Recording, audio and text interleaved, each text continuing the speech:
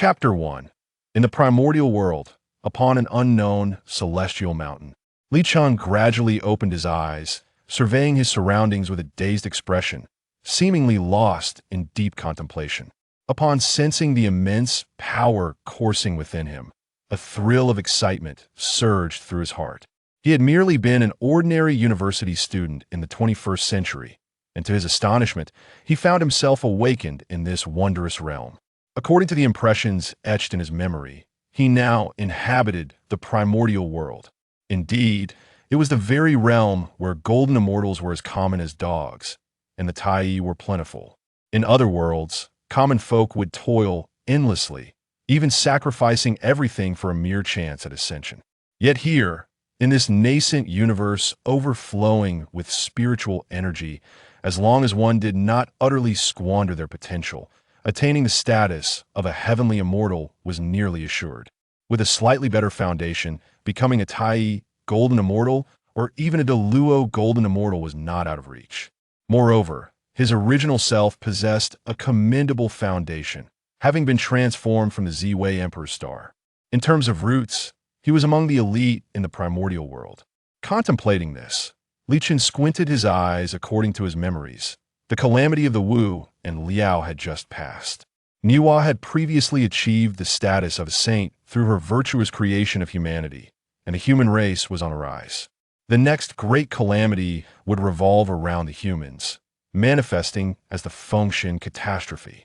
Additionally, the original host was a named disciple of the Tongtianwu, known for his indiscriminate teachings. If the story were to unfold as it originally did, the Jie Jiao would fall victim to the schemes of two factions during the Feng Shen calamity, resulting in the demise of most disciples, who would then ascend to the Feng Shen list. Li Chun's brow furrowed. Slightly, the worthy would become immortals, while the lesser would become deities.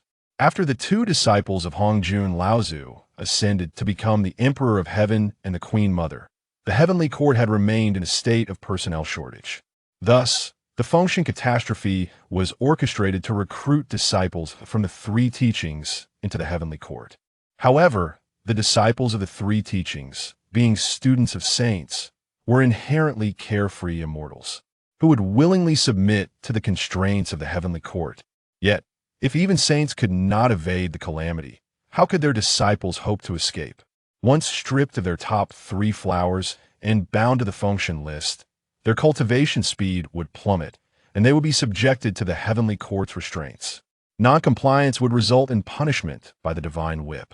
In other words, the Feng Shen list was akin to a superior version of the Wan Hun fan. Once one became a deity, their future and hope would be extinguished, leaving them to obey others. Ironically, he belonged to the Jie Jiao, one of the factions slated to be ensnared during the Feng Shen catastrophe. Li Chun murmured to himself, "I must alter that future. I absolutely cannot ascend to the Feng Shen list. Even if I do, it shall be as a saint in flesh." Becoming a saint in flesh differed significantly from being killed and entering the Feng Shen list. Even under the heavenly court's constraints, he could maintain his original cultivation speed and would not be overly restricted. Soon, Li Chun made his decision. Since the Feng Shen catastrophe was unavoidable even for saints, he certainly could not escape it either. Thus, he would rely on his understanding of the Feng Shen to preemptively predict events, turning them to his advantage and swiftly achieving the status of Deluo to ensure his own protection in the primordial realm. Following that, he would gradually strategize regarding the Feng Shen matters, striving to safeguard the disciples of Jie Jiao. He had always harbored a fondness for Jie Jiao, appreciating the Tongtianwu's inclusive teachings. Although there were indeed many scoundrels within Jie Jiao, there were also numerous good individuals such as Zhao Gongming, the Sanshao sisters, and the Golden Spirit Holy Mother. If I truly end up on the Feng Shen list, then I might as well become one of the four imperial deities, being the Zi Wei Emperor.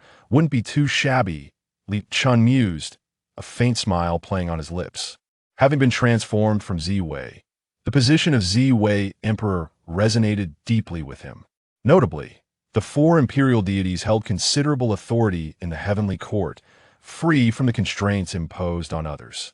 However, the position of Zi Wei Emperor had previously been held by Bo Yikao, the son of Ji Chong, so if he desired it, he would have to compete with him.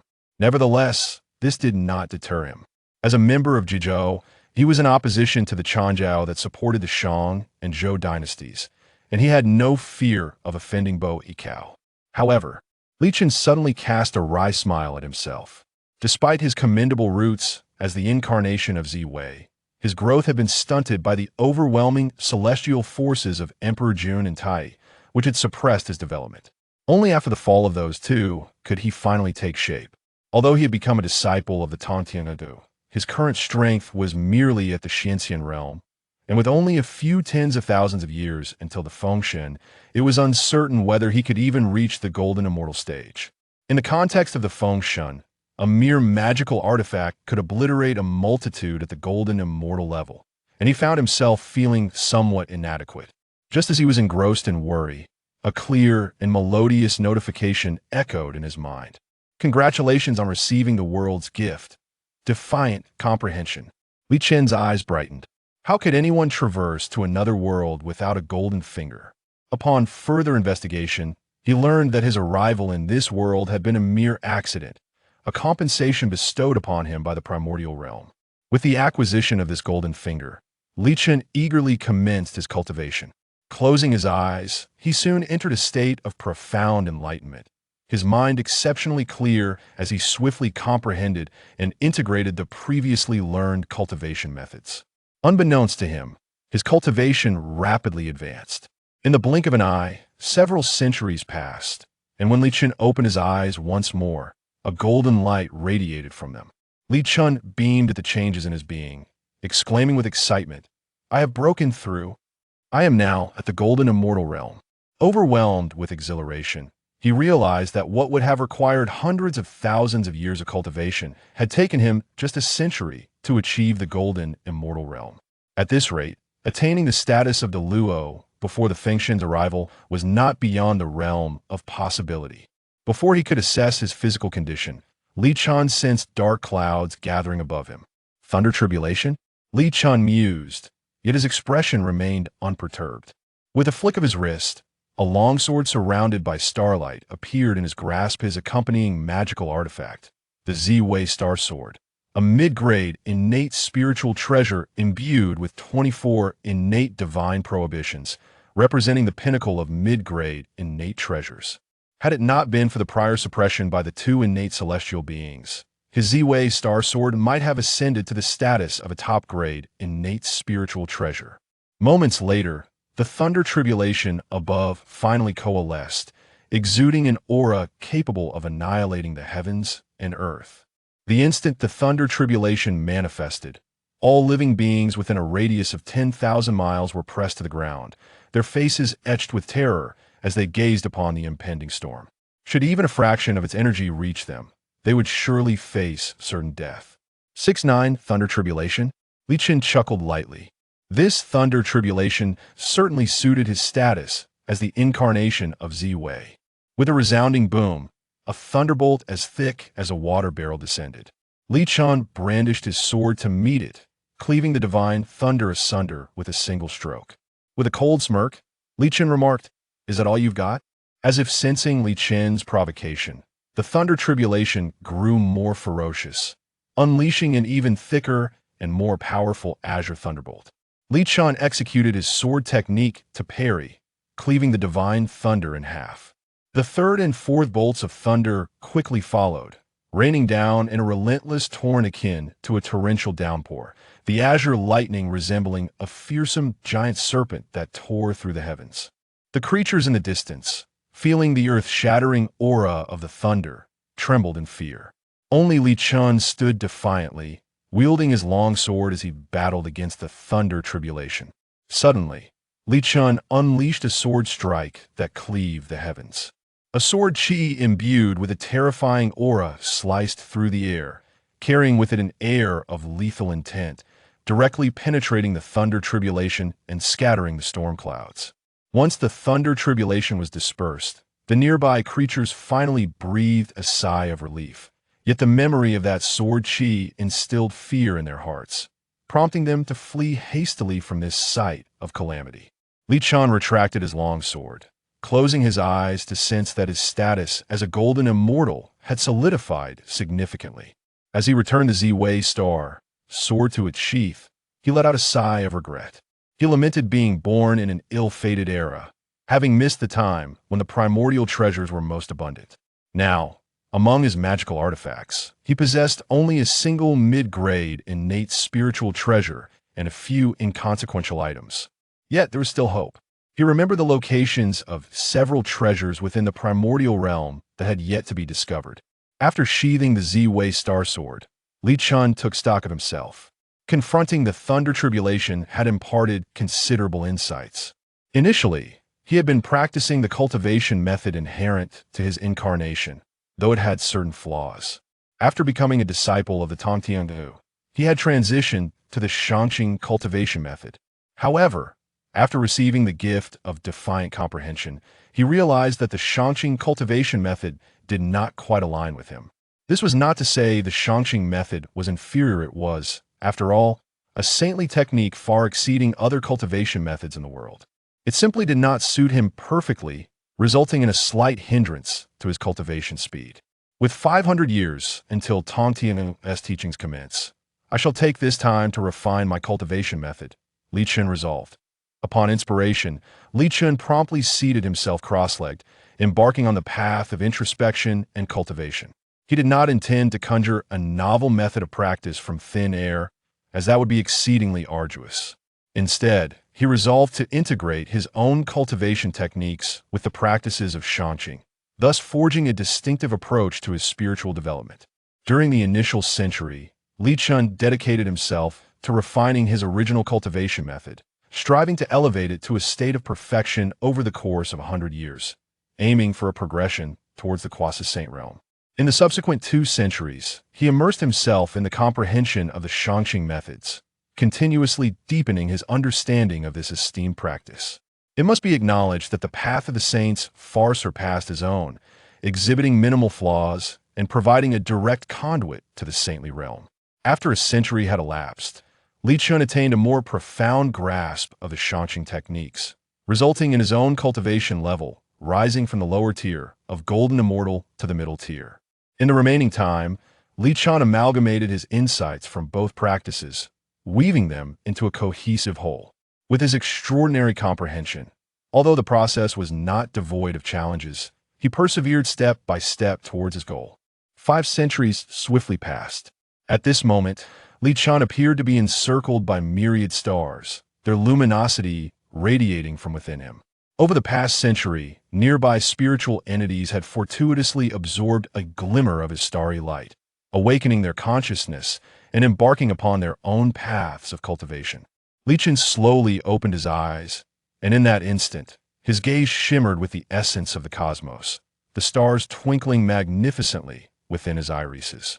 "At last, I have derived it," he exclaimed with fervent excitement. The method he had conceived was a celestial cultivation technique tailored to his essence, aptly named the method of observing the sun, moon, and stars. The positions of the celestial bodies naturally align with the heavenly principles, and this practice allows one to contemplate the stars' positions in the universe, gaining insights into the Tao during their cultivation. At night, when the stars shine brightly, the speed of cultivation is magnified 100-fold. Conversely, during daylight or on starless nights, there is no cause for concern. As the sun and moon are themselves celestial entities, one may also seek enlightenment from them, albeit at a slightly reduced pace. Upon reaching the pinnacle of this practice, one can harness the power of the cosmic stars to transcend realms and vanquish foes. Crucially, this method is rooted in the Shangqing teachings, thus facilitating a direct ascent to the saintly domain. Chen beamed with joy. This was indeed the unique path of cultivation that belonged to him. A moment later, however, he sensed a peculiar disturbance in the external realm. Extending his divine sense outward, he was taken aback by the sight before him. A multitude of spiritual beasts and ethereal creatures had knelt outside, several having transformed into human forms, evidently having reached the scattered immortal realm. With a wave of his sleeve, Chen utilized spatial energy to transpose himself outside. Upon witnessing a striking young man adorned in a robe embellished with stars emerge, the kneeling beings displayed expressions of profound excitement. What brings you here? Li Shening Kirat. O immortal, we are all recipients of your grace, which has bestowed upon us the awakening of our consciousness. We wish to pay our respects and seek to become your disciples. A beautiful celestial maiden formed from a spiritual deer proclaimed. Li Chan was momentarily taken aback, realizing that his derivation of the cultivation method had inexplicably granted these creatures an opportunity for enlightenment. However, he remained unperturbed, simply gesturing with his hand. I am here to cultivate and reflect. I did not intend to bestow blessings upon you. Yet, since you have awakened your consciousness, it is indeed your fortune. Li Chan continued, I do not wish to establish a sect at this time. You may leave. Upon the utterance of these words, the myriad spirit beasts and demons below fell to their knees in a sweeping wave, imploring the celestial being for compassion as they sought the immortal's aid in their desperate plight. The immortal was their sole beacon of hope, that Li Chun had no intention of altering his stance. Amongst such a multitude of spirit beasts and demons, there might lurk a few with malicious intent.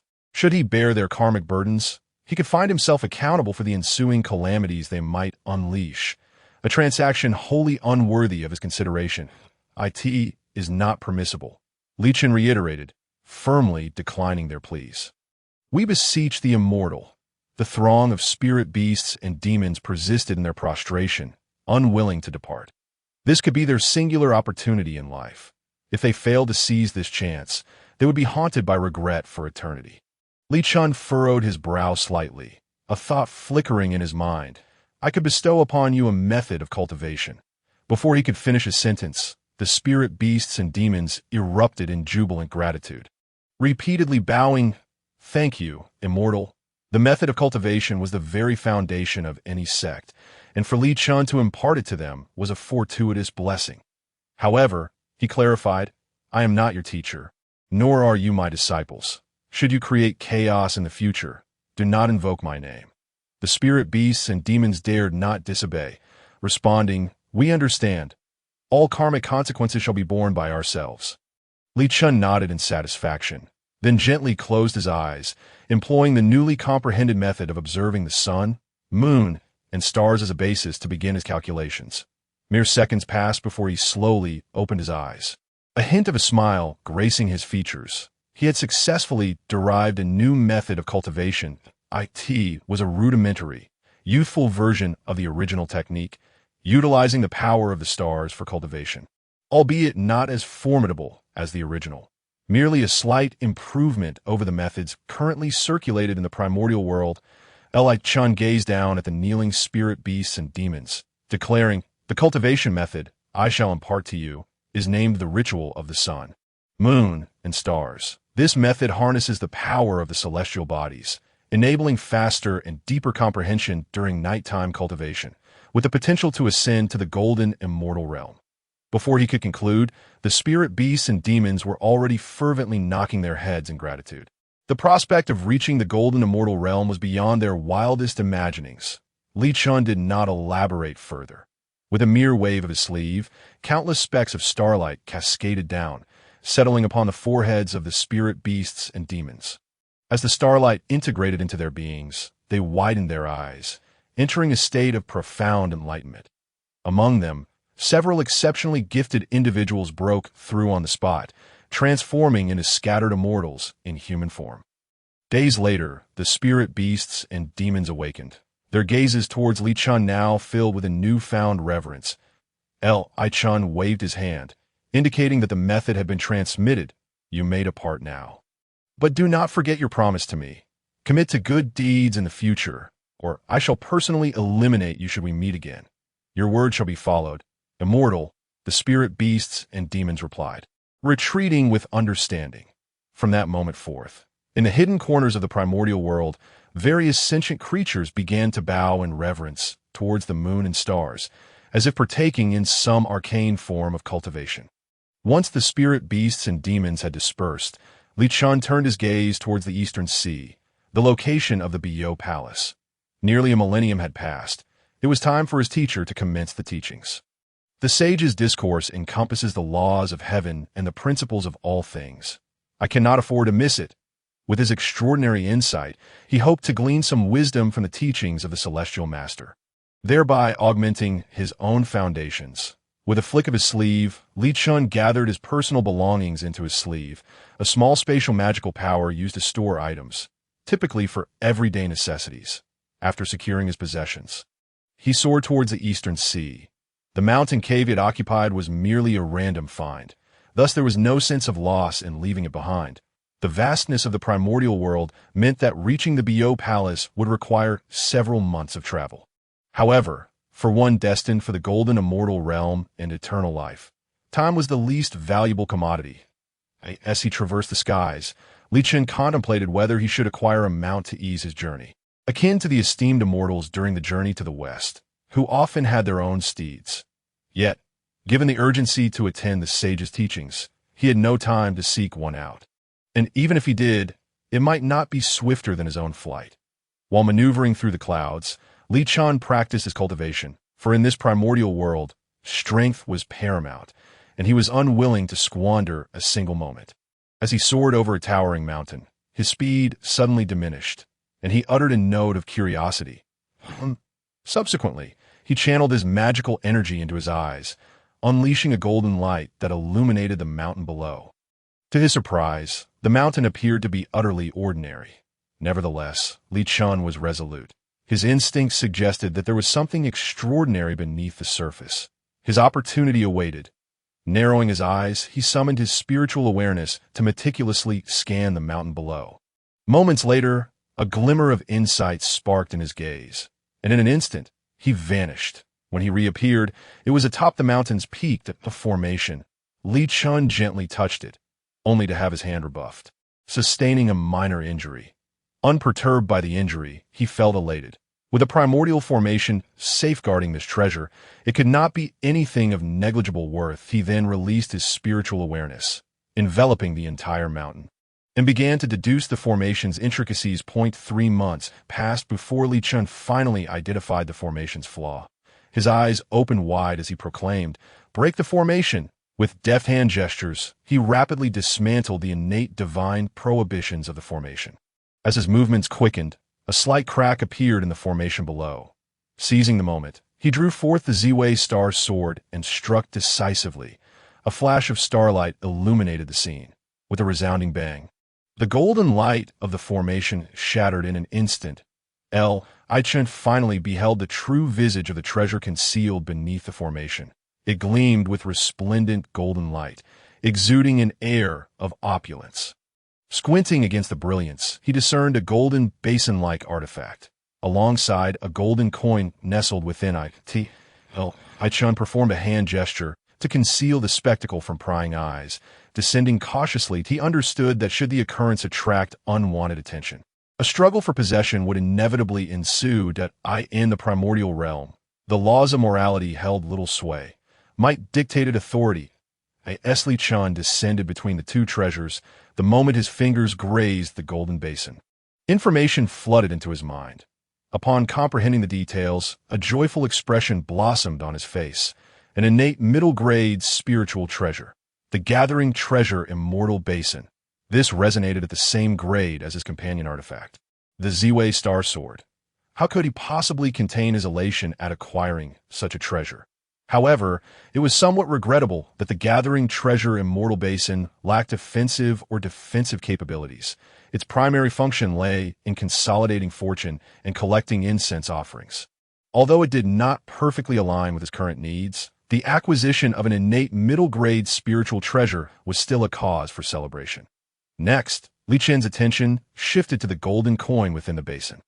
A coin-shaped artifact in the primordial realm, he mused, beginning to speculate.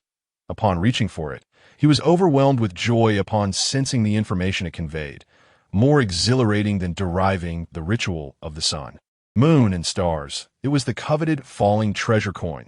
Li Chun could scarcely contain his exuberance. The falling treasure coin was a supreme, innate spiritual treasure, capable of claiming any treasure aside from innate supreme treasures. It was an extraordinarily unreasonable artifact that, In the latter stages of the Feng Shen era, the scattered immortal Shaosheng had wielded this item to seize the dragon binding rope and the calming sea pearl from the quasi-saint Zhao Gongming, leading to the catastrophic defeat of the Jie Jiao sect. Now that this treasure had fallen into his possession, he had irrevocably altered the course of his future. However, the falling treasure coin's formidable nature came with a caveat. Each time it claimed a treasure, it demanded a portion of the user's fortune, and insufficient fortune could lead to instant demise. Reflecting on this, Li Chun glanced at the gathering treasure basin, a smile creeping across his lips. It became evident that these two treasures were designed to complement one another. The gathering of treasures is responsible for collecting fortune, while the falling treasure coins are utilized to employ that fortune and incense. However, it remains a mystery why Shaosheng only obtained the falling treasure coins. Li Chun did not dwell on this thought. Instead, he directly stowed both artifacts into his sleeve, since they were destined to be his. He embraced them as his own. After scanning with his divine sense to ensure no treasures were overlooked, Li Chun continued his journey towards the Eastern Sea. He had already delayed here for over 3 months. If he lingered any longer, he would miss the teachings of the Tongtian Patriarch. Li Chun quickened his pace, propelling himself with all his might towards the Bo Palace upon the Eastern Sea. Not long after Li Chun departed, a man in a Taoist robe, 1,000 miles away, suddenly lifted his gaze toward this direction. What is happening? A sense of emptiness welled up within him. Shaosheng murmured to himself. He had originally intended to explore this area today, seeking celestial treasures, yet now he felt a pang of sorrow as if his own opportunity had been snatched away. Frowning, Shaosheng felt a surge of frustration with no outlet for release. After downing a cup of strong liquor, he decided to leave and search for his own fortune elsewhere.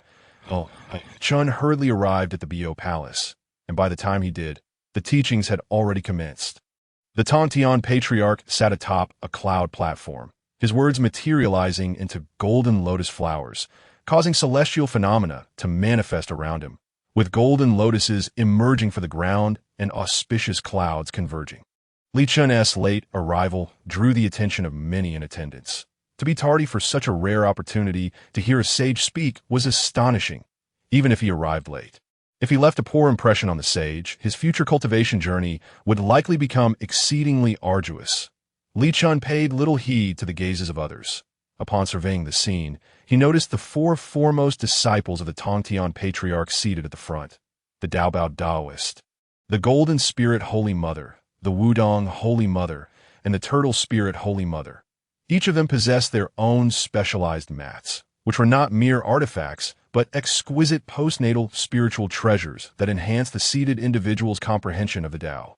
Such grandiosity could only be afforded by a sage like the Tongtian Patriarch. Behind the 4 disciples were the 7 fairies, including the Cloudy Fairy and the Golden Hoop Fairy, each occupying their designated places.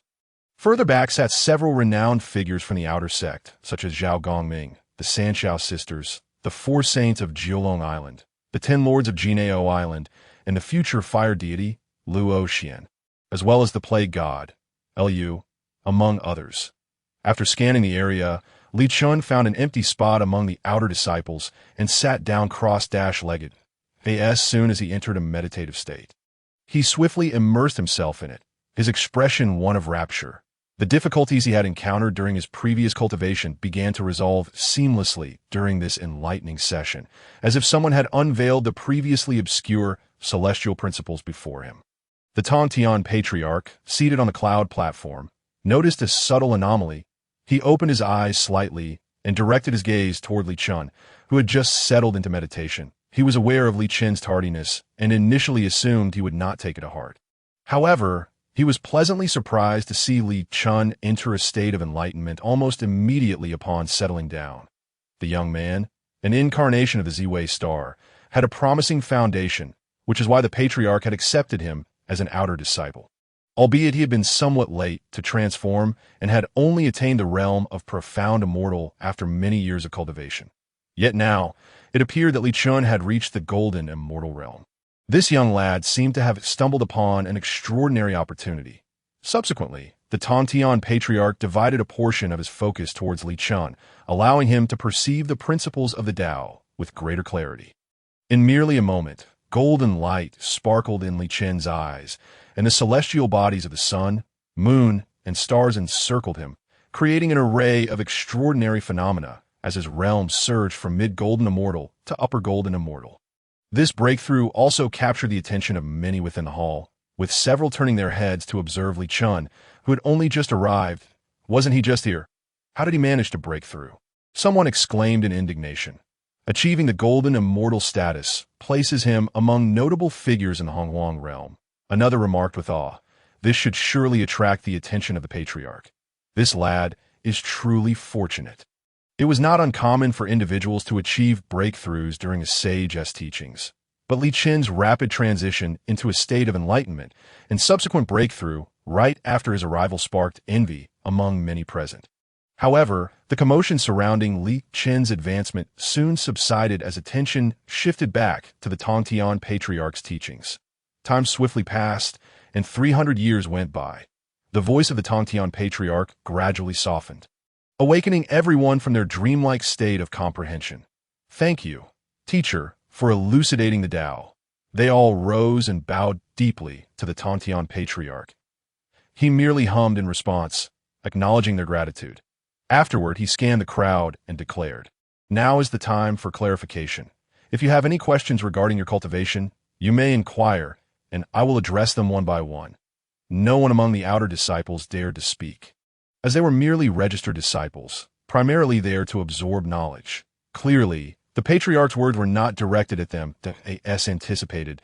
The Dao Bao Dao was seated at the front, stood up to pose questions regarding the cultivation methods of the Deluo realm.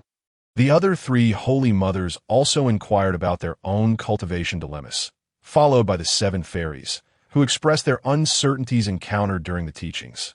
Once the 4 primary disciples and the 7 fairies had finished their inquiries, the Tongtian Patriarch nodded approvingly and then turned his gaze toward the outer disciples. Zhao Gongming, San Xiao, do you have any questions to share? The 4 individuals, having been called upon, displayed expressions of delight as they rose to ask about their cultivation challenges. However, their questions were advanced, and most present could not comprehend them. Nonetheless, everyone recognized this as a rare opportunity, casting envious glances at the 4. The Tongtian Patriarch, seated upon the cloud platform, nodded in satisfaction, though they were not his direct disciples. Their character and cultivation talent were commendable, which pleased him greatly. I am aware of your concerns and will address them in the following teachings.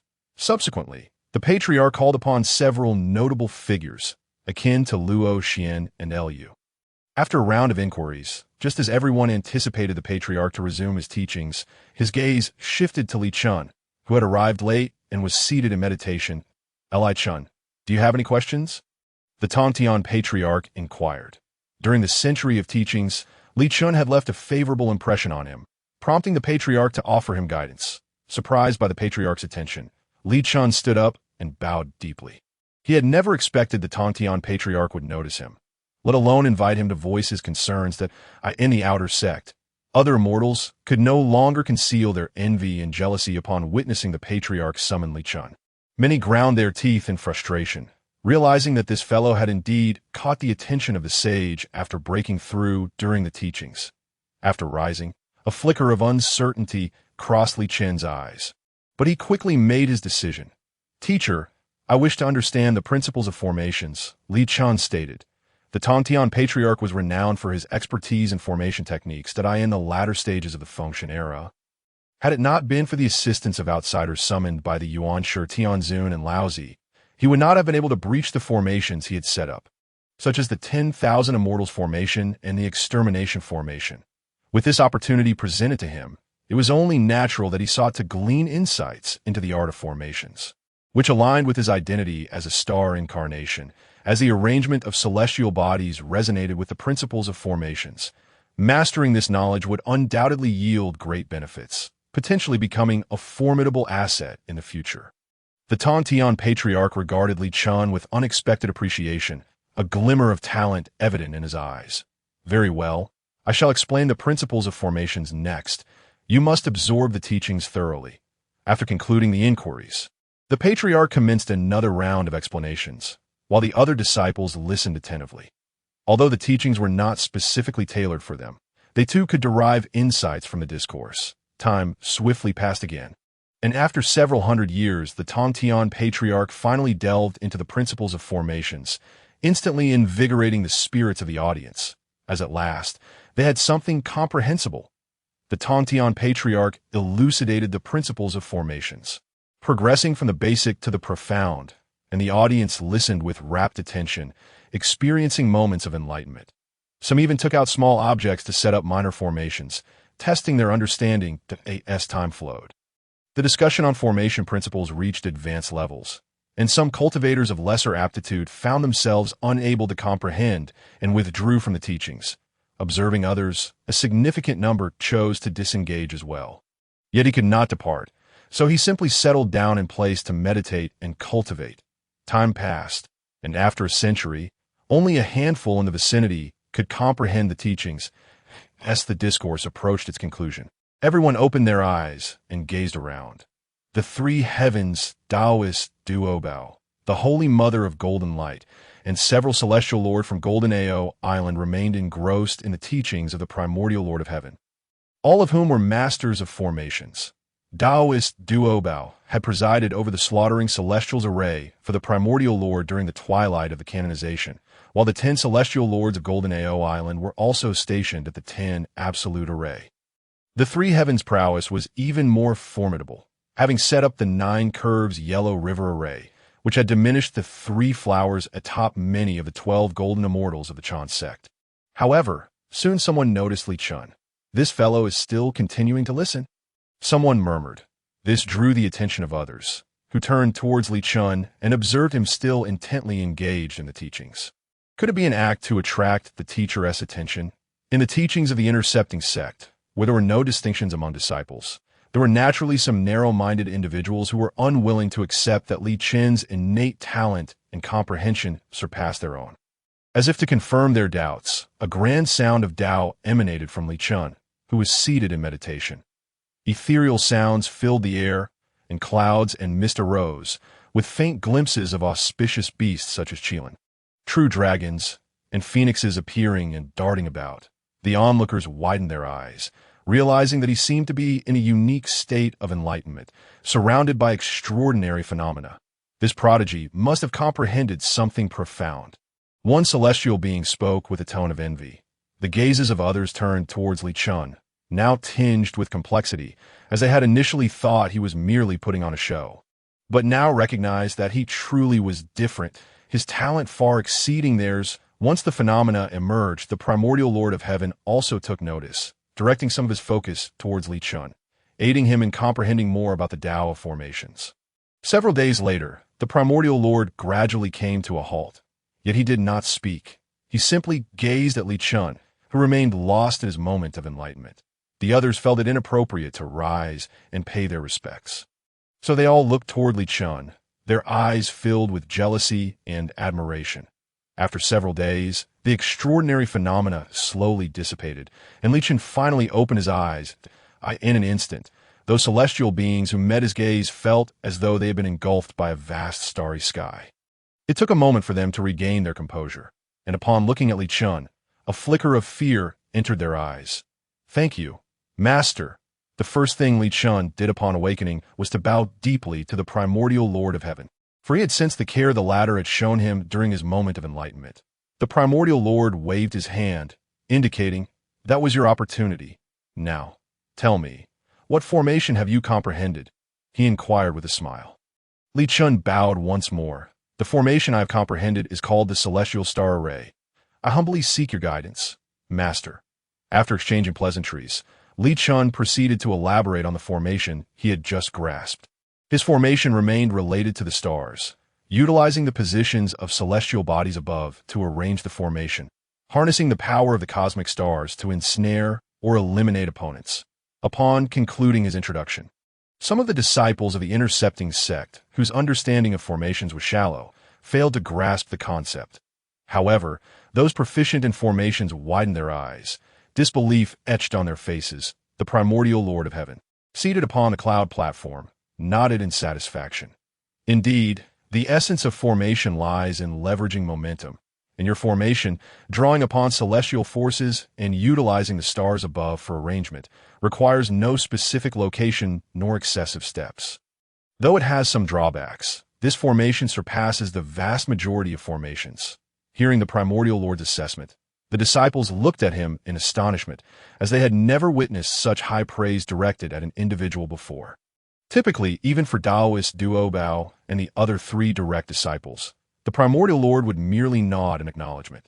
The Primordial Lord continued to gaze at Taoist Duo Bao and the others, stating, "You must all learn from Li Chun and avoid arrogance and complacency."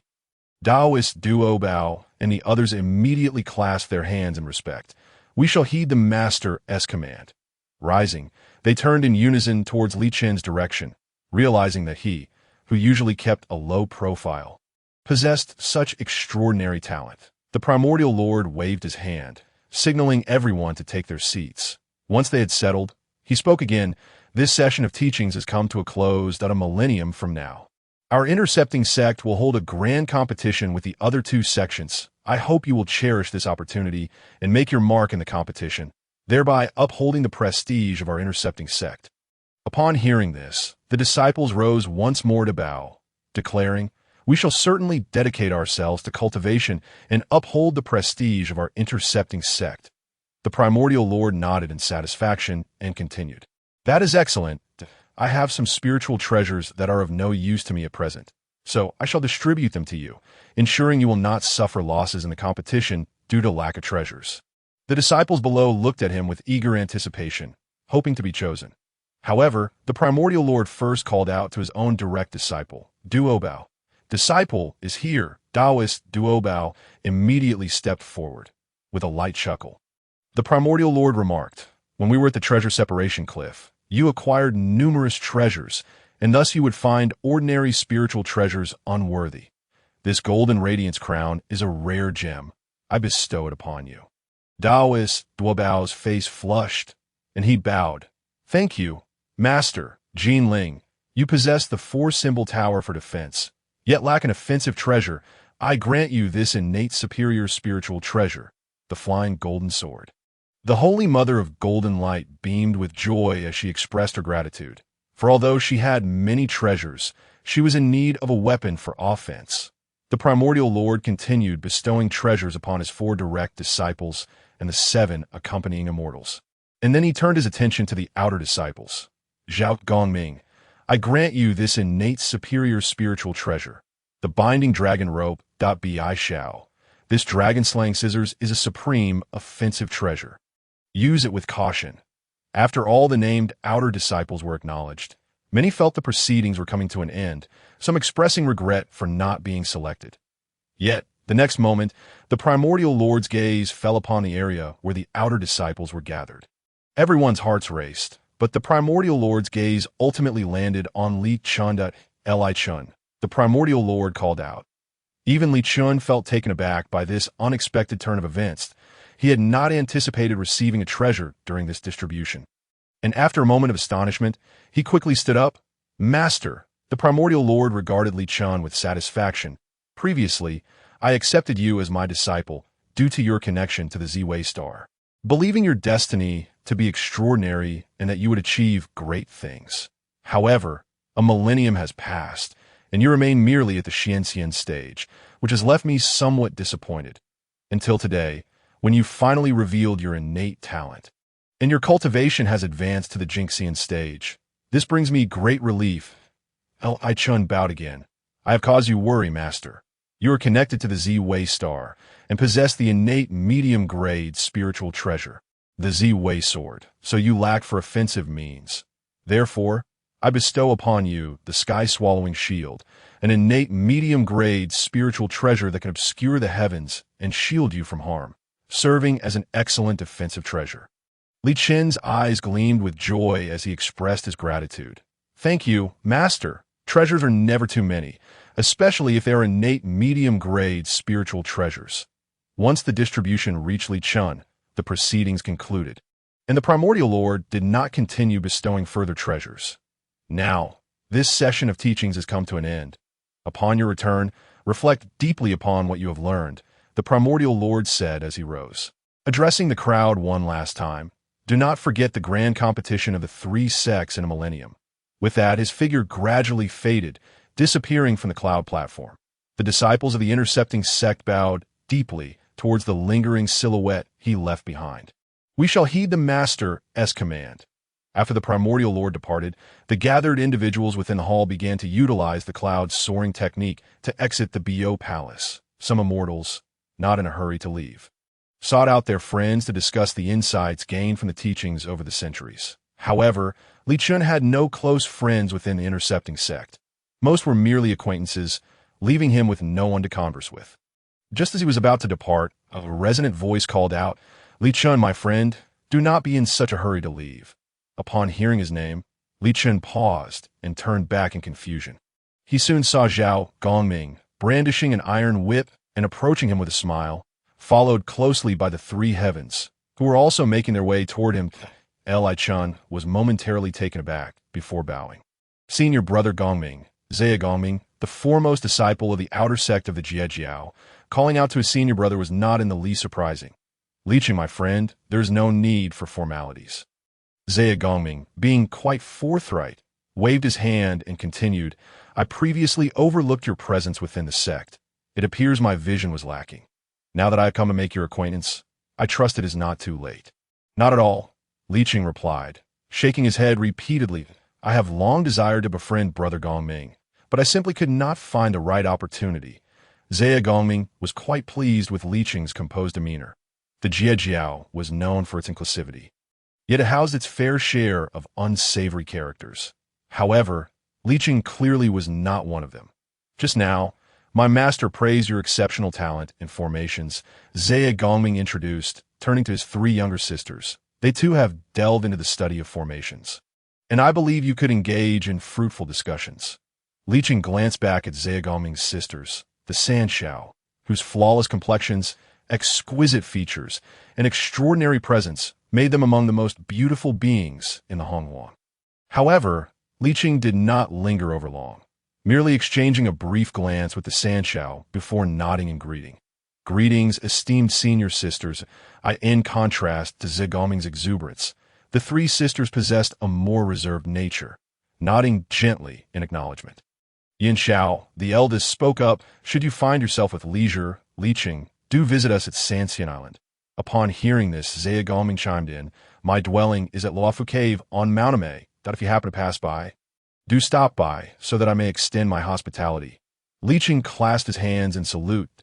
"If time permits, I shall surely pay a visit." He continued, "As for me, I am currently wandering the realms. Once I locate a dwelling, I will inform you, esteemed brothers and sisters," that he felt somewhat embarrassed. Despite being an accomplished golden immortal, he lacked a proper dwelling or abode, which he found rather shameful. Zi Gongming paid no mind to his modesty, laughing heartily before continuing their conversation. After a few light exchanges, they bid each other farewell and parted ways at the Bo Palace.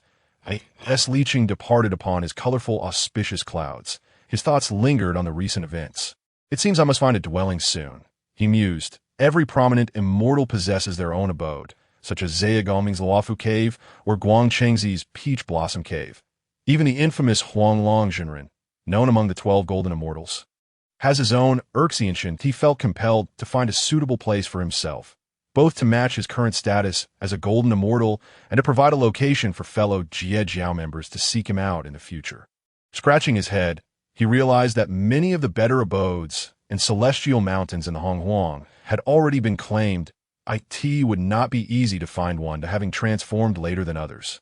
He had missed out on the myriad spiritual treasures and celestial mountains that once dotted the landscape, and now most opportunities have been seized by others, leaving only remnants in places obscured by innate formations. Perhaps I should devise a divination technique to predict fortune and misfortune. Li Chen suddenly thought, if I could develop such a technique, it would greatly aid me in locating an abode or uncovering opportunities that remain hidden in the Honghuang. With a sense of urgency brewing within him, he was eager to begin formulating this divination technique. Scanning the area below, he found a spacious, uninhabited spot and descended. After surveying his surroundings, Li Chen's gaze fell upon a piece of greenstone. Surrounded by towering trees that shielded it from the sun, its smooth surface made it an ideal place for meditation. From his sleeve, he casually produced a few inconsequential materials from the Honghuang, and with a mere wave of his hand, he arranged them into a formation imbued with defensive and concealment capabilities. Had anyone been observing, they would have been astonished by the efficacy of Li Qing's casually established formation, which, though made from common materials, surpassed many formations crafted with spiritual treasures. Pleased with his handiwork, Li Qing nodded in satisfaction.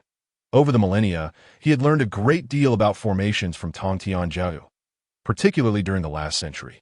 The master had meticulously explained the intricacies of formations, providing Li Qing with a solid foundation that surpassed that of many others.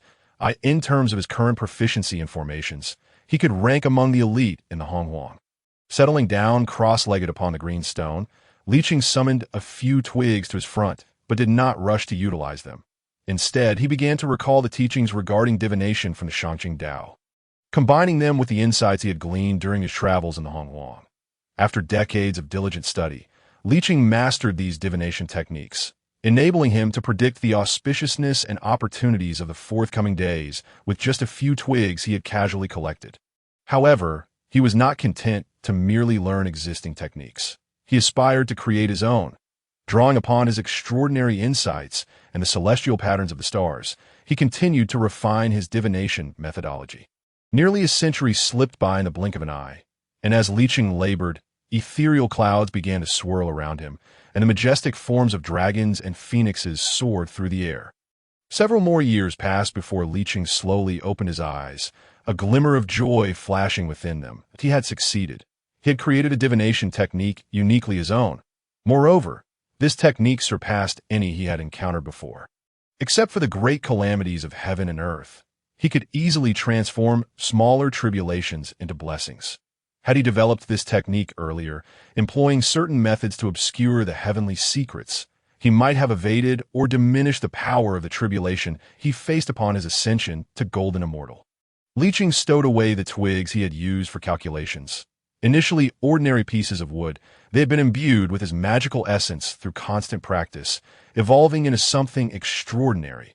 The surface of these calculation sticks shimmered with a radiant glow. While they had yet to reach the level of innate spiritual treasures, they could still enhance his divinations. He tucked them into his sleeve, intending to forge them into innate treasures once he mastered the art of crafting. Perhaps he could transform them into a spiritual treasure capable of averting calamities and attracting blessings. Rising to his feet, Li Qing's attention was drawn back to the green stone beneath him. The once ordinary stone had undergone a significant transformation over the century. Absorbing the Tao rhythms he had exuded, that it had elevated in quality, much like the calculation sticks, becoming a remarkable treasure that Li Qing's consciousness swept over it, a smile curling at the corners of his mouth. This stone could now be referred to as a stone of enlightenment. Sitting upon it would invigorate one's thoughts and exponentially accelerate their cultivation. Of course, for someone of his golden immortal stature, it offered little benefit. In the grand scheme of the Honghuang, it still lacked the status of a true treasure. However, in the future, during the era of the journey to the west, it would likely incite fierce competition among various cultivation sections. Li Qing had no intention of claiming it for himself. Instead, he waved his wrist, subtly altering the surrounding formation to conceal the area. May a fated individual come to retrieve it, he mused with a light chuckle. Hiding treasures for future generations is quite an amusing pastime. I have yet to name this divination technique, Li Qing pondered, resting his chin on his hand. Since I derived it from the insights gained upon the Stone of Enlightenment, and it draws upon the celestial patterns, I shall call it the Qingshi astrology technique. Having settled on a provisional name, Li Qing stepped out from the formation. He intended to leave, but in the next moment, he found himself locking eyes with a peculiar beast. This creature boasted a vibrant array of colors across its patterned body, with a tail longer than its body, resembling a white-haired, black-striped tiger adorned with two long horns atop its head. Upon seeing Li Qing, the creature raised its head and emitted a call. Zhou. A flicker of delight crossed Li Qing's eyes. Zhou was a type of divine beast known for its benevolence, despite its tiger-like appearance. It did not consume living creatures and was renowned for its incredible speed. Rather than fleeing, it remained rooted in place, gazing directly at him. Could it be that it was drawn here by the fluctuations I emitted while developing my divination technique? Li Qing speculated. He stepped forward, extending his hand to gently stroke the creature's head, which leaned in to nuzzle against him. Feeling the softness beneath his fingers, Li Qing smiled. He had been in search of a mount, intending to seek one out when time permitted. Yet here was a divine beast presenting itself to him. Assessing Zhou Wu, he noted that its strength was just at the celestial immortal level. Had it been any other creature, it would have already transformed. However, due to the ancient beast's bloodline within it, it was necessary for it to cultivate to the level of true immortal in order to transform. Li Chen gently patted Zhou Wu's head and directly inquired, "I am a disciple of the outer sect of the Jie Jiao, the student of the Tantian cult leader. Would you be willing to become my steed?"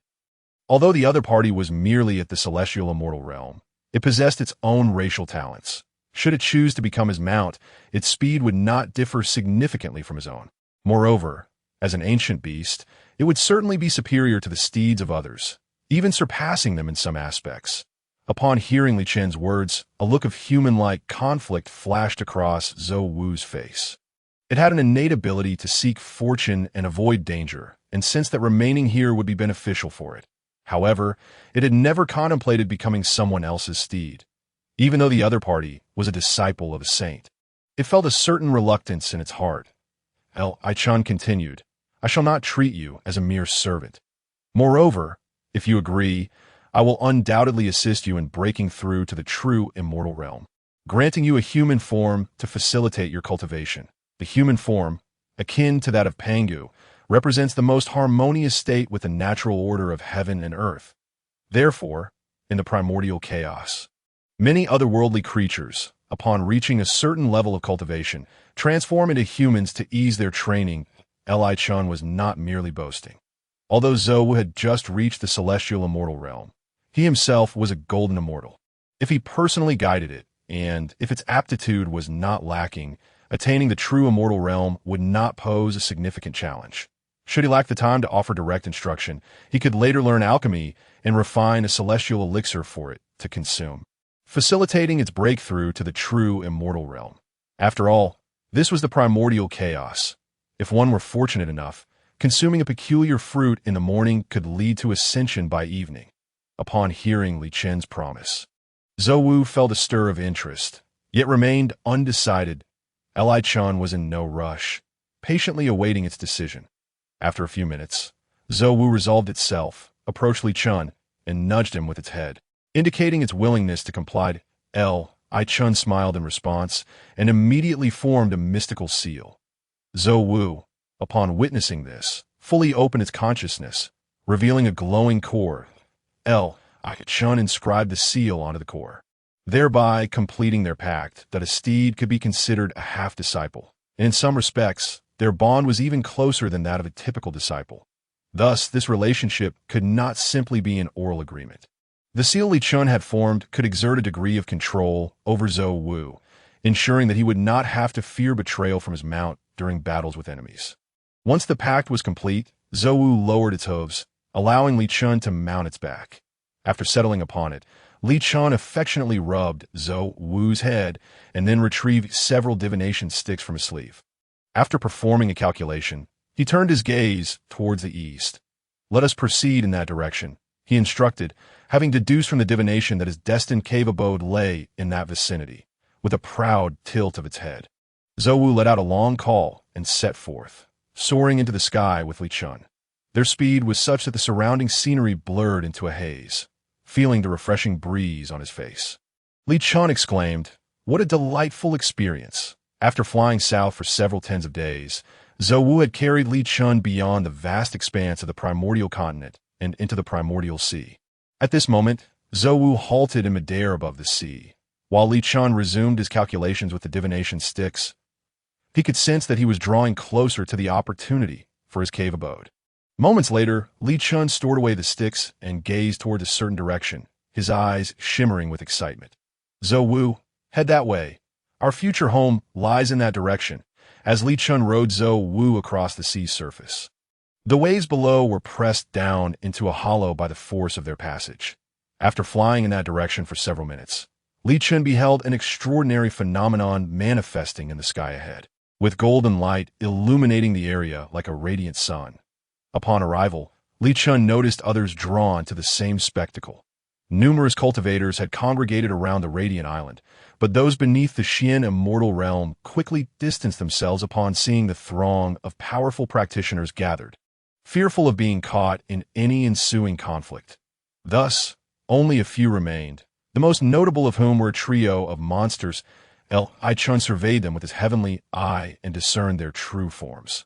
They were all sea-dwelling beasts, with the leader being a flood dragon, another transformed into a mysterious tortoise, and the last a female creature known as a mermaid. 3 golden immortals. Li Chen mused, I should be able to handle them if a confrontation arises. Noticing Li Chen's scrutiny, the trio of monsters regarded him with hostile expressions. The flood dragon stepped forward and called out toward the island, which was exuding golden light. This treasure-laden land is fated for us. The 3 demons of the East Sea. You should depart at once. This flood dragon was no ordinary creature. It appeared to possess the bloodline of an ancient dragon. Its roar was powerful enough to frighten away many competitors. Seeing that Li Chen did not retreat, the flood dragon turned its gaze upon him and threatened. Are you, my fellow Taoist, intending to seize our opportunity? Li Chen chuckled lightly. Treasures are rightfully claimed by those who possess virtue. How could one speak of seizing? Are you not aware of the standing of the 3 demons of the East Sea? Oh. Li Chen raised an eyebrow. Pray tell you know who holds sway over the East Sea? Li Chen narrowed his eyes. Who holds such authority? A glint of pride crossed the flood dragon's face as it proclaimed, that would be the Dragon Court, due to the karmic burdens wrought by the Dragon Han calamity.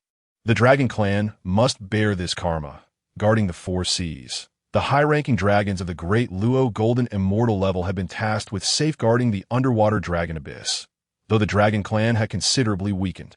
Their substantial heritage allowed them to maintain control over the 4 seas, a far cry from their later decline during the journey to the west. Because of the karmic burdens, the Dragon Clan found it difficult to traverse the primordial continent, and their powerful members were occupied with guarding the dragon abyss, leaving little room for other matters. Hence, these flood dragons, being part of the collateral lineage, became one of their means to maintain dominion over the seas. Thus, it was no wonder that the flood dragon exuded such arrogance. Chen smiled lightly. Regardless of the origins or background, he held no fear of anyone on the primordial continent. But do you know what my background is? The flood dragon's expression shifted, sensing something amiss in Li Chen's tone. What is your background? I am a disciple of the Jie Jiao, a student of the Tongtian saint, Li Chen replied. Upon hearing this, the 3 monsters' eyes widened in shock. While the Dragon Clan was indeed a formidable force in the primordial realm, they paled in comparison to a saint. The fact that Li Chen was a disciple of a saint meant his status and background overshadowed theirs. Such an identity would command respect even within the underwater dragon palace. They did not suspect Li Chen was lying. The moment one invoked the name of a saint, the saint would sense it. To impersonate a disciple of a saint would lead to a swift and certain demise. Realizing the precariousness of their situation, the flood dragons swiftly diverted the conversation. What of being a saint's disciple? Treasures have always belonged to the capable. Li Chen chuckled lightly, disregarding their words, and instead focused on the ongoing phenomenon below. The radiance had persisted for quite some time and was nearing its conclusion, revealing the true form of the island. Neither side rushed to act, and after several hours of waiting, the golden light finally dissipated, unveiling the island's true visage. The island was square-shaped, resembling a massive chessboard, shimmering with a faint golden glow under the sunlight. Within the island, countless magical treasures floated and swirled, alongside numerous spiritual herbs and trees glimmering within it. It was evident that this island was a rare and precious site for cultivation. Upon comprehending the island's entirety, the 3 demons of the East Sea viewed Li Chen with even greater wariness. Li Chen took a moment to survey the island, but did not make an immediate move. The trio of monsters, however, acted first. The flood dragon waved its hand, and the mysterious tortoise and mermaid surged forward, obstructing Li Chen's path. The flood dragon proclaimed, though you are a disciple of a saint, Opportunities must respect the order of arrival. This immortal mountain island belongs to us. Upon finishing his words, the dragon emerged from the spatial artifact with a trident of the lowest grade innate spiritual treasure. And he dashed toward the island below. As long as he was the first to land upon the isle, the treasure would be deemed his, a possession justified by righteousness. Should Li Chen attempt to seize it forcibly, he would be acting without legitimate cause. Observing the other's impatient demeanor, Li Chen remained unperturbed, continuing to sit upon Zi Wei, his chin propped in amusement as he regarded the actions of the three demons. Eventually, as the dragon approached the celestial island below, a radiant beam of golden light erupted from the isle, triggered by its innate formation, sending him hurtling back hundreds of miles. Elder brother, the Xian Gui, who obstructed Li Chen's path, called back to the Jiren. The dragon, having been flung away, swiftly returned, though his complexion was ashen, evidently suffering from the formation's fierce impact. I teased nothing. Caught off guard, I did not anticipate the formidable nature of this island's innate formation. The dragon gestured dismissively, assuring them not to worry about him, and to remain vigilant against Li Chen. The dragon then scrutinized the square island below, occasionally glancing towards Li Chen, apprehensive that he might take advantage of his distraction to infiltrate the isle. Li Chen, still wearing an amused expression, had discerned the innate formation beneath since the anomaly had dissipated. This formation was primarily defensive and operated with intricate complexity. Without profound expertise in formations, breaking through was nearly impossible. Indeed, after a brief moment, the dragon ceased instructing the Xiangui and Jiren to guard against him, instead urging them to advance together, intending to forcefully breach the formation. Fools, innate formations harness the power of heaven and earth. Do you truly believe you can breach it with your golden immortal cultivation? Li Chen chuckled, shaking his head, as predicted. Mere minutes later, the three demons were once again repelled by the formation, the leading dragon spitting out several mouthfuls of blood. Witnessing their plight, Li Chen finally approached on Zi Wei. What do you intend to do? The dragon, bloodied, still attempted to thwart Li Chen. You just stated that treasures belong to those capable of claiming them. Evidently, you three do not qualify, which leaves the task to me. The Jiren, wanting to retort, was halted by the dragon's hand as he whispered, "Do not. Let him experience the trials as well."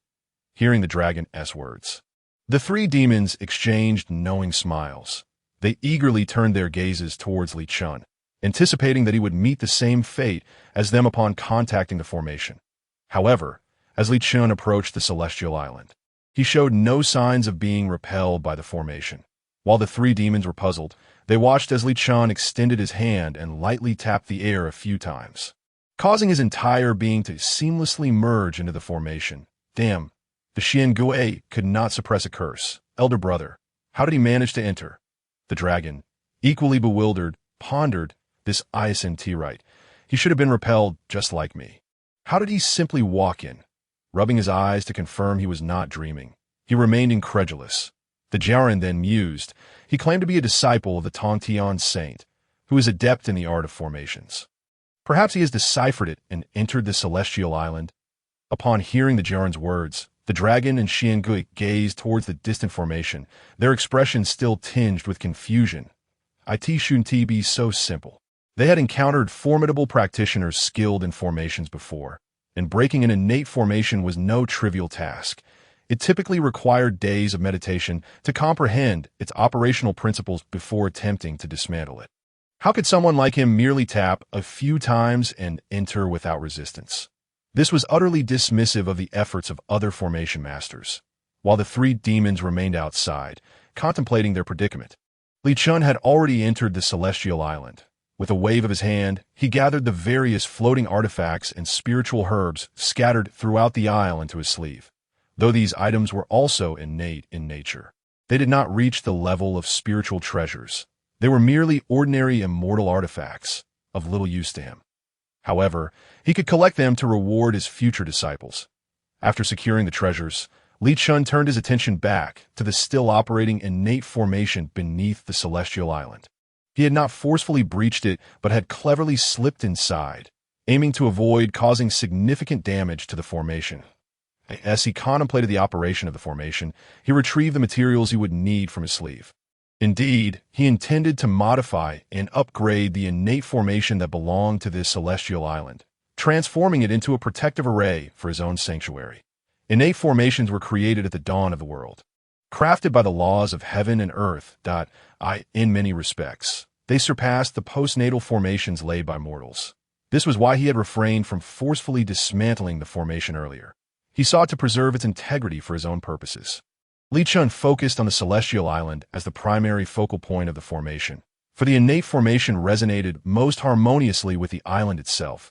He then produced 4 and used low-grade, innate spiritual treasures to stabilize the 4 corners of the formation, basing it on the 5 elements array, ensuring that the formation would be self-sustaining.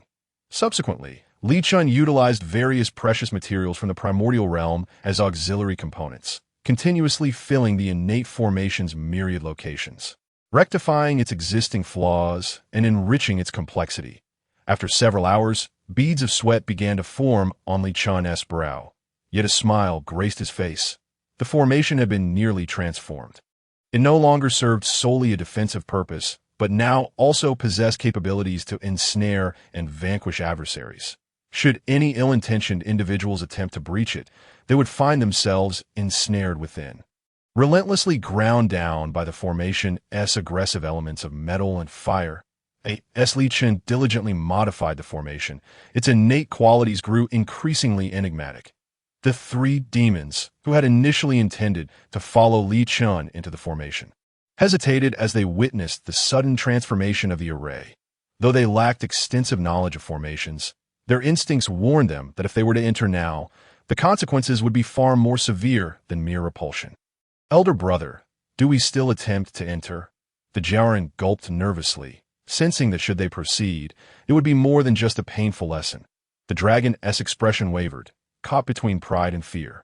Uncertain how to proceed, that moment, Li Chen's voice resonated from within the formation. "This place shall henceforth serve as the sanctuary of Li Chen, disciple of the Tongtian saint. Unauthorized individuals are forbidden to approach." Though Li Chen's words were not particularly courteous, they afforded the dragon a means of retreat. "Well, it seems he has established his sanctuary. If we intrude, it may be construed as disrespect towards the Tongtian saint. Perhaps it's best we withdraw," the dragon offered as an excuse. The other 2 demons nodded in agreement, and together they activated their escape light, retreating into the distance. Within the formation, Li Chen sensed the 3 demons' hasty departure. After a light chuckle, he shook his head and waved his hand to expand the protective array outward, encompassing several thousand miles of sea. Had the 3 demons still been present, he would not have minded taking the time to teach them a lesson. Now, with the fortified protective array in place, even a pinnacle-type golden immortal would not pose a threat to him, let alone 3 mere golden immortals. As the formation activated, the entire celestial island's appearance and aura gradually vanished. Even upon approaching, one would only see a vast expanse of white ocean, effectively isolating the island from the primordial realm. Once all was accomplished, Li Chen nodded in satisfaction, having fulfilled yet another wish, finding his sanctuary. In the future, when asked about his whereabouts, he would no longer need to awkwardly reply that he wandered the primordial world. Once the formation stabilized, Li Chen began to examine his sanctuary in detail. The celestial island lacked any smaller isles, presenting a square shape akin to a chessboard, and within it, spiritual energy surged abundantly, with various spiritual grasses and medicinal herbs flourishing throughout. The heart of the celestial island stands a towering peak that pierces the clouds. Li Chen gradually ascends towards the summit, his mind pondering the name of his sanctuary. It is square in shape. Perhaps it should be called Square Celestial Island. As he mused, he shook his head, deeming it rather unmelodious. What about Spirit Platform Celestial Island? The Spirit Platform is also square and serves as an observatory for stargazing, resonating well with his own identity. After bestowing a name upon his sanctuary, a joyful smile graced Li Chen's face. Henceforth, he would be known as Taoist Li Chen of Spirit Platform Celestial Island. At that moment, Li Chen had just reached the peak, and upon touching the ground, he uttered a thoughtful, turning his gaze towards a tranquil depth adorned with towering trees. There are other treasures on this island. A hint of a smile curled at the corners of his mouth as he leisurely made his way in that direction. Following the emanating aura, he ventured into the sun-shrouded jungle, where the presence became increasingly palpable. After traversing a few dozen meters, a verdant figure finally materialized before him. Kuju? Li Chen's eyes widened in astonishment as he scrutinized the bamboo before him. Confirming that it was indeed one of the legendary 6 pure bamboos among the 10 innate spiritual roots that in the unfolding narrative of the Primordial era. These 6 pure bamboos were said to be in the possession of the Taoist junti, refined into innate spiritual treasures of tremendous might, capable of sealing a person's 6 senses, rendering them vulnerable to manipulation. However, it seemed fortune had favored him this time. Li Chen continued to observe the innate spiritual root. The bamboo quivered as if sensing a formidable adversary. Recognizing the bamboo's trepidation, he activated his divine sense to sweep over it. Moments later, a glimmer of understanding illuminated his eyes. Indeed, this Kuju had developed spiritual awareness, though its origins were too extraordinary. Furthermore, the concentration of spiritual energy in the Primordial era, following the calamities of the dragon and Han and the witch and demon, was far less potent than in its nascent stages. Thus it had yet to take form, and oh wonder, he only detected its aura upon approaching. It had concealed its presence after he intruded upon Spirit Platform Celestial Island, yet it had still been discovered by him. If that were the case, then Junti's actions seemed rather cruel, extinguishing the bamboo's spiritual essence to forge it into his treasure. Shaking his head, Li Chen turned back to the quaking Kuju and softly reassured, "Do not worry, I shall not harm you." Upon hearing this, he sensed the bamboo relax, its initial fear dissipating. That Li Chen chuckled, finding the bamboo's innocence endearing, easily believing his words. However, he had no intention of refining Kuju into a treasure. Firstly, he lacked the skills to craft artifacts, and secondly, should he succeed, it might be seized by the unscrupulous junti with a mere claim of destiny. With that thought in mind, Li Chen reached into his own pouch and procured some precious materials. Arranging a formation beneath the bamboo, after considerable effort and the expenditure of valuable materials, the formation was finally complete. Formation, activate. Li Chen gestured with his hands as he performed the incantation. The spiritual energy of the entire Spirit Platform Celestial Island began to shift, converging towards the formation. Not only the island's energies, but also those within the protective barrier surrounding the mountain, from thousands of miles away, surged towards him like a siphon, with a deluge of concentrated spiritual energy pouring in. The formation radiated magnificently, while Kuju above absorbed the energy fervently to nourish itself. The process continued for half a minute before gradually subsiding. Li Chen observed the formation, noticing Kuju swaying its branches in a gesture of friendliness and joy. He chuckled softly. The gathering formation was merely a casual arrangement, with the primary purpose of concealing heavenly secrets to prevent Junti from deducing that a fateful opportunity awaited him here. This formation was anchored by Kuju itself. While relying solely on his formation would not suffice to conceal it from Saint's calculations, the bamboo's extraordinary roots, as one of the 10 innate spiritual roots, combined with the formation's supportive effects, should effectively obscure it from Junti's scrutiny. Having completed this task, Li Chen turned his attention back to Kuju. With this, the bamboo could be considered as in gratitude for the benefits it had received. Kuju bent down, offering Li Chen the bamboo rice it had produced. Upon extending his hand, Kuju began to shake, dropping over 100 grains of bamboo rice in his palm. "That a gift for me?" Li Chen inquired with a smile. The bamboo swayed in response, as if nodding in agreement. As he sampled the grain, his eyes sparkled. Just one had significantly boosted his cultivation. However, this bamboo did not possess the same innate properties as the peach of immortality or the ginseng fruit, which were specifically designed to enhance the cultivator's abilities. Its primary value lay within itself. Otherwise, Junti would not have forged it into an innate treasure rather than allowing it to bear fruit. Thus, while the bamboo rice was commendable, it could not compare to the miraculous effects of the peach, which could directly elevate one's realm. And given that it relied on quantity, its efficacy was even lesser. Nevertheless, compared to the fruits of ordinary spiritual roots, it was still a rare treasure. Li Chan collected the remaining bamboo rice, and then addressed Ku Zhu. Since you have bestowed me a gift, allow me to grant you a method for transformation. He pointed his finger to his forehead, drawing forth a small point of light. However, this transformation technique is from the Shanqing sect. You are not a disciple of our sect, so I cannot simply pass it on to you. Li Chan spoke softly.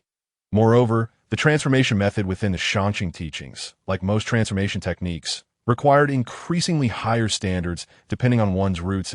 Li Chan gently closed his eyes and began to adapt the Shanqing transformation method, continuously devising a new version. Ku Zhu looked at him in confusion, uncertain of his actions. Days later, Li Chen slowly opened his eyes, a flicker of joy illuminating them. The Shanqing transformation method had been extensively modified, now resembling an entirely distinct technique from its original form. Thus, even if it were to be disclosed, it would not constitute a breach of the teachings. Li Chan directed the point of light forward, allowing it to drift towards Ku Zhu. Trusting that Li Chan meant no harm, Ku Zhu did not resist, allowing the light to merge with itself.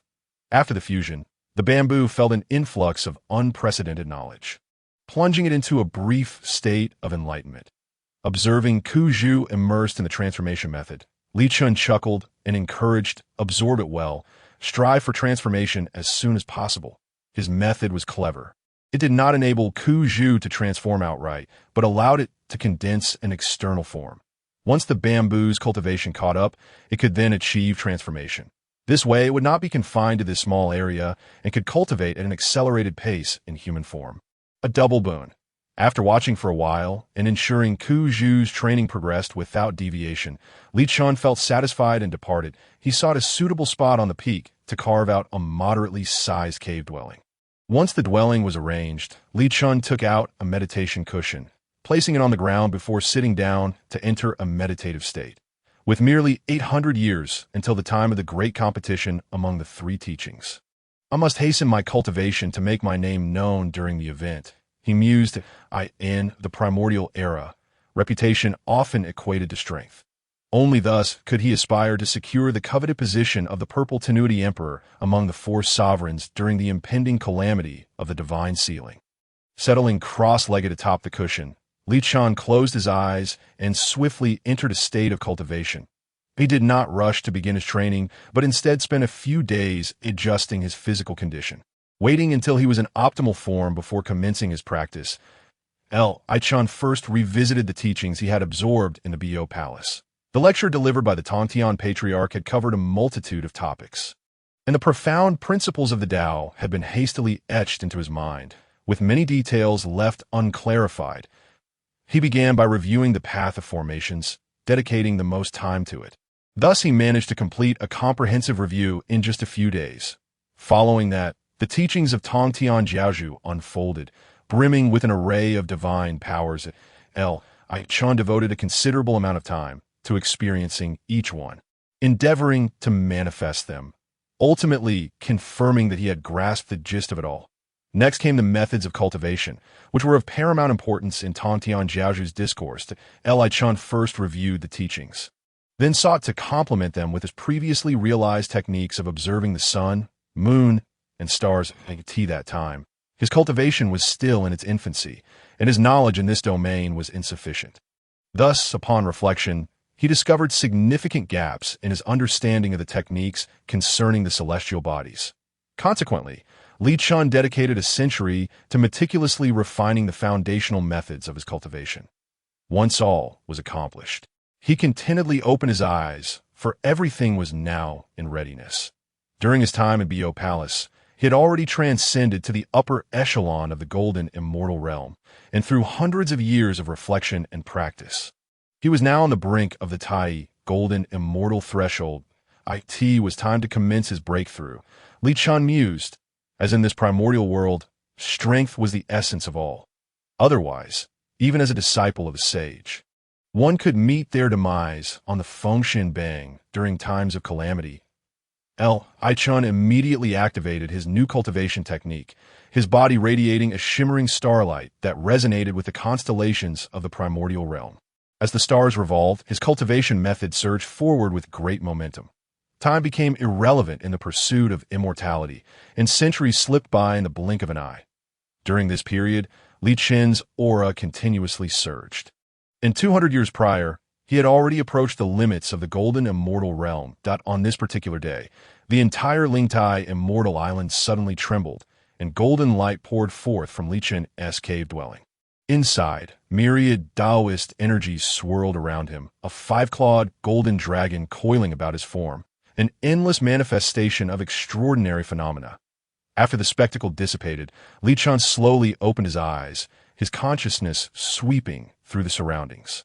Unable to conceal the joy on his face, the breakthrough was successful. He had now reached the Tai golden immortal realm. Li Chen clenched his fists, though he often jested that Tai golden immortals were abundant in the primordial realm. They still represented a formidable force in this world. Among the 12 golden immortals of the Chen sect, only Guangchengzi and Yuding Jinren were the Deluo golden immortal caliber, while the rest were predominantly at the Tai golden immortal level, with Huanglong Jinren being a disgrace among the 12, merely at the golden immortal realm. Thus, even without relying on Tong Tian Jiaozhu's name, Li Chen felt he possessed sufficient strength to protect himself in the primordial realm. After breaking through, Li Chen felt an immense sense of relief, and he extended his consciousness outward, intending to check on how Ku Zhu was faring in her cultivation. However, as soon as his consciousness exited the cave, it came to an abrupt halt.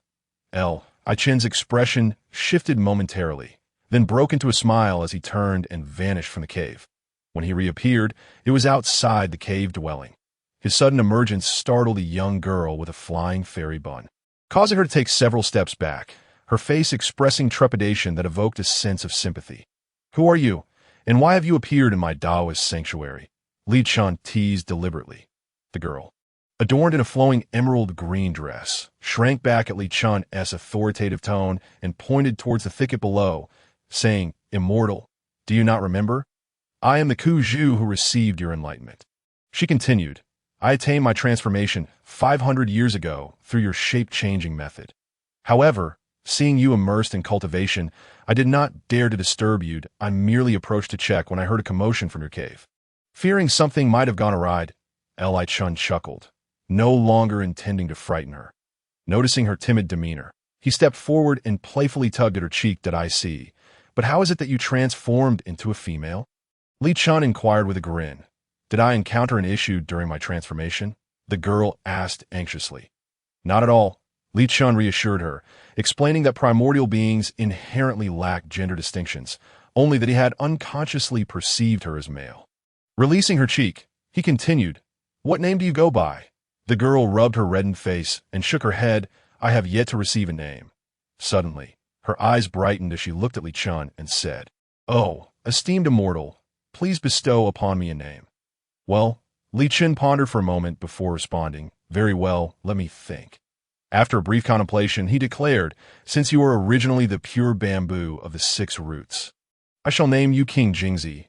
Upon hearing this, the girl's eyes sparkled again, and she gratefully exclaimed, "Thank you, esteemed immortal, for the name." Moments later, Li Chen noticed King Jingzi fidgeting in place. Her face flushed as if she had something difficult to express. "What troubles you?" Li Chen inquired.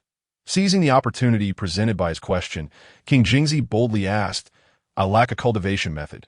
Could the esteemed immortal grant me a technique for practice? You are a primordial spiritual root, yet you possess no cultivation method?"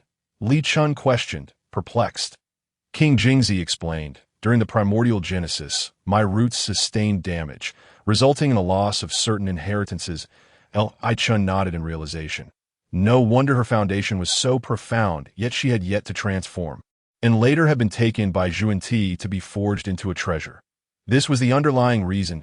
It was worth noting that, like her, the primordial spiritual roots that hadn't been claimed as treasures beforehand, such as Yang Mei Daxian, had now achieved the status of quasi-saint level experts. Li Chen rested his chin on his hand and mused, "The law is not to be lightly shared, apart from disciples and students. Cultivation methods should not be easily divulged." As soon as he finished speaking, he observed King Jingzi bowing her head in respect. "Master, Please accept my bow." This left Li Chun both amused and exasperated, and he chuckled. "You are quite clever. I had intended to casually impart a widely circulated cultivation method of the primordial realm. I believe following you as my master holds greater promise." King Jingzi replied with a bright smile. Stepping forward to gently massage Li Chun's back. When Li Chun had previously taught her the shape-changing method, she had developed a deep respect for him, and now, having the opportunity to join him as a disciple was a dream come true. Given her excellent foundation, Li Chun felt it was a worthy endeavor to accept her as a disciple.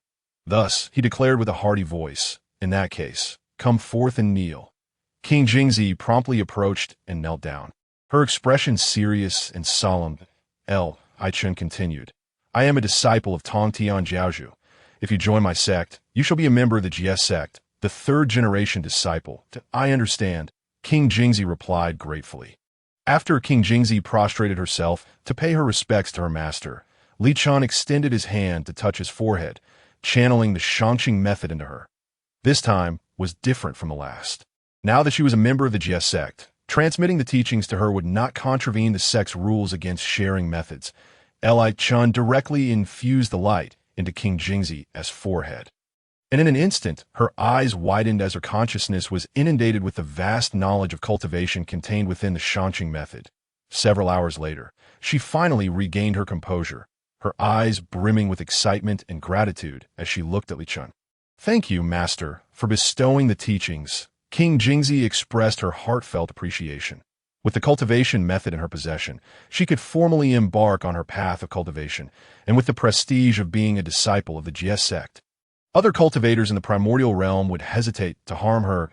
Li Chun as consciousness swept over King Jingzi, noting that her current cultivation level was at the earth immortal realm, still not as strong as his steed Zouwu.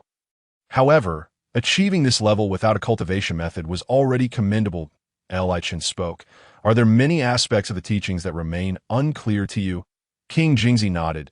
"The methods of the saints are exceedingly profound. I will need time to fully comprehend them." Li Chun calculated for a moment and replied, "There is still some time before the great competition of the three teachings. Prepare yourself, and if you have any uncertainties, I will clarify them for you." "Will Master be giving me a lecture?" King Jingzi asked, her face alight with Jie Jiao. Li Chun playfully tugged at her hairpin and said, "Very well, go now and be sure to bring Zouwu along. He is like your half-brother." "Understood, Master," King Jingzi replied with a bow before departing. That a few days later, King Jingzi returned with Zouwu in TOW. Li Chun waved his hand, mimicking the previous setup in Bo Palace, placing 2 cushions before him. King Jingzi and Zouwu obediently sat upon them. Li Chun glanced at them and began, "Let us commence. I will begin with the path of cultivation, and you two must listen attentively." "Understood," as Li Chun delivered his sermon. An extraordinary phenomenon enveloped him. Although it could not rival the celestial teachings of the Heavenly Master, it was nonetheless impressive, demonstrating that his discourse on the profound principles of the universe was not mere rhetoric but resonated with the celestial order. As Li Chun commenced his teachings, the 2 individuals below swiftly entered a state of attentiveness. Their stances were commendable.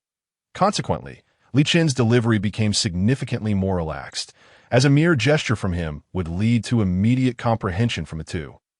Zouwu and King Jingzi were profoundly astonished, marveling at Li Chun's vast erudition. Any method of cultivation or magical technique he presented could be articulated in the simplest and most comprehensible terms. In the blink of an eye, centuries had elapsed. During this century, the concept of mutual learning through teaching was realized, and Li Chun reaped considerable benefits from this discourse. However, the greatest gains were accrued by Zouwu and his companion. Zouwu directly ascended from the celestial immortal realm to the profound immortal realm, while King Jingzi leaped from the earthly immortal realm to the celestial immortal realm in a single bound. Not only that, but they also acquired numerous life-preserving techniques. After a moment of contemplation, Li Chun gradually came to a halt. The grand competition among the 3 teachings, proclaimed by the Heavenly Master a millennium ago, was drawing near, and it was time for him to set forth. Upon hearing the cessation of the sermon, King Jingzi and her companion looked up, their eyes brimming with impatience. "The grand competition among the 3 teachings is imminent. I must step out," Li Chun announced. Upon hearing this, Qing Jingzi's eyes reflected a sense of reluctance as she yearned to continue listening. The experience of absorbing his teachings felt akin to an effortless upgrade. With her expertise soaring, that if she could listen for another century, she was certain she would break through to the profound immortal realm. Nonetheless, understanding the urgency of the situation, she promptly rose and bowed to Li Chun. "Thank you, Master, for your teachings over the past century. I have gained immensely." Li Chen nodded in satisfaction and replied, "I shall be departing with Zhou Wu. You must diligently guard this Ling Tai immortal island." Having discovered a primordial spiritual root on the island, he had shifted the core of the protective formation beneath the bitter bamboo, allowing Qing Jingzi to oversee the mountain-protecting array.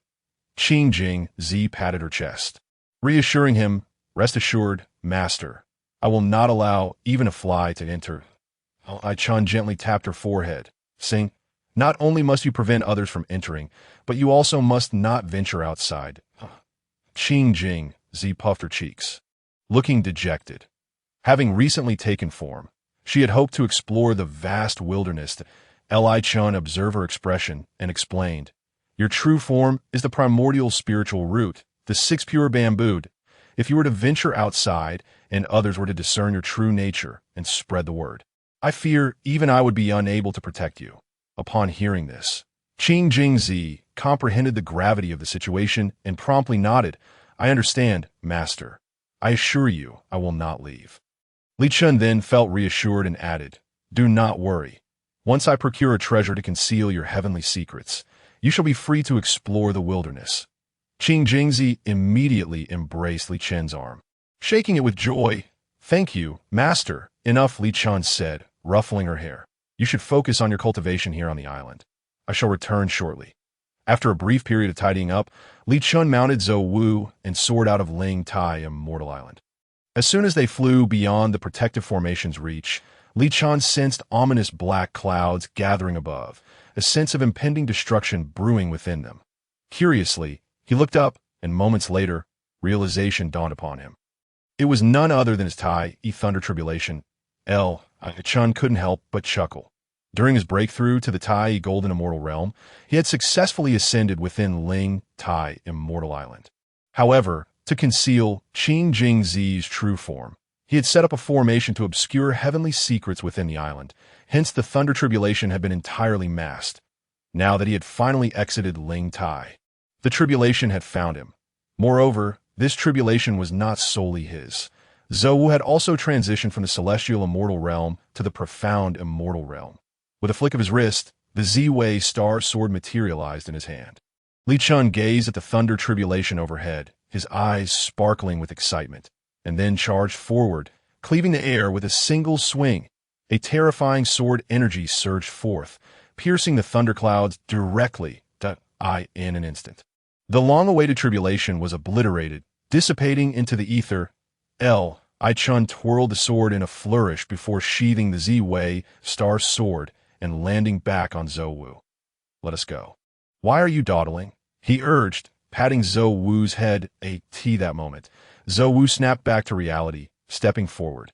Yet his mind was still filled with the image of Li Chen's sword slicing through the thunder tribulation. Isn't it true that tribulations are perilous? A single misstep could cost the life of the one undergoing it. During its own tribulation, Zhou Wu had been exceedingly cautious, fearing any blunder. But now Li Chun had effortlessly shattered that fearsome thunder tribulation with a single stroke, simultaneously vanquishing Zhou Wu's own tribulation. Wow. Regardless of anything else, at least I have followed the right master. Since the Tai Ching Saint is the elder brother of the other two saints, the gathering place for this grand competition among the three teachings was naturally situated at the Taoist temple of the Tai Ching Saint, the Ba Jing Palace, located above the Deluo heaven. Even Zhou Wu, having ascended to the profound immortal realm and drastically increased its speed, took several months to arrive. Fortunately, time flows differently in the wilderness. A century can pass in the blink of an eye, let alone a mere few months. Thus, Li Chun had only taken a short nap before he beheld the exterior contours of the Ba Jing Palace. As soon as Zhou Wu landed within the Ba Jing Palace's grounds, Li Chun spotted a man clad in a Taoist robe welcoming other celestial beings at the gate. This man was none other than the sole disciple of the Tai Ching saint, the Xuandu master of the human teaching. Upon seeing him, Li Chun dismounted from Zhou Wu, hastening forward to pay his respects, Xuandu Shixiao. Though the Xuandu master appeared unassuming as the foremost disciple among the three teachings, his strength was formidable, at least at the level of a Luo golden immortal. As an external disciple of the Jie Jiao, Li Chun naturally felt the need to show proper courtesy. Upon seeing Li Chun, Xuandu first paused, then narrowed his eyes, as if recalling something. Li Chun, my friend, please come in. Many of your fellow disciples from Jie Jiao are already inside, Xuandu greeted with a smile. Understanding that it took Xuandu a moment to remember him, Li Chun did not mind. He had indeed lacked prominence before, so it was somewhat surprising that Xuandu had recalled him. Li Chun bowed again. Then I shall take my leave. Yes, he was about to enter. A hearty voice called out from behind. Li Chun, wait for us. Turning around, Li Chun saw Zhao Gongming riding on a black tiger and the Sanshao sisters, who were mounted on 3 divine birds, hastening towards him. Xuandu Shixiao. The 4 approached, first offering their respects to Xuandu. Xuandu returned the gesture, then glanced at Li Chun with surprise. Do you know each other? Zhao Gongming and the Sanshao sisters were all powerful figures with notable reputations among the 3 teachings, and Xuandu had not anticipated that they would have a connection with Li Chun. Judging by their friendly demeanor, it seemed their relationship was more than mere courtesy. They appeared to be close friends. Upon hearing Xuandu's inquiry, Zhao Gongming casually draped an arm around Li Chun's shoulder, stating, we are indeed friends. Li Chun felt a mix of amusement and exasperation, having merely exchanged a few words with Zhao Gongming previously. Nonetheless, he appreciated Zhao Gongming's warm personality. Xuandu did not press further. Chuckling, then you all may enter and reminisce.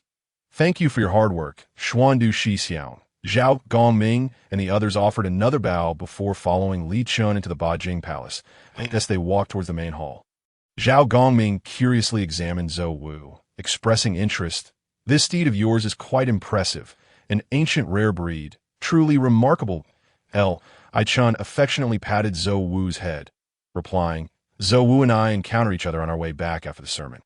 I was fortunate enough to tame him. Meanwhile, Bai Xiao, the younger sister among the Sanshao, leaned in and inquired, previously my sister invited you to our Sanshao island as a guest. Surely you haven't been too busy to accept over the past millennium? Confronted with such a straightforward inquiry, Li Chun awkwardly touched his nose. It was not that he was devoid of time. Rather, he was not well acquainted with the trio from the Sanshao, and he found himself at a loss for conversation topics, should he join them. Better to refrain from attending altogether. Upon hearing this, Yun Xiao immediately raised her hand in a mock gesture to strike Bi Xiao, interjecting on behalf of Li Chun. Taoist Li Chun has recently ascended to the realm of Tai Golden Immortal, having devoted himself to diligent cultivation over the past millennium, which is why he has yet to pay a visit.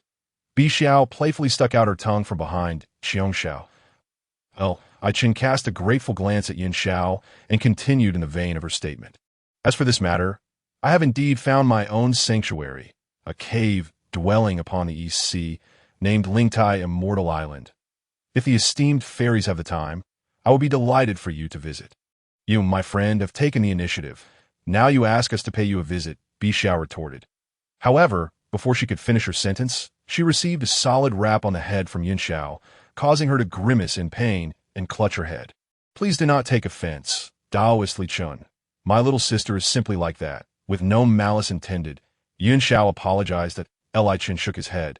He dared not voice any objections, for Bi Xiao was a formidable great Luo golden immortal, and in a true confrontation, he would likely not stand a chance against her. The group then entered the Hall of 8 Scenes.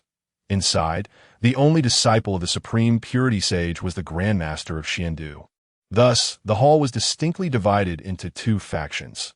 The left side comprised members of the Jie Jiao, while the right featured those from the Chan Jiao. Li Chun and his companions bowed towards the Chan Jiao side before proceeding to their own faction.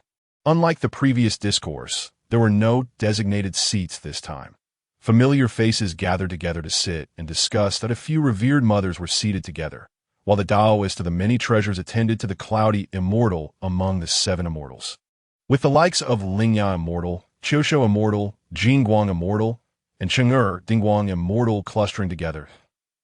Chen initially intended to find a random spot to sit, yet he could not resist the warm invitation from Zhao Gongming and ultimately settled down with the four of them. This action drew the attention of many present. However, Li Chun was unfazed, for his strength had reached the level of Tai Golden Immortal, instilling him with newfound confidence. After everyone was seated, a constant stream of attendants brought forth various celestial fruits, placing them upon their tea tables. Among the two sects, the Grand Master of Xiandu, who had been outside to receive guests, returned and stood quietly beneath the cloud platform, awaiting the proceedings as the Vice Master of the Chan Jiao. Ran Deng did not sit with the other disciples, but instead stood opposite Xiandu. As the noise gradually subsided, the figures of the three pure ones appeared atop the elevated cloud platform. Upon sighting them, the crowd rose in unison to pay their respects. We greet the three pure saints. The three pure ones nodded gently before taking their seats upon the platform. Only then did the assembly feel at ease to settle back down. Exchanging glances, the Supreme Purity Sage was the first to speak. The purpose of this grand competition among the three teachings is to engage in mutual exchange and to foster growth. We must ensure that the harmony among the three teachings remains intact. We shall adhere to the decree of the saints. The crowd responded in unison. The Master of the Heavenly Tao also chimed in to encourage you during the contests. We have prepared some treasures. Those who achieve notable ranks or display exceptional performance shall receive these rewards. Upon hearing this, the assembly looked on with excitement and anticipation. After all, treasures bestowed by the saints were seldom inferior, with the lowest being a celestial treasure of the highest quality. Furthermore, in the context of the grand competition, the artifact presented would surely be of at least medium quality among innate treasures. After the Master of the Heavenly Tao finished speaking, Laozi took over the narrative. Allow me to make the first offering. Laozi smiled as he raised his hand, slowly retrieving a splendid box from his sleeve. Gently opening it revealed the 8 scenes palace lamp, its wick flickering softly, shining like the stars. This is the earth lamp, the 8 scenes palace lamp, which contains a ball of purple flame known as Do Shuaizua. This fire possesses immense power, capable of burning the heavens and boiling the seas. A wave of excitement swept through the crowd, although the Supreme Purity Sage did not specify the grade of the 8 scenes palace lamp. The spirit coffin lamp of Randang was a terrestrial lamp of the 3 lights, heaven, earth, and human, ranking as an upper grade innate treasure. Thus, it was unlikely that this earth lamp would be of significantly lower quality. Likely at least an upper grade innate treasure. Clearly, the 8 scenes palace lamp served as the first prize for the grand competition.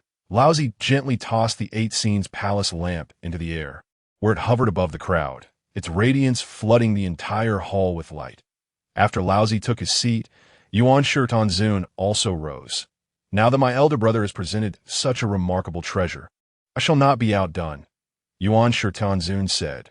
Retrieving a bamboo strip the length of a finger from his robe, it was an upper grade innate treasure, the Tianji Chuan, capable of foreseeing fortune and misfortune, transforming calamity into safety. This would serve as the second prize. Hearing this, Li Qin looked up. The item bore a striking resemblance to his own wooden divination sticks. If used in conjunction, the efficacy of the predictions would undoubtedly be more precise. However, after some contemplation, Li Chun shook his head. Given his understanding of the narrative trajectory of the Feng Shen story, he found little need for such a predictive artifact. Subsequently, Li Chen's gaze shifted to the Master of the Heavenly Tao, eager to see what treasure he would present. After Yuan Shirtanzun resumed his seat, the Master of the Heavenly Tao stood up, brandishing a gleaming blade, which was an upper-grade innate treasure known as the Ji Ming Dao, capable of severing the top 3 flowers and the 5 qi within the hearts of great Luo golden immortals. The top 3 flowers and 5 qi are fundamental to a practitioner's existence. Once severed, one would be no different from a mortal. Before the Master of the Heavenly Tao could finish his introduction, the crowd collectively turned their attention to the Jiming Dao in offensive spirit treasure. Such artifacts are the rarest and most precious within the primordial realm, directly enhancing the wielder's power. Chen could not help but marvel inwardly. The master of the heavenly Tao was indeed pragmatic. In contrast to the other two saints, who had presented items of little personal utility. While the Tianji Chuan was also an upper-grade innate treasure, it was merely a supportive item, the 8 Scenes Palace Lamp. As introduced by the Supreme Purity Sage, seemed formidable but was, in reality, merely a lighting artifact used during his discourses. Chen now questioned whether the master of the heavenly Tao's straightforwardness had inadvertently offended the other two saints, leading to the calamities that befell the Jie Jiao during the Feng Shen catastrophe. Perhaps Li Chen's speculation was correct. Soon after, the Supreme Purity Sage and Yuan Shi Tianzun stood once more, presenting several innate medium to lower-grade treasures as rewards for outstanding participants in the grand competition. These included an upper-grade postnatal treasure, the golden-winged flying mace, an innate medium-grade treasure, the Xuanfu Tianding, and an innate lower-grade treasure, the Xingyun staff. After displaying the treasures, the Supreme Purity Sage gestured. The grand competition among the 3 teachings now officially commences. Each of you shall rely on your own abilities, and those who remain in the end shall secure the first prize. Soon as the words left his lips, an individual stepped forth from the crowd, moving to the center of the hall and bowing to the assembly. I am Jiang Zhong, an outer disciple of the Jie Jiao, here to seek guidance from all esteemed friends. Li Chen's divine sense swept over him and discerned that the opponent's strength was merely at the true immortal stage. In truth, his mount, Zhou Wu, could likely surpass him in prowess. However, this was quite reasonable. It would be absurd to have great Luo golden immortals engage in combat right from the outset of the competition. How could the others participate under such circumstances? After Jiang Zhong's respectful introduction, a Taoist with a face as pale as powdered rice and lips like the hue of Danju stepped forward from the opposing Chen Jiao disciples. Approaching the platform, he bowed to Jiang Zhong. I am Xiao Zhen, a disciple of the Chen Jiao. I humbly request your guidance. Li Chen regarded the newcomer with surprise. Unlike Jiang Zhong, this individual had a name and reputation in the Feng Shen tale. He perished within the Golden Light formation laid by the Holy Mother of Golden Light, while breaking the 10 Absolute formation struck down by the Golden Light. Now, at the true immortal stage, he was indeed a worthy rival to Jiang Zhong. After exchanging respectful bows, both drew their weapons. Jiang Zhong wielded an iron mace, while Xiao Zhan brandished a bronze sword. Suddenly, Jiang Zhong let out a fierce roar. Swinging his iron mace with the ferocity of tiger, charging toward Xiao Zhan. Xiao Zhan deftly evaded Jiang Zhong's powerful strike, swiftly countering with a brilliant sword thrust aimed at Jiang Zhong's heart. As the battle progressed, both combatants began to find their rhythm, each move deftly countering the other's offensive maneuvers.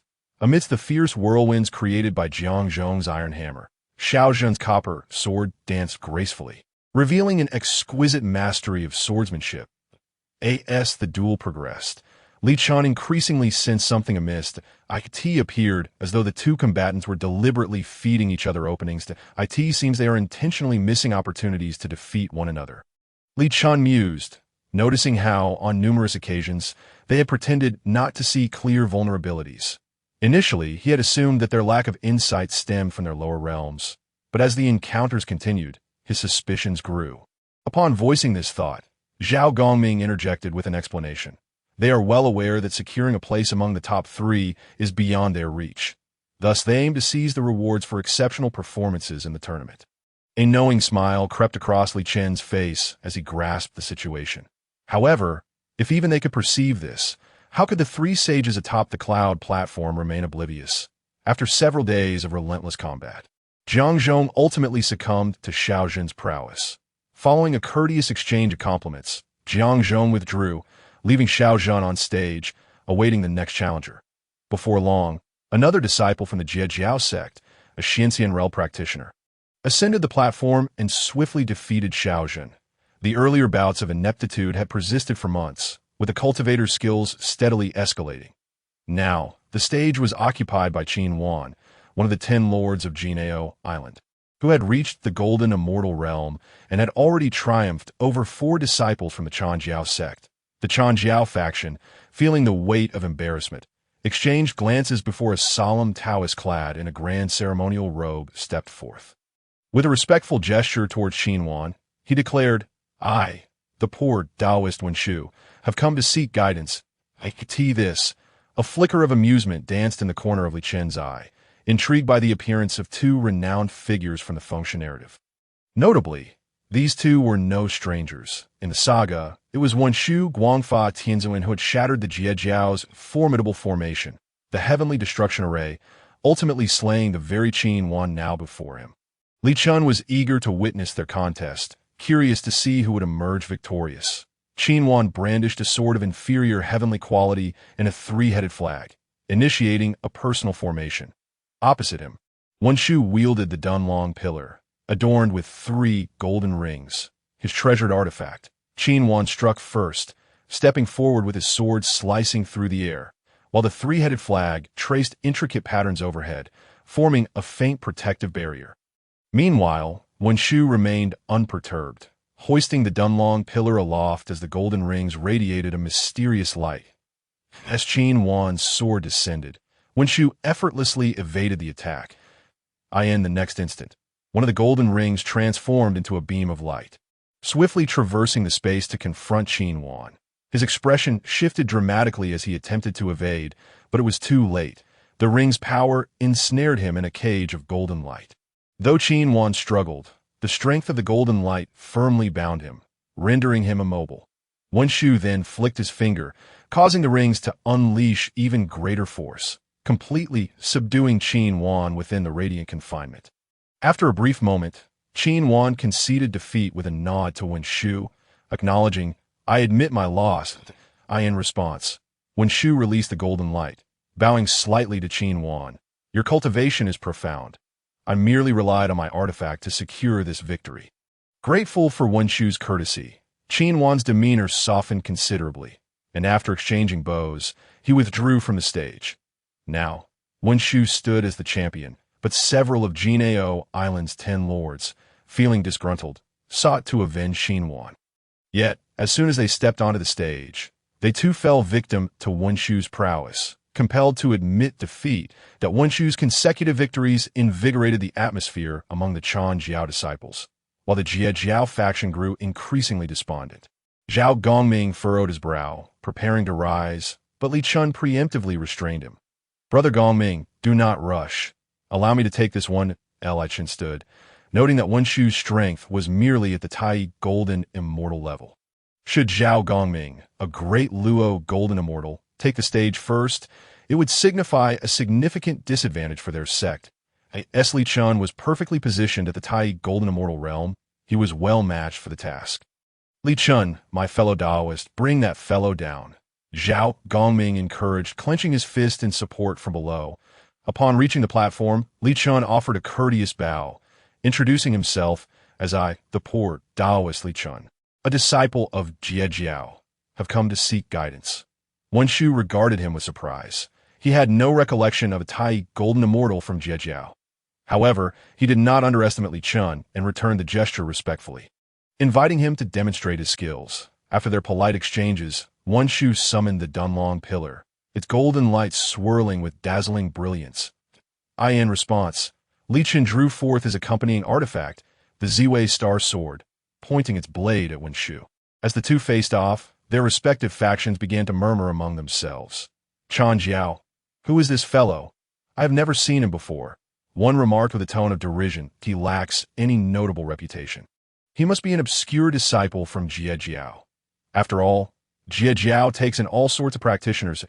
As the remark was made, another cautioned, hush, the Shanqing sage is still present. The speaker recoiled slightly, casting a wary glance at the Tongtianzhu. Noticing that the master was not focused on them, he exhaled a sigh of relief. Meanwhile, Jie Jiao's disciples shared their concerns for Li Chen. Although Li Chen has gained the favor of his master, he lacks the strength to contend with Wenshu. One expressed, frustration evident in their voice, that we have already faced numerous defeats. Does this fellow possess no self-awareness? I was about to take the stage, and he seized the opportunity. What if he loses? What will become of our sect's reputation? Listening to the chatter, Zhao Gongming cast a worried glance at the stage, regretting not having stopped Li Chen earlier. Should Li Chen falter, his standing within the sect would undoubtedly diminish. Brother, do not be troubled, Yin Xiao interjected calmly. If Li Chun lacked the strength, he would not dare to step onto the stage. Reassured by Yun Xiao's words, Zhao Gongming felt a measure of calm. Redirecting his gaze to the platform at that moment, Li Chun and Wen Shu were locked in a fierce exchange, with neither side clearly gaining the upper hand. Within the Chan Jiao, the 12 golden immortals began to deliberate.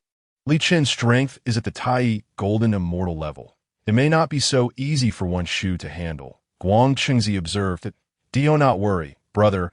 Wen Shu broke through to the Tai golden immortal realm many eons ago. This lad still carries the scent of tribulation. He likely just recently attained this level, so he poses no significant threat." Qi Jingzi remarked. Zihang Daoist nodded in agreement. Brother Wen Shu's prowess is among the best in our ranks. He surely will not be bested by an unknown junior.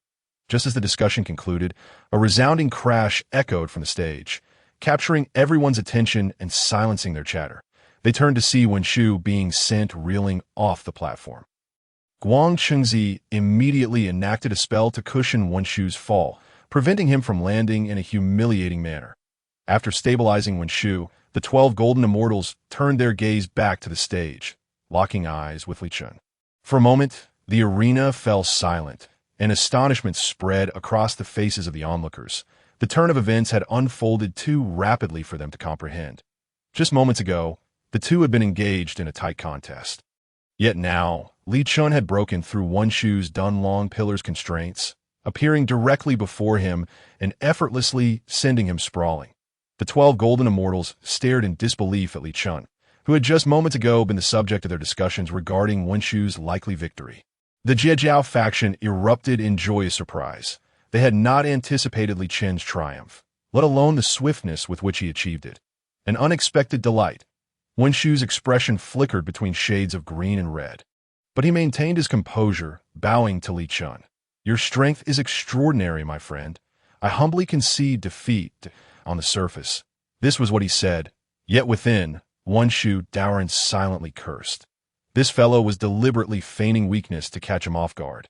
Otherwise, he would not have been so thoroughly defeated. Chen also cupped his hands in response. Genuinely unaware of the intent behind Wen Shu's actions, he had initially thought Wen Shu possessed some hidden trump card, which was why he had engaged in a prolonged exchange.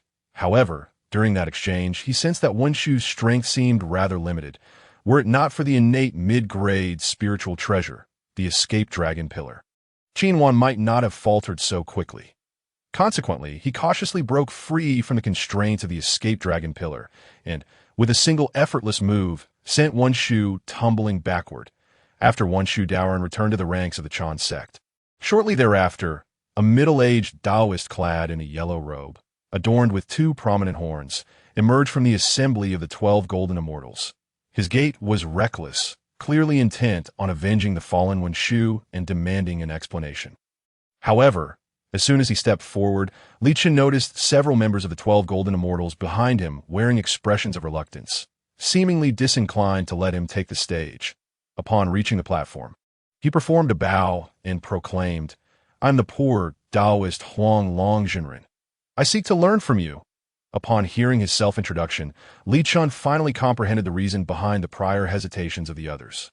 Huang Longjinren was notorious for his overly zealous nature in the investiture of the gods, always among the first to arrive at every confrontation between the Zhou and Shang armies. However, this was not the sole reason for his infamy. He claimed to be the foreknown Taoist, lacking in strength, disciples, and intellect, with a track record of perpetual defeat. He belonged to the Taipu, despite repeated failures, remained unyielding. Hence, when he ascended the stage, several among the 12 golden immortals appeared reluctant to allow him to proceed, yet they were unable to voice their objections for fear of offending him. Yet, allowing him to take the stage would surely lead to another defeat against Li Chun, as expected, after Huang Longjinren took the stage, devoid of any magical artifacts. He revealed his true form, engaging Li Chun in a physical confrontation. The dragon's physique was inherently robust, surpassing the strength of ordinary artifacts. Thus, even without magical items, he could hold his own against others. However, his opponent was none other than Li Chun. Once Huang Longjinren showcased his true form, Li Chen refrained from engaging in close combat, instead nimbly evading his attacks, as if toying with him. Ultimately, when Huang Longjinren exposed a flaw, Li Chen unleashed a spatial displacement spell, sending Huang Longjinren hurtling backward, crashing to the ground in a manner even more disgraceful than when Shu. Having fallen to the ground, Huang Longjinren reverted to his human form, his face ashen. Nonetheless, he graciously acknowledged his defeat, bowing to Li Chen. "I am but a poor Taoist lacking in skill." He then withdrew to the ranks of the 12 Golden Immortals, his demeanor clouded with discontent. Li Chen's consecutive victories over 2 members of the Chen sect's 12 Golden Immortals ignited a flurry of discussions among the onlookers, who could have anticipated that Li Chen's strength would be so formidable. That recent display of spatial displacement was executed with such finesse. Initially, I thought he merely sought the limelight, yet it appears his prowess is indeed considerable. Hearing their discussions, a faint smile appeared on Zhao Gongming's face. He regarded Li Chen as a brother, and their praise reflected well upon him as Huang Long stepped down. Almost simultaneously, another figure emerged from the ranks of the 12 Golden Immortals. Upon seeing this new arrival, Li Chen's eyes narrowed. Approaching was a woman with an 8-leaf seal, the only female disciple among the 12 Golden Immortals. Known as Zihong Daoren, of course, she is more famously recognized as Guanyin Bodhisattva from the Journey to the West. At present, she retained the title of Zihong Daoren within the Chen sect, but following the conclusion of the investiture of the gods, she would follow the Taoist Jie Jiao to join the Western sect, becoming one of the 3 great sages of Buddhism. "Please, Taoist friend, offer your guidance," Zihong Daoren said as she bowed to Li Chen. Li Chen returned the gesture, acutely aware that her strength far surpassed that of Huang Longjinren, necessitating a careful approach. After the customary pleasantries, Zihong Daoren altered her hand seal, manifesting countless arms behind her, a technique bestowed by Nuwa, known as the 1,000 Hands and 1,000 Eyes. This would ultimately earn her the title of 1,000-Hand Guanyin. Li Chen's heart sank. He dared not underestimate her. Channeling his energy, he positioned his longsword before him, bracing for Zihong Daoren's assault. Observing his response, a subtle smile graced Zihong Daoren's lips as her myriad arms surged forth like a tide, palms flying in unison to strike at Li Chen. Li Chen reacted swiftly, wielding his sword to meet her onslaught, the clash of sword energy and her arms resounding throughout the arena. The intensity of the battle escalated. A flicker of surprise crossed Zihong Daoren's eyes. She had not anticipated Li Chen's swordsmanship to be so adept, each stroke deftly countering her advances. As the conflict reached its zenith, Li Chen suddenly retreated, summoning the Sky-Eating Shield, a gift from Tong Tian Jeju. A massive golden barrier materialized, encasing Li Chen securely within. Zihong Daoren furrowed her brow, perplexed by Li Chen's actions. He was not at a disadvantage, yet he had summoned a defensive artifact. She could only hasten her assault, aiming to shatter the defenses of the Sky-Eating Shield. Inside the protective barrier, Li Chen propped up his chin, quietly observing Zihong Daoren's 1,000 Hands and 1,000 Eyes technique. His innate comprehension was working overtime, analyzing the fluctuations of magical energy before him. As the two engaged in combat below, Li Chen's actions piqued the interest of the 3 saints on the cloud platform. Tong Tian Jeju mused, could this lad discern the flaws in Zihong's 1,000 Hands and 1,000 Eyes? Yuan Shi Tianzun remarked, this technique was imparted to her by Nuwa. It bears no flaws. However, Zihong has not fully grasped it. The current manifestation, while grand, lacks perfect coordination among the myriad arms that in the heat of battle. Minor complexities inevitably arise, particularly with such a multitude of arms. The technique's weaknesses become pronounced. Once the rhythm is disrupted, it can easily collapse. Tong Tian Jeju nodded, redirecting his gaze to the ongoing battle, curious if this young man could indeed perceive such subtleties that if he can, then your disciple's innate talent is extraordinary. The central figure, Taiching Shengren, interjected that 1,000 Hands and 1,000 Eyes technique is akin to a saint's art. If he can spot its flaws, his future is boundless. As their conversation concluded, they observed Li Chen retracting the Sky-Eating Shield, a mysterious smile adorning his lips. Noticing the smile, Zihong Daoren felt a twinge of anxiety. Realizing the situation had taken a turn for the worse, prompting her to accelerate her attacks. Yet, in that very moment, as Zi Daoren intensified her onslaught, Li Chun seized the opportunity presented by her impatience, launching a counterattack. The Zi Wei Star sword struck mercilessly at the vulnerabilities in Zi Daoren's Thousand Hands and Thousand Eyes technique, each thrust landing precisely on the flaws in her incoming arms, disrupting her coordination. Zi Daoren sensed the rhythm of her attacks faltering, her arms losing synchronization. Under Li Chen's relentless assault, her Thousand Hands and Thousand Eyes technique became increasingly untenable. Ultimately, Li Chen's long sword sliced through the air like lightning, piercing through Zi Daoren's Thousand-Hand avatar. With a crisp sound of shattering, the multitude of arms behind her disintegrated, revealing her true form on the battlefield once more. Though Zi Daoren's avatar had been shattered, she sustained minimal injuries and refrained from launching another assault. Instead, she bowed to Li Chun, acknowledging, "Taoist friend, your swordsmanship is truly exceptional." Li Chun performed a flourish with his sword, sheathing it behind him, and replied, "I am honored." With their exchange concluded, Zi Daoren turned to depart. Her preceding words were a dignified concession. She had no need to remain after her strongest technique had been countered. Was it necessary to be humiliated further, forced to be knocked from the stage, leaving no semblance of dignity? Upon her return, the expressions of the remaining 12 golden immortals darkened. They had now suffered 3 consecutive defeats. Moreover, it was a disciple of the opposing side, who previously possessed no fame whatsoever, that emerged victorious, causing the 12 golden immortals to risk losing face entirely, in stark contrast to the somber atmosphere surrounding the Chen sect. The Jie sect was now filled with exuberance.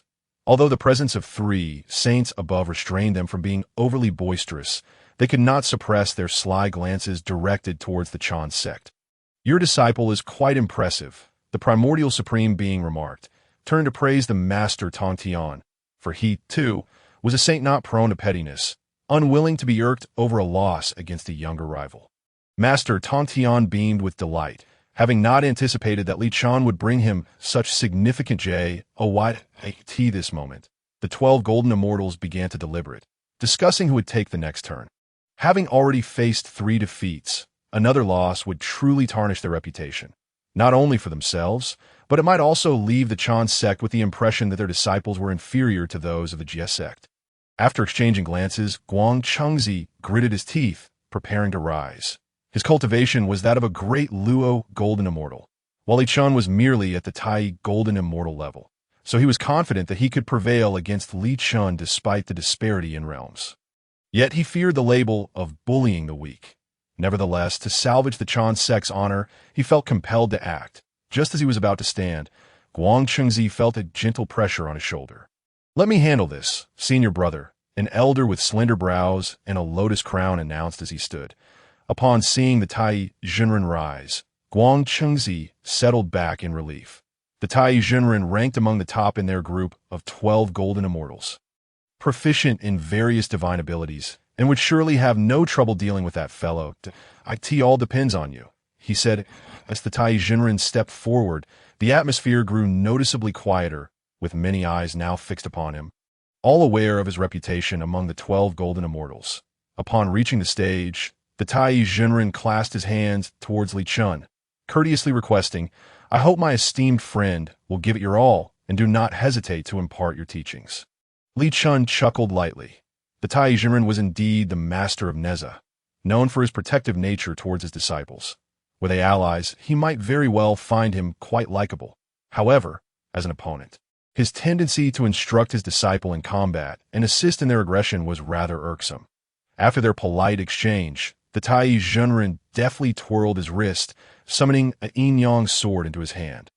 His expression darkening as he fixed his gaze upon Li Chun. In the next instant, he swung the sword, his form akin to lightning, swiftly closing the distance to Li Chun. The two clashed, their blades illuminating the space, stirring the winds and clouds in a tempestuous display.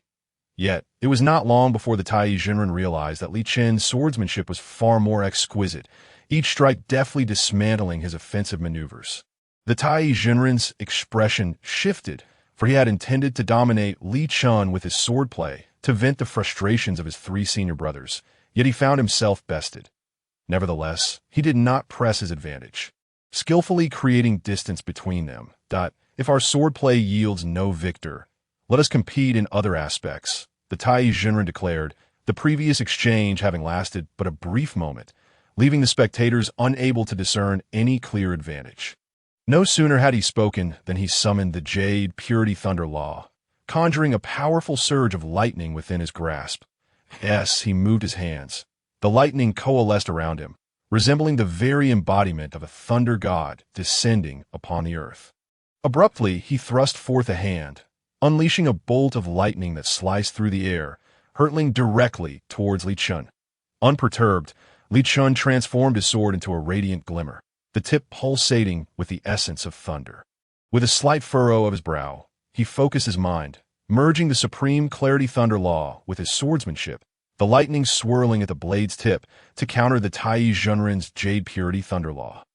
The two forces of lightning collided, manifesting as a cascading torrent of electric brilliance, accompanied by a deafening clap of thunder. The onlookers were struck with astonishment. The thunder laws of both seemed to have reached an extraordinary realm, and it was feared that an ordinary Tai golden immortal would not survive such a tempest. While the crowd perceived the two as evenly matched, only the Tai Jinren understood that his Jade Purity Thunder Law was being suppressed by Li Chen's Supreme Clarity Thunder Law. A flicker of resolve crossed the Tai Jinren's eyes. Recognizing the precariousness of the situation, he relinquished the Thunder Law and swiftly distanced himself from Li Chun. Observing the Tai Jinren's retreat, Li Chun chose not to pursue. Allowing the thunderous energy to dissipate, that he then inquired, "Is it not the case that Thunder Law also yields no victor?" The two locked gazes, and the Tai Jinren's expression darkened. He had lost in swordplay, and now in the Thunder Law as well, and he had even been mocked by his opponent.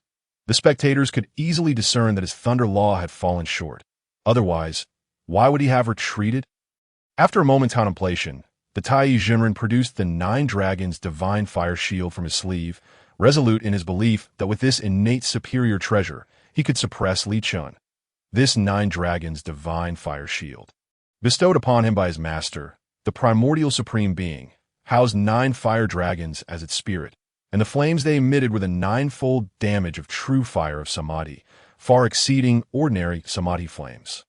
Grasping the 9 Dragons' Divine Fire Shield, a mystical force surged into the treasure.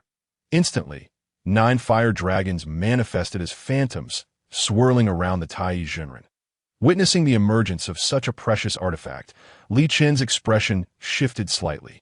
The true fire of Samadhi could incinerate even a great Luo golden immortal, and a moment's carelessness could lead to dire consequences for him. The Tai Jinren focused intently, flicking his fingers, and the fire dragons erupted with a roar. Resembling 9 colossal flame dragons, clawing and snapping as they rapidly encircled Li Chun. With Li Chun firmly enclosed, the Tai Jinren flicked his fingers once more, unleashing torrents of immensely potent true fire of Samadhi. The flames blazed like the sun, spreading forth to create an ocean of searing fire. Within this infernal sea, Li Chun found himself somewhat uncomfortable, yet he promptly summoned the Swallowing Sky Shield, a flash of golden light appearing as the shield enveloped him entirely. Under the protection of the Swallowing Sky Shield, Li Chun felt a degree of relief. Observing Li Chen's predicament, the Tai Jinren finally revealed a smile. He knew that the Swallowing Sky Shield was merely a mid-grade innate treasure and could not withstand for long. Once it was breached, victory in this battle would undoubtedly be his. Below, Zhao Gongming could no longer contain himself and stood, indignantly defending Li Chun. How shameless, relying solely on the power of treasures. If you have the ability, remove the treasure and engage Li Chun in a true contest. Otherwise, winning would be nothing to boast about. Zhao Gongming's scorn caused the Tai Jinren to feel a twinge of embarrassment. However, he chose to ignore it, instead intensifying the output of his power, compelling the 9 fire dragons to unleash even more true fire of Samadhi. Within the blazing sea of flames, even with the Swallowing Sky Shield safeguarding his body, Li Chun still sensed the intense heat in the air. Yet, rather than feeling scorched, he immersed himself in the experience, focusing intently on the subtle transformations of the true fire of Samadhi outside. Indeed, he intended to master this divine ability of true fire of samadhi at this moment. Once he had grasped it, the 9 dragons' divine fire shield summoned by the Tai Zhenren would pose no threat to him. To better perceive the changes of the true fire of samadhi, Li Chun simply closed his eyes. As time passed, he felt himself gradually merge into this world of flames, perceiving the underlying principles contained within, and began attempting to comprehend the intricacies of the true fire of samadhi on the sidelines. Upon noticing Li Chen's closed eyes, the spectators displayed astonishment. One golden immortal whispered, "Is he planning to cram for a last-minute study session and cultivate the true fire of samadhi at this moment?" Another disciple of the Jie sect murmured, "Is this fiery sea truly a suitable place for cultivation? Could it be that Li Chun has lost his mind, seeking his own demise?" A disciple of the Chan sect scoffed. For Li Chun had just embarrassed them, and naturally, the Chan sect disciples would show him no goodwill. Upon witnessing Li Chen's actions, the Tai Zhenren sneered. "This lad is truly mad to attempt cultivation at such a moment. Does he not fear dying fast enough?" The true fire of samadhi was not a trivial divine ability that could be learned at will. It had taken him hundreds of years to barely grasp it. For Li Chun to attempt to learn it now, aiming to master the true fire of samadhi in such a short time frame, was nothing short of a delusion. Yet in the next moment, a gasp of astonishment erupted from the audience below that the true fire of samadhi, he actually managed to cultivate it on the spot. Tai Zhenren's expression froze momentarily as he hastily glanced towards the inferno. Within the swallowing canopy, he beheld a few strands of faint yet fervent crimson flames surrounding Li Chun. Could it be that he truly comprehended the samadhi true fire amidst the sea of flames? Tai Zhenren's pupils slightly contracted. The flames were too feeble for him to discern anything definitive. After several more minutes, the flames encircling Li Chun grew increasingly intense, radiating outward, filling the space within the swallowing canopy as the brilliance of the fire spread throughout. Simultaneously, the samadhi true fire that had initially besieged Li Chun resonated peculiarly with the flames inside the canopy, establishing a wondrous connection between the two. Witnessing this, Tai Zhenren's expression grew even more grim. This scene was sufficient to confirm that the flickers of flame surrounding Li Chun were indeed the samadhi true fire. As this spectacle unfolded, the expressions of the onlookers gradually shifted from skepticism to astonishment.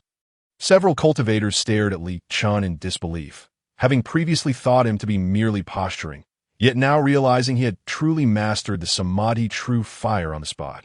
On the cloud platform, the 3 saints silently observed the battlefield, with Yuan Shi Tianzun praising, "This young man has indeed grasped this formidable technique." Lao Zi smiled and remarked, "Previously, he bore no trace of the samadhi true fire's laws. Unlike those disciples who sought fame, he must have learned it on sight." Tong Tianjiao Zhu remained silent, equally surprised by Li Chen's performance. This disciple had brought him too many pleasant surprises. Once the flames filled the swallowing canopy, Li Chun reopened his eyes, beckoning to retract the canopy. Tai Zhenren's eyes widened in disbelief. He was reluctant to accept that Li Chun had learned the samadhi true fire so effortlessly. However, upon seeing Li Chun step into the sea of samadhi true fire conjured by his 9 dragons' divine fire canopy, emerging in scathe, he couldn't help but clench his fists. Indeed, he had mastered the samadhi true fire. Within the fiery sea, Li Chun felt the samadhi true fire surrounding him. Suddenly, he swung his arms vigorously, directing the samadhi true fire within him to amplify the flames that should have scorched him, causing the inferno to surge with even greater ferocity. Observing Li Chen's actions, Tai Zhenren's eyes flashed with astonishment as he hastily activated the 9 dragons' divine fire canopy. Yet the samadhi true fire unleashed by the 9 fiery dragons was already beyond his control. The inferno, now commanded by Li Chun, surged forth as he flipped his hand, creating a tumultuous wave of fire that spiraled like a colossal dragon towards Tai Zhenren. Tai Zhenren's expression shifted, and he dared not hesitate, summoning the yin-yang treasure sword in an attempt to withstand the oncoming inferno. As the flames engulfed him, he felt a powerful impact that forced him to stagger back several steps. Under the force of the fiery tide, he was propelled backward as if beset by a violent gale, his body tumbling through the air, a fleeting shadow resembling a shooting star, crashing into the sea of flames. With a dull thud, Tai Yizhenren arced through the air, ultimately landing heavily in the distance. Witnessing this scene, numerous celestial beings in the audience could not suppress their astonishment, rising to observe. The turn of events was so sudden. Just moments ago, Li Chen had been suppressed, and now Tai Yizhenren had been defeated. Seeing Li Chen victorious, Zhao Gongming stood up, pointing at the disheveled Tai Yizhenren and laughing heartily. Ha ha! Even employing a supreme innate spiritual treasure, yet still reduced to this state. How embarrassing! Tai Yizhenren, rising in disarray, was aware of his own mastery of the samadhi true fire. Thus, he had no intention of begging for mercy from Li Chen or retracting his divine powers. However, being forcibly knocked off the stage left him feeling quite humiliated, especially with Zhao Gongming's taunt. His face burned with shame. With a scowl, Tai Yizhenren clasped his hands towards Li Chen, unwilling to utter another word, and retreated to the ranks of the Chen sect. In contrast, Li Chen displayed more courtesy, bowing respectfully to Tai Yizhenren and exclaiming, "Thank you for your guidance." His voice resonated throughout every corner of the 8 scenery palace, making it nearly impossible not to hear. Tai Yizhenren, who had been walking steadily, stumbled slightly at the sound of these words. Nearly losing his balance, returning to the crowd of the 12 golden immortals, Li Chen also turned his gaze toward them. This time, they refrained from extensive discussion. Guangchengzi, the foremost disciple of the Chen sect, stood up and strode directly onto the stage. The fact that they had already suffered 4 defeats at the hands of Li Chen was no trivial matter. It felt akin to being soundly slapped in the face. There could be no further mistakes that the foremost disciple of the Chen sect. He had to step forward, even if it meant facing accusations of bullying the weak. Guangchengzi approached the stage and bowed to Li Chen, introducing himself as Guangchengzi of the Chen sect, seeking to learn from his junior brother. As he spoke, Guangchengzi's gaze was fixed intently on Li Chen, having already devised a plan to thoroughly reprimand him. Seeking to restore the honor of the 12 golden immortals and the Chen sect, Li Chen, unfazed, reciprocated the bow. "Senior brother Guangchengzi, your cultivation is unparalleled. I concede, Li Chen declared. Upon hearing this, Guangchengzi wore a puzzled expression, even rubbing his ears, suspecting he had misheard. "What?" Guangchengzi leaned closer to inquire. "I said, I concede." Recognizing my inferiority, Li Chen replied with a smile. Guangchengzi, a great Luo golden immortal and the direct disciple of Yuan Shi Tianzun, possessed exceptional strength. In contrast, Li Chen had only recently ascended to the Tai Yi golden immortal realm. In a true battle, he would certainly be no match for Guangchengzi. Moreover, Li Chen understood that he had just defeated 4 of the 12 golden immortals, effectively humiliating the Chen sect. If a real fight ensued, Guangchengzi would not spare him, and he might find himself embarrassed as well. Given these circumstances, why should he invite trouble upon himself? It was far better to concede. If he couldn't win, he might as well irk his opponent. Upon hearing Li Chen concede, Guangchengzi felt as though he had struck a pillow with a punch, having finally mustered the courage to confront this individual only for him to surrender at the last moment. The humiliation experienced by his fellow disciples was left unaddressed, and this fellow had gained fame at their expense without tasting any consequences. If word of this spread, how would the 12 golden immortals maintain their standing in the primordial world? Guangchengzi felt a suffocating frustration. "No," he exclaimed. "You cannot concede." He shouted this out, perhaps realizing his earlier conduct was somewhat rude, and quickly added, "Junior brother, the path of cultivation is one of defiance against the heavens. To perceive yin and yang, to seize creation, and to command the cosmos of sun and moon. How can you surrender at the first sign of difficulty?" Li Chen shook his head. No, I believe that in the matter of cultivation, one must align with the timing of heaven and follow the natural way. Only then can one's realm progress steadily, lest one crash into a wall and regret it. No. Guangchengzi insisted. Some matters can only be understood through experience. One cannot make arbitrary assumptions. Guangchengzi wished he could proclaim, Though I'm a great Luo golden immortal, I'm actually quite weak. Why not give it a try? You might just defeat me. No, no, no. Li Chun countered, it is essential to possess self-awareness. After their spirited debate, Guang Qingzi pursed his lips, casting a resentful glare at Li Chun. He had come to understand that Li Chen's words were merely excuses to avoid confrontation. Seeing Guang Qingzi fall silent, Li Chun bowed once more and descended from the stage. Guang Qingzi, now alone on the platform, felt quite vexed. After a flick of his sleeve, he returned to join the ranks of the 12 Golden Immortals. With Li Chen gone, there was no need for him to remain on stage. It was not yet his turn as a great Luo Golden Immortal disciple to intervene. As soon as Li Chen stepped down, Zhao Gongming approached him, wrapping an arm around his shoulders and guiding him back to his seat. Well done. Zhao Gongming praised with a beaming smile that you've dealt a resounding blow to those arrogant Chan sect fellows. Just lucky, Li Chun humbly replied. Surely, it was not merely luck. One side of the platform. Bai Xiao also leaned forward, her head poking out, and candidly inquired, how did you master the Samadhi true fire so quickly? I have yet to uncover the secret. I had studied it for a while previously. What you saw just now was merely the culmination of that effort. Li Chun replied, I knew it.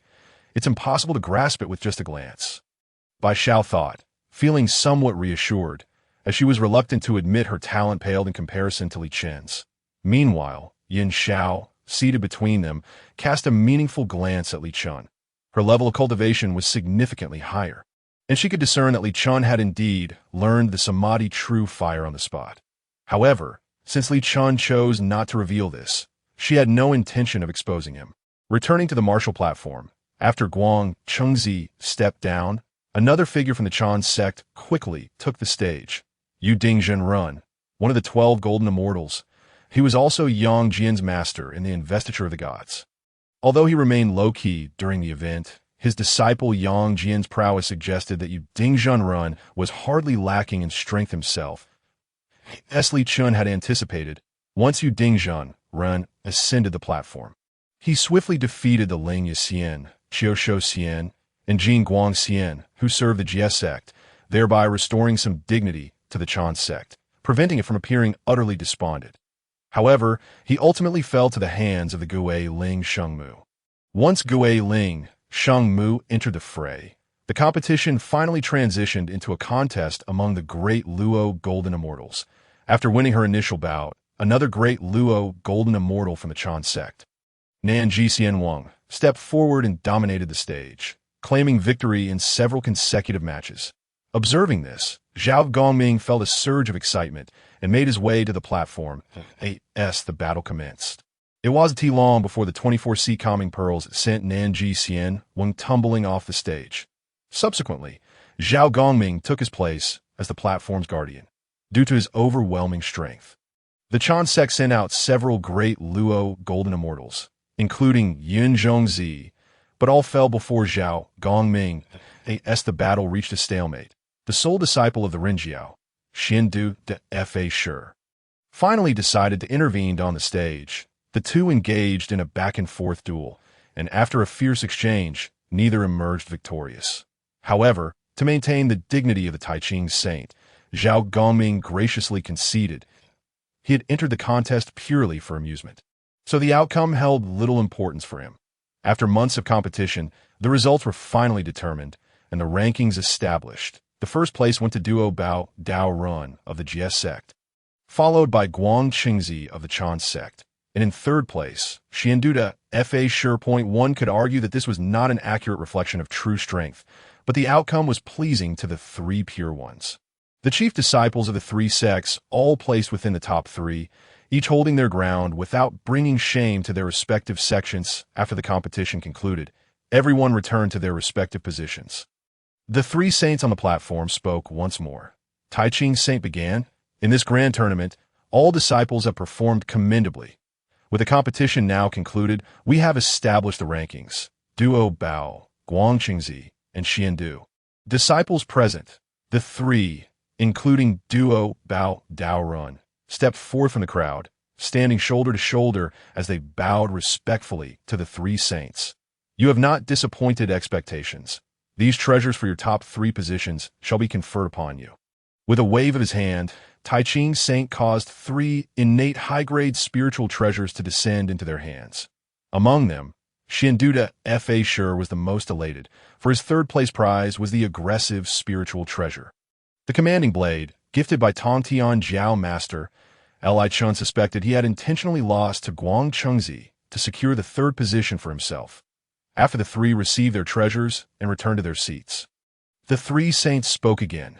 "Next, we shall reward the disciples who have excelled in this grand tournament." Hearing this, everyone looked on with anticipation, for excellence was rather subjective, and anyone could potentially receive the saints' accolades. Making the selections unpredictable. Li Chun began Yuan Shi Tianzun, his voice steady. Upon hearing his name, Li Chun rose from the crowd and made his way to the stage. He was not surprised to be called.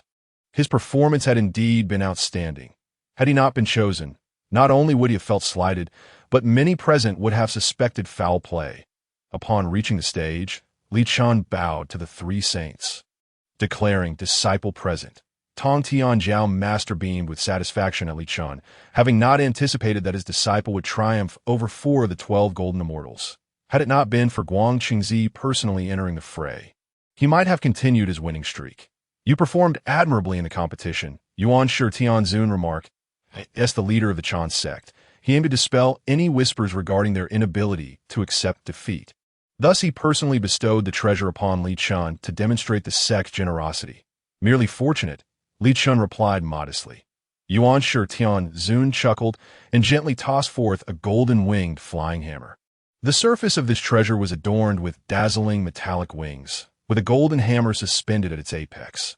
This is the post-heaven high-grade spiritual treasure, the golden-winged flying hammer, which I painstakingly crafted from rare materials of the Primordial era. Once donned, you shall be swift as the wind, outrunning even ordinary great Luo golden immortals, and it possesses its own offensive capabilities. As the golden-winged flying hammer landed in his hands, Li Chen's eyes glimmered with delight. Apart from the commanding blade presented by Tongtian Jiao Master, this golden-winged flying hammer was undoubtedly the most valuable prize. Given his current strength as merely a Tai golden immortal, and with countless formidable opponents in the primordial world, should he encounter an adversary of the great Luo golden immortal caliber in the future, he might not be able to prevail, but he could certainly escape. "Thank you, Master Uncle, for the bestowed treasure." Li Chun bowed in gratitude.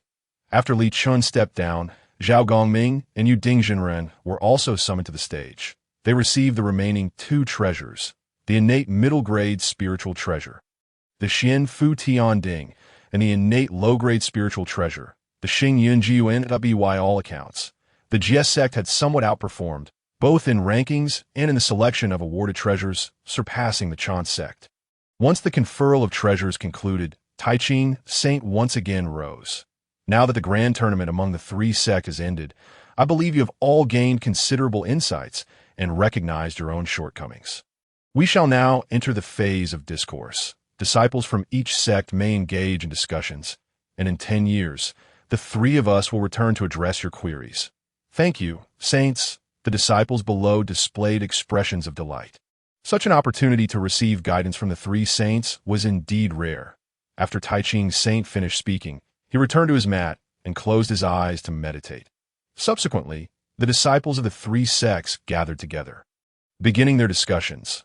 Among them, many engaged in heated arguments due to differing ideologies, their faces flushed with fervor, eager for the saints to adjudicate their disputes in 10 years. Had the competition not concluded, they would have likely dragged each other back onto the martial platform to settle their disagreements through combat.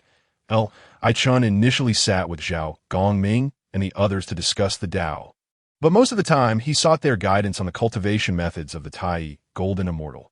However, when it came to formations, he also shared his insights, drawing the attention of Yun Xiao and others. Over the first few years of discourse, Li Chun learned a great deal from Zhao Gongming and the others, feeling that his path as a Tai golden immortal became smoother in the following years. The disciples of the Chan and Jie sects also gathered to discuss the techniques and divine powers demonstrated in the recent competition. Although the 3 pure ones had parted ways, their relationships remained amicable. not yet reaching the point of life and death enmity as seen during the investiture of the gods. However, Li Chun found himself less favored among the 12 golden immortals, prompting him to seek out Yinzhong Zi for discourse. Speaking of Yinzhong Zi, he was quite unique within the Chen sect, known as the immortal of fortune and virtue. Unlike the second-generation disciples, such as Guang Qingzi and Qi Jingzi, who often relied on numbers and strength to overwhelm their opponents, Yinzhong Zi genuinely sought to eliminate Su Daji during the investiture of the gods, attempting to alter the fate of the Shang dynasty to save the people and restore peace. Yinzhong Zi treated Li Chun with respect, imparting numerous divine powers and cultivation methods. 10 years swiftly passed. The three saints on the platform gradually opened their eyes. Tai Ching Saint surveyed the still arguing crowd and remarked, "It seems you have all gained quite a bit." Lousy spoke. The crowd within the 8 scenery palace bowed towards the three sages, their voices gradually diminishing. If there are any uncertainties, feel free to inquire. "We shall address them one by one," proclaimed the Tantian Patriarch. Subsequently, the assembly expressed their confusions encountered during the discourse, with many presenting their differing ideologies, eager to engage in a contest of wits. There was no particular order. Those who were more anxious stepped forward to pose their questions first. However, Li Chun remained unhurried, patiently awaiting his turn. Most of the 12 golden immortals directed their queries towards their master, the primordial supreme being, while the disciples of the Jie sect, including the 3 Miaos and the Golden Spirit, sought wisdom regarding the art of formations. Disciples who had attained the great Luo golden immortal realm inquired about the method of slaying the 3 corpses, aiming for a leap towards the quasi-saint realm. Once the majority had posed their questions, Li Chun observed that no one else had stepped forward, prompting him to emerge from the crowd. All eyes turned towards him. His remarkable performance in the recent contest had piqued everyone's curiosity about the nature of his inquiry. Some speculated that he might inquire about the methods of divine powers, particularly since he had grasped the essence of the 3 calamities' true fire in less than a few hours, showcasing his exceptional talent in this regard. With no immediate prospects for elevating his realm, focusing on the methods of divine powers appeared to be a prudent path. However, to their surprise, Li Chun did not bow towards his own master, the Tantian Patriarch, but instead directed his reverence towards the side where the primordial supreme being stood. "Master Uncle," he addressed. Not only were the disciples below taken aback, but even the 3 pure ones on the cloud platform were astonished. As they had anticipated, Li Chun would follow suit like the others in the Jie sect and seek guidance from the Tantian Patriarch. Instead, he chose to consult the primordial supreme being of the Chen sect. "What perplexities do you harbor?" inquired the primordial supreme being. "I have delved into the path of artifact refinement for quite some time, yet I have yet to uncover its methods," Li Chun articulated. Having already learned the art of formations from the Tantian Patriarch, he sought to master both alchemy and artifact refinement, and with both the Ta Ching sage and the primordial supreme being present, he realized that such an opportunity might not present itself again. After a moment's contemplation, he resolved to seek the primordial supreme being's insights on artifact refinement, although he harbored aspirations to learn the art of alchemy from Laozi as well. He refrained from approaching both sages simultaneously, fearing it might be perceived as arrogance, resulting in his expulsion from the 8 scenery palace, leaving him with nothing. Thus, he prioritized mastering artifact refinement first, planning to pursue alchemy at a later date. "I shall elaborate on the art of artifact refinement during my discourse shortly," the primordial supreme being assured. The others looked on with delight, aware that this was not a private lesson, as they too would have the opportunity to listen. Artifact refinement was indeed the primordial supreme being's forte, and given their own statuses, they had not distinguished themselves in the recent contest. Hence, they hesitated to voice their desires to learn, but now they found themselves fortuitously benefiting from this opportunity. "Thank you, Master Uncle," Li Chun replied with a respectful bow before stepping back. After Li Chun withdrew, several others approached to voice their own difficulties. Once all inquiries were made, the Ta Ching sage rose and gestured for everyone to return to their seats. "We have acknowledged your perplexities. Let us commence with the teachings."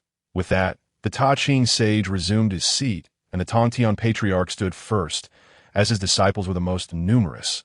Thus, it was only fitting that he addressed them first. Being the youngest of the three pure ones, the Tontian Patriarch began his discourse. The eighth scenery palace was enveloped in wondrous phenomena. Golden lotuses blossomed, trees reached toward the heavens, and golden flowers descended. He initially addressed the queries of those with lower cultivation, gradually delving into more profound matters, laden with the subtleties of the heavenly Tao. The audience listened raptly, their brows occasionally furrowing in concentration or relaxing in understanding, as they unraveled long-standing conundrums. When the teachings ascended to more esoteric realms, disciples below the golden immortal level struggled to comprehend, yet some resolved to memorize the teachings, planning to ponder them further upon their return. However, they soon realized that despite their efforts to retain the knowledge, it slipped away from their minds. The profundity of the Tao was ineffable. That which one did not understand remained beyond reach, and only that which one truly comprehended belonged to one's self. As Li Chen engaged with the teachings, he gleaned considerable insights, utilizing his extraordinary comprehension to rectify some of his own deficiencies. When the discussion shifted to the method of slaying the three corpses, he gradually emerged from his state of enlightenment. Slaying the three corpses would elevate him to the quasi-saint realm, two major levels above his current standing, and understanding it at this juncture would serve little benefit, potentially hindering his cultivation. Decades later, the Tontian Patriarch's voice gradually subsided. The assembled disciples bowed in gratitude, exclaiming, "Thank you, sage, for your teachings." After the Tontian Patriarch returned to his mat, the disciples took time to reflect on the insights they had gained over the years. Years later, the Primordial Supreme Being also rose to address those who had posed questions to him, initiating his explanation of the Tao. Similar to the Tontian Patriarch, as the Primordial Supreme Being spoke, the eighth scenery palace was filled with various phenomena. His words transformed into vibrant clouds, and countless rhythms coalesced into boundless purple chi. The audience once again immersed themselves in a state of profound comprehension, feeling as though the Tao unfurled before them. This sensation was undoubtedly one of the most exquisite experiences in existence. The Primordial Supreme Being addressed the challenges faced by the disciples of the Chen sect, while also imparting insights on the cultivation methods of divine powers. After expounding for 2 to 3 decades, the Primordial Supreme Being suddenly paused. The audience, puzzled, opened their eyes, for it was uncommon for a sage to halt during a discourse. Upon closer inspection, they realized the Primordial Supreme Being was not gazing at them collectively, but rather fixating on Li Chen. To the moment of his pause, Li Chen sensed a calling and glanced up. Indeed, in the next instant, the Primordial Supreme Being began to elucidate the art of artifact refinement. The audience swiftly entered a state of attentiveness, determined not to squander this rare opportunity. The art of artifact refinement was extraordinarily profound. Although the Primordial Supreme Being commenced with foundational concepts, it was not long before some struggled to keep pace with his insights. Those unable to follow, instead, opened their eyes and surveyed their surroundings. Upon noticing several others who, like themselves, had lost track of the discourse, they exchanged knowing smiles, feeling as though they had found kindred spirits. However, they were soon captivated by the phenomena manifesting within the venue. "What is that?"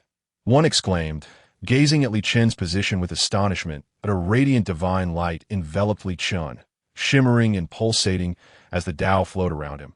"This is the phenomenon of sudden enlightenment," a voice cried out.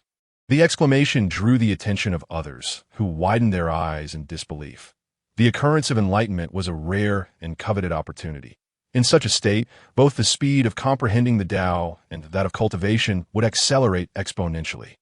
Generally, an immortal might encounter such a moment only once in a lifetime, with some never experiencing it all.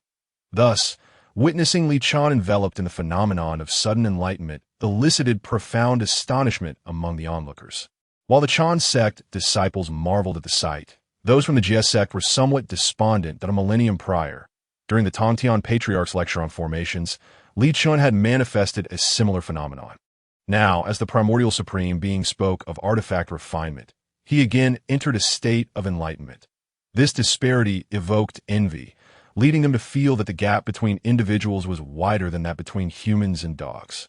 To attain enlightenment in the art of artifact refinement is truly remarkable. One disciple mused, If it were during a lecture on some divine power, their envy would not sting as deeply, but to experience enlightenment in the art of artifact refinement. One of the 3,000 paths.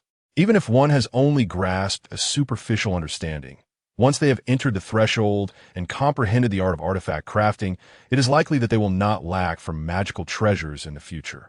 Among the crowd, many cast unfriendly glances at Li Chen, hoping he would swiftly emerge from his state of enlightenment. This sentiment was not limited to those from the Chen sect who had grievances with Li Chen, but also included numerous narrow-minded individuals from the Jie sect who believed that if they could not possess something, others should not have it either. Months passed, and several individuals remained ensnared in the state of listening to the teachings. Upon emerging from this state, they were irresistibly drawn to the extraordinary phenomena produced by Li Chen, their eyes wide with astonishment. The opportunity for enlightenment. How could it not have occurred to them? At this moment, Zhao Gongming awakened as well. However, he held little interest in the path of artifact crafting. Thus, he had not mastered it to any significant extent, and when the discussion ventured into profound territory, he found himself lost.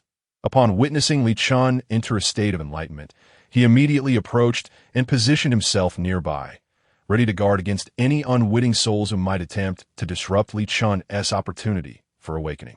As time drifted by, a year or two passed, and a number of disciples from the 12 golden immortals of the Chen sect began to awaken from their listening states. Upon seeing Li Chen in his moment of enlightenment, they clenched their fists, feeling a tumult of emotions. Having accompanied their master for many years and gained some proficiency in artifact crafting, they were dismayed that not a single one of them had managed to endure as long as this outsider. Now, apart from a few disciples well-versed in the art of crafting, such as Liu, Yin Zhongzi, and Yu Yuan, the rest had emerged from their states of listening and turned their gazes toward the awe-inspiring Li Chen. Their expressions varied.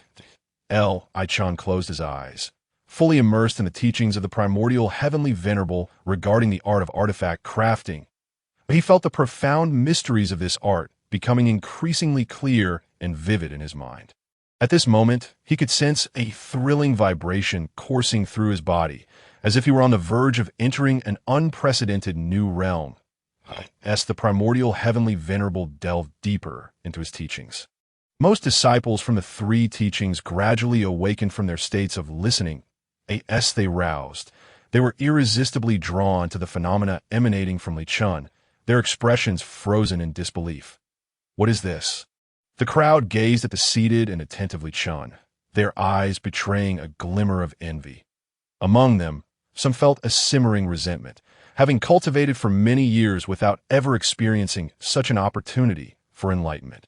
While Li Chen seemed to be favored by fortune, within the 8 scenic palace, aside from Li Chen still in a state of enlightenment, there were also Guang Chengzi, Yin Zhongzi, Jinling Shimu, Yu Yuan, and a few others, all of whom remained in deep meditation, attentively absorbing the teachings of the primordial heavenly venerable. Glances were exchanged among the onlookers, speculating which of these individuals would be the first to emerge from their state of listening. Most believed Guang Chengzi or Yin Zhongzi would awaken first, as they were both disciples of the primordial heavenly venerable, having cultivated alongside him for many years, naturally gaining a deeper understanding of the art. Jinling Shimu was also renowned for her prowess in crafting various magical treasures within the Jie sect, making it difficult to predict who would awaken first. Thus, 6 months passed. Guang Chengzi slowly roused from his trance-like state of listening, the sights before him appearing somewhat blurred, as if he were still enveloped in the teachings of the primordial heavenly venerable on artifact crafting. He shook his head slightly, a pang of regret swelling within him. The art was too profound, and he found himself unable to comprehend it beyond this point. However, upon opening his eyes, Guang Chengzi was taken aback by the multitude of gazes fixed upon him. Feeling somewhat uneasy, he scanned the surroundings, puzzled as to why the other disciples were observing him so intently. Guang Chengzi had awakened first. Following the others' gazes, he turned to see Li Chen, seated in stillness, surrounded by swirling divine light, emanating mysterious phenomena. Guang Chengzi's heart trembled. What was happening? He stared unblinkingly at the extraordinary occurrences surrounding Li Chen, his expression momentarily frozen in disbelief. Enlightenment phenomena? Such an opportunity had only graced him once. During his breakthrough to the golden immortal realm, an event that had transpired tens of thousands of years ago. Since then, he had never again experienced such profound sensations. Soon, Guang Chengzi's expression turned complex. His brow furrowing.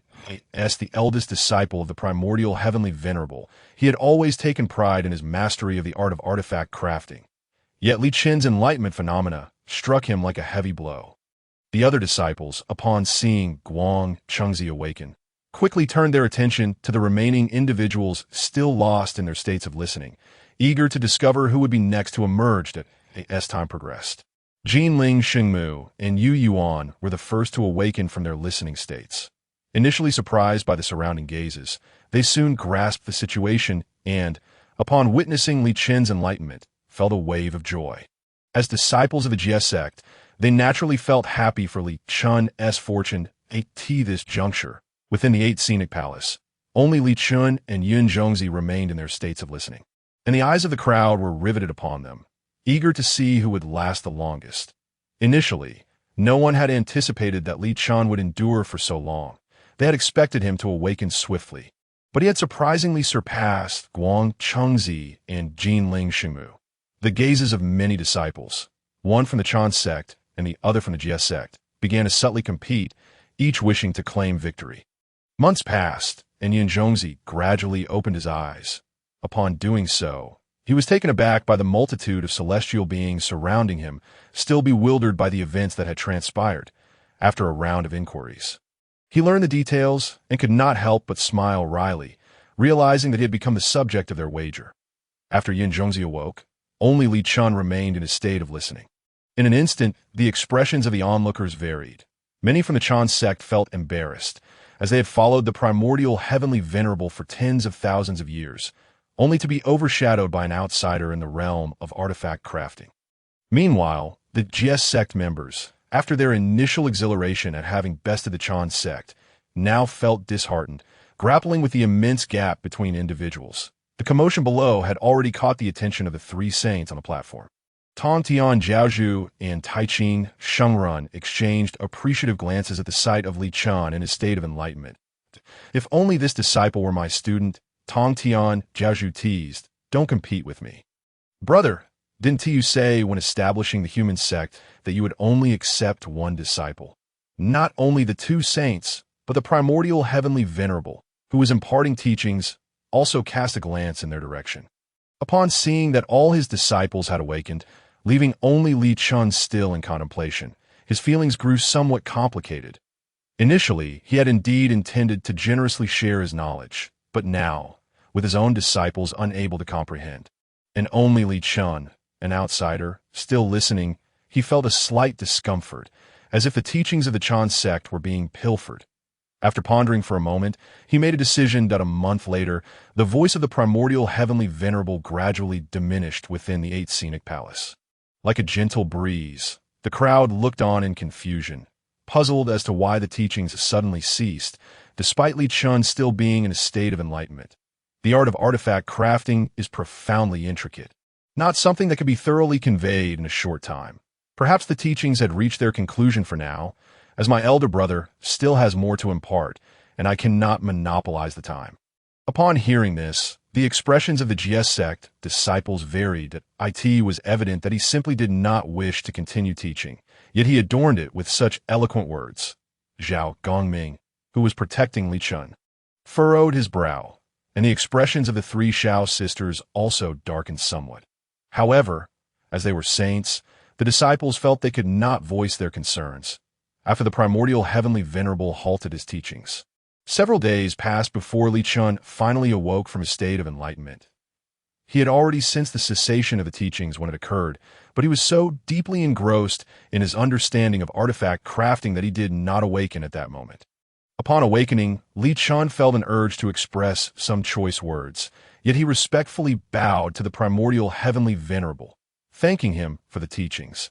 This session has been immensely rewarding for me. At that moment, he had already acquired the ability to forge postnatal spiritual treasures. Although the innate treasures and top-grade spiritual artifacts could not be refined, The low-grade spiritual artifacts of the postnatal realm could be crafted as long as the necessary materials were procured. Medium-grade spiritual artifacts of the postnatal realm could also be produced, albeit with a lower probability of success. However, this probability, though currently modest, would likely improve as he addressed his gaps in the path of artifact refinement. With a demeanor befitting a sage, Yuan Shi Tianzin nodded and remarked, "That is well." After Li Chun returned to his seat, Ta Qing Shengran approached to elucidate the queries posed by disciples from both the Chan and Jie sects regarding their cultivation perplexities. This discourse continued for 6 months before Ta Qing Shengran concluded his teachings. Upon the conclusion of his sermon, the assembly respectfully rose and gazed towards the celestial platform.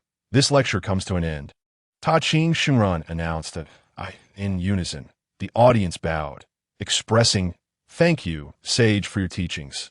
After rising from their bows, they beheld the 3 sages gradually fading amidst a gentle glow. Following their departure, the crowd did not disperse immediately, but lingered within the 8 scenic palace, exchanging insights on their realizations during the lecture, ensuring their understandings were sound to avoid any pitfalls in their future cultivation. Days later, the 8 scenic palace remained vibrant, though some began to take their leave.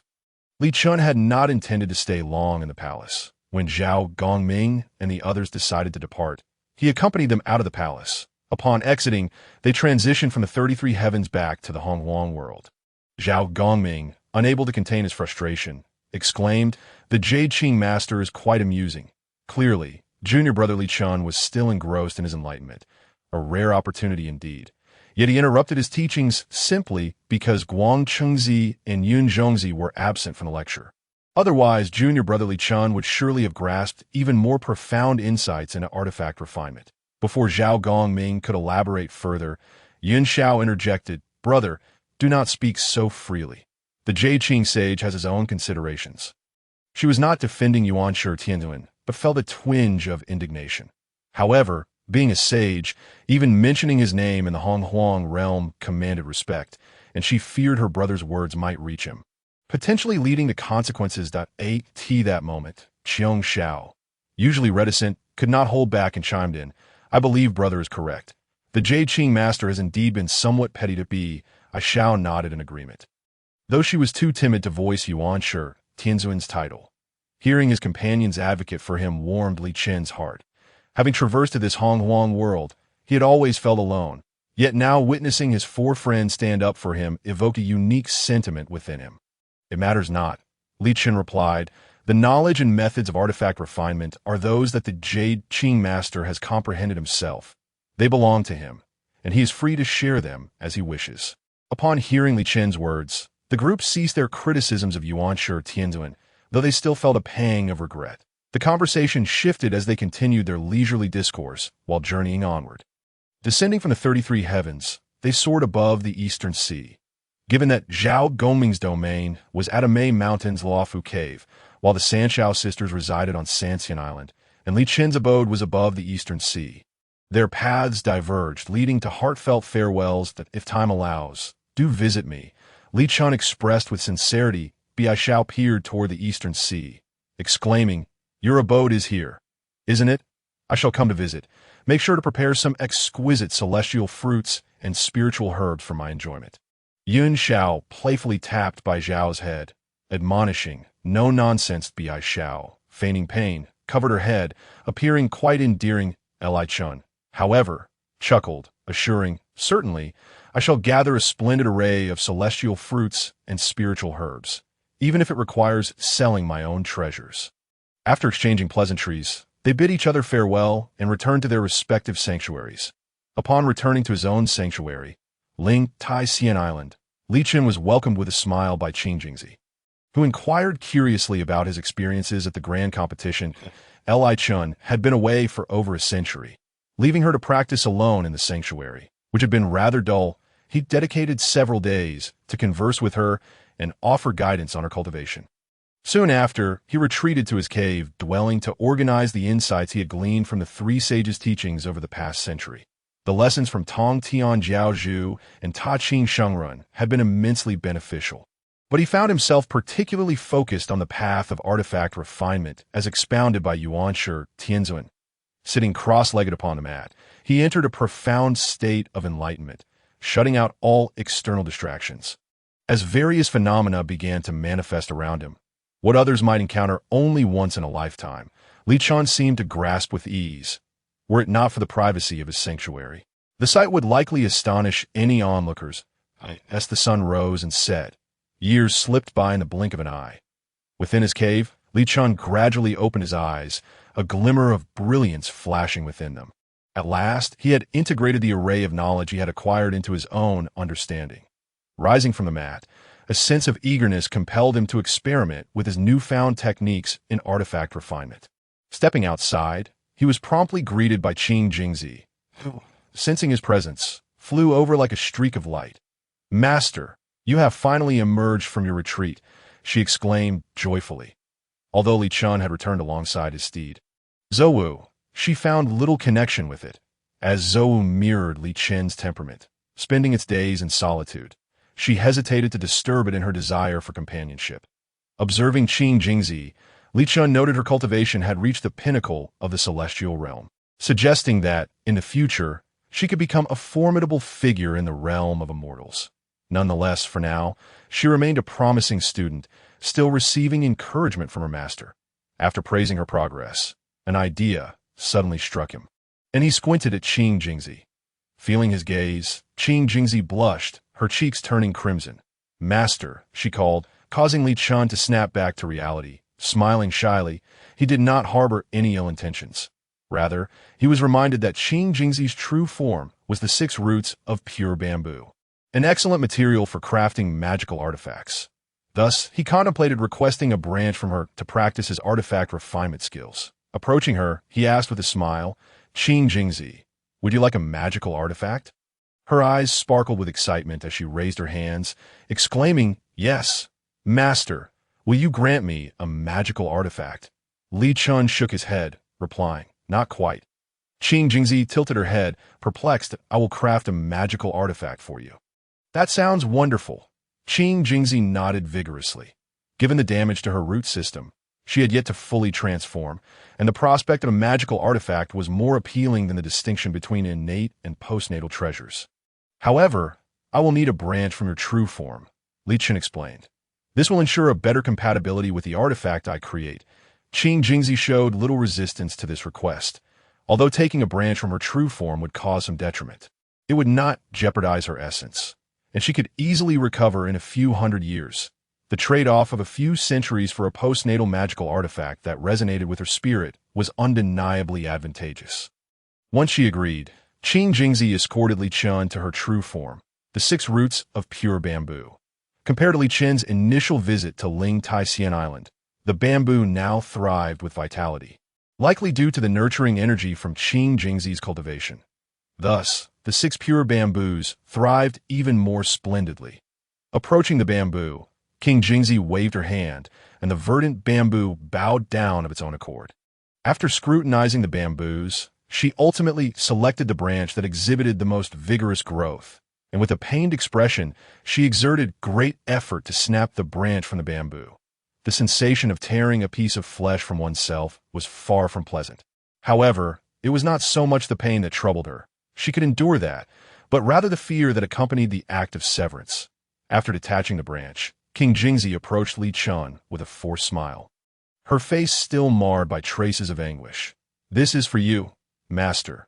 You must refine it well, and if possible, produce a mid-grade spiritual treasure for me," she said, wiping away her tears.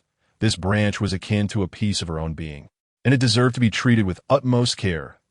Li Chuan accepted the branch of the 6th grade pure bamboo, a treasure among the top 10 innate spiritual roots. If planted in a location abundant with spiritual energy, it would, after several millennia, at the very least, mature into a mid-grade innate spiritual root. Thus, the quality of this raw material was exceptional, even if his current success rate for refining mid-grade treasures was not particularly high. The outstanding nature of this foundational material significantly enhanced his chances. "Rest assured," Li Chuan said, gently ruffling King Jingzi's hair, "I shall honor your sacrifice." After advising King Jingzi to refrain from wandering off to the islands and to focus on her cultivation, He returned to his cave dwelling. Settling back onto his meditation mat, Li Chun placed the 6th-grade pure bamboo branch before him. He did not intend to commence refining immediately. Using such fine material for his first treasure made him apprehensive about potential mishaps due to a momentary lapse in concentration. Therefore, he engaged in quiet meditation to adjust his state to its optimum before retrieving various common materials from the primordial era from his sleeve. Yin Jingshi, Jinyan stone, Zijin copper, and cooling branch. Li Chun methodically extracted these materials one by one. After categorizing the attribute-matching materials, he closed his eyes and summoned the spiritual energy within him. He then extended his palm, conjuring a blazing red flame that danced in his hand. This was the samadhi true fire he had comprehended during a contest. Not only was it highly effective for alchemical refining, but also proved superb for crafting spiritual treasures. Once the samadhi true fire was ignited, Li Chun placed the prepared materials into the flames, refining their essences and expelling impurities to enhance the quality of the resulting spiritual treasure. As the materials melted into liquid form, he began to merge them, employing his crafting techniques to ensure a harmonious blend without conflict. The materials fused flawlessly, and Li Chun commenced shaping them, etching the innate divine seals onto the surface. The number of divine seals a treasure could accommodate directly correlated with its quality. For instance, innate treasures possessed 48 innate divine seals, while postnatal treasures contained a comparable number of human-made divine seals. Decades slipped by in the blink of an eye.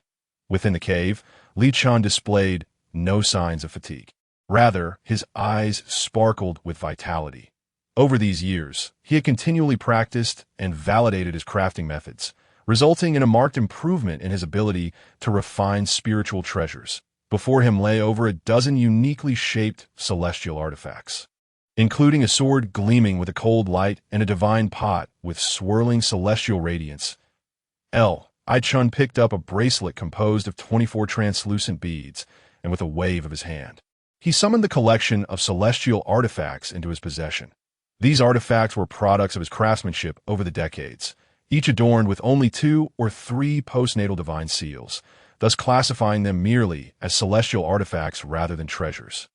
Nevertheless, despite not being classified as spiritual treasures, such exquisite celestial artifacts would certainly attract considerable competition among the heavenly beings in the current primordial realm.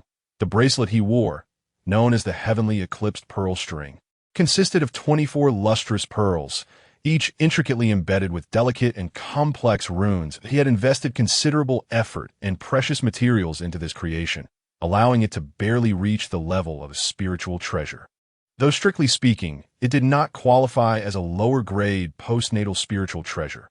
The primary reason for this was his practice of utilizing spatial divine abilities to store items within his sleeve, which inspired him to forge a spatial treasure for himself. Indeed, each of the 24 pearls contained a miniature world within, not only serving as a storage space, but also capable of being utilized as an offensive treasure in emergencies. After gathering all his items, Li Chun's gaze turned to the most significant treasure still resting within his cave, a 3-legged cauldron, its surface shimmering with a gentle divine light, embodying the culmination of his crafting efforts over the decades, the Star Abyss Spirit Furnace. He had employed materials of even greater quality than those used in the heavenly eclipsed pearl string, dedicating additional time and effort to ultimately forge it into a lower-grade postnatal spiritual treasure. The 3 legs of the Star Abyss Spirit Furnace symbolize the trinity of heaven, earth, and humanity, inscribed with the celestial transformations of the stars. During the refining process, the furnace could absorb stellar energies, thus elevating the quality of the treasures crafted within. To excel in one's craft, one must first sharpen their tools. Li Chun created the Star Abyss Spirit Furnace primarily to prepare for the refinement of the branch. With the aid of the furnace, the probability of success in employing the samadhi true fire for crafting would be significantly increased, and the quality of the resulting spiritual treasures would be further enhanced. After another round of meditation to attain peak condition, Li Chun finally picked up the branch of the 6 pure bamboos, his expression solemn. Once prepared, he guided the spiritual energy from Lingtai Island into the Star Abyss Spirit Furnace. Outside the cave, King Jingzi, who was cultivating beneath the 6 pure bamboos, awakened from her meditative state upon sensing the stirring of spiritual energy from Lingtai Island, gazing in wonder at the transformations occurring within the celestial realm. Is Master finally going to refine a treasure for me? She thought, her eyes gleaming with anticipation. The spiritual energy swirled and flowed within the formation of the Star Abyss spirit furnace, coalescing like countless fine threads. Li Chun summoned the Samadhi True fire once more, infusing it into the furnace that in an instant, the entire Star Abyss spirit furnace blazed crimson, the celestial transformations inscribed upon its surface illuminating one by one, mirroring the stars above. Once the temperature within the furnace reached an adequate level, Li Chun gently tossed the branch of the 6 pure bamboos into the furnace. The branch hovered momentarily in mid-air before transforming into a streak of light. Darting into the Star Abyss spirit furnace, Li Chun channeled all his magical power into the Samadhi True Fire technique. The quality of the branch was extraordinary, its hardness rivaling that of the most resilient crafting materials in the primordial realm. Refining it into a treasure would require a time investment exceeding that of ordinary materials by a factor of 10. The refining process extended over a century, and as Li Chun gradually opened his eyes, he felt that the time had finally come. Li Chun spoke, then extended his hand to wipe across the pearl necklace he held, a flash of golden light illuminating the air. Rare treasures from the primordial realm, such as blue crystal divine sand, Lihua phoenix wood, ink gold, and dazzling crystal, materialized and hovered above. After a brief inspection to confirm the quality of these treasures was impeccable, Li Chun proceeded to place each one into the furnace. As the materials were added, he continued to manipulate the 3 flames of true fire, extracting them into a liquid essence. Acutely that moment, the bitter bamboo branch transformed, becoming a bamboo shoot half a person's height, its surface shimmering with golden light. With the preliminary preparations complete, the true crafting of the magical artifact began. Li Chun guided the fusion of these materials, and after nearly a century, a nascent form of the artifact emerged, a bamboo staff with a lustrous, oily surface. Once the initial form was crafted, Li Chun focused intently, taking the time to optimize his state.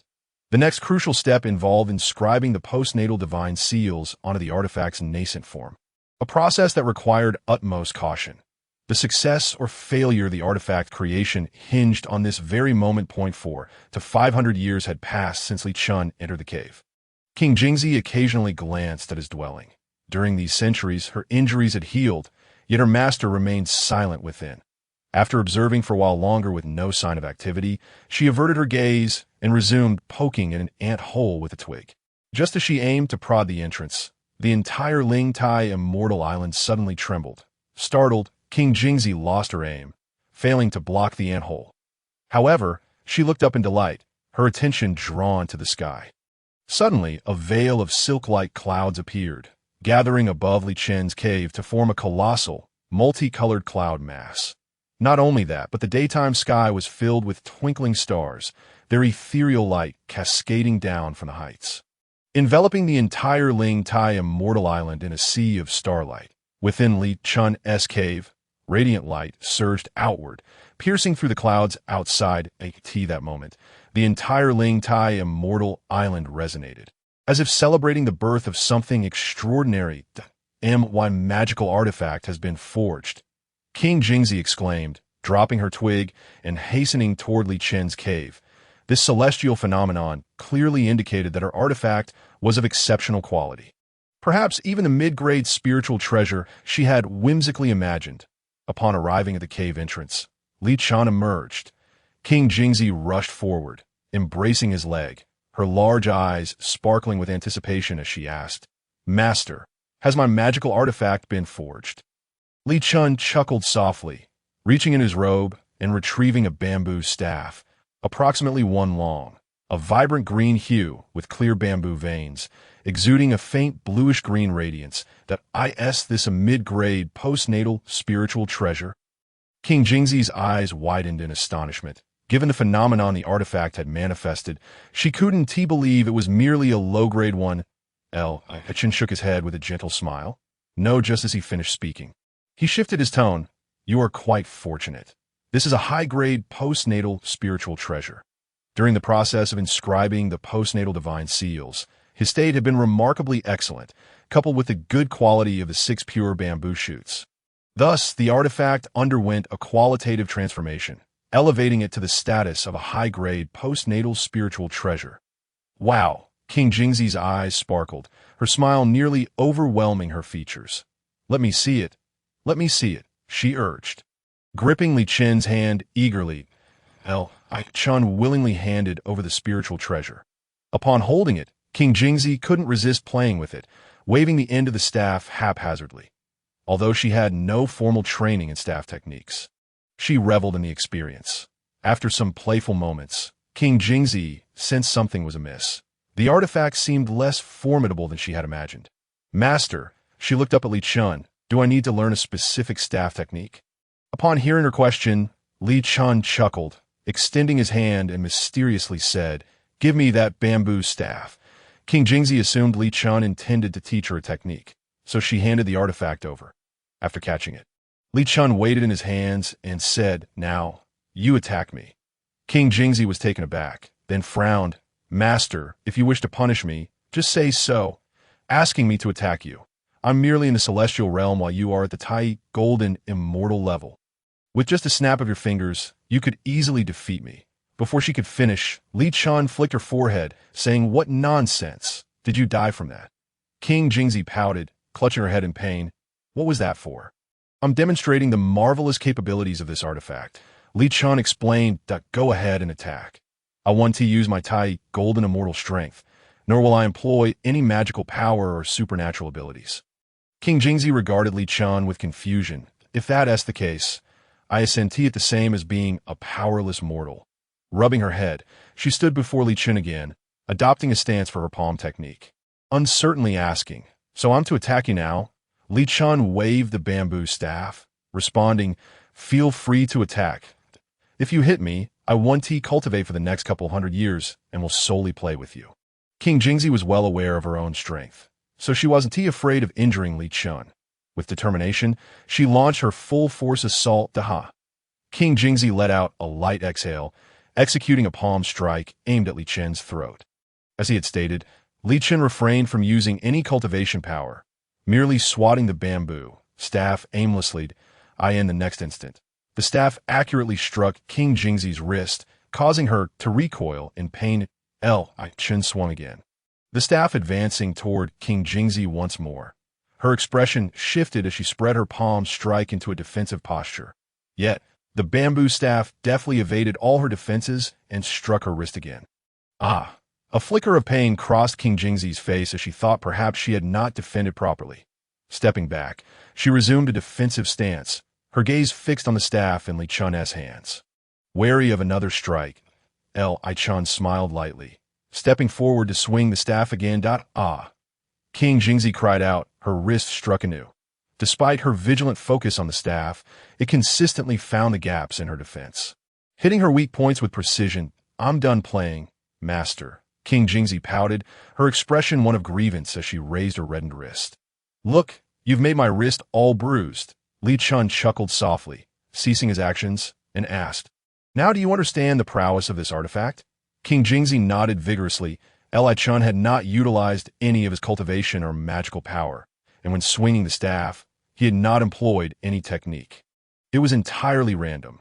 Yet each time, it managed to strike her wrist with uncanny accuracy. "Master, stop being mysterious and just tell me," King Jingzi urged, shaking Li Chen's hand. Chen raised the azure bamboo staff, beginning his explanation. "This artifact is called the Rui Pure Bamboo. Is there a story behind it?" King Jingzi inquired, her eyes wide with curiosity. "Of course. Didn't you just experience it?" Li Chen replied, giving the Rui Pure Bamboo a gentle flick. "This artifact doesn't require you to master any staff techniques. As long as you wield it casually in combat, it will automatically identify your opponent's weaknesses and strike with precision." As Li Chen's explanation sunk in, King Jingzi suddenly understood. No wonder her attacks and defenses had been penetrated. The realization filled her with joy. Possessing such an artifact would undoubtedly elevate her combat prowess to new heights. "So, Rui means that," King Jingzi exclaimed with a beaming smile. Chen continued, Not only that, are there other remarkable uses? King Jingzi was already overwhelmed with joy. Lycan grasped the Rui Qingjing bamboo and softly chanted an incantation, causing the treasure to shrink to the size of a needle. He then recited another spell, and the artifact expanded rapidly, nearly breaking through the clouds. Moreover, it had the ability to change size according to one's will. Lycan chuckled, noting that this function was not originally part of the treasure. However, the two characters Rui reminded him of Sun Wukong's Rui Jinggu Bang from Journey to the West. Thus, when inscribing the postnatal divine prohibition, he etched this ability to change size into it. Wonderful! King Jingzi exclaimed excitedly. With this, I can launch surprise attacks. Lycan tossed the Rui Qingjing bamboo back to King Jingzi and continued. With this treasure by your side, although you are currently only at the celestial immortal realm, even ordinary golden immortals cannot contend with you. King Jingzi joyfully embraced the Rui Qingjing bamboo and respectfully bowed to Lycan, exclaiming, "Thank you, Master, for bestowing this treasure." Lycan teased, "The treasures you use are even superior to mine." Although he possessed the innate supreme treasure, falling treasure gold, it served as a trump card and could not be frequently utilized. Thus, he often relied on his own accompanying treasures, the Zi Wei Star sword and the sky-devouring shield bestowed upon him by the master of the Tongtian sect. Both were innate mid-grade spiritual treasures, and in comparison, the Rui Qingjing bamboo, as a postnatal top-grade spiritual treasure, was indeed a tier above. "Here, master, you should use it." King Jingzi offered the Rui Qingjing bamboo obediently. Lycan gently patted her head, saying, "It was originally crafted for you, and besides, Master will find treasures more suited to himself." After playing with the Rui Qingjing bamboo for a while, King Jingzi suddenly thought of something and looked towards Lycan. "Master, having this treasure means I have the means to protect myself. Can I leave the island now?" she asked with eager anticipation. Since she had learned the transformation techniques Lycan taught her, she had been confined to Lingtai Immortal Island for over 1,000 years, and the confinement was driving her nearly mad. She longed to explore the outside world and venture into the wilderness. Upon hearing King Jingzi's request, Lycan hesitated. He had always regarded her as a child and felt that the outside world was perilous, reluctant to let her venture into danger. However, keeping her confined to Lingtai Immortal Island was also a concern for her well-being. After pondering for a moment, Lycan replied, "You may go, but you must wait until you reach the true immortal realm before leaving." Once she attained the true immortal realm, she would no longer be akin to a mere ant in the wilderness, at risk of being caught in the crossfire of powerful beings. Moreover, with the postnatal top-grade spiritual treasure he crafted for her, as long as she did not encounter cultivators of golden immortal level or above, she should have sufficient means for self-protection. Even if she did face formidable opponents like Tai Golden Immortals or Deluo Golden Immortals. As long as she introduced herself as a disciple of the third generation of the Jie sect, they would likely show her some respect. Upon hearing Lycan's promise, King Jingzi gleefully jumped up and planted a kiss on his cheek. "Thank you, Master," she exclaimed. She was already at the peak of the celestial immortal realm, and with a few centuries of dedicated cultivation, she would surely break through to the true immortal realm smoothly. Lycan wiped the saliva King Jingzi left on his face with the back of his hand, saying, "Focus on your cultivation. I will prepare some techniques for you to enhance your self-defense capabilities." Hee. King Jingzi nodded eagerly. "Thank you, Master." After King Jingzi departed, Lycan returned to his cave abode. Now at the Tai Golden Immortal level, combined with his extraordinary comprehension, it was not difficult for him to devise suitable techniques for King Jingzi. It was almost second nature to him. Sitting on his mat, Lycan contemplated which aspect of techniques to devise, offensive, defensive, or life-preserving. As he thought, an idea suddenly struck him that he reached for a string of luminous pearls on his wrist, and several small wooden sticks appeared before him that he had previously intended to refine these into treasures when learning the art of artifact crafting, but had forgotten about them. Lycan chuckled and shook his head, then took out the Star Abyss spirit furnace and began the refining process. 100 years passed in the blink of an eye. When Lycan opened his eyes again, he had transformed those wooden sticks into a postnatal low-grade spiritual treasure named Tianji Chou. Indeed, this treasure was inspired by the innate high-grade spiritual treasure, Tianji Chun, presented by Yuanshi Tianzuan during the grand competition of the three teachings. Both treasures serve the same purpose: to predict the future and avoid calamities. Of course, due to the Tianji Cho being a postnatal low-grade spiritual treasure, its efficacy could not match that of the Tianji Chun. However, when combined with the astrological techniques he had previously created, the Tianji Cho, having absorbed the principles of divination during its crafting, would not yield significantly inferior results when used together. After putting away the Tianji Cho, Lycan stepped out of his cave. Over the past century, he had not only refined this treasure, but had also devised techniques for King Jingzi. Taking a step forward, the ground beneath him shrank to mere inches, and upon his heel, touching the ground, Lycan's figure appeared beside the 6 Rui Qingjing bamboos. Below the 6 bamboos, King Jingzi sat cross-legged, surrounded by swirling spiritual energy that continuously entered her body. Lycan had previously suggested that she find a suitable spot on Lingtai Immortal Island to establish her own cave abode. But she seemed to prefer cultivating beneath her own body.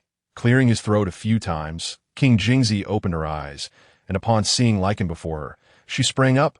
"Master, I am about to break through to the true immortal realm."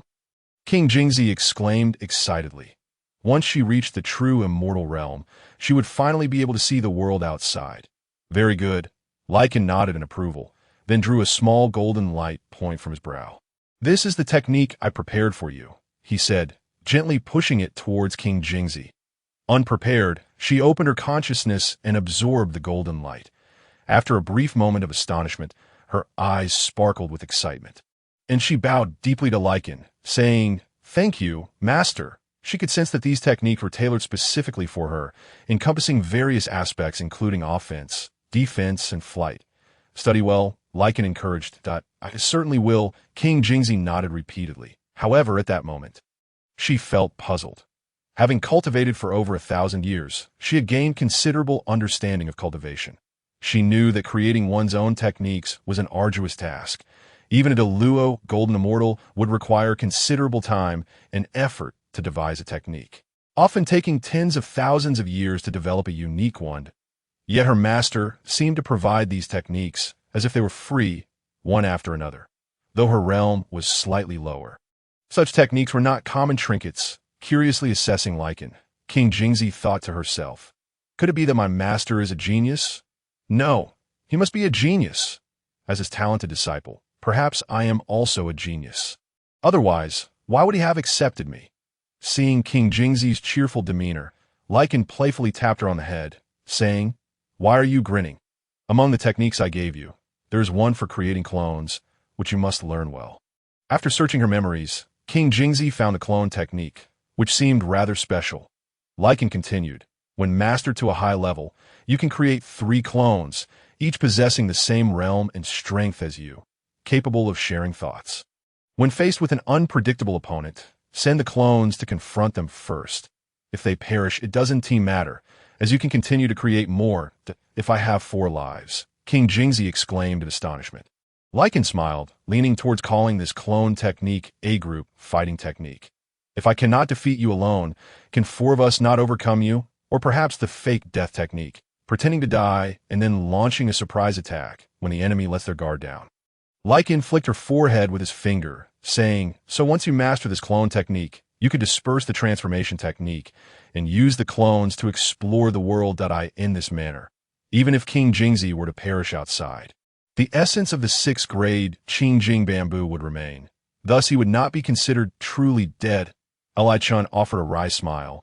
Having exerted considerable effort for this disciple, "I understand, Master," King Jingzi replied, nodding obediently.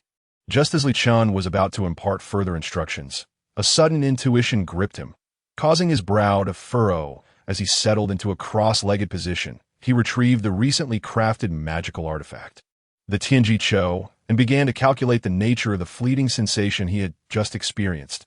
Upon witnessing Li Chen's serious demeanor, King Jingzi closed her mouth, standing guard to protect him from any potential disturbances. Days later, Li Chun gradually opened his eyes, a glimmer of enlightenment shining within. "Have we arrived at this stage already?" "What stage?" King Jingzi inquired, her curiosity piqued. "No matter. Focus on your cultivation. I must take my leave." Li Chun instructed, hastily departing the Lingtai immortal island and soaring towards the northern continent. King Jingzi scratched her head in confusion. It was her first time witnessing her master in such a state of urgency, indicating that something of great importance was afoot. Within the Yushu Palace, the primordial heavenly sovereign sat atop a lofty cloud platform, his eyes closed in quiet anticipation. After an indeterminate period, Guang Chengzi entered the hall, respectfully bowing and clasping his hands. "Master, did you summon me?" Upon hearing Guang Chengzi's voice, the primordial heavenly sovereign slowly opened his eyes, speaking in an ethereal tone. "Guang Chengzi, I have a task for you, one that presents a rare opportunity." Guang Chengzi's eyes brightened, responding, "What is it?" In this primordial epoch, the dragon, phoenix, and Qilin clans were on the rise, leading to the catastrophic Dragon Han calamity. Subsequently, the Wu and Yao clans emerged, culminating in the calamity of the Wu-Yao conflict. Now, the human race is ascending, and future tribulations loom. The primordial heavenly sovereign elaborated, the Saint Nuwa has an elder brother named Fuxi, who perished during the Wu-Yao calamity. He has now been reincarnated as a member of the human race. I have divined that he shall become the future emperor of humanity, the new sovereign. You shall assist and guide him in my name, preparing for the impending tribulations." Upon hearing the primordial heavenly sovereign's words, Guang Chengzi comprehended the significance of the matter. Nodding solemnly, "I shall ensure this task is completed."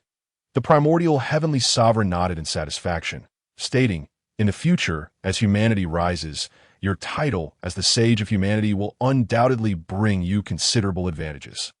Guang Chengzi bowed deeply, exclaiming, "Thank you, Master." The primordial heavenly sovereign could have entrusted this opportunity to another disciple, yet he first considered Guang Chengzi, making his gratitude sincere. "Shall I take my leave then?"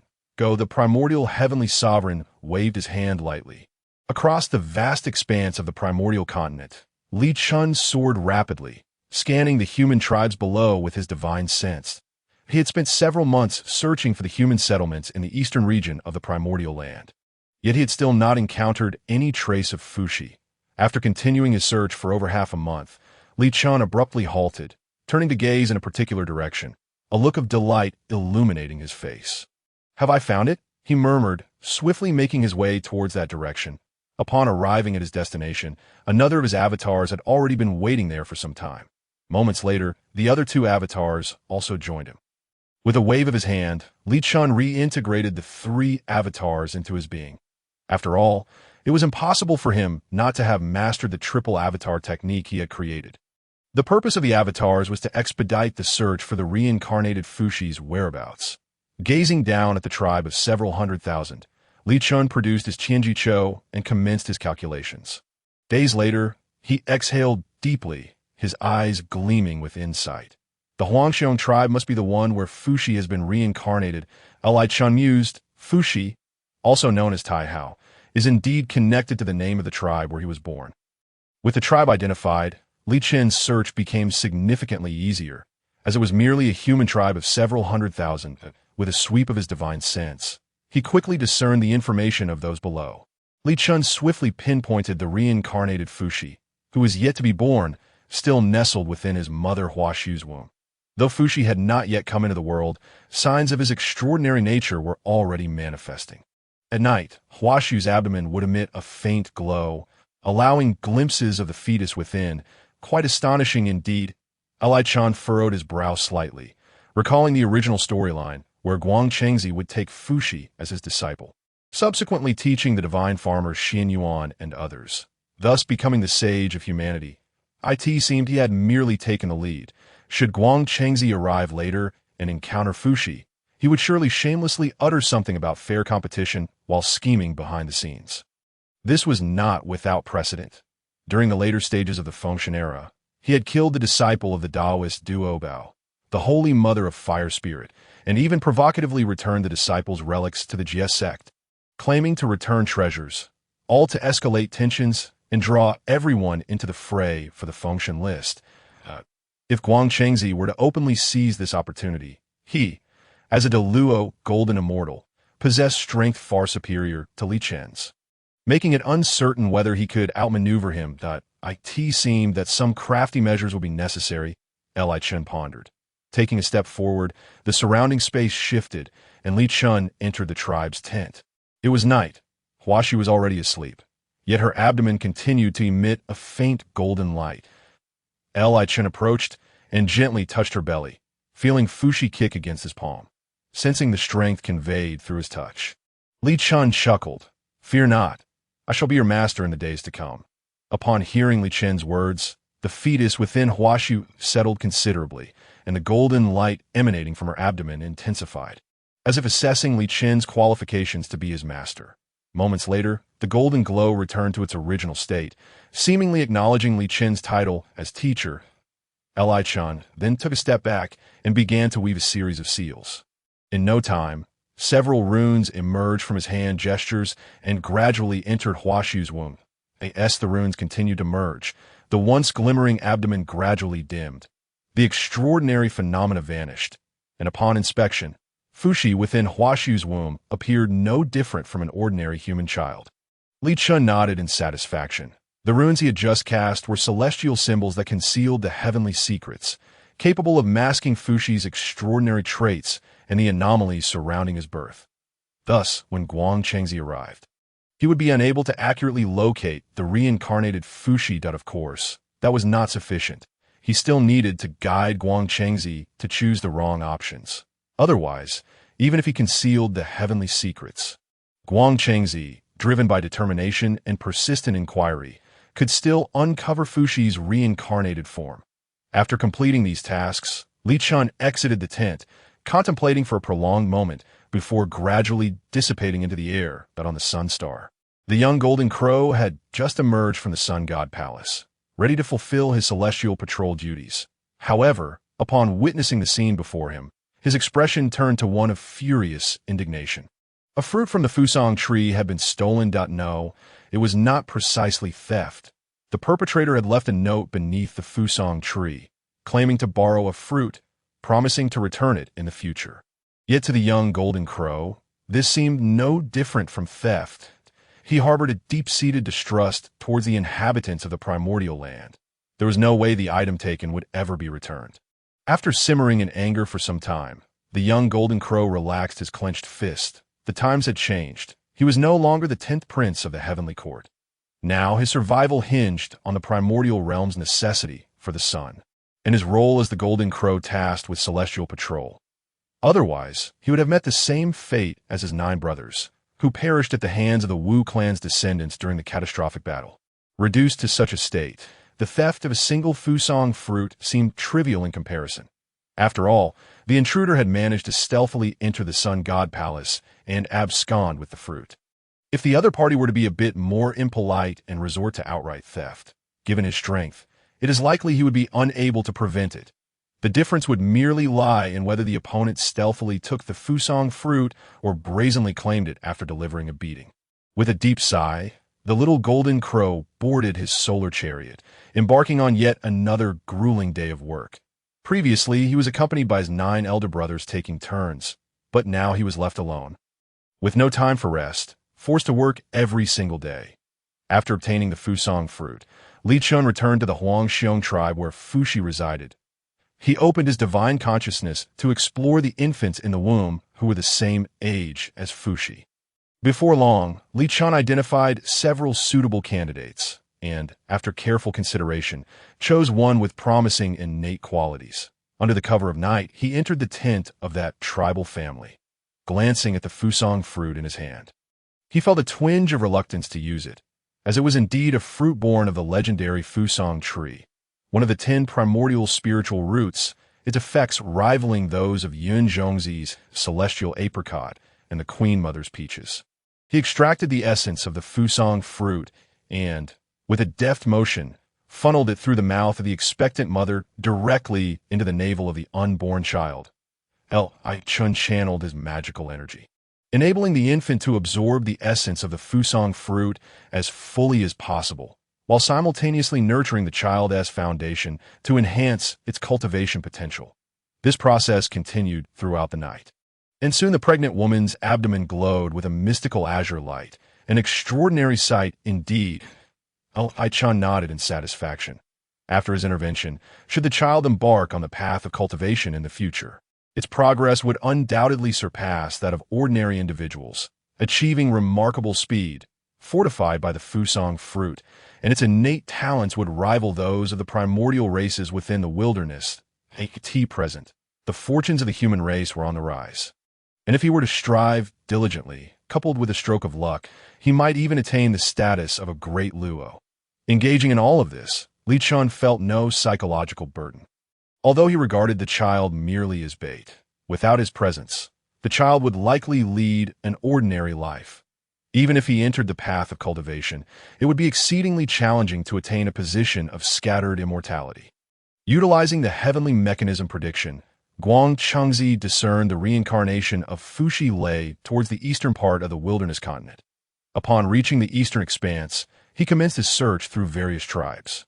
Guang Chengzi felt somewhat fortunate for having secured second place in the grand competition of the three teachings, which bestowed upon him the heavenly mechanism prediction, a superior primordial spiritual treasure.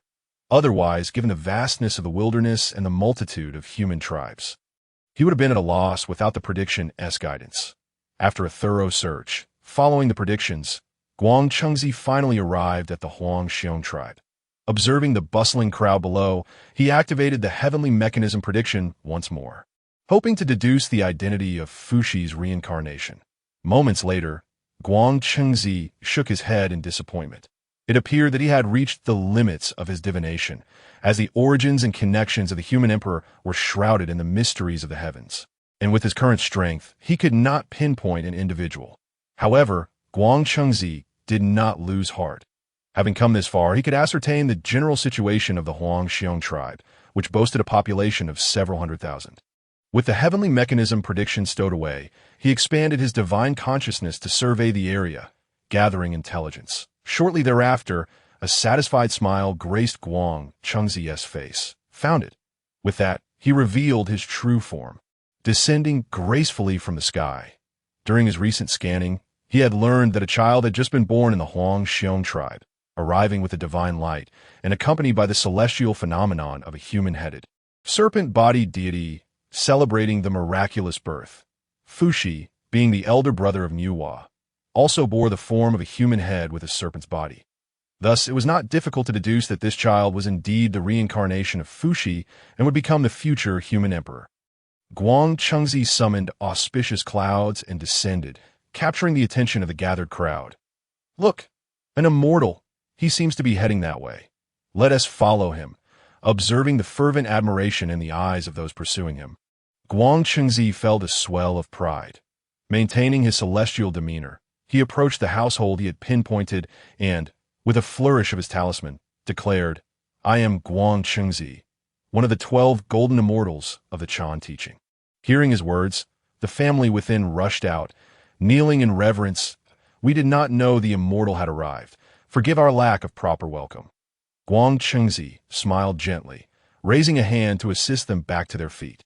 "Might I inquire what brings such a great immortal to our humble abode?" asked the elder of the household. Guang Chengzi pointed towards a swaddled infant, explaining, "I have divined that I share a master-disciple bond with this child, which is why I have come here." Upon hearing this, the family erupted with joy. Living amidst the wilderness, they understood the existence of mighty beings capable of miraculous feats. They had never imagined they would establish a connection with such a figure. The onlookers began to murmur excitedly, "I knew it. The child was born under extraordinary circumstances. He is surely destined for greatness. Indeed. Look, even an immortal has come to take him as a disciple. Oh, how I wish my child could enjoy such fortune." The family quickly approached Guang Chengzi, bowing repeatedly, urging, "Wind, quickly come and pay homage to your mighty master." Guang Chengzi stepped forward, glancing at the infant in the swaddling, and with his level of cultivation, he immediately recognized the child's exceptional potential. "No doubt, this is the reincarnation of the ancient deity Fushi," Guang Chengzi mused to himself. After playfully interacting with the infant, he produced a jade pendant from his robes and placed it within the child's swaddling. "This is a gift from your master, meant to safeguard you from misfortune and ensure your healthy growth. Recognizing the significance of the child's reincarnation, Guang Chengzi willingly bestowed the pendant, a primordial spiritual treasure he had worn for ages, which would greatly benefit one's cultivation. "Thank you, Master." The infant's family expressed their gratitude profusely. After engaging with the child, Guang Chengzi stepped back slightly, stating he is still young. The time is not yet ripe. When he grows, we shall meet again. Aware of Guang Chengzi's impending departure, the family hastily bowed. "We bid farewell to the great immortal." Guang Chengzi smiled, waving his talisman lightly, transforming into a wisp of cloud and vanishing among the crowd. Once Guang Chengzi departed, the Huangxiong tribe erupted into a frenzy of shock and celebration, fervently discussing the recent events, while those who had missed out lamented their oversight. Amidst the throng, Li Chen continued to walk with his head bowed, a hint of an irrepressible smile gracing his lips that it seemed his plan had succeeded, successfully misleading Guang Chengzi into selecting the wrong candidate. With that, the subsequent events would prove much simpler. Time swiftly passed, and 5 or 6 years later, within the Huangxiong tribe, a group of children surrounded a young boy adorned with a beautifully crafted jade pendant, calling him Big Brother and Leader. The boy wore a proud expression. Wielding a wooden sword he had fashioned himself, exuding an air of authority, Li Chen, clad in coarse linen, passed by and cast a glance at the boy but chose not to approach him. Instead, his attention shifted to another child nearby, squatting in the shade and playing with a twig. Li Chen approached and sat down beside him. The child glanced up at Li Chen, then returned to his drawing after a few seconds. "What are you doing?" Li Chen inquired.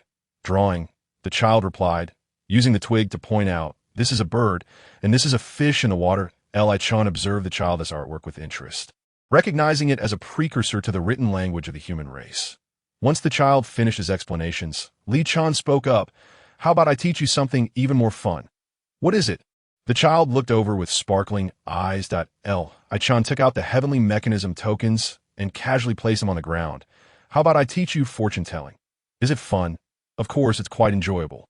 Li Chen arranged the heavenly tokens and began imparting some methods of divination to the child. The young one listened intently, his expression suggesting he had entered a state of profound enlightenment. However, due to the celestial runes Li Chen had previously set to obscure the divine mechanisms, no extraordinary phenomena manifested around him. Time passed swiftly, and the child suddenly raised his head, feeling as if eons had just elapsed. He looked at Li Chen with wonder, eager to convey his recent experience. Yet, Li Chen countered with a question. "Was it enjoyable?" "Indeed, it was delightful," the child replied with a smile. "Then this token shall be yours," Li Chen said, placing the heavenly token into the child's hands. "Isn't this a bit too much?" the child inquired. Li Chen stood up, dusting off his clothes, and laughed. "It's merely a few small wooden tokens. Consider it a gift of our first meeting." "Thank you," the child expressed gratefully. Li Chen smiled, waved his hand, and said, "Until we meet again, may fate bring us together." As he walked away from Fushi, Li Chen passed by a clearing where a group of children frolicked. Perhaps sensing something, or for reasons unknown, the child at the center suddenly glanced at Li Chen. Li Chen paused for a moment, then returned the smile and nodded, just as he intended to leave. The child called out, "Hey!" Li Chen halted, turning to face him. "What is it?" The child dashed over, looked at Li Chen with curiosity, pondered for a moment, then shook his head, saying, "It's nothing." Li Chen hesitated, then sighed. "Well, I shall take my leave." "All right," the child replied. After accepting the child from the Yellow Bear tribe as his disciple, Guang Chengzi settled on a nearby celestial mountain. From time to time, he showcased miraculous feats atop the mountain, causing extraordinary phenomena to manifest. As time went on, his reputation spread widely. Within a radius of 100,000 miles, the human tribes came to know of a powerful immortal residing upon that celestial mountain, leading countless individuals to seek him out, yet most were unable to meet him due to a lack of fate. Similar to Guang Chengzi, Li Chen also chose a temporary abode on a celestial mountain. However, unlike Guang Chengzi, Li Chen frequently descended the mountain, administering medicine and imparting knowledge to the human tribes. Over time, his name also spread far and wide, but distinct from Guang Chengzi, he was known as a sage. Moreover, unlike Guang Chengzi, Those who earnestly sought him out were often able to find him. For those who approached with sincerity and devoid of malevolence, Chen would grant them his teachings, over a span of more than 10 years. The two children from the Yellow Bear tribe had grown into adulthood. Fuxi observed the youth surrounded by admirers, his expression neutral, neither joyful nor sorrowful. After a brief watch, he bid farewell to his mother and set out alone in search of wisdom. Like the youth surrounded by admirers, he too intended to venture forth in pursuit of opportunities. However, he was merely an ordinary boy from the Yellow Bear tribe, while the other was a prodigy taken as a disciple by an immortal from birth. Upon leaving the Yellow Bear tribe, Fuxi headed south. Having heard tales of a renowned immortal in that direction, he wished to see if he could become a disciple and perhaps gain a sliver of fortune. Although there was also a sage to the east, whose reputation was even grander for reasons unknown, Fuxi felt compelled to first explore the southern path. Perhaps the name of the immortal sounded more appealing than that of sage. Or perhaps he was curious to see if he was indeed special, given that the immortal had never been seen by anyone. After Fuxi departed from the Yellow Bear tribe, Chen, sensing a shift, began to calculate with his fingers. His expression shifted slightly as he murmured, "It seems the heavenly path is not so easily obscured." Despite his thorough preparations and even more widespread reputation than Guangchengzi, Fuxi instinctively chose to seek out Guangchengzi's celestial mountain, with whom he originally had a fated connection. Nevertheless, Chen slowly closed his eyes, pondering, one's efforts reside within humanity, while the outcome rests with heaven. If the heavenly principles were so easily deceived, then during the divine calamity, the three saints would not have fallen into the tribulation. Yet he did not consider this a defeat. His arrangements were far more extensive, having also accounted for the teachings of the Chan school and Guangchengzi's character. Thus, even in a contest against the heavenly will, he believed he would ultimately prevail. Upon reaching the foot of the celestial mountain, Fuxi gazed up at the towering peaks shrouded in auspicious clouds, feeling a surge of unique emotions within. Observing the throngs of disappointed souls descending from the mountain after failing to scale it, Fuxi remained undeterred and confidently stepped into the celestial mountain. Once inside, Fuxi quickly found himself enveloped in a thick white mist, the surroundings obscured from view. He did not panic. Indeed, he did not even utilize the heavenly tokens in his possession. Instead, he closed his eyes, mentally calculating, and soon discerned his next direction. As he lifted his legs to walk, the mist swiftly parted. Yet, the journey upward was fraught with challenges. Shortly thereafter, Fuxi encountered a raging sea of flames blocking his path. However, he quickly devised a solution to overcome it. Atop the peak of the celestial mountain, Guangchengzi began to calculate, murmuring, "My disciple should be arriving shortly." The thought of becoming the master of Fuxi, the future sovereign of humanity, brought a smile to Guangchengzi's lips. This was indeed a great opportunity. Just as he reveled in his thoughts, a voice called from below, "I am Feng Qi from the Yellow Bear tribe, paying my respects to the immortal." Fuxi bowed deeply. Guangchengzi was taken aback. Upon hearing the name of the Yellow Bear tribe, he assumed it was his beloved disciple arriving and hastily looked down, only to find a youth clad in animal skins with bright eyes and a radiant smile, yet lacking the jade pendant he had given to his disciple. Furrowing his brow, Guangchengzi used the heavenly mechanism to divine the situation. Soon relaxing his brow, realizing this was not his treasured disciple, who was still climbing the mountain. "How did you manage to arrive here?" Guangchengzi inquired, perplexed, as he had set up a formation allowing only those bearing the jade pendant to ascend freely to the peak and meet him. "I followed my intuition," Fuxi replied. Bowing once more, "I had heard of the immortal's name in my tribe, so I came here. Now that I have reached the summit, may I be accepted as your disciple?" Guangchengzi casually scanned Fuxi with his divine awareness.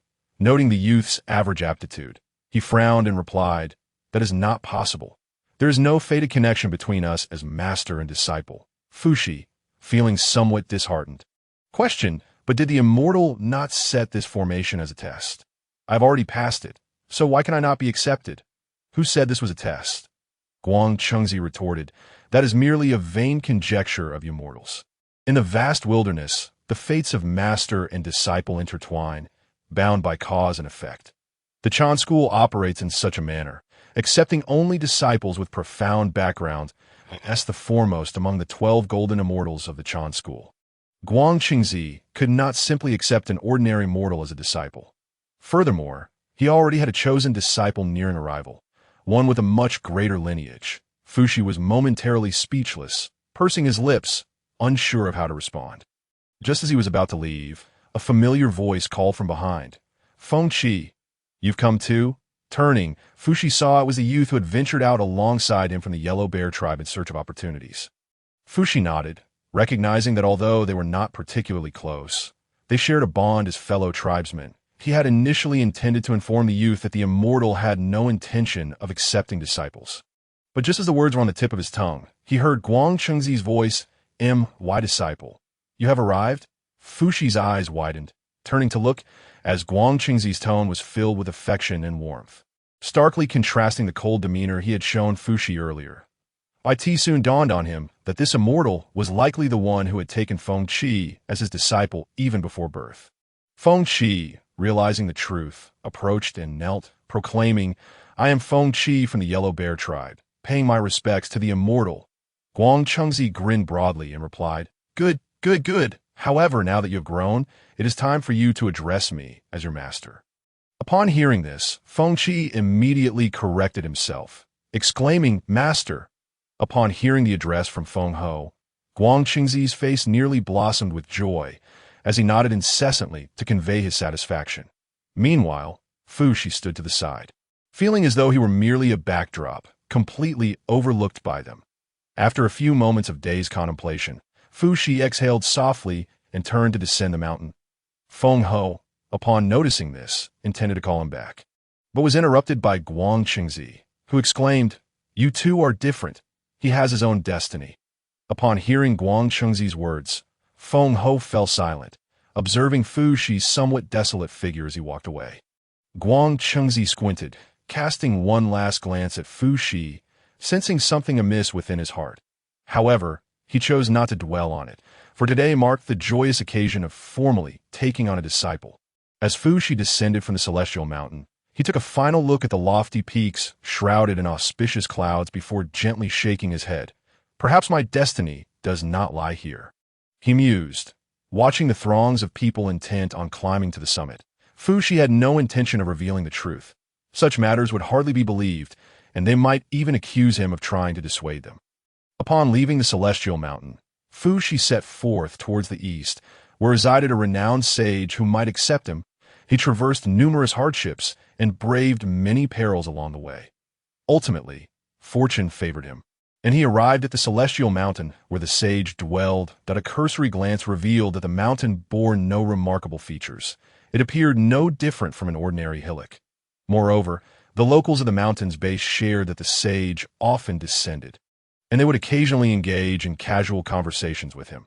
Listening to their accounts, Fushi finally understood why so many were drawn to the southern celestial mountain enveloped in clouds. It felt so grounded, giving the impression that the sage's prowess was not particularly profound. However, Fushi held an opposing view. After hearing the locals, his reverence for the sage deepened.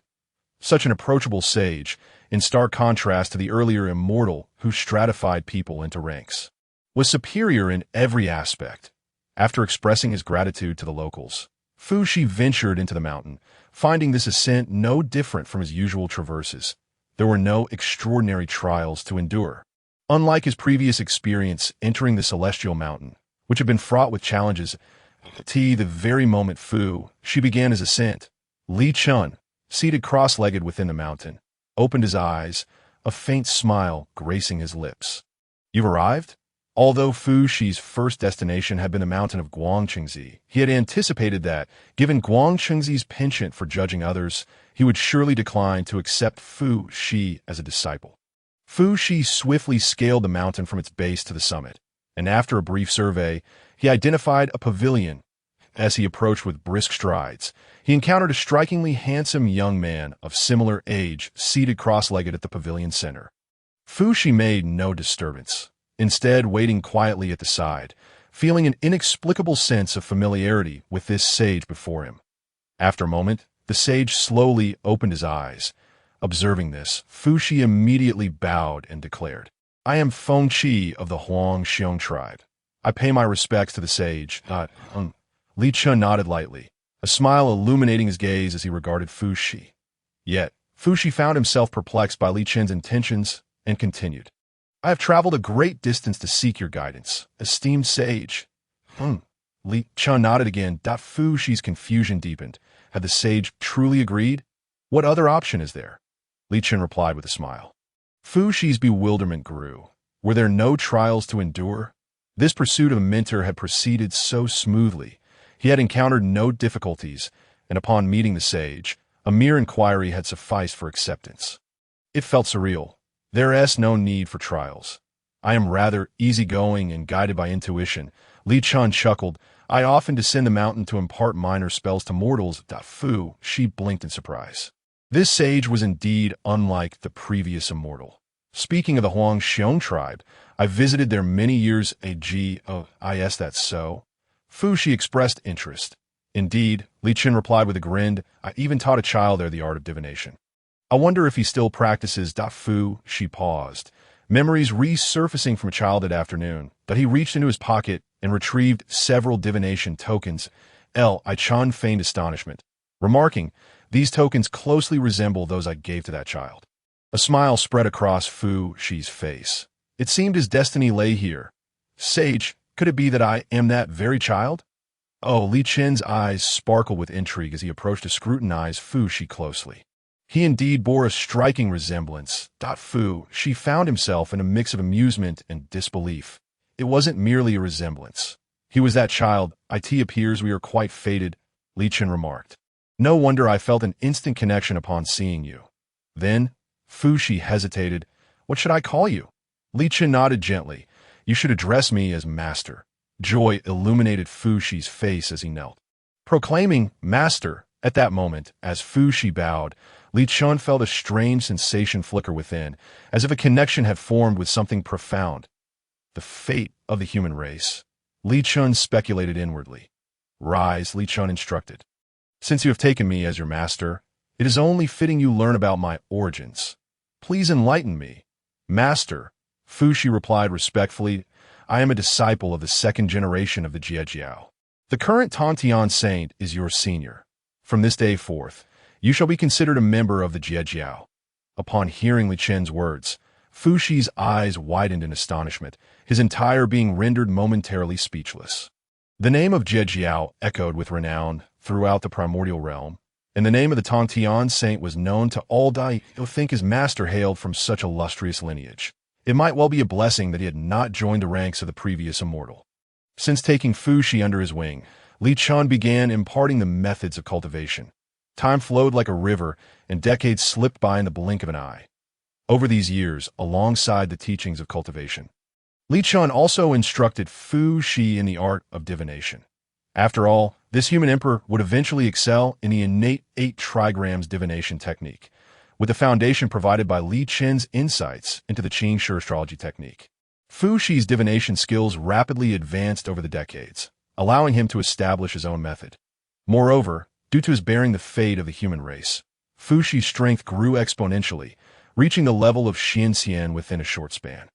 Were this witnessed by other cultivators, they might despair, having toiled for millennia without achieving even the status of a true immortal, while Fu Shi, having just embarked on his journey, had already reached such heights. Yet, within Li Chen's presence, Fu Shi felt no sense of exception. Li Chen's talent was even more extraordinary. The innovative ideas Fu Shi labored over were swiftly dismissed by Li Chen, who would then present more refined concepts, reminding Fu Shi that he was still in the early stages and should not grow complacent. That a century after Fu Shi became Li Chen's disciple, Li Chen summoned him forth. You have learned well. It is time for you to descend the mountain. Upon hearing Li Chen's words, Fu Shi immediately knelt, exclaiming, What have I done wrong, master, for you to send me away? Li Chen shook his head. It is not that I wish to cast you down, but rather that your destiny lies beyond this place. Fu Shi gazed up in confusion, prompting Li Chen to elaborate. The human race is on the brink of resurgence, yet it is fragmented into various tribes. Akin to a pile of scattered sand, unity breeds prosperity, Division heralds demise. Your mission is to lead the human race into a new era. After listening to Li Chen's words, a contemplative light flickered in Fuxi's eyes.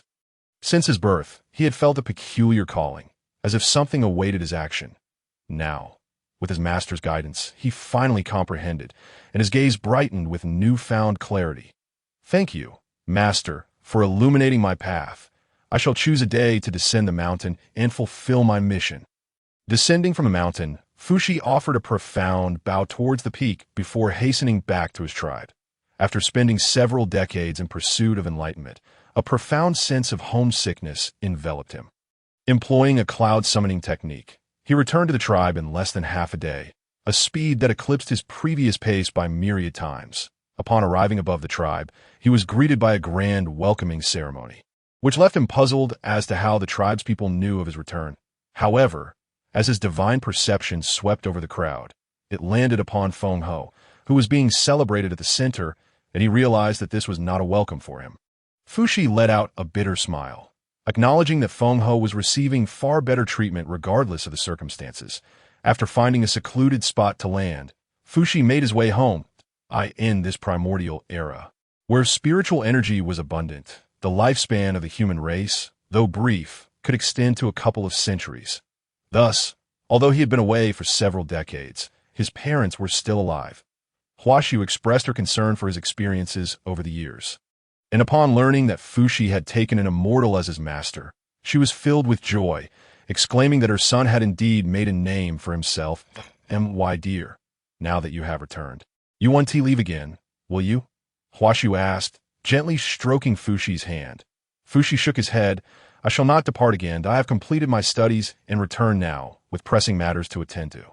What matters? Huaxiu inquired, puzzled. Fuxi hesitated, unsure how to articulate his grand aspirations, fearing they might invite ridicule. Thus, he simply stated, I wish to become the leader of our tribe. One must take life one step at a time. And if he wished to guide humanity into a new era, he must first ascend to the leadership of the Huangxiong tribe. Recognizing her son's ambitions, Huaxiu's eyes sparkled with delight, though soon a shadow of worry crossed her face. Feng Ho has just returned as well, and I hear he seeks the position of tribe leader. Feng Ho's exploits were widely known within the Huangxiong tribe, and his esteemed reputation caused Huaxiu to fret for her son. Fuxi furrowed his brow, perplexed as to why Feng Ho shared his aspirations. Logically, having taken an immortal as his master, Feng Ho should be enjoying a carefree existence. Yet Fuxi felt no fear, despite Feng Ho's esteemed master. He believed he could still compete effectively. Days later, during the elder leader's abdication ceremony, when the old leader asked if anyone wished to become the new chief of the Huangxiong tribe, both Fuxi and Feng Ho stepped forward. The tribe's people looked at Fuxi in astonishment, unable to comprehend why he had chosen to stand up. In their minds, Feng Ho, having been an immortal's disciple since childhood, was destined to become the next leader. Leaving an ordinary person like Fuxi with no qualifications to contend, Feng Ho stared at Fuxi, equally astonished, yet eventually broke into a relaxed smile. His master was the foremost of the 12 golden immortals, Guan Chengzi, and he felt no fear of competition. Victory would undoubtedly be his. Fengqi, do you also wish to become the leader? Feng Ho asked. Fuxi nodded, confused. But Feng Ho, have you not already taken an immortal as your master? Why return to lead the Huangxiong tribe? Feng Ho was momentarily at a loss for words. He had anticipated a life of leisure after becoming Guan Chengzi's disciple. However, he did not expect his master to assign him the task of returning to lead the Huangxiong tribe. Despite his confusion, he returned to the tribe nonetheless. Let us compete fairly, Feng Ho suggested, avoiding Fuxi's question. The elder leader, seeing two candidates for the position, adhered to tribal customs, dividing the Huangxiong tribe into two factions, each led by one of the contenders. After a year, they would assess which faction had achieved greater prosperity, and the leader would be determined accordingly. Knowing the tribe would be temporarily split, most people gravitated towards Feng Ho, an immortal's disciple, believing he would ensure better development. Had it not been for the elder leader's authority, those flocking to Feng Ho would have made it impossible for Fuxi to compete. Thus, the Huangxiong tribe was divided into two factions, with Fuxi and Feng Ho each assuming leadership of one. Upon taking his position, Feng Ho emulated the elder leader's style, maintaining the previous customs. He was reluctant to lead the Huangxiong tribe, thus remained indifferent, seeking merely to avoid mistakes. In contrast, Fuxi approached his leadership with earnestness, gradually implementing his youthful visions within the tribe. He taught his people to craft pottery from clay and emphasized the importance of boiling water before consumption, significantly reducing the incidence of disease. Inspired by observing a spider weaving its web, he ingeniously created fishing nets and shared the art of fishing with the tribe. Through his relentless efforts and practical application, the tribe he led flourished, and in this process, Fuxi gained profound clarity about his own aspirations, finding increasing ease in all his endeavors. Half a year passed. Although Feng Ho's faction did not fare poorly, the stark contrast in prosperity compared to Fuxi's thriving community became apparent. The tribe's people began to recognize the superiority of Fuxi's leadership, despite Feng Ho's timely realization and attempts to rectify his shortcomings. He ultimately could not match the accomplishments Fuxi had achieved. As the year drew to a close, Feng Ho and Fuxi stood before the tribespeople once more.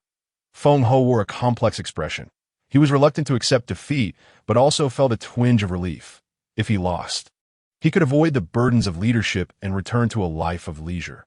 Amidst the celebrations, the elder leader passed the mantle to Fuxi. Feng Ho gazed at Fuxi, seated in the chief's position, with mixed emotions. Yet when Fuxi met his gaze, he sincerely offered his congratulations. After the celebration of Fuxi's ascension as chief, Feng Ho departed from the tribe, returning to the immortal mountain where he had trained. Upon meeting Guanchengzi, Feng Ho respectfully bowed. "Greetings, master." Guanchengzi smiled and inquired, "What brings you back to visit my disciple? Have you become a chief of the Huangxiong tribe to share this good news with me?" Feeling somewhat embarrassed, Feng Ho replied honestly, "I regret to disappoint you, master. I did not become the chief of our tribe." Upon hearing this, Guanchengzi's eyes widened in shock as he sprang to his feet, nearly seizing Feng Ho by the collar in disbelief. "What did you say? How could this be?"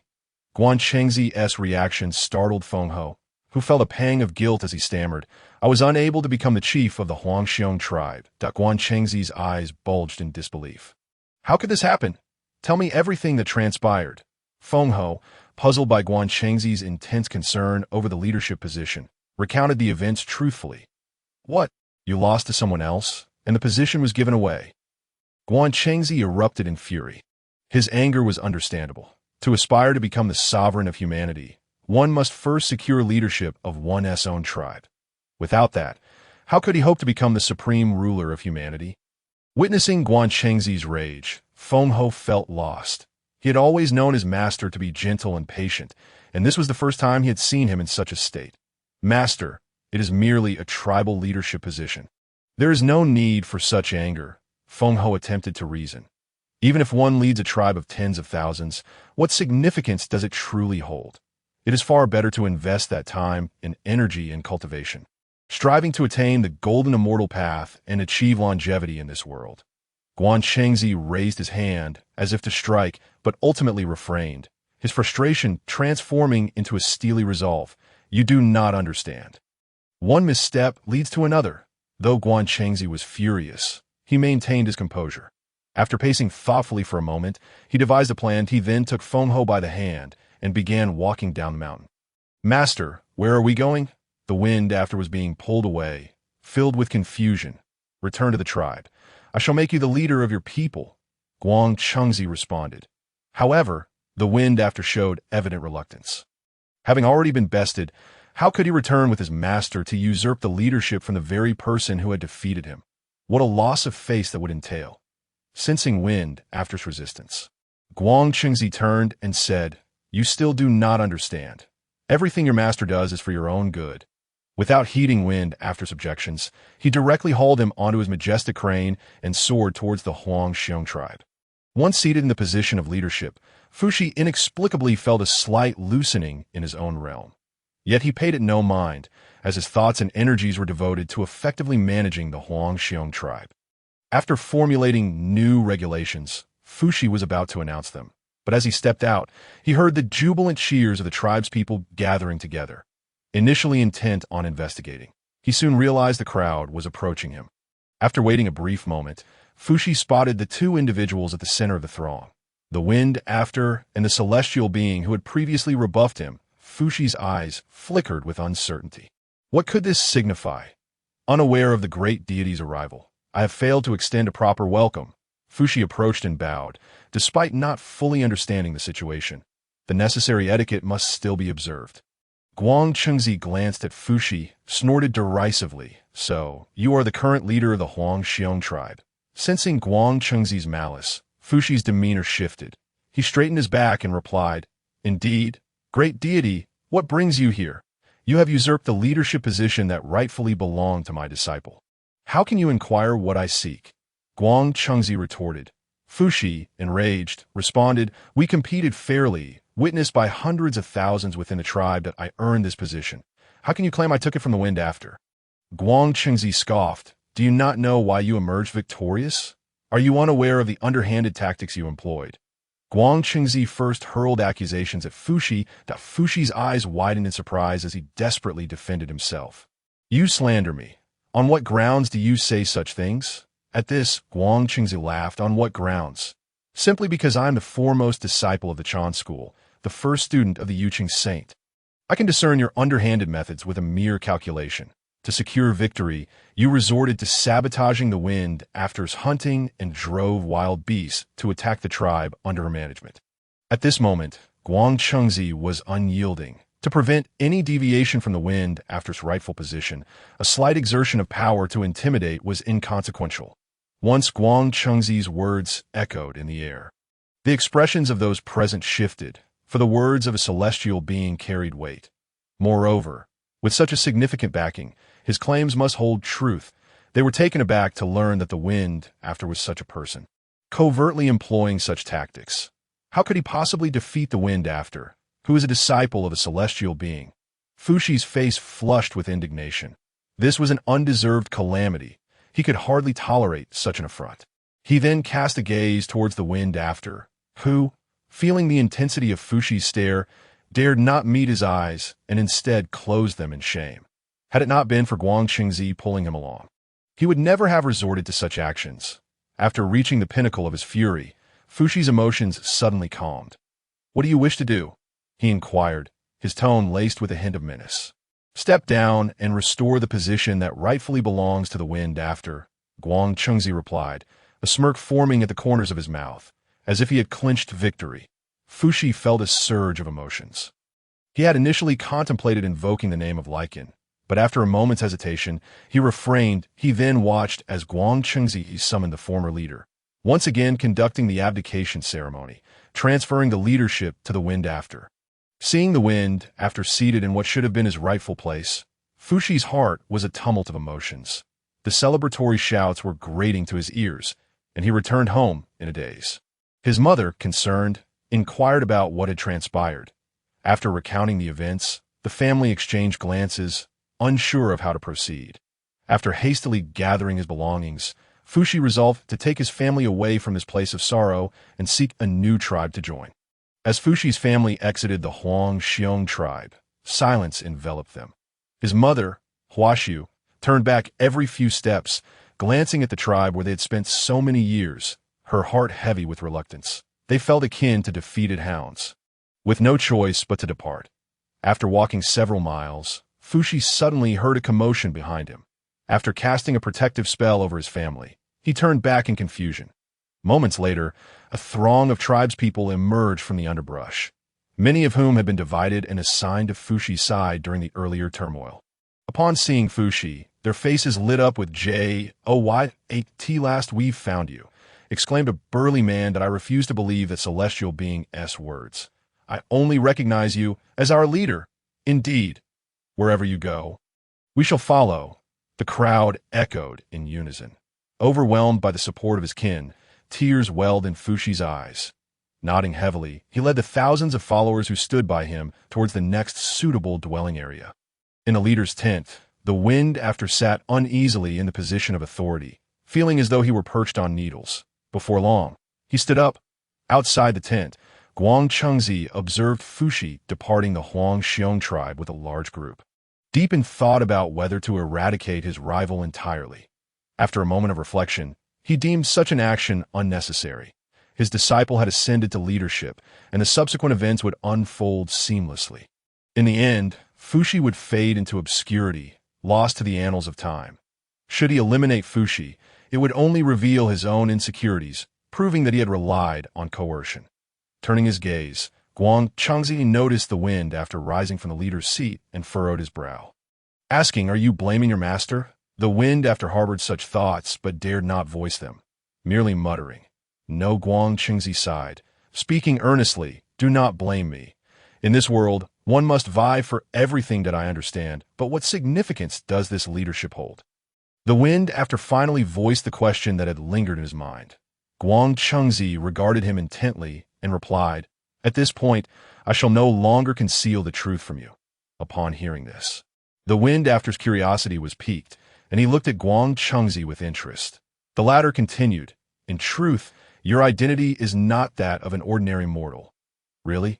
The wind after's eyes sparkled with intrigue as he attentively absorbed Guang Chengzi's words.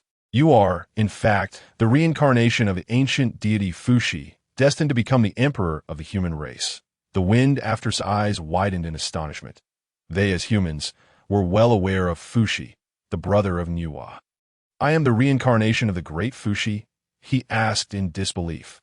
Guang Chengzi nodded, affirming, "Indeed. Thus, your mission in this life is to herald the rise of the human race and to become its sovereign." Guang Chengzi patted the wind after's shoulder, saying, "Now do you understand why I insisted you become the leader?" The wind after remained in a daze, seemingly unable to grasp the reality of it all. However, after a brief moment, he slowly accepted this truth and turned to Guang Chengzi, asking, "Master, what should I do?" Guang Chengzi offered a reassuring smile. "It is quite simple. Expand the Huang Xiong tribe, unite the human race, establish a system, and lay a solid foundation for the development of humanity." Meanwhile, Fuxi led his tribespeople to the base of the mountain where a lichen resided. After settling his kin, Fuxi ascended the peak. Upon encountering lichen once more, Fuxi felt a twinge of embarrassment. "Master," Fuxi greeted respectfully. "You have failed?" Lichen replied with a smile. "You are already aware?" Gazing at Li Chen's cheerful demeanor, much of Fuxi's sorrow and indignation dissipated. "You brought so many people here. How could I possibly be unaware?" he remarked. "Then do you consent to our residing here for a time?" "Of course," Li Chen replied. After a brief exchange, Fuxi hurried back. For in these turbulent times, with danger lurking everywhere, his absence would greatly increase the peril faced by his followers. Watching Fuxi's retreating figure, Li Chen once again gently closed his eyes. He was indifferent to his temporary setbacks. The throne of the human emperor was fated to be his.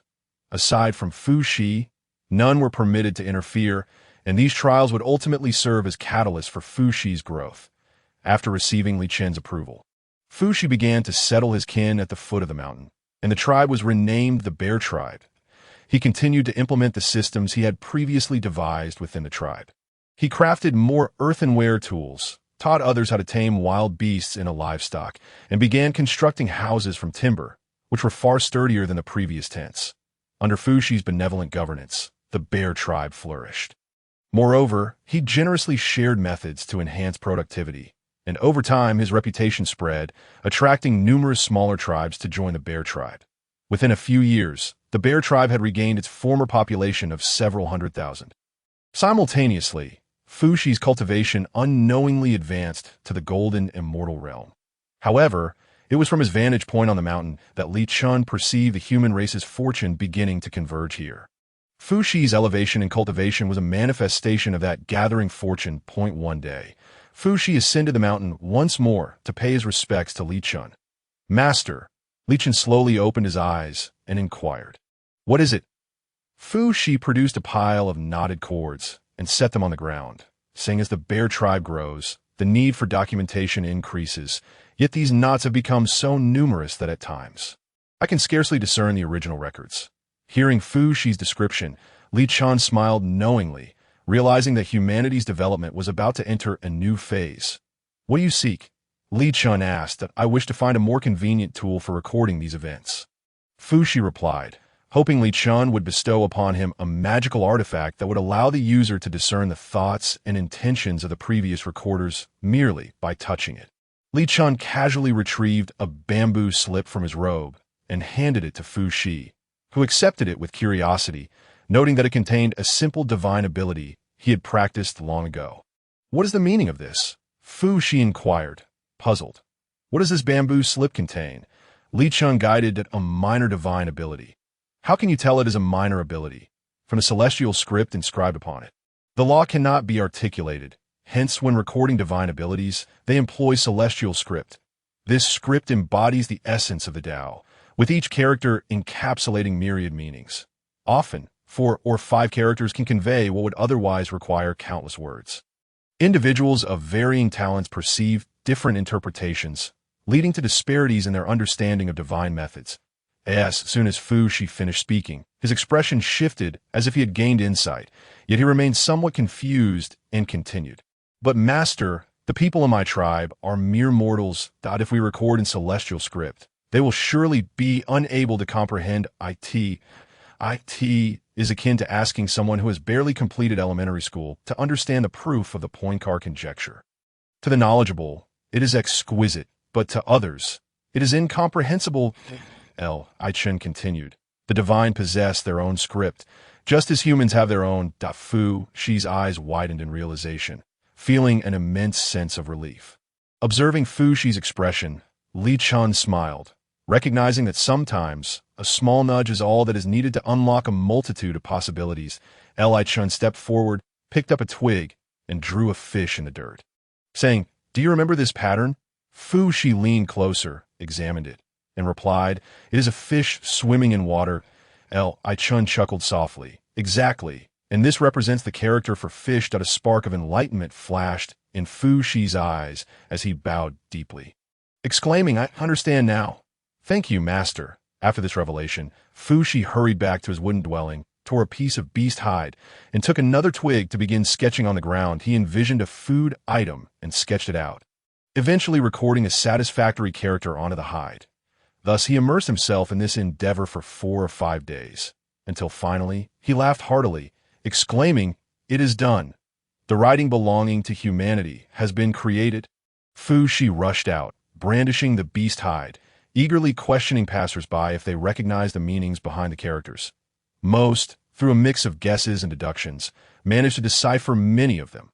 Elated, Fu Shi began to fervently promote the use of his written language within the bear tribe. With the advent of written communication, the efficiency within the bear tribe soared, leading to a remarkable increase in productivity. Within a few short years, even more tribes were drawn to join, and the bear tribe grew into a massive community of over 10 million people. Meanwhile, the yellow bear tribe, under the diligent support of Guang Qingzi, had conquered numerous tribes and now also boasted a population of several hundred thousand. Not only the yellow bear tribe, but various human tribes across the wilderness seemed to be influenced by an unseen force, beginning to coalesce in various ways into larger tribes. This momentum was evident to any observant individual. The human race was undergoing a transformation. The fortune of humanity continued to flow toward the yellow bear tribe. Guang Qingzi often wore a smile. In the wilderness, fortune is an extraordinary phenomenon. Possessing it ensures effortless progress, while its absence brings peril and stagnation. If all human fortune could be concentrated in the yellow bear tribe, then securing the position of the future human sovereign would be a natural outcome. Guang Qingzi consulted the heavenly mechanism and, after a moment, his smile broadened. He noted that 1/10 of humanity's fortune had already entered the yellow bear tribe. It seemed that soon, Feng Ho would achieve the status of the emperor. Guang Qingzi then used the heavenly mechanism to investigate where the remaining fortunes were dispersed among other tribes, intending to send Feng Ho to conquer those tribes and seize their fortunes. After a brief contemplation with the heavenly mechanism, Guang Qingzi's brow furrowed deeper until suddenly his eyes widened in shock. How could this be? Unwilling to accept the initial outcome, he recalibrated his analysis, only to be astonished as he discovered that a single tribe had claimed 60% of human fortune.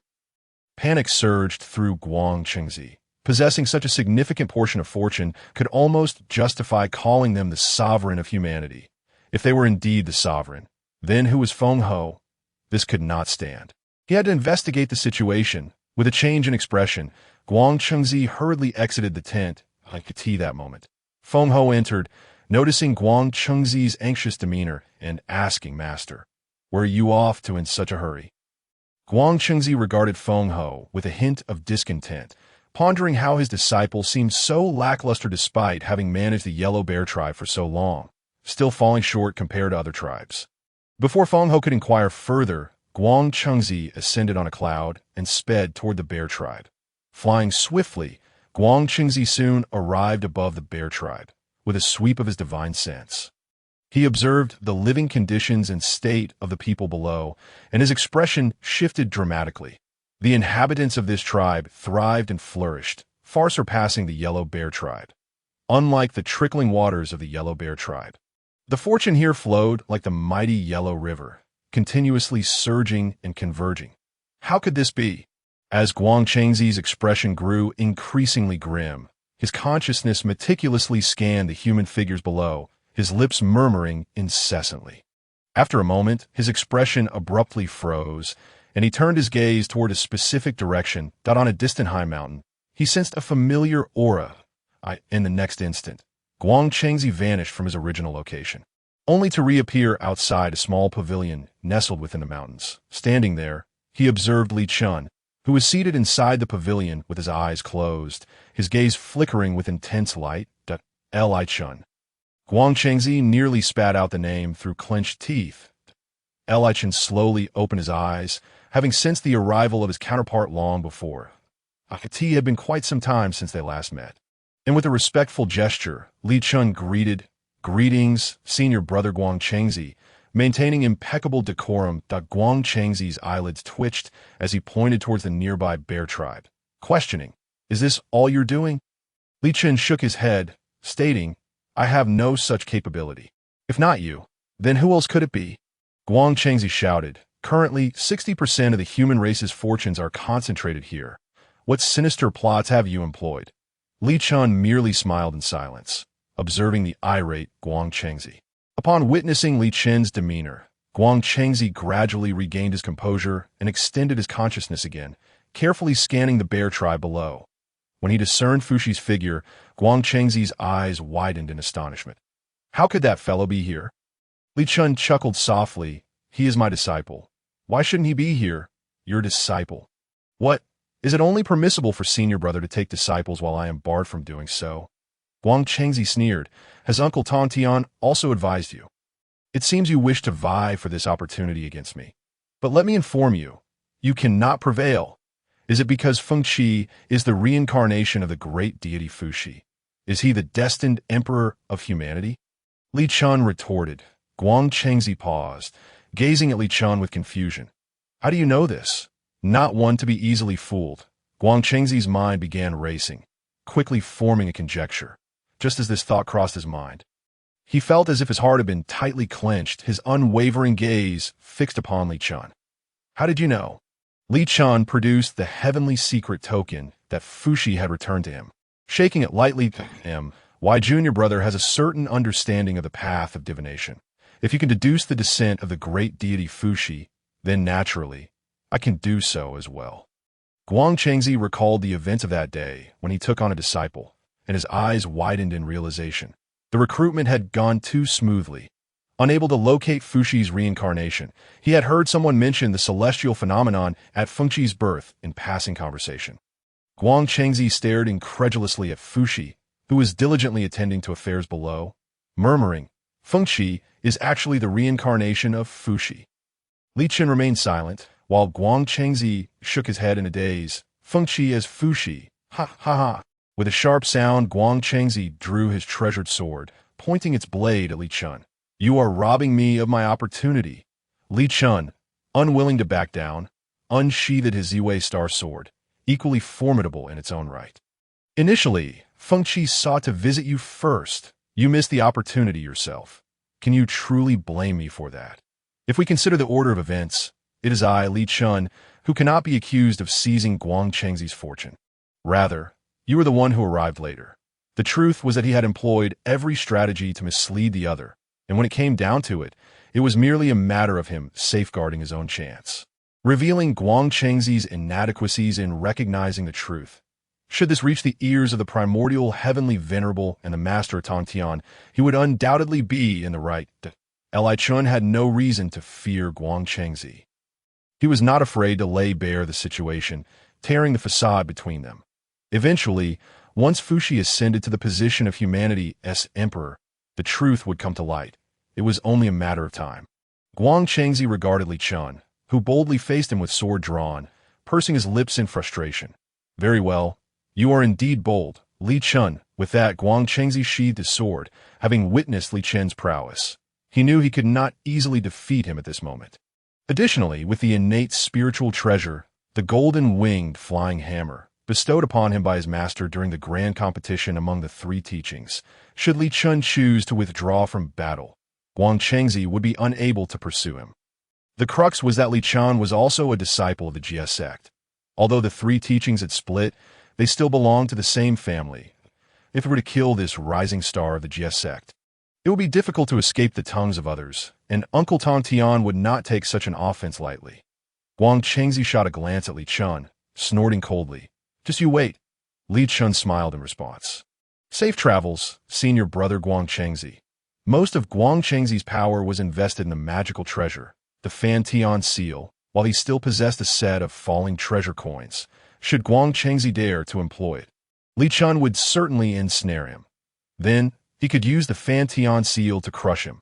While it might not guarantee a definitive victory, it would at least lead to a fair contest.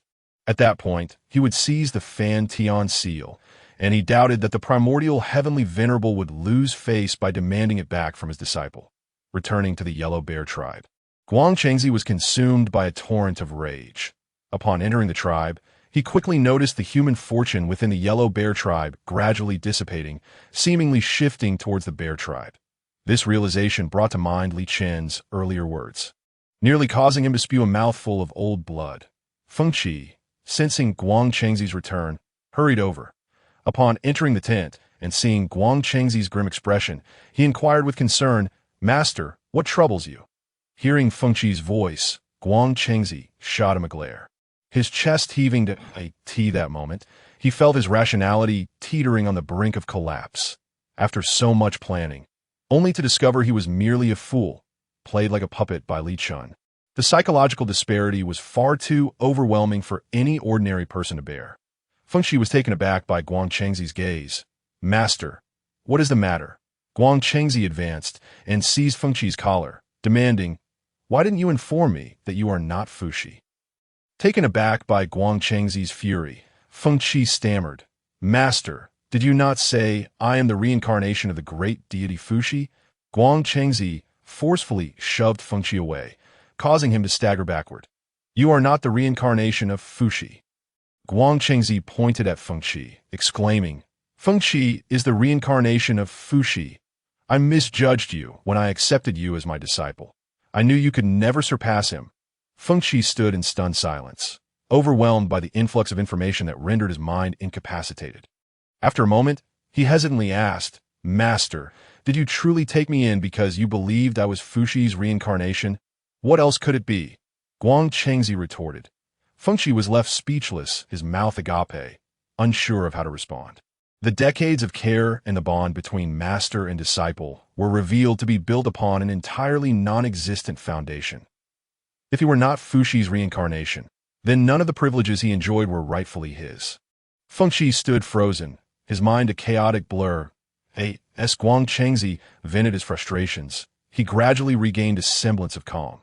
"There is still a chance, there is still a chance," he murmured to himself. He then grasped Feng Qi's collar once more, commanding, "Gather everyone from the Yellow Bear tribe. We shall assault the Bear tribe." Feng Qi looked at Guang Chengzi with confusion as he continued, "The position of the emperor has yet to be determined. As long as Feng Qi is dead, you still have a chance to claim the title of the human sovereign." Feng Qi opened his mouth, but the words "I do not wish to" simply would not come out. "Very well, master." Feng Qi finally nodded in agreement. "Quickly, go and see to it." Guang Chengzi urged Feng Ho to step out of the tent. After Feng Ho descended, he promptly followed Guang Chengzi's orders to summon all available forces of the Yoxiong tribe. Hundreds of celestial beings, dozens of true immortals, and now himself who had attained the realm of Xian, totaling tens of thousands of warriors, surged toward the Yoxiong clan. Within the Yoxiong tribe, Fuxi held a clay instrument with several holes to his lips, producing a delightful melody. This was his newly crafted musical instrument, designed to uplift spirits upon hearing its enchanting sound. Just as he was immersed in his music, an anxious guard burst in, exclaiming, "Chief, trouble is brewing. The Huangxiong tribe is attacking." Upon hearing this, Fuxi sprang to his feet, disregarding the instrument he had been playing, casting it aside as he seized his weapon and charged out. "Gather all warriors in the tribe. We must repel the enemy," Fuxi commanded. His orders quickly echoed throughout the Yoxiong tribe as formidable cultivators took to the skies to organize an evacuation. The warriors donned their gear and exited the tribal city. Preparing to confront the FOAA as the leader of the tribe, Fuxi stood before the gathered crowd.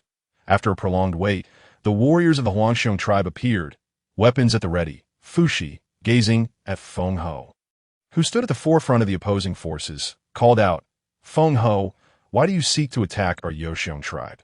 Feng Ho, surveying the robust and well-armed Yoxiong tribe, noted the presence of over 100 Xianxian beings, particularly Fuxi, whose strength surpassed his own by a level.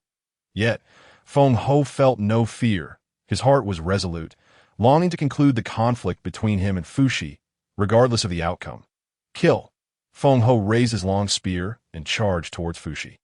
With that command, the cultivators of both tribes surged at each other, engaging in fierce combat. As the leader, Fuxi naturally fought alongside Feng Ho. "Feng Ho, what has come over you?" Fuxi attempted to awaken him. However, Feng Ho was deaf to all but the desire to slay Fuxi or be slain by him, relentlessly assaulting Fuxi with the treasures in his grasp, witnessing the heavy casualties on his side. Fuxi, left with no choice, unleashed a fierce sword technique that struck Feng Ho's neck, toppling him from his steed. As Feng Ho fell, Fuxi immediately proclaimed, "Feng Ho is dead. Surrender, and you shall not be harmed." Feng Ho lay on the ground, staring blankly at the shouting Fuxi. Though he still possessed the strength to rise and fight, he felt no desire to do so, lost in the confusion of his purpose. As he watched the crowd encircle and cheer for Fuxi, memories of his childhood flooded back, where he was once surrounded by other children, hailed as the little chief, in the clouds above, upon witnessing Feng Ho's defeat. Guang Qingzi could not restrain his frustration, exclaiming, "Useless!" Observing the fortune of Feng Ho gradually transferring to Fuxi, Guang Qingzi, who had invested over a century in Feng Ho, became agitated. "No, I cannot let this effort go to waste," he declared, his expression frenzied. Though reason urged him to concede, his body reacted instinctively. Guang Qingzi retrieved the Fan Tian seal from his bosom and hurled it at the victorious Fuxi below. This Fan Tian seal was a supreme, innate spiritual treasure. Even a Deluo Jingxian would not survive its impact and scathe, let alone Fuxi, who was still a mere Jinxian. As the Fan Tian seal descended, Li Chen, observing from the sidelines, refrained from intervening. Instead, he chuckled softly at Guang Qingzi's actions. "Indeed, he is influenced by the heavenly Tao," Li Chen mused. Under normal circumstances, Guang Qingzi, no matter how furious, would not lose his composure to such an extent. His behavior clearly indicates he is ensnared by the situation. As the Fan Tian seal fell, it expanded, casting a dark shadow over the Yoxiong tribe's army. Fuxi, sensing an overwhelming pressure that threatened to crush him, suddenly radiated a golden light. In that instant, a colossal figure with a human head and serpent body emerged from Fuxi. Exclaiming impudence with a fierce roar, the descending Fan Tian seal was sent tumbling back. Guang Qingzi, the owner of the treasure, coughed up blood and was thrown back. Upon seeing the colossal figure, Guang Qingzi swallowed hard, his lost rationality returning. "The great god Fuxi," he murmured. Before his fall, Fuxi had been a quasi-saint level powerhouse. Even in reincarnation, it did not mean his strength had vanished entirely. He was far from someone Guang Qingzi could easily contend with. As Guang Qingzi stumbled away from the battlefield, Li Chen shook his head gently.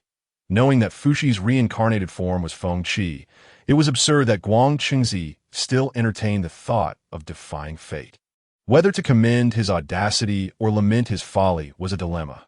Fuxi was the brother of Nuwa, and humanity was rooted in Nuwa's sanctification. All of humanity revered her.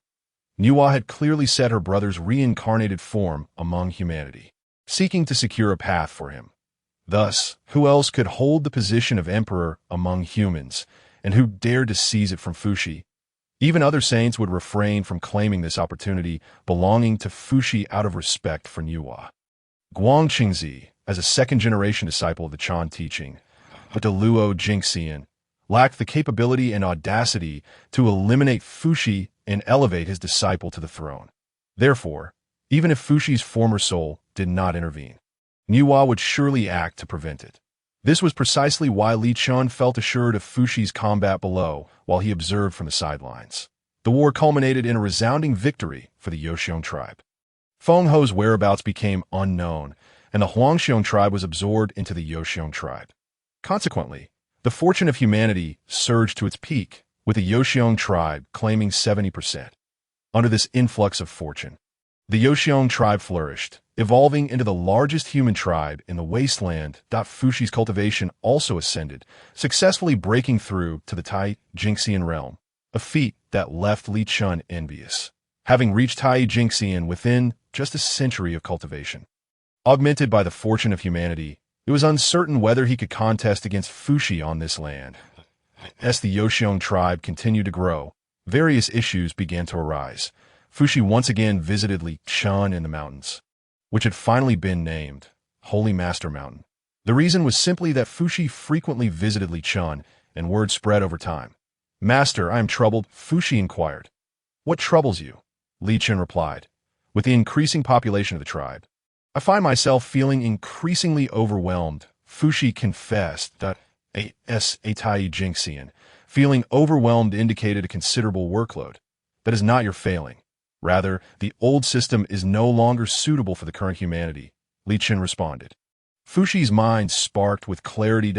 You mean to establish a new system? What kind of system? Having become accustomed to a paternalistic leader managing the lives of the tribe's members, he struggled to conceive alternative societal structures. "Distribute your authority and appoint capable officials to aid you in governance. Only then can you effectively manage humanity today," Li Chun advised. Realization dawned on Fuxi, and he immediately bowed in gratitude. "Thank you for your guidance, Master." As he prepared to depart, he added, "Master, I have one more question." With Li Chun's nod, Fuxi voiced his concern. "Many of our people are scattered across various regions. How can I gather them together to form a cohesive whole?" Li Chun shook his head, remarking that each generation bears its own mission. "Your purpose is to enlighten the human race in the primordial world, helping them realize that they are a cohesive entity. A singular race. As for the matters that follow, let them be addressed by those who come after." Fuxi, appearing contemplative, nodded in acknowledgement. After expressing his gratitude once more, he descended the mountain. Upon returning to his tribe, Fuxi diligently followed Li Chun's counsel. Distributing his power among others, he divided his territory into distinct regions, appointing capable individuals as officials for each territory, ensuring that these officials pledged their loyalty to him as the tribal leader. He categorized these officials into civil and military ranks, with civil officials overseeing domestic affairs and military officials managing external conflicts. Furthermore, Fuxi reformed marriage customs, establishing new rights that put an end to the primitive state of group marriages, where children knew only their mothers and not their fathers. Through continuous division and adjustment, the entire bear tribe underwent a profound societal transformation, shedding the cumbersome nature brought about by population growth, allowing for a smoother operation. With Li Chun's guidance, Fuxi generously disseminated the knowledge and script of the bear tribe, even dispatching individuals to teach in every neighboring tribe. Thus, the human race within the primordial realm began to understand the concept of a unified human entity. No longer content to remain isolated in their small tribes, they actively sought to merge with nearby tribes, forming larger communities. Naturally, many were drawn towards the sacred site of the bear tribe, joining its ranks. Consequently, a staggering 99% of the human race's fortune converged within the Bear Tribe, Kunlun Mountain, within the Jade Void Palace. Guang Qingzi, battered and gravely injured, collapsed upon landing as soon as he touched the ground. His strength evaporated, and he fell. Fortunately, as this was the headquarters of the Chen sect, Guang Qingzi, having lost consciousness, was quickly discovered. Senior brother Guang Qingzi, what has happened? How did you sustain such severe injuries? The disciples of the Chen sect fumed with indignation. They were disciples of a sage, and who would dare act so disrespectfully toward them? The crowd hurriedly assisted the gravely wounded Guang Qingzi into the Jade Void Palace, where they promptly produced healing elixirs to administer to him, ultimately pulling him back from the brink of death.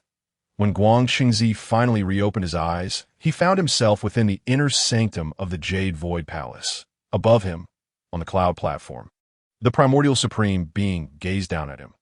Guang Qingzi immediately rose and knelt before the Primordial Supreme Being, his voice heavy with sorrow.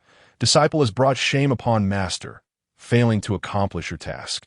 The Primordial Supreme Being opened his mouth to respond but hesitated, eventually letting out a sigh. I am already aware of the situation.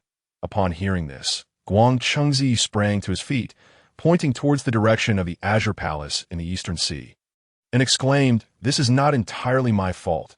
It was that outer disciple of the Jie sect, Li Chen. He intercepted my opportunity ahead of time and swapped the reincarnation of Fu Shi. He used a wind to deceive me. Otherwise, I would never have been defeated." The Primordial Supreme Being shook his head gently, acknowledging that it was merely a matter of being outmatched, and there was nothing of great consequence. He had learned from Nu Hua during their discourse that she intended to arrange Fu Shi's reincarnation and had deduced the significance of the position of the human emperor. Thus, he thought to send Guang Qingzi to see if he could seize that opportunity, that he had not stipulated that Fu Shi's teacher must be Guang Qingzi. So it was likely that this opportunity not falling into Guang Qingzi's hands was simply fate. He did not share Guang Qingzi's anger over being robbed of something. Hearing the Primordial Supreme Being's words only intensified Guang Qingzi's dissatisfaction, and he shouted, "Master, it was that Li Chen." "Enough," the Primordial Supreme Being interrupted, his voice filled with ire. "Even now, you still blame others. Have you considered your own shortcomings? Upon discovering that Feng Qi was Fu Shi, you not only failed to remedy the situation, but even contemplated killing him. Are you not aware that he is the brother of the Saint Nu Hua? Regardless of whether you could defeat him, even if you did, do you believe Nu Hua would let you go?" "Fool!" Guang Qingzi stood in stunned silence, gradually comprehending the weight of the Primordial Supreme Being's words, that he lowered his head, shoulders slumping in defeat. "Disciple acknowledges my mistakes," he admitted.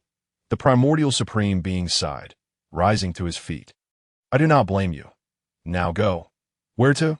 Guang Qingzi inquired. "To celebrate the ascension of the human emperor, as the fate of the human race now converges upon Fu Shi," the Primordial Supreme Being replied.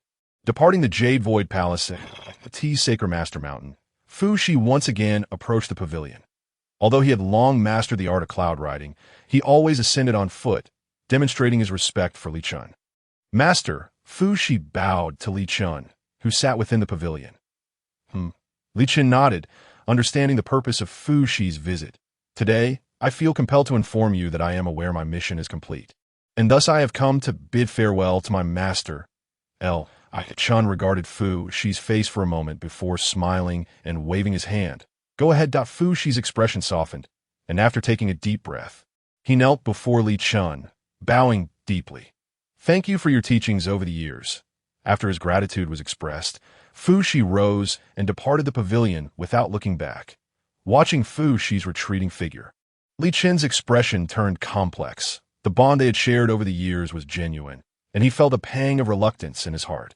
After thanking Li Chen, Fu Shi journeyed southward, traversing countless mountains and rivers. He finally arrived at the banks of the Yellow River.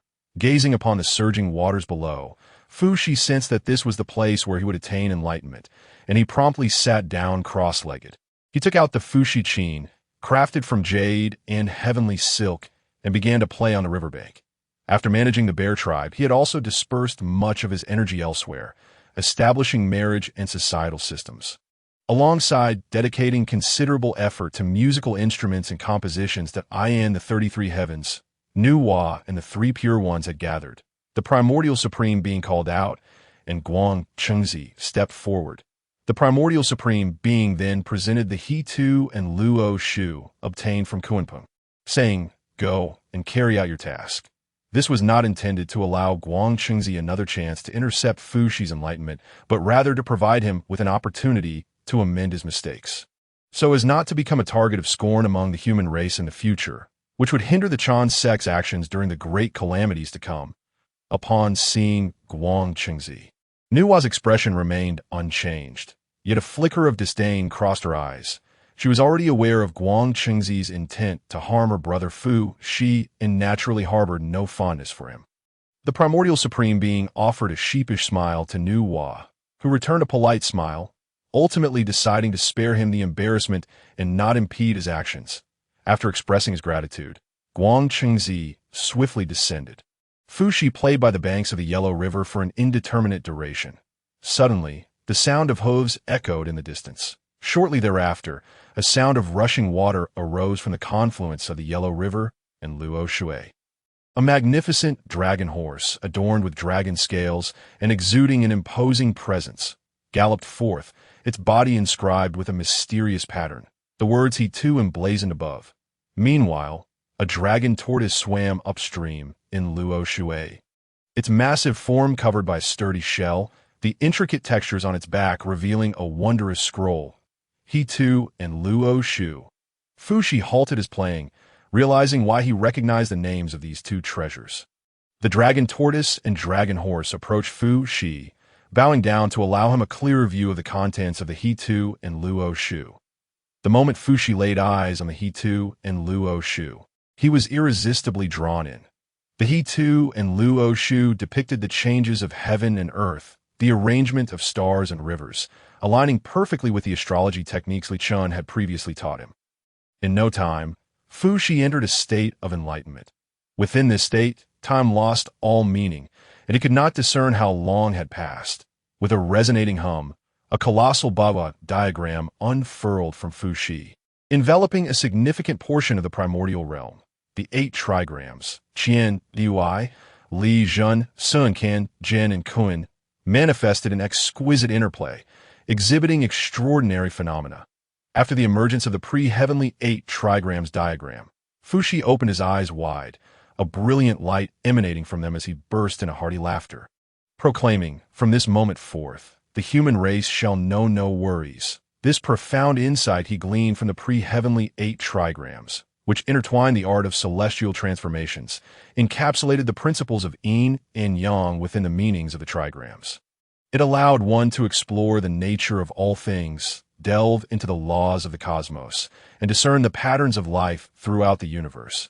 This encompassed the cultivation of virtue, the nurturing of character, and the governance of the populace as the path to self-cultivation and statecraft.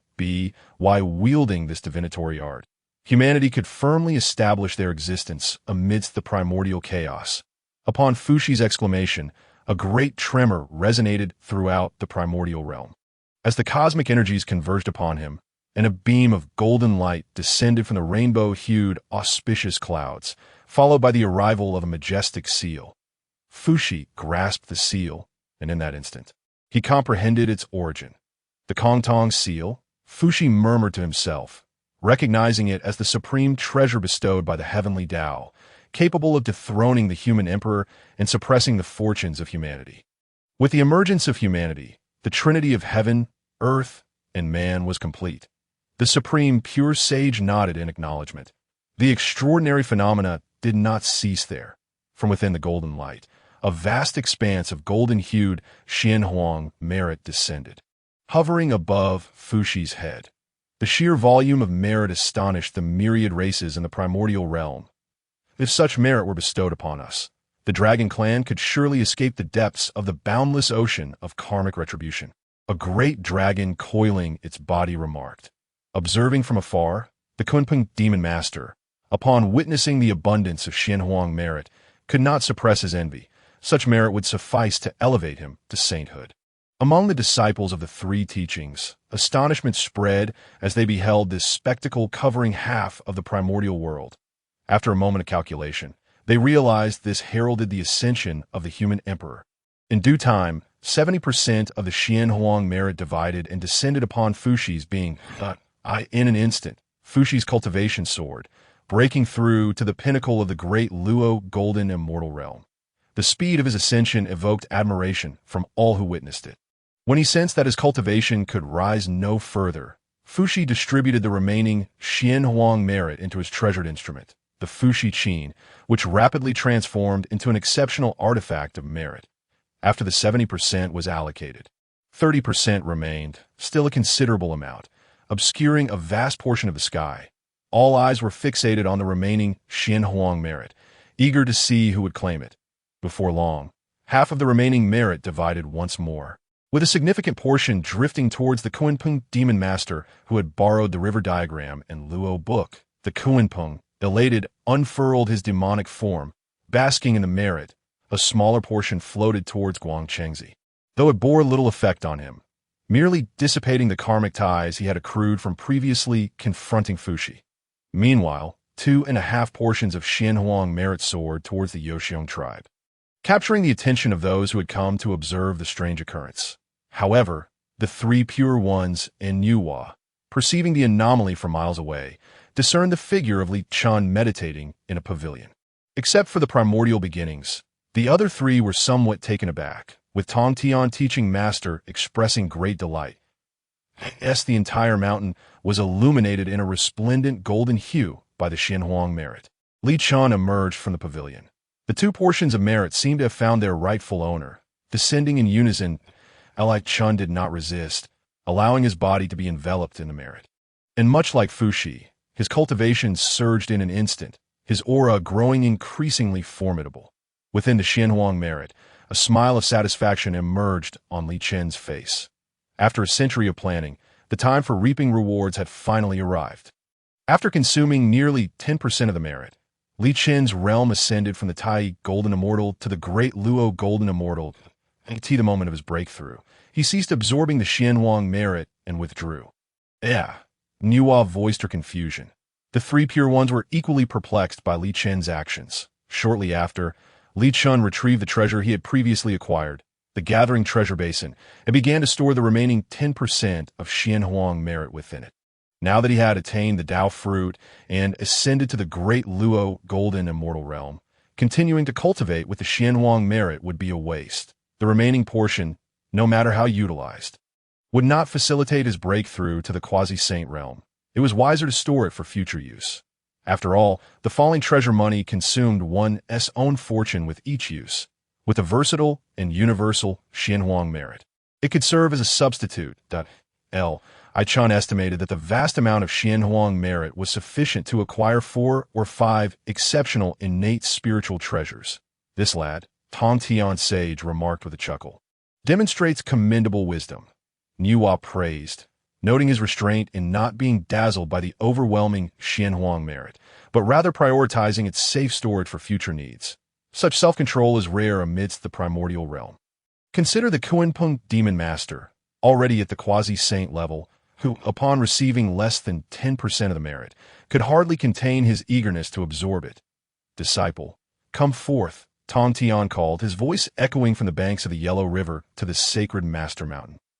Li Chen was not surprised by the commotion. Unless the saints were blind and deaf, it was impossible for them to remain oblivious to his presence. Forming a hand seal, he executed a spatial displacement technique. Appearing on the banks of the Yellow River, the moment he materialized, Fuxi turned to regard him. Their eyes met, and at first, neither spoke. Li Chen observed Fuxi, who, although retaining his appearance, had undergone subtle changes in demeanor and conduct. The current Fuxi was no longer his former disciple Feng Qi, but the awakened human Emperor Fuxi, bearing the memories of his past life. Congratulations, fellow Taoist, Li Chen said, cupping his hands in respect. A flicker of complexity crossed Fuxi's eyes as he returned the gesture. Thank you, fellow Taoist. Now that Fuxi's past life memories had resurfaced, he was both Feng Qi and Fuxi, harboring intricate emotions towards his master, acutely that moment. The four saints from the 33 heavens descended on clouds of auspiciousness. We celebrate the ascension of the human emperor, the three pure ones declared in unison. Fuxi bowed respectfully to Nuwa and the three pure ones, acknowledging their presence. The supreme pure sage stepped forward. Addressing Fuxi, now that you have become the human emperor, it is time to let go of your past causes and effects. Indeed, Fuxi nodded in agreement. The supreme pure sage expressed satisfaction, stating, "Your mission is now fulfilled. You must enter the fire cloud cave to stabilize the human Tao's fortunes and avoid appearing carelessly." Fuxi slowly nodded, understood he was destined to perish in the war of the witches and demons. Now, his sister Nuwa had paid a considerable price to grant him rebirth as the human emperor. This act was inherently at odds with the heavenly Tao, thus suppressing humanity's fortunes was one aspect of his duty. Within the fire cloud cave, bolstered by the fortunes of humanity, they would not fear even the saints as long as they remain alive, for humanity would not weaken. Moreover, the other aspect was to evade the judgment of the heavenly Tao within the fire cloud cave. After the supreme pure sage's proclamation of a human emperor was complete, he withdrew. Subsequently, Nuwa approached, engaging Fuxi in friendly conversation, expressing her longing after years apart. Chen stood to the side, uncertain of what to do. When he noticed Tonton gesturing for him to come closer, Chen stepped forward. Mastered, he then turned to the supreme pure and jade pure, cupping his hands and greeting, "Esteemed uncles. Good lad," Tong Tian praised, "the master of the emperor has garnered such a tremendous opportunity." "Just luck," Li Chun humbly replied. Their exchange, however, struck the ears of Yuan Shi Tianzun and Guangcheng Zi as particularly grating, as if intentionally flaunting and mocking them. "Once you are done, come to Bo Palace. It has been a while since we had a proper chat," Tong Tian added.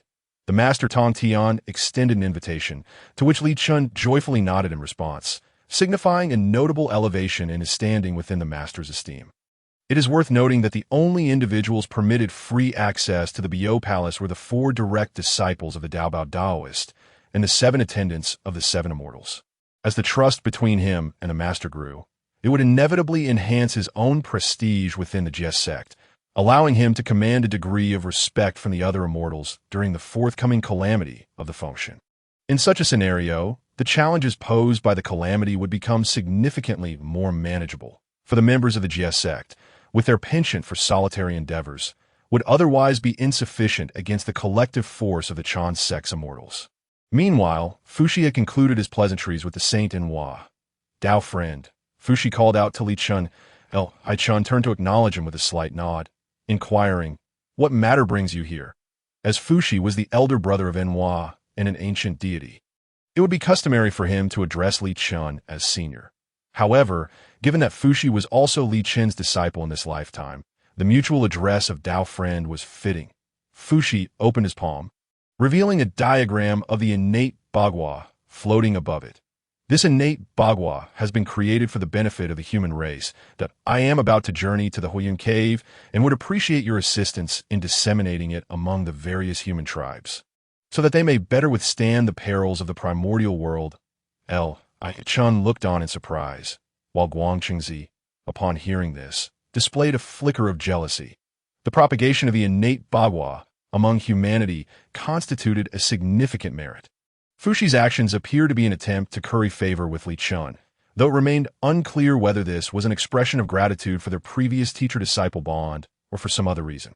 Li Chun, momentarily taken aback, quickly responded, "As you wish, Dao friend. I shall ensure that the innate bagua you have created is imparted to the human race." Upon hearing this, Fuxi's face broke into a smile as he gently pushed the floating bagua towards Li Chun.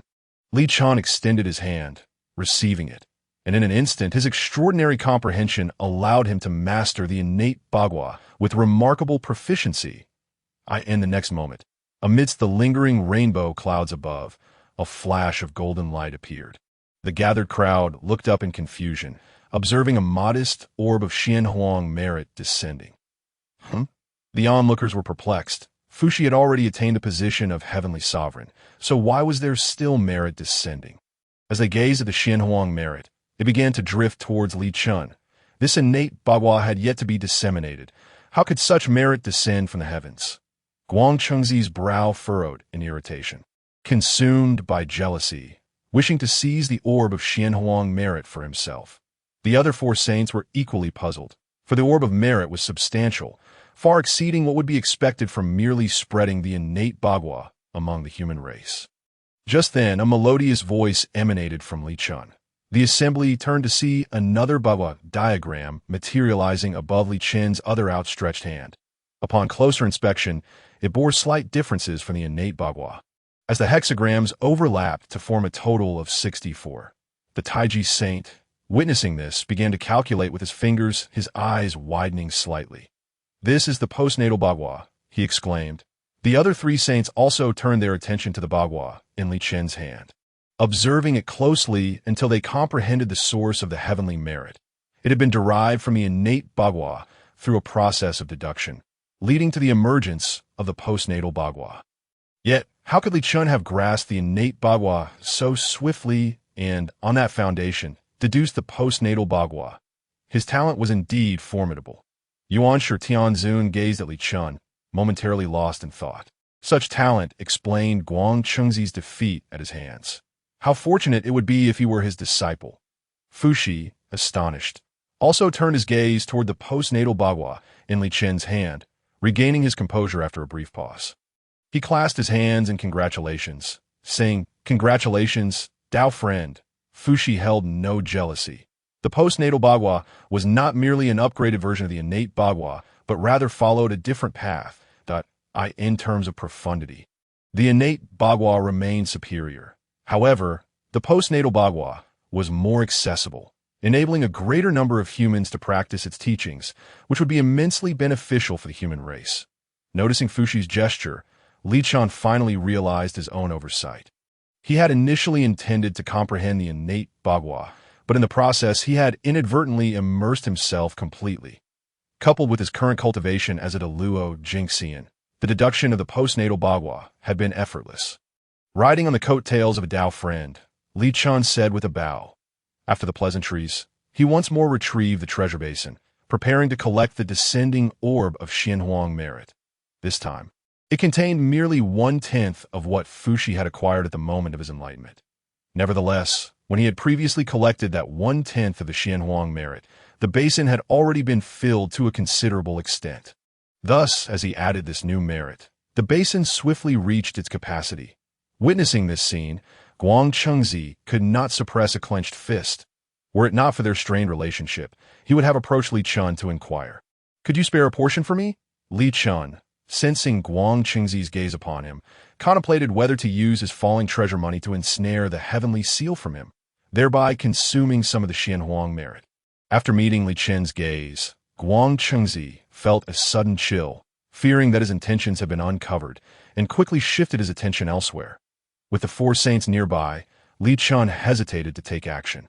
After a moment of contemplation, he decided to present his accompanying treasures, the Zi Wei Star sword and the Tianji token, bathing them in the remaining small orb of Xianhuang merit, as the merit was consumed. The surfaces of the two treasures began to shimmer with a mystical glow. After a brief moment, the merit was entirely expended, and the two treasures returned to Li Chen's hands that he eagerly inspected them, unable to suppress a grin that spread across his face. Having undergone the purification of the Xianhuang merit, both treasures had undergone a qualitative transformation. His accompanying treasure, the Zi Wei Star sword, had finally ascended from the rank of mid-grade innate spirit treasure to that of upper-grade innate spirit treasure. Meanwhile, the Tianji token had enlarged considerably. It was unclear whether this was due to the high compatibility of the merit he had gained from deducing the postnatal bagua. The Tianji token had directly advanced from a lower-grade postnatal spirit treasure to an upper-grade merit spirit treasure. Being a merit spirit treasure, it had received the favor of the heavenly Tao, making it significantly easier to comprehend heavenly principles and predict the future, proving to be exceedingly advantageous. Now, the Tianji token was no less formidable than Guang Chengzi's upper-grade innate spirit treasure. The Tianji prediction. Master Tong Tian cast a subtle glance at the other three saints, his expression enigmatic.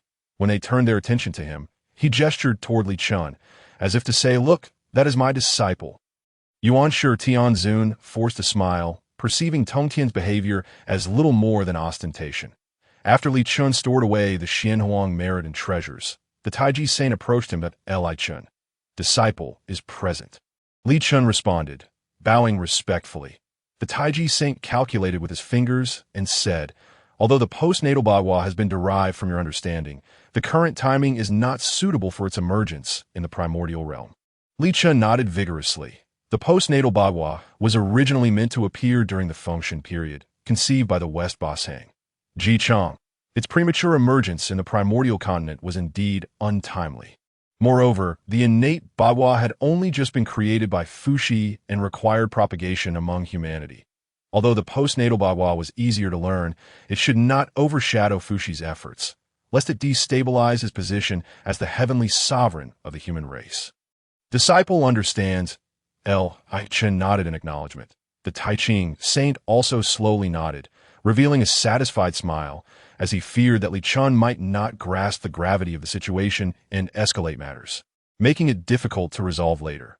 After the Tai Ching saint departed, the Tong Tian stepped forward, offering a few words of praise. Subsequently, the four saints made their exit from the banks of the Yellow River. After bidding farewell to Li Chun, Fuxi soared towards the sacred abode of the human race, the Fire Cloud Cave. With everyone departing, Li Chun returned to the Holy Master Mountain in the days that followed. He fulfilled Fuxi's entrusted task, traveling among the various human tribes across the vast wilderness, imparting the innate 8 trigrams. Throughout this teaching process, Li Chun felt the fortune of the human race continuously bestowing its blessings upon him, solidifying his recently attained status as a great Luo golden immortal. After disseminating the innate 8 trigrams technique to most of the human tribes, Li Chun returned once more to the Holy Master Mountain. Observing the intertwining human fortune surrounding him, he fell into contemplative thought. He understood that the rise of the human race was imminent, and that this fortune could significantly impact his cultivation and realm. However, correspondingly, he would also be constrained by this human fortune. Although it was merely a minor inconvenience, Li Chun, by nature, was rather averse to troublesome matters. After pondering for a moment, an ingenious idea struck him, and he proceeded to create a clone. His method of creating clones was inspired by the 3 corpses technique. Thus, the 3 clones, and he were considered a unified entity that he believed it feasible to transfer the fortune onto them. With that thought, Li Chun immediately commenced his experiment, that he first merged himself with the clones, returning to a single body.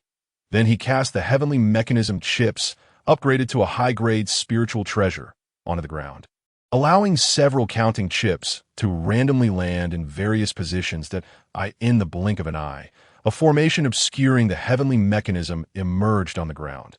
The manner in which this formation was established left the other formation masters awestruck, likely igniting within them an intense desire to emulate. This formation was profound and inscrutable, surpassing even some innate grand formations, of course. The reason they felt overwhelmed was not merely due to its complexity. It was primarily because Li Chen's method of arranging the formation was astonishingly casual, so casual that it led them to believe they could accomplish it as well. Upon completing the arrangement, Li Chen began to gradually extricate his body from the merged form with the clones. After several days of meticulous disentanglement, the last strand of hair was finally withdrawn from the clone's form, and Li Chen successfully liberated himself. Looking at the clone interwoven with human fortune, Li Chen smiled. At last, he had achieved perfection. He had not lost a single benefit and had incurred no loss whatsoever. Once completed, Li Chen did not retract his clone, that if he were to reabsorb the clone, the intertwined human fortune would revert to him.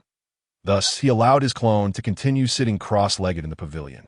Now that the human emperor had just returned to his position, and the Earth Emperor, Shen, was unlikely to emerge swiftly, there was no need for him to linger here any longer. After stowing away the heavenly mechanism chips, meant to conceal the heavenly mechanism, Li Chen suddenly felt a flicker of intuition as soon as the chips were in his hand, that he immediately spread out the heavenly mechanism chips and began to deduce at the level of the great Luo golden immortal. Any sensation felt within one's heart could not merely be an illusion. Furthermore, he was well versed in the art of divination. Thus, the unexpected stirring was even less likely to be mere coincidence. Moments later, a glimmer of insight flickered in Li Chen's eyes as he gazed in the direction of the celestial mountain where Guang Chengzi had previously been. With a single step, he vanished from the holy master mountain. Within the celestial mountain, Guang Chengzi rode a cloud crane and descended into the palace he had constructed. This time, he was dispatched by the primordial heavenly venerable, primarily due to his earlier confrontation with Fuxi, to prevent animosity from brewing between him and the human race. Thus, he was sent down to continue educating the human race, hoping to garner some human fortune. Soon as Guang Chengzi landed, a voice called from below, "Master!" Guang Chengzi frowned and looked down, only to see Feng Ho, clad in tattered clothing, kneeling before the palace. Upon witnessing Feng Ho's destitution, Guang Chengzi's frown deepened. Were it not for this individual, he would have never lost to Li Chen. "What are you doing here?" Guang Chengzi inquired. Feng Ho hesitated. "I am here awaiting my master." Ever since his defeat to Fuxi, Feng Ho had been in a daze. Lost and aimless, in this state of confusion, he instinctively found himself at this celestial mountain, the place where he had spent the longest time and experienced the most joy during his growth. "Master," Guang Chengzi replied coldly, "I am no longer your master." Feng Ho's eyes widened in disbelief at this declaration. "But there is no but." Guang Chengzi waved his sleeve dismissively. "I initially thought you were the reincarnation of Fuxi, which is why I took you as my disciple. Now that Feng Qi has become the human emperor, you are no longer of use to me." Feng Ho clenched his fists but slowly relaxed them. Feeling utterly exhausted, as if he longed to fade away, "I do not blame you. I only blame my own inadequacy.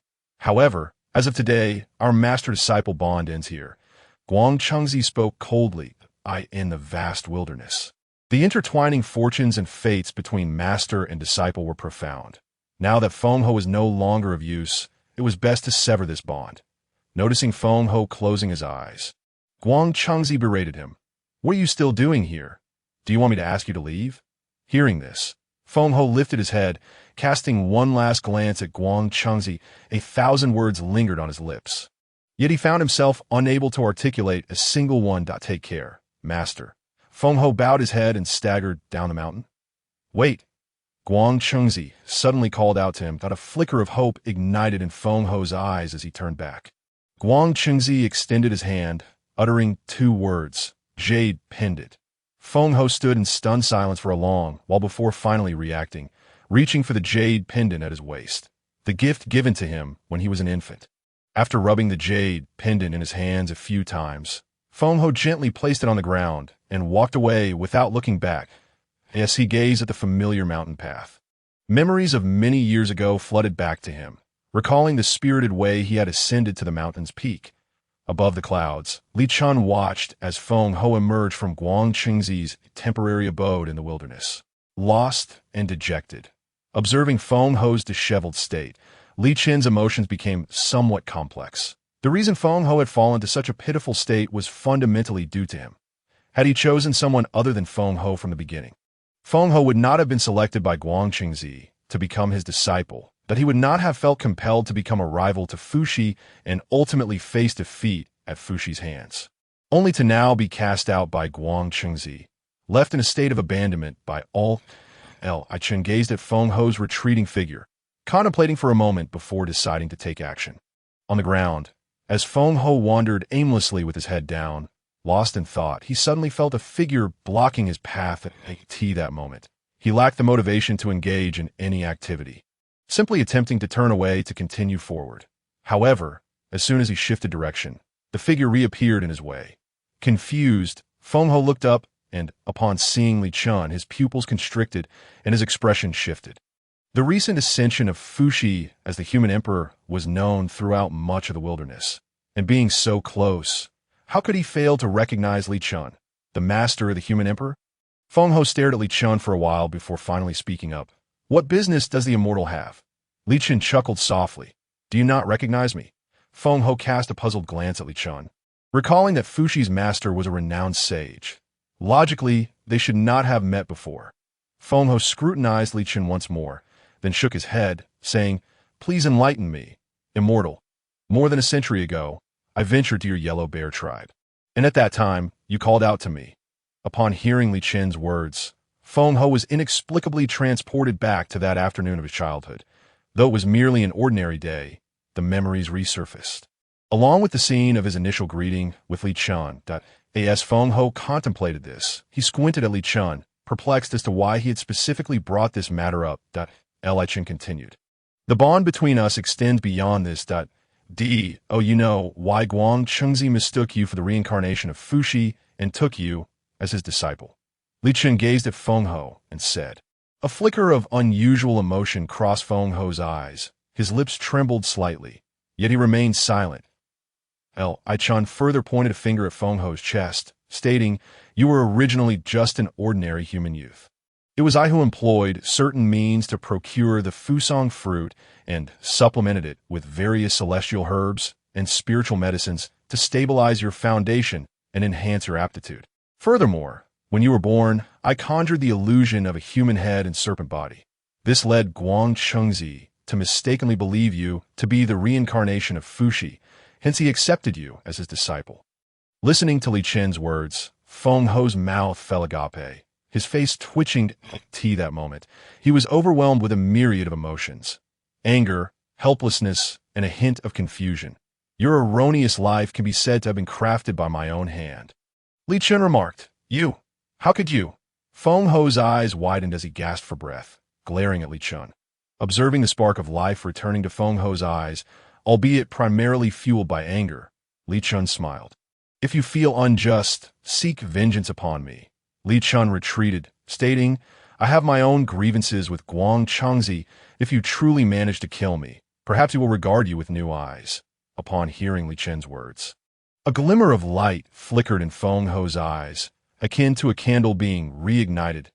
As he glared at Li Chen, brimming with hostility and poised to act, he suddenly saw Li Chen's form dissolve into countless stars, vanishing before him, leaving behind a provocative smile. Furrowing his brow, Feng Ho scanned the surroundings, yet with his mere golden immortal cultivation, he could find no trace of Li Chen, who had deliberately concealed himself. Above the clouds, Li Chen observed the rejuvenated Feng Ho, who had found his purpose once more, and a faint smile graced his lips. Once a person's heart has withered, their drive to live can be utterly extinguished. However, with a renewed goal, that dead heart can be revived. Selecting Feng Ho as a pawn had weighed heavily on Li Chen, but now it seemed to serve as a form of atonement. Nevertheless, this meant gaining an additional adversary at the golden immortal realm. Li Chen pondered for a moment and determined that it would have little impact. Without the backing of the human race's fortune, Feng Ho's strength would no longer grow as rapidly. Absent extraordinary circumstances, he would likely only reach the Tai golden immortal realm, posing no threat to Li Chen. Initially, Li Chen had considered taking Feng Ho as a disciple, for their connection ran deeper than that between Feng Ho and Guang Chengzi. After all, it was Li Chen who painstakingly laid the foundation for Feng Ho's path. However, given the multitude of events Feng Ho had experienced in a single day, it was likely that his mind was too disoriented to think clearly. So Li Chen opted to postpone the proposition. Departing from the Honghuang continent, he flew towards the east. Li Chen intended to check on his own Taoist abode and his disciple, Qing Jingzi. After being away for over a century that if time permitted, he might also pay a visit to the Sanshao and Zhao Gongming, who had extended several invitations to him, and it would not be courteous to ignore them indefinitely. As he soared above the East Sea, Li Chen overheard the conversations of several scattered immortals in the distance. With his current Deluo golden immortal strength, information within a radius of 1,000 miles would naturally reach his ears, even without him actively eavesdropping. Initially, Li Chen planned to disregard their chatter as usual, but after listening for a short while, he caught wind of a familiar name. Hey, have you heard? Recently, a young fairy has emerged in the East Sea, and her prowess has left the local cultivators lamenting. Indeed, she is merely at the true immortal realm, yet claims to be invincible below the golden immortal level, challenging experts everywhere. Several seniors of the golden immortal realm have been defeated by her. I wonder which sect she belongs to. She appears to have only been cultivating for a few thousand years, yet possesses such strength. How enviable. However, if she continues to attract attention like this, it won't be long before other powerful beings come to rectify the situation. Listening to the casual banter of the scattered immortals, Li Chen couldn't help but chuckle. Based on their descriptions, the young fairy they spoke of must be his disciple, Qing Jingzi. However, he had not anticipated that this little one would become so audacious after leaving Ling Tai Immortal Island. Making quite a name for herself in the East Sea, albeit relying on the Rui Ku bamboo stick he had crafted for her. Subsequently, Li Chen began to calculate her location and soon deduced where she was. He then flew in that direction, already planning to give her a little lesson to prevent her from continuing her ostentatious behavior. Upon arriving at the location he had calculated, which was a small cluster of islands amidst the vastness of the East Sea, Li Chen searched high and low but found no sign of Qing Jingzi. He began to suspect that his divination might have been off and was about to take out the heavenly mechanisms to conduct a more precise calculation. Below the islands, a dirty little head stealthily poked out. Upon recognizing Li Chen's visage, it excitedly darted over. "Master," came the voice, wailing pitifully. Hearing the sound, Li Chen paused his actions and turned to look. There stood Qing Jingzi, her clothes torn with several holes, a picture of disarray, as she flew into his embrace, clinging tightly to his leg. "Master, you have finally come to rescue me." Upon hearing Qing Jingzi's words, Li Chen scanned her with his divine sense, and, discovering that she had not sustained any serious injuries, felt a wave of relief. Moreover, Qing Jingzi had heeded his advice. She had sent her clone out to Rome after mastering the technique of creating duplicates.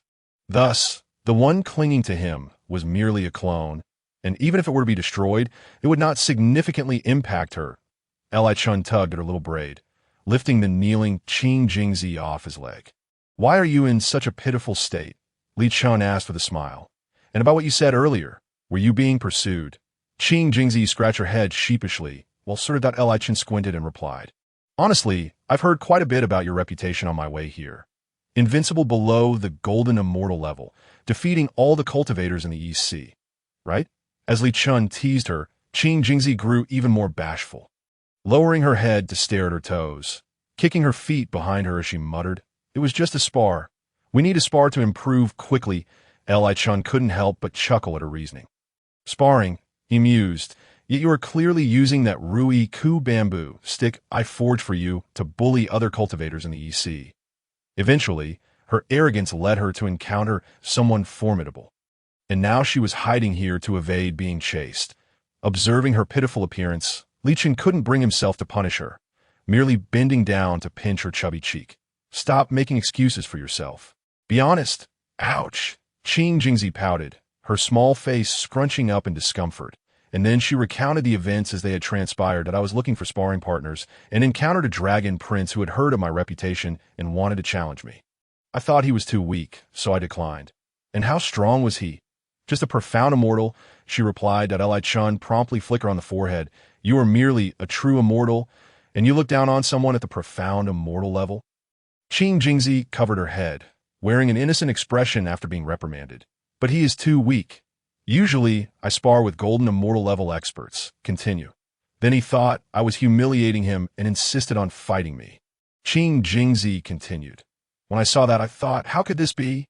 Then, using the treasure bestowed upon me by my master, I delivered a sound thrashing to him. Who would have known that the scoundrel could not bear defeat? He accused me of relying solely on the treasure and demanded that I abandon it to continue our duel. How could I heed his words? After all, the treasure is an integral part of one's strength." As Qing Jingzi recounted this, her confidence wavered as she discreetly assessed Li Chen. Noticing his lack of pronounced reaction, she felt more at ease to continue. "Then I used the treasure to drive him away." "And then?" Li Chen inquired. "Then that rascal, lacking in martial ethics, returned with 3 golden immortals to ambush me. 1 golden immortal I could handle, but 3? That was beyond me." At this point, Qing Jingzi's anger flared anew. "In their despicable and shameless ambush, they seized my treasure from me." Pouting, she lamented, "Without the treasure, I was left with no means to defend myself, and could only flee. 3 golden immortals?" Li Chen pondered. Was it a flood dragon, a mysterious tortoise, and a merman? Qing Jingzi's eyes brightened. "Master, you know them?" Li Chen chuckled. "The 3 demons of the East Sea, they once vied with me for the Ling Tai Immortal Island." Who would have thought such a twist of fate? But didn't clash with me back then. Yet here they are, facing my disciple. Having grasped the situation, Li Chen's concerns eased. It was merely a trivial matter of children at play. Initially, he feared King Jingzi might provoke some significant calamity. Did you not invoke my name while they were pursuing you? Li Chen asked. If she had revealed his identity and they still dared to attack her, matters would have been far more serious. King Jingzi paused, and her expression turned subtle. While being chased, she too valued her pride. In such a humiliating moment, how could she admit her affiliation as Li Chen's disciple? A member of the Jie Jiao? If other disciples of Jie Jiao learned of this, how could she continue to navigate within their ranks? Besides, it was crucial to note that this was merely a clone of hers. She could not perish, thus, she felt emboldened. Li Chen, observing King Jingzi's expression, surmised her internal struggle. After giving this unreliable individual a gentle admonishment, he sighed. Understood, I shall rectify this for you. The rectification naturally could not involve harming the adversaries. After all, it was merely children squabbling. He would merely have the three demons of the EC apologize, and King Jingzi would admit her fault, allowing the matter to pass. Upon hearing this, a smile blossomed on King Jingzi's face as she grasped Li Chen's hand. Master, you must retrieve my treasure. She yearned to continue wielding the Rui bamboo staff, maintaining her facade of superiority. Without it, she feared the numerous enemies she had made in the EC would render her unable to venture outside. Understood, Li Chen replied with resignation. The Rui bamboo staff was a postnatal high-grade spiritual treasure, far too precious to simply relinquish. Li Chen retrieved the heavenly mechanism token, calculating the location of the Rui bamboo staff. With his enhanced abilities and the learned techniques of the innate 8 trigrams, he swiftly discerned its whereabouts.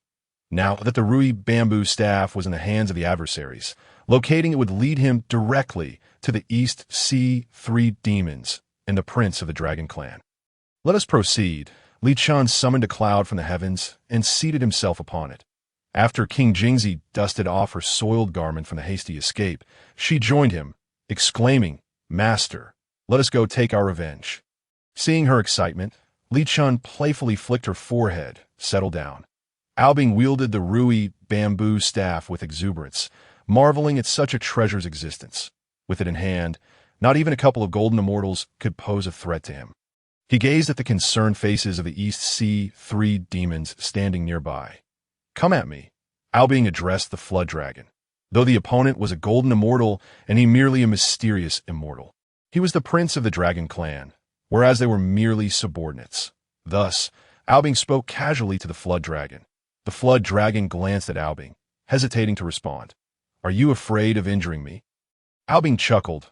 Worry not. If you harm me, I shall grant you clemency. The flood dragon forced a smile. Your Highness, your might is formidable. Even at my full strength, I could not possibly harm you. Did I merely fear that the heavenly immortal we just chased off may possess formidable treasures, indicating she has a remarkable background. With a glance, the flood dragon recognized that the Rui bamboo staff was at least of high-grade spiritual treasure quality. The fact that a mere heavenly immortal would flaunt such a treasure suggested she had considerable backing, perhaps being a disciple of some great immortal. Thus, when pursuing King Jingzi, he refrained from using his full strength, only driving her away before returning. Albing, eyeing the Rui bamboo staff, snorted, What is there to fear? Here in the EC, our dragon clan reigns supreme, and no matter who arrives, I shall not yield to them.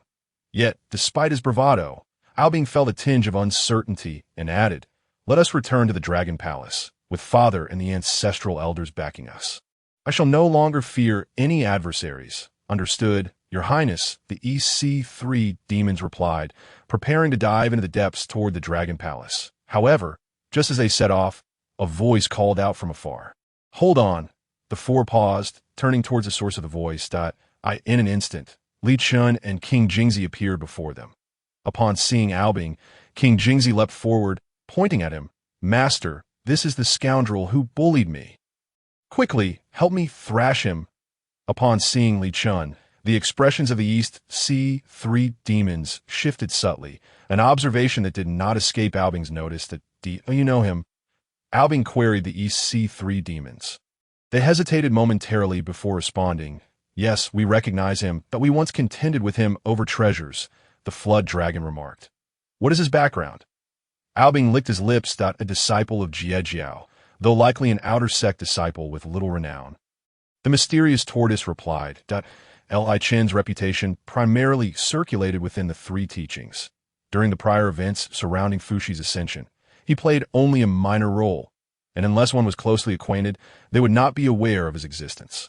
Thus, the EC three demons were unaware of Li Chen's current identity and strength. Upon hearing Jie Jiao, Albing's expression turned cautious. However, upon hearing outer sect disciple with little renown, he breathed a sigh of relief. Just an outer sect disciple of Jie Jiao. He is still someone I can contend with. What is his strength? The last time we encountered him, he was at the golden immortal level, the merman replied. When was that? Several thousand years ago, the flood dragon responded. Albing felt emboldened. Merely a few thousand years had passed. Surely the opponent could not have ascended from golden immortal to the Luo golden immortal in such a short span. Why are you stopping us? Albing shouted at Li Chen. Li Chen remained unperturbed, simply gesturing toward the Rui bamboo staff in Albing's grasp with a light chuckle. That treasure belongs to my disciple. I hope, Your Highness, you might return it. Albing glanced at the Rui bamboo staff in his hand, a reluctant glimmer in his eyes. Such a treasure was not something he could easily part with. No way, this is my trophy. Albing clutched the staff tightly, asserting, she used this treasure to strike me. Having defeated her, it naturally belongs to me. Master, don't waste your breath on this rogue. Just thrash him. King Jingzi exclaimed, shaking her fist. If we win, I can reclaim my treasure. Indeed. Albing raised his chin defiantly. If you have the ability, come take it. After all, he had 3 golden immortals on his side. If a fight broke out, their chances of victory were considerably greater. If he were to win, the opponent would likely lose face in ever trying to reclaim the treasure. Not accuse me of bullying the weak. Li Chen stepped forward with determination. Bing exchanged a knowing glance with the 3 sea demons beside him, urging them to act swiftly. Let's take him down. With Bing's command, the trio of sea demons advanced towards Li Chen, their expressions cautious yet devoid of fear. After all, he was merely skilled in the art of formations, and under the current circumstances, he could not set up any formations on the fly. 3 against 1. The advantage lies with us. The sea demons deftly brandished their magical weapons. Following a fierce roar from the dragon, the 3 of them charged forward in unison. Prepare to meet your end. The dragon lunged with a spear aimed directly at Li Chen's face, while the black tortoise and the merman unleashed their own treasures from different angles, assaulting Li Chen. Just as their weapons were about to make contact, a blinding starlight flashed. When the sea demons regained their senses, Li Chen's figure had vanished. The 3 demons looked around in confusion, and suddenly, the dragon's expression shifted dramatically. It twisted around, thrusting its silver spear behind it. He's behind us. The dragon executed a swift strike at the silhouette it glimpsed in its peripheral vision. A metallic clang echoed as the spear met an unseen force. Realizing that its spear had been caught between 2 fingers, the dragon's eyes widened in disbelief. With a low growl, the dragon poured all its strength into the silver spear, its expression morphing into one of ferocity. Yet before it stood Li Chen, maintaining an air of calm indifference, the spear tip not advancing an inch. That moment, panic gripped the dragon. Attempting to withdraw its spear proved futile, just as it had been when it struck. Brother, I will assist you. The black tortoise seized a glimmering great sword with both hands, aiming for Li Chen's neck. As the blade approached, the black tortoise wondered why Li Chen did not defend or evade, as if he willingly allowed the sword to descend upon him. But the next second, a crisp bang resonated. A tremendous recoil surged from the hilt, nearly wrenching the sword from the black tortoise's grip. Looking at Li Chen, it realized that its strike had indeed landed on his neck. Yet, aside from a barely noticeable white mark, there was no other effect. The black tortoise swallowed hard, astonished at the creature before it. Li Chen touched the white mark on his neck and smiled at the stunned black tortoise. Haven't you practiced the copperhead iron arm technique?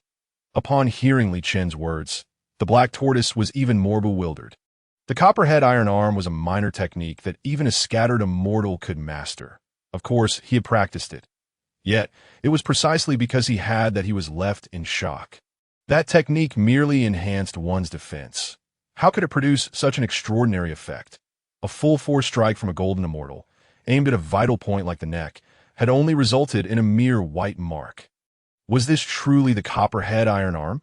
It felt as though a completely new technique had been invented. Ignoring the black tortoise's astonishment, Li Chen flicked his finger, striking the great sword, in an instant. A resounding bang echoed, and the sword shattered into countless fragments, sending the black tortoise reeling backward, blood spitting from its mouth as it plunged into the sea. This maneuver left A.O. Bing, who had been spectating, gasping for breath. What transpired? Wasn't he merely a golden immortal? How could one encounter leave one of the East Sea's 3 demons incapacitated? And judging by Li Chen's demeanor, it seemed effortless. A.O. Bing bit his lip, realizing he had stumbled into a formidable opponent. Second brother, the dragon roared, "Oh, not fret. It is merely a minor injury. He has fainted," Li Chen assured the dragon as he raised his other hand, preparing to deliver a chop to the dragon's neck. Witnessing the seemingly casual descent of Li Chen's hand, the dragon's pupils constricted, sensing impending doom. Without a second thought for its silver spear, it released its grip and retreated. Swish! Just as the dragon withdrew 100 meters, it noticed the sea beneath its previous position had been compressed into an unfathomable abyss by an unseen force. A chill ran down the dragon's spine. Had it been struck by that hand, the consequences would have been dire. "Brother, I will assist." The merman charged forward, fingers gliding over its eyes, transforming them into something extraordinary, a beam of light shooting towards Li Chen. Observing the merman's technique, the dragon felt a sense of relief. Its sister excelled in techniques. If she could control their foe, it would pave the way for victory. However, the moment the technique reached Li Chen, the merman froze in place. The dragon watched in horror as Li Chen's eyes slightly widened, casting a glance at its sister, who immediately lost consciousness and plummeted into the depths of the sea.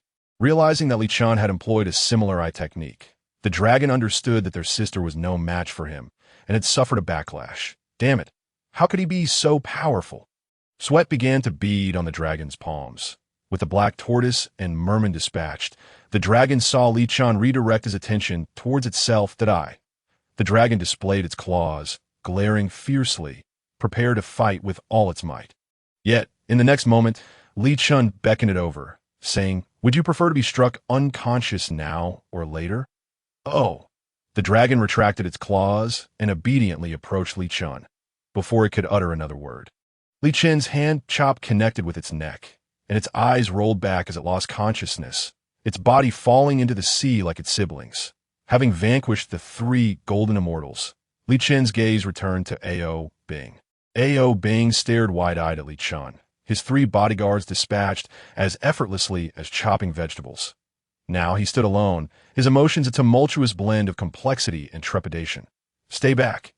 A.O. Bing brandished his rui bamboo staff at Li Chen, his voice wavering with uncertainty. "I am not to be trifled with." Ignoring A.O. Bing's threat, Li Chen approached with a smile. As the distance between them narrowed, A.O. Bing swung his staff at Li Chen, hoping to exploit its ability to target weaknesses, perhaps buying himself some time. A dull thud echoed. A.O. Bing looked on, bewildered. His weapon had failed to strike Li Chen, instead being seized in his grasp. A.O. Bing's eyes widened in disbelief. How could this be? Had he not targeted Li Chen's vulnerability? Suddenly, a shocking realization struck him. Could it be that this man possessed no weaknesses? "You certainly have some audacity. Attempting to use the treasure I forged against me," Li Chen chuckled. Upon hearing this, A.O. Bing's heart raced. The treasure was indeed crafted by Li Chen. This was a top-grade spiritual treasure, a rarity in the wilderness. Few could forge such a masterpiece. Li Chen seized control of A.O. Bing. King Jingzi gleefully approached, snatching the treasure from A.O. Bing's hands, casting him a disdainful glance as he did. "Humph. You took my belongings. Now you know regret, don't you?" King Jingzi declared. "Master, punish him. He sent those 3 wretches after me for quite some time." Hearing King Jingzi's words, A.O. Bing instinctively retreated. "You dare? I'm the 3rd prince of the East Sea Dragon Clan. Even if you were a celestial of the Crossing me will not end well for you. Though their clan was weakened, even a dying camel was larger than a horse. They were not to be easily bullied by just anyone with a bit of influence. Li Chen narrowed his eyes. Third Prince of the East Sea, you are A.O. Bing. Upon hearing Li Chen mention his name, A.O. Bing felt a surge of confidence, believing Li Chen was intimidated. Now that you know, will you release me? I have already sent a signal to my father. When he arrives and sees you attacking me, he will not let you go. Bing brought forth his father, the Dragon King of the East Sea. Li Chen chuckled nonchalantly. His previous expression had merely been one of astonishment at the name. The third Prince of the East Sea, was he not the unfortunate fellow who met his demise at the hands of Neza in the later tales of deification? At that time, Neza had just acquired the Qinquan Circle and the Hunyuan Silk from the Taiji Master, and while he was playfully manipulating the divine artifact in the sea, it caused the Dragon Palace to tremble. When Bing came to intervene, a dispute ensued, culminating in his untimely death, a case of undeserved misfortune and an egregious injustice. Noticing Li Chen momentarily lost in thought, King Jingzi's eyes darted mischievously, seizing the opportunity while Bing was still prattling. He brandished his Rui bamboo staff and advanced swiftly. With a swift strike, he hit Bing squarely on the head, avenging the chase that had plagued him for several days and nights. Bing cried out in pain. Clutching his head, he had seen it coming, attempted to block it, but the unique properties of the Rui bamboo staff were beyond even a Xuanqian's defenses. His head received a solid blow. You. Bing pointed at King Jingzi, who was sticking out his tongue at him, yet he hesitated to retaliate. Just as he was fuming, the waters beneath his feet began to churn, and the sea surface shimmered with golden light. Upon witnessing this, Bing's eyes gleamed with excitement, and he dashed towards the sea while shouting at Li Chen, "You're in trouble. My father is here." Hearing Bing's words, King Jingzi hurriedly tugged at Li Chen's sleeve. "Master, we should make a hasty retreat." Though she had a lively spirit, she understood the formidable influence of the Dragon Clan in the Primordial realm, especially with the arrival of the Dragon King of the East Sea, the current patriarch of the clan. Given that their son had been assaulted by the two of them, it was uncertain whether he would spare the teachings of thee and seek revenge. "Oh, not fret," Li Chen said, grasping King Jingzi's pigtail to prevent her escape. "Do you not trust your master?" With Li Chen's grip holding her back, King Jingzi reluctantly stayed put, her eyes darting around, betraying her unease. As A.O. Guang emerged from the sea, he transformed his 100-zhong-long golden dragon form into that of a human. Resembling a middle-aged man with two dragon whiskers adorning his nose, clad in robes of brocade and jade, adorned with jewels that exuded an air of nobility. Bing rushed to his side, lamenting, "Father, had you arrived just a moment later, I would have been beaten." As he wept, he pointed towards Li Chen, continuing, "Father, these two have bullied me. They flaunted there as disciples of the acting brazenly, and even severely injured the three demons of the East Sea." Bing exaggerated the tale, shedding his earlier timidity when faced with Li Chen and King Jingzi, adopting a more arrogant demeanor. "Humph, now that my father is here, the tables have turned. You two are in for it." However, as Bing rambled on, he failed to notice his father A.O. Guang's expression growing increasingly grim. "Father, you must." Bing's words were abruptly interrupted as a hand struck his head, leaving him dazed for a moment. He could not comprehend what had transpired. When A.O. Guang raised his hand again, he instinctively dodged, but it was in vain. The back of his head received another solid slap. "What nonsense are you spouting?" A.O. Guang exclaimed, his anger palpable. After enduring another blow, Bing fell silent, gazing fearfully at his father. "Father, why are you hitting me?" he protested, feeling wronged. A.O. Guang, exasperated, delivered another slap to the back of his head, effectively silencing Bing, who now appeared subdued and disheartened. After reprimanding Bing, A.O. Guang straightened his disheveled attire and bowed respectfully to Li Chen. "Esteemed immortal Li Chen, I apologize for the lack of proper reception as the current leader of the Dragon Clan." A.O. Guang was well aware of the various happenings across the Primordial realm.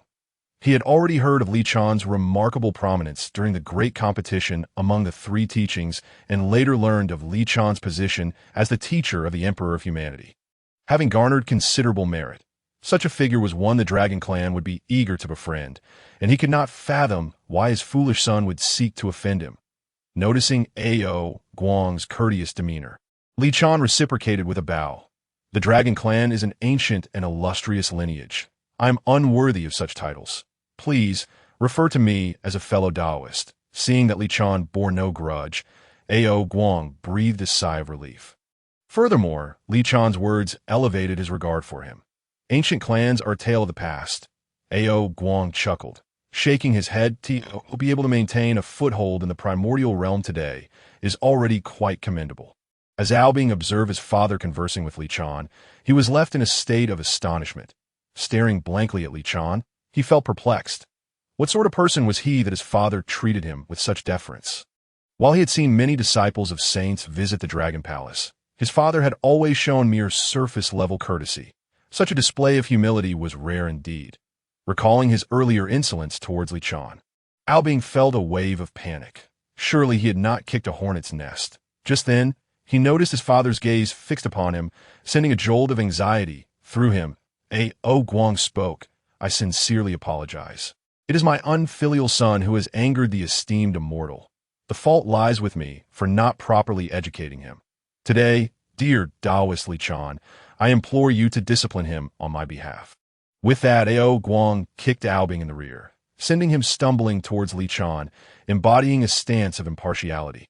After being kicked, Albing fell to his knees, casting a panicked glance at Li Chan, fearful that he might truly receive a sound thrashing.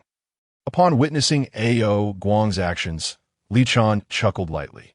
This gesture was also a means of saving face for himself. Should he choose to retaliate, it would appear ungrateful. Moreover, he had no intention of truly punishing Albing. In his eyes, this was merely a squabble among children and not a matter of great significance. Li Chan briefly recounted the events that transpired, stating, this was merely a trivial squabble among children, but if we are to assign blame, it is still my mischievous disciple who instigated the trouble. Upon hearing Li Chan's words, Albing, who had been lying on the ground awaiting judgment, finally exhaled in relief. Ao Guang also wore a smile, pleased that he had preserved face while Li Chan had done the same for him. This incident could be easily brushed aside, and it even presented a favorable opportunity for forging a bond with Li Chan. As Li Chan spoke, King Jingzi wrinkled her nose, thinking to herself, how could I be considered so mischievous? It was they who attacked me with 4 against 1, disregarding the principles of martial ethics. Following Li Chan's lead, Ao Guang turned to King Jingzi, seizing the moment to flatter her. Is this the disciple of Taoist Li Chan? How could you be as mischievous as your esteemed Taoist claims? You appear quite intelligent and spirited, far surpassing my unfilial son. Listening to Ao Guang's praise, King Jingzi beamed with delight, while Albing felt despondent. Realizing that his father always favored belittling him, leaving him devoid of confidence, Ao Guang beckoned King Jingzi closer. Come here, let me have a look. King Jingzi glanced up at Li Chan, and upon receiving a nod of encouragement, she skipped over eagerly, standing before Ao Guang. She gazed at the East Sea Dragon King with wide, curious eyes. After patting King Jingzi's head affectionately, Ao Guang retrieved a pristine, jade-like bottle from his robes and handed it to her. This is the Water Moon treasure bottle, though not particularly valuable, considered a token of our first meeting. This artifact possesses the ability to trap and confine enemies, so with it, little Taoist, you need not fear being besieged any longer. Ao Guang said with a smile. Clutching the Water Moon treasure bottle, King Jingzi felt delighted yet hesitant to accept it, glancing back at Li Chan. Upon observing the artifact Ao Guang had presented, Li Chan could not help but admire the richness of the Dragon Clan's heritage. Even in their current state of decline, they could still afford to bestow such treasures as the low-grade spirit treasure with ease. Noticing Li Chan's hesitation, Ao Guang promptly remarked, it is merely an artifact that is rarely used. Acknowledging this, Li Chan nodded, understanding that gifts from elders should not be declined, and accepted it graciously. Having received the acknowledgement from Li Chan, King Jingzi immediately embraced the Shui Yu Bao Ping, unable to part with it. Upon witnessing King Jingzi acquire the treasure from Ao Guang, Li Chan turned his attention to Ao Bing, who was lounging upon the clouds. It would be impolite not to reciprocate when a gift had been presented. The other party had bestowed a meeting gift upon Qing Jingzi, and thus he felt compelled to return the gesture in kind. Noticing Li Chen's gaze upon him, Ao Bing's eyes sparkled with anticipation as he sat up. His face brimming with expectation, he even cast a sidelong glance at the Kuju gun that Qing Jingzi held in her arms, hoping that Li Chen might casually bestow that treasure upon him. That expression made Qing Jingzi wish to take the Kuju gun and strike him on the head. This treasure had been specially forged for her by her master. How could she possibly give it away? Observing Ao Bing's eager demeanor, Li Chen found himself in a quandary. Unlike the affluent dragon clan, he felt a pang of reluctance at the thought of parting with a congenital treasure. However, he could not simply offer something trivial either. After a moment of contemplation, an appropriate gift for the meeting did indeed come to mind. He retrieved his Jiu Bao pen from the pearl string and, reaching into it, pulled forth a strand of golden-hued Xian Huang merit that shimmered in his hand. Upon seeing the strand of Xian Huang merit, Ao Bing's spirits plummeted. What was this? It would have been far more practical to grant him some offensive treasure instead. In stark contrast, Ao Guang's eyes widened in disbelief at the sight of a Xian Huang merit, nearly unable to comprehend the scene before him. Seeing Ao Bing's utterly disinterested expression, he was filled with ire and delivered a swift kick. You should thank the esteemed Li Chen immediately. Ao Guang urged, his address to Li Chen unconsciously shifting from Dao Yu to Xian. Ao Bing, somewhat bewildered, complied and clasped his hands in gratitude. Thank you, esteemed Li Chen. Upon witnessing Ao Bing's gesture of thanks, Ao Guang finally felt a sense of relief. It was no wonder he was so agitated. Due to the calamity of Long Han, their dragon, phoenix, and clans had become burdened with endless karma, their cultivation speed akin to that of snail. Since that time, he, as the Dragon King, had remained stuck at the initial stage of the Luo Jinxian for over 1,000,000 years without any advancement. Although Ao Bing had been born after the calamity, being of the dragon lineage, he too bore a considerable amount of Dragon Clan karma, his cultivation speed lagging behind that of ordinary humans, if not for the numerous treasures aiding cultivation within the Dragon Clan. Ao Bing would likely still be struggling in the realm of scattered immortals. The Xian Huang merit, however, could cleanse Ao Bing of the Dragon Clan's karma, allowing him to reclaim the true form of a dragon that once looked down upon the world in ancient times. Thus, Ao Guang's reaction was so pronounced he had personally experienced the Long Han calamity, bearing an immense burden of karma, and had never thought it possible to cleanse it. Yet he still held a glimmer of hope for his children, for the next generation of the Dragon Clan, wishing for them to restore the former glory of their lineage. Li Chen was slightly taken aback by Ao Guang's reaction. He had anticipated some astonishment, but he had not expected such a strong response to this strand of Xian Huang merit. This strand was merely a casual offering from his Jiu Bao pen, constituting less than 1/10,000th of its total. The amount he had initially set aside for Tianji Chou and Zi Wei Jian had been several hundred times greater than this. Observing Ao Guang's intense reaction, Li Chen glanced at the karma that clung to Ao Bing. He then decisively retrieved 4 additional strands of Xian Huang merit from the Jiu Bao pen. With the karma Ao Bing bore, coupled with these 4 strands of Xian Huang merit, he should be able to cleanse it. Upon seeing Li Chen produce 4 strands of Xian Huang merit, Ao Guang could not help but swallow hard, bowing deeply in gratitude. Ao Guang, thank you, esteemed Li Chen. Li Chen waved his hand. No need for such formalities. Ao Guang, you too have bestowed a gift upon my disciple. It is only proper to reciprocate. Hearing Li Chen's words, Ao Guang glanced at the Shui Yu Bao Ping in Qing Jingzi's hands, feeling a twinge of regret over the modesty of his own gift. After a moment's thought, Ao Guang invited, "Do you have pressing matters to attend to, my friend?" "Nothing of great importance," Li Chen replied. Shaking his head, Ao Guang then beamed. "Splendid. Please, esteemed friend, be our guest in the Dragon Palace, allowing me to extend my hospitality." Li Chen glanced at Qing Jingzi, noticing her also inclined towards visiting the Dragon Palace, and nodded in agreement. "That would be a pleasure. Not a bother at all." Ao Guang insisted, waving his hands. "Please follow me." Leading the way, Ao Guang gestured, conjuring a water-repelling dome that guided the group as they dove beneath the ocean's surface. With the Dragon King leading the way, their progress through the depths was swift. Along the journey, various fish and aquatic creatures cleared a path, bowing and prostrating before Ao Guang, imparting an unusual sensation to Li Chun amidst this spectacle. The journey was brief, and soon enough, Li Chun beheld the magnificent visage of the Dragon Palace from a distance. The entire structure nearly filled the ocean floor, constructed from rare and precious materials seldom seen in the Primordial era. The palace walls sparkled with embedded gemstones and pearls, radiating brilliance that perfectly aligned with Li Chen's impressions of the Dragon Clan, exuding unparalleled opulence and grandeur. Upon entering the Dragon Palace, which was enveloped in a large water-repelling dome, Li Chun felt no discomfort. Ao Guang returned. A line of exquisitely beautiful clan maidens gathered to welcome him. Scanning with a spiritual sense, Li Chun noted that even the lowest among them was of the scattered immortal realm, with the leader being a celestial immortal, showcasing the Dragon Clan's remarkable affluence. "Welcome back, Dragon King." The clan maidens chorused in unison. Ao Guang waved his hand grandly and declared with a hearty laugh, "Quickly prepare a grand feast.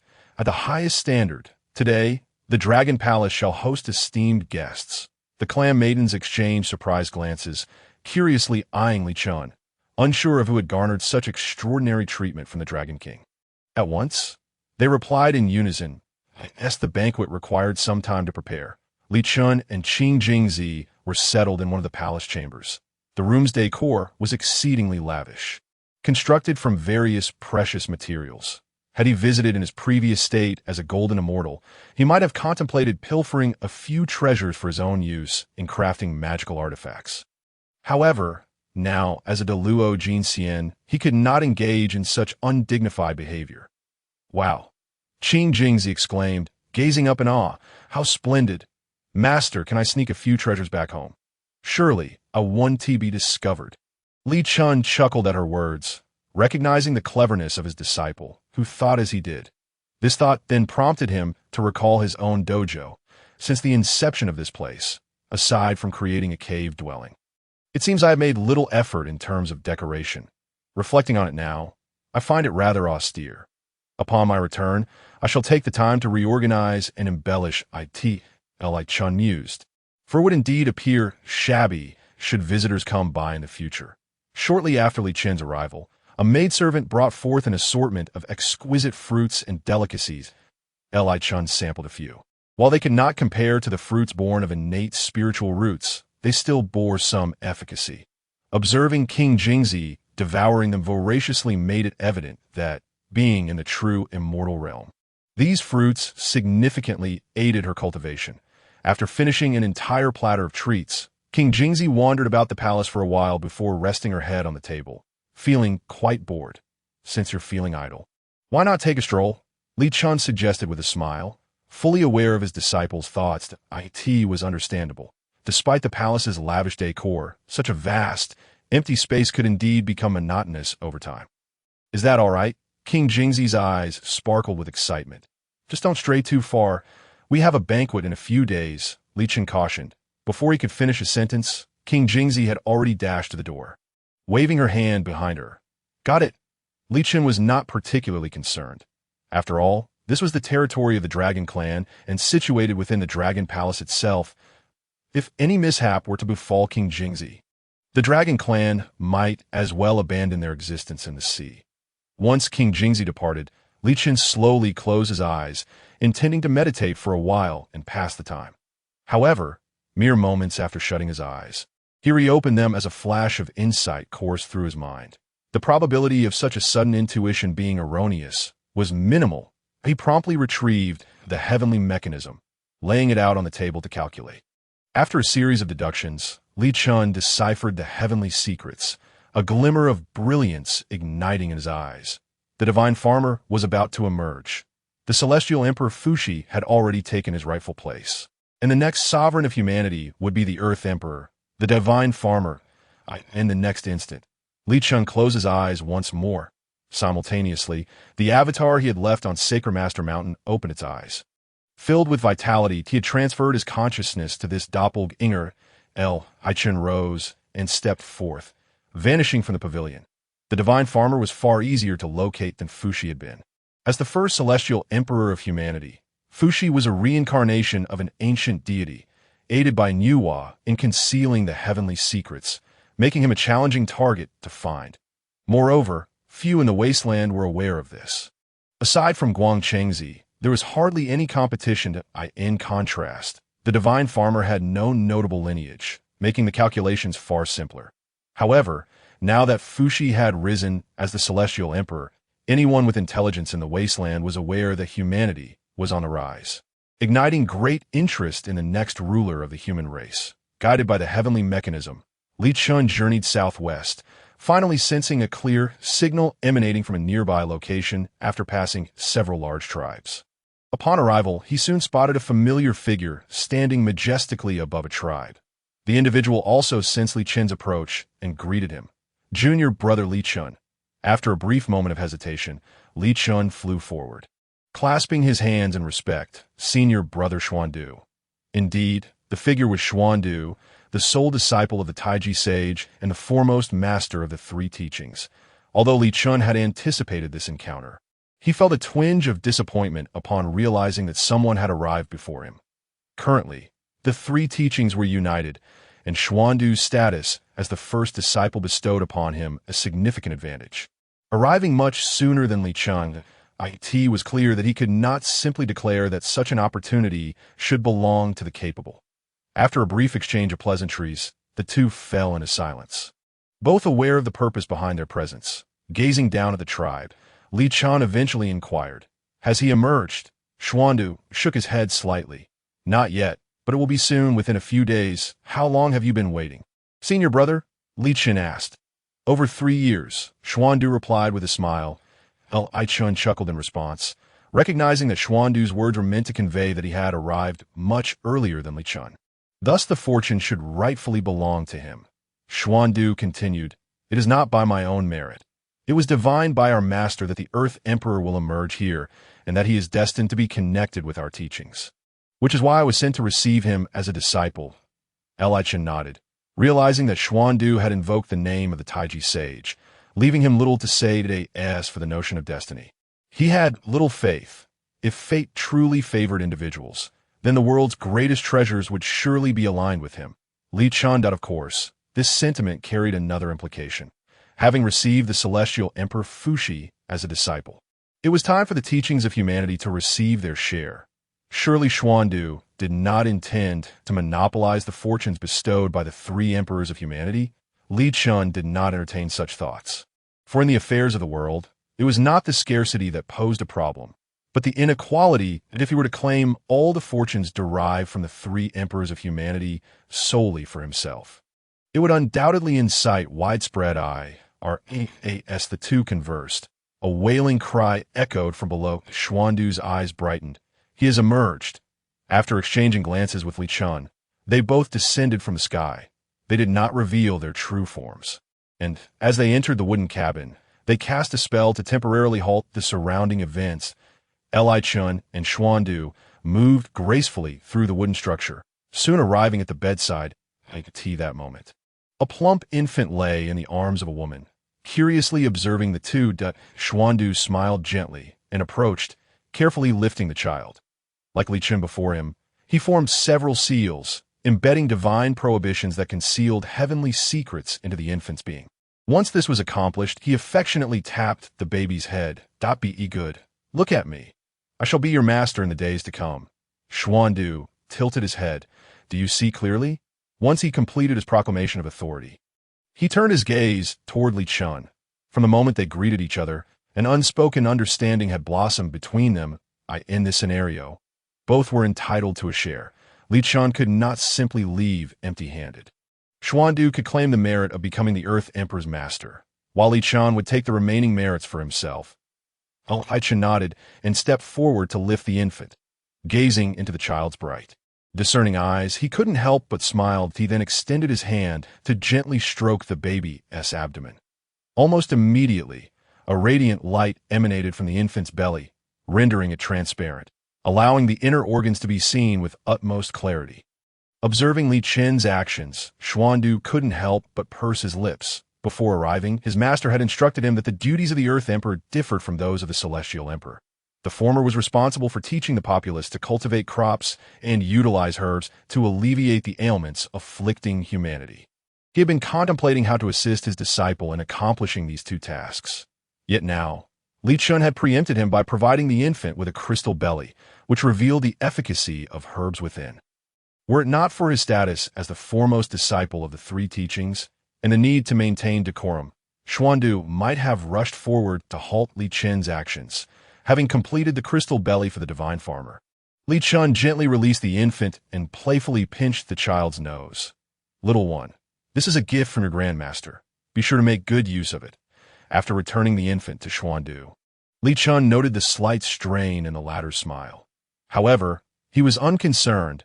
Was it more important to prioritize merit or face? With Xuandu claiming the title of the Earth Emperor's master, Li Chun felt compelled to reclaim some merit from elsewhere.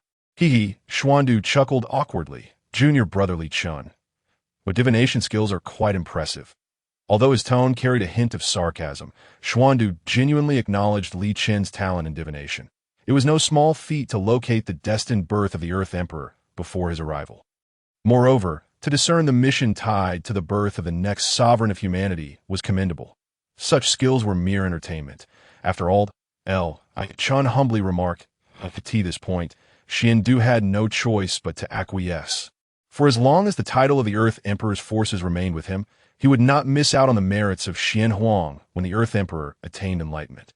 He returned the still infant Shenong to his mother's embrace, and the two stepped out of the wooden cabin. The moment they exited, the lively atmosphere within the cabin resumed, entirely oblivious to their presence. They returned to the sky above the Chun clasped his hands and said, "Xiandu, my senior brother, I shall take my leave now." Xiandu nodded. "I too must return to the Eight Sceneries Palace to report to our master." As soon as their words fell, a flash of golden light streaked across the distant sky, swiftly approaching them. Both paused in their tracks and turned to look. Upon recognizing the newcomer, a smile involuntarily graced Li Chen's face. "Guangqingzi, arriving so slowly. What opportunities do you seek?" Guangqingzi, upon seeing Li Chun, momentarily displayed an expression of discomfort. However, he quickly masked it and quickened his pace towards them, although he had arrived last. As the foremost disciple of the Chan sect, he felt entitled to a share of the opportunities. Approaching the two, Guangqingzi bowed to Xiandu and said, "Senior brother Xiandu." He then glanced at Li Chun without offering a greeting. Li Chun was unconcerned, considering the enmity between them, that if Xiandu were not present, a confrontation between them would have been quite possible. Why would he expect a greeting? Xiandu coldly acknowledged, for he bore no personal grudge against Guangqingzi. However, having just lost a significant portion of Xian Huang merits to Li Chun, his mood was far from pleasant. The very arrival of Guangqingzi, seeking to claim merit, was hardly conducive to goodwill. Noticing Xiandu's demeanor, Guangqingzi felt somewhat perplexed, and then he addressed the two. "I shall take my leave. Safe travels, senior brother Xiandu," Li Chun said with a slight bow. In an instant, Guangqingzi stood there, dazed, as if struck dumb. It was only after Xiandu had departed that he slowly regained his senses and fixed his gaze on Li Chun, questioning, "What does this mean?" Though he had his suspicions, he was reluctant to accept them, hoping instead that his conjecture was unfounded. Chun smiled lightly, striking a chord of malice. "Senior brother Guangqingzi, you have arrived too late." The next moment, Guangqingzi's eyes widened in shock, nearly causing him to spit blood. Despite his haste, he had still fallen short by a step. The opportunity of the human race's Earth Emperor had already been completely divided between the two of them. Having missed two opportunities in succession, Guangqingzi felt an unsettling tremor within his resolve. Chun gestured below, suggesting, "Why not descend and obscure senior brother Xiandu's connection with him? Then you could take him as your disciple." Guangqingzi took a deep breath, suppressing the urge to draw his sword against Li Chun. Such an act would indeed forge a vendetta with Xiandu, although he was the sole representative of the human teachings. Correspondingly, he was also the only disciple of the Tai Ching patriarch. After teasing Guangqingzi, Li Chun took to the clouds and departed from the scene. He had no fear of Guang Chengzi attempting any underhanded schemes, for his interests were now intertwined with Xian Du's. Unless the latter was willing to incur Xian Du's wrath, Guang Chengzi would certainly refrain from any trickery. Indeed, after Li Chen's departure, Guang Chengzi remained discontentedly in place for several hours before finally tossing his sleeves and departing with a grim expression. Within the Dragon Palace, Li Chen opened his eyes with a smile. Although he was a step behind, it was due to the Taiqing sage's intervention, and he had not returned empty-handed, having gained considerable benefits. Moreover, he had managed to vex Guang Chengzi on his way out, which greatly pleased him. After adjusting his state, Li Chen once again immersed himself in the cultivation process, having recently broken through to the great Luo Golden Immortal Realm, requiring stability in his newfound level. Meanwhile, in the Dragon King's hall, Ao Guang was engaged in lively conversation with his wife, the Dragon Queen. Did Li Chen truly cleanse the karma from Binger? The Dragon Queen inquired with delight. Ao Guang nodded happily. Indeed, he has cleansed it. Now that young lad can finally cultivate normally. The Dragon Queen joyfully paced within the hall, but after a few steps, her eyes lit up, and she suddenly said, Li Chen must still possess a considerable amount of Xianhuang merits, right? Could we possibly arrange an exchange with him? Hearing the Dragon Queen's suggestion, Ao Guang's brow furrowed immediately, shaking his head repeatedly. No, we cannot. The Xianhuang merits are among the most precious treasures in the wilderness. If we were to bring it up ourselves, it would surely offend him. The Dragon Queen pondered this and agreed. The Xianhuang merits were akin to a universal remedy in the wilderness. Anyone who obtained them would surely use them immediately. The fact that he had accumulated so many indicated he had ulterior motives. Perhaps aspiring to achieve sanctification like the previous three clear ones, or Nua it was already commendable to have received a few strands. If she were to broach the subject, he would undoubtedly suspect her intentions. Then let us first establish a good relationship with him, the Dragon Queen suggested slowly. She planned to cultivate a rapport with Li Chen, occasionally gifting him some elixirs or treasures that in time, with enough gifts, he might feel compelled to reciprocate with some Xianhuang merits, which were far too heavy for the older dragons to utilize, but could greatly benefit the new generation of the Dragon Clan. As she spoke, the Dragon Queen noticed Ao Guang lost in thought and waved her hand in front of his eyes. What are you thinking about? This gesture jolted Ao Guang back to reality. His expression serious as he replied, the ancestral elder from Long Yuan summoned me. After meditating in the palace for 4 to 5 days, Li Chen slowly opened his eyes. The Dragon Clan's festivities required considerable preparation time. But it was unreasonable to keep him waiting indefinitely. The bells had already tolled 7 times outside, indicating the banquet would soon commence. Exiting the palace, Li Chen calculated where King Jingzi was at present. Upon determining she was frolicking not far from the Dragon Palace, he employed a spatial shifting technique to transport himself there. Upon arrival, Li Chen beheld King Jingzi seated atop a 100-meter-long golden dragon, grasping its 2 horns as the pair stirred the seawater beneath them into a tumultuous whirl. Observing King Jingzi's joyful expression, Li Chen knew she was thoroughly enjoying herself. Enough fooling around. The banquet is about to start. Li Chen called out to them.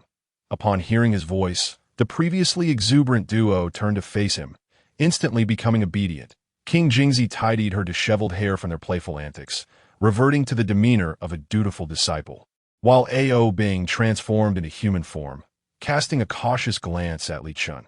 After hearing the Dragon Queen's description, he finally understood the gravity of nearly offending such an individual. Watching the two behave so amicably, Li Chen couldn't help but feel amused. Perhaps children were inherently like this. Just days ago, they had been eager to exact revenge on one another. Yet now they frolicked together joyfully. Li Chen beckoned them over, and once they were close, he performed a hand gesture to transport the 3 of them back to the Dragon Palace. Shortly after their return, the 8th bell tolled. The Dragon King then sent someone to guide Li Chen, leading them to the hall where the banquet was to be held. Inside, extravagance reigned supreme. At the center, dragon maidens awaited alongside clan maidens, while prominent figures from the Dragon Palace adorned both sides of the table. Those beneath the golden immortal realm were not permitted at the table, which was laden with various precious elixirs and spiritual fruits.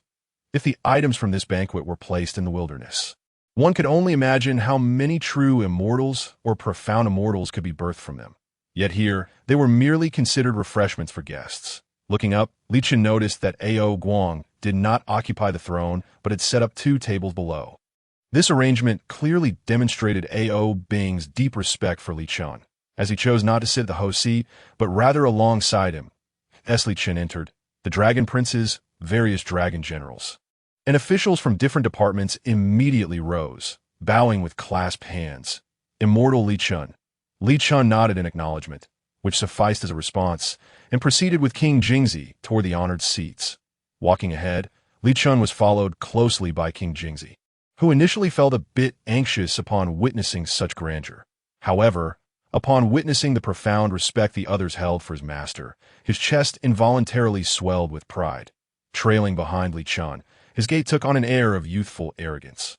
Once Li Chen ascended to the elevated platform, Ao Guang rose alongside the Dragon Queen, clasped his hands, and respectfully invited, "Fellow Taoist, please take a seat." "Fellow Taoist, please take a seat," Li Chen graciously replied, and only then did the two settle themselves. After Li Chen was seated, Ao Guang waved his hand grandly, proclaiming, "Let the banquet commence." As his words echoed through the hall, celestial music began to play, and the dragon maidens in the center of the palace commenced their graceful dances, while the commanders of the dragon palace below engaged in toasting and merriment, swiftly transforming the atmosphere into one of jubilation. "This is my esteemed wife," Ao Bing introduced the dragon queen to Li Chen. Li Chen nodded in acknowledgement. Before he could exchange more than a few words, he noticed the dragon queen producing a spherical magical treasure, directing her gaze towards King Jingzi, who was engrossed in her meal. As all three turned their attention to him, King Jingzi paused her actions, cautiously glancing over. "Your disciple is indeed quite endearing," the dragon queen praised, and then she gently pushed the magical treasure towards King Jingzi. "As a token of our first meeting, allow me to present you with this Shunlong pearl," she said with a warm smile. King Jingzi's eyes widened in surprise. She glanced between the treasure and Li Chen, torn between the desire to accept and the hesitation to do so. Li Chen himself was somewhat taken aback. Was the dragon clan truly so affluent as to casually bestow such treasures? Although the Shunlong pearl was merely a low-grade innate spiritual treasure, in the vastness of the primordial world, possessing an innate spiritual treasure was not common for just any immortal. For instance, the esteemed Huang Longzhenren from the 12 Golden Immortals of the Chan School, despite his noble status, had no innate spiritual treasures to his name.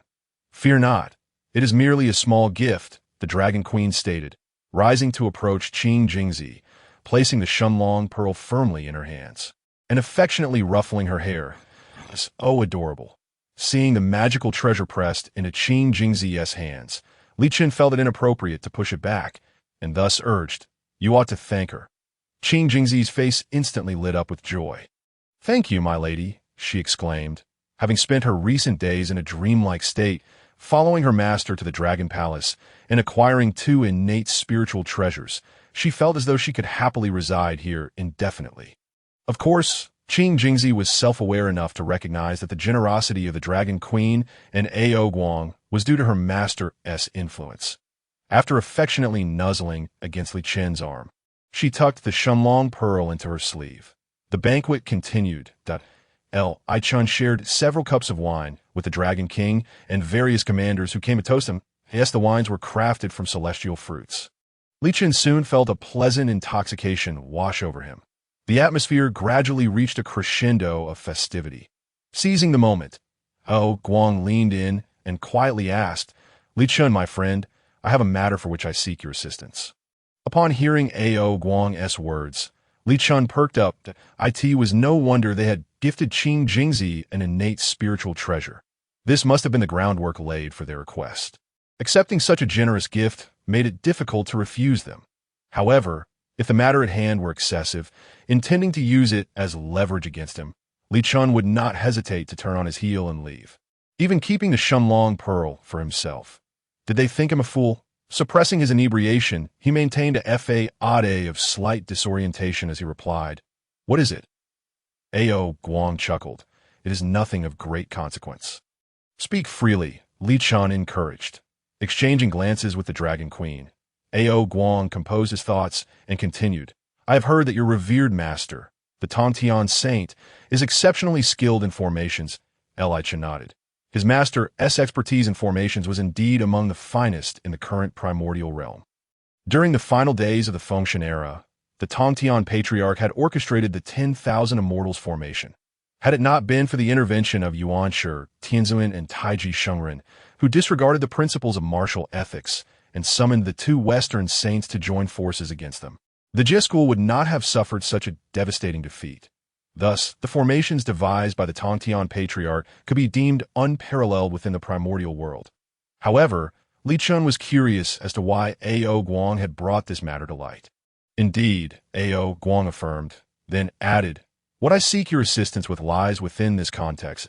As you may know, our Dragon Clan, due to a momentary error, incurred the wrath of the Feng Clan and Qilin Clan, accumulating boundless karmic debt, and were subsequently dispatched by the Tao ancestor to the depths of the sea to atone for our sins." Li Chen nodded. The catastrophic Dragonhan calamity had left the heavens darkened and the earth in ruin, with devastation so severe that scarcely 1 in 10 beings survived. Who in the primordial realm was unaware of this? Ao Guang continued, "In order to shield our younger generation from the overwhelming karmic backlash, our ancient ancestors willingly chose to suppress the depths of the sea with their dragon bodies. Yet the karmic weight within the dragon abyss proved too great, even for our ancestors to bear. After enduring relentless torment day and night, one of our ancestors, a quasi-saint skilled in formations, sacrificed himself to establish the Wuji karmic suppression formation at the dragon abyss, allowing the ancestors to control the formation's nodes and thus subdue the karmic force. However, recently, another ancestor succumbed to injuries sustained during that battle, leading to a resurgence of the long-suppressed karmic force, damaging portions of the formation. Although the remaining ancestors quickly stabilized the formation to repress the boundless karmic energy once more. The loss of an ancestor has rendered the formation significantly weakened, leaving the karmic forces increasingly difficult to control. Why summons to the depths of the sea was due to this urgent matter. Upon learning of Li Chun's arrival, the Dragon Mother had requested Ao Guang to seek his assistance, hoping he might lend a hand. Li Chen squinted. Such secrets were seldom revealed, and it was rare for anyone to speak of them unless prompted. And so, he inquired at this juncture. Li Chen understood that Ao Guang harbored no ill intentions, but was genuinely seeking his ID. Ao Guang appeared somewhat sheepish as he continued. "Thus, I wish to ask if you could introduce me to the Tongtian Saint, so that I might request his assistance in repairing the formation that suppresses our karmic debt." Before Li Chun could respond, Ao Guang hastily added, "Of course, I do not wish to impose, should you agree to make the introduction. Regardless of whether the Tongtian Saint consents, you would be free to select any treasure from the Dragon Palace's treasury." Li Chun regarded Ao Guang with a look of surprise. "Did I in the past? When the Dragon Clan was at the height of its power, they had amassed numerous treasures from across the primordial realm, establishing a profound foundation. Otherwise, they would not have remained a significant force even after their prolonged decline. Within that treasury, there were likely even high-grade innate spiritual treasures. Ao Guang's willingness to offer such a substantial price indicated that the crisis in the depths of the sea had reached a critical point. Noticing Li Chen's silence, the Dragon Queen interjected, "If it would be inconvenient for you, Li Chun, you could also recommend other immortals from the Jie school." Exchanging glances with Ao Guang, it was clear this was their backup plan. Securing the Tongtian Saint would undoubtedly be ideal, as his intervention would surely resolve their troubles. Yet the probability of success was slim, and the compensation offered might not entice the saint. However, if they failed to persuade the Tongtian Patriarch, other adept immortals from the Jie school, such as Daobao Daoren, Jinling Xingmu, or the Three Shaos, could also suffice. Although the Wuji karmic suppression formation was established through the sacrifice of their quasi-saint ancestor, these Jie school immortals, albeit slightly less powerful, should be capable of merely repairing the formation. That said, It would mean the elders of the Dragon Abyss would have to work even harder to maintain it in the absence of one. Hearing their entreaties, Li Chen smiled gently, responding, "If I were to trouble my master with such a matter, he might well blame me." A.O. Guang and the Dragon Queen shared an awkward smile. Li Chen continued, "I do know the three Xiaos well." The eyes of A.O. Guang and the Dragon Queen brightened instantly, only to hear Li Chen add, "However, they are quite ascetic and may not readily agree to intervene." Their expressions fluctuated amusingly, reflecting the highs and lows of their hopes. "And no trouble at all," A.O. Guang quickly reassured. "You need only provide the introduction. The outcome rests with me." Li Chen let out a light chuckle, finally articulating his intentions. "Why not allow me to take a look at that array first?" Long Ho cast a puzzled glance at Li Chen. Li Chen continued, "I have delved quite deeply into the art of formations. Perhaps I can alleviate your troubles." Such a splendid opportunity was one he was determined to seize for himself. The thought of relinquishing it to others would surely cause him great distress, preventing him from sleeping soundly at night. Long Ho opened her mouth, about to steer the conversation back, when A.O. Guang restrained her wrist, gently shaking his head. "Really? Then I must thank you. Taoist Li Chen." A.O. Guang raised his cup in gratitude. Li Chen reciprocated the gesture, having noticed Long Ho's earlier skepticism towards him. However, he remained unperturbed. His mastery of formations was considerable, and after ascending to the great Luo golden immortal realm, his comprehension of this art had deepened significantly. While he would not claim to surpass figures like San Shao or Jin Ling, he held his OW. As the cups clinked and the banquet approached its conclusion, A.O. Guang personally escorted Li Chen to the palace entrance alongside Long Ho. "Taoist Li Chen, do rest for now. Once you've sobered up, we shall discuss that matter further." Li Chen nodded lightly, then took care not to overlook any opportunity for enhancing his cultivation, opting to drink alongside the intoxicated King Jingzi. As he returned to his previous palace, watching Li Chen and King Jingzi depart, Long Ho finally turned to A.O. Guang, voicing her lingering doubts. "Why did you agree to him?" She chided. "Though he is a great Luo golden immortal, he only attained that status through the Xian Huang merit. There have been no rumors from the three teachings regarding his proficiency in formations. What should we do? Reject him. Let him think we look down on him." A.O. Guang countered, shaking his head. "If we snub him, will he still assist us?" Upon hearing this, Long Ho fell silent. "Let us go along with him for now. It won't take much time," A.O. Guang suggested. "Then, when he attempts to prove himself and inevitably fails, we can assume the blame and reintroduce our proposal. This way, we neither offend him nor suffer any loss."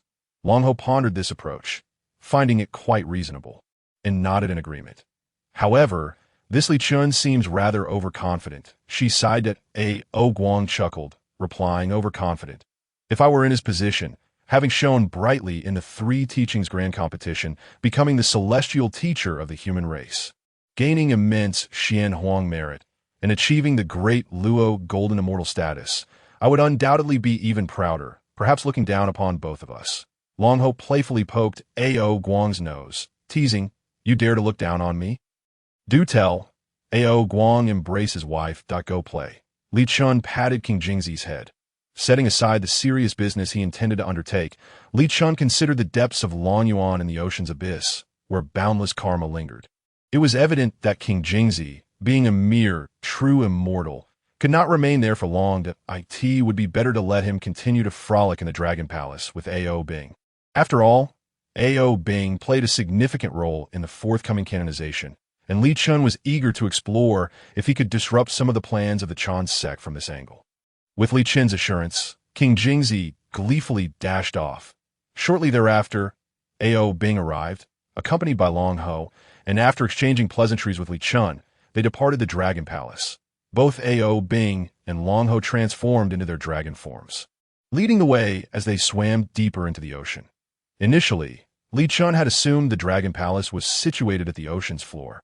However, as he followed the two dragons, he realized they were descending ever deeper, until the surroundings became utterly shrouded in darkness. Fortunately, A.O. Bing was familiar with the route to Long Yuan. Otherwise, Li Chen would have struggled to discern his bearings in such an environment. After several hours of swimming, the pressure of the surrounding seawater became so intense that even a celestial immortal would find it difficult to move acutely last. Li Chen caught sight of a faint glimmer ahead. Up ahead, Ao Guang announced. The trio quickened their pace, soon arriving at the source of the light. A luminous pearl embedded in the rock wall, barely illuminating the surroundings. Li Chen discerned that they had reached a jujube-shaped entrance. And upon following Ao Guang inside, his brow furrowed. Merely standing at the entrance, he could feel an unsettling aura of karma emanating from within. Ao Guang cast an apologetic glance at Li Chen, explaining, "The environment within Longyuan is like this, that it's fine." Li Chen waved his hand. "Let us proceed." Ao Guang nodded and continued to lead the way as they ventured further. Li Chen increasingly sensed the oppressive feeling of being enveloped by karma, compounded by the dim light from the luminous pearl, which cast a bleak atmosphere that made one yearn to escape Longyuan at once. After traversing a bit further, the karma around them had solidified, manifesting as a red mist swirling about Li Chen that moment. Ao Guang announced, "We have arrived." Looking ahead, Li Chen saw an empty expanse. Just as he was about to inquire, the sound of scales scraping against the hard rock echoed. Then a massive dragon form glided into view. Li Chen sensed the presence approaching him. A pair of golden eyes, radiating a brilliant light, suddenly opened before him. Eyes far larger than his Li Chen recognized the enormous dragon head. In the next instant, the dragon spoke. "Esteemed immortal Li Chen, I beg your pardon for not welcoming you from afar, as the karma within Longyuan binds me." Ao Guang hastily introduced, "This is the dragon mother of our clan." Li Chen's eyes flickered, and he returned a respectful greeting. "You are too kind, esteemed senior." The dragon mother had already made a name for herself in the early days of the Primordial era, being of the same generation as the three pure ones.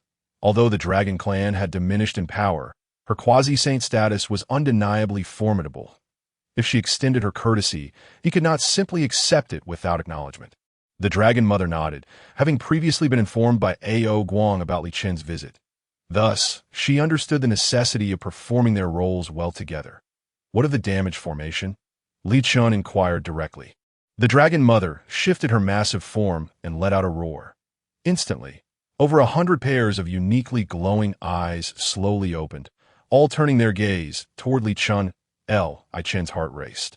Each pair of eyes represented a great Luo golden immortal, or even a quasi-saint dragon of their clan. If not for the constraints of Longyuan, such strength would still dominate the primordial realm. Following the dragon mother's roar, the dragon ancestors began to stir, and the sound of scales grinding against rock resonated throughout Longyuan.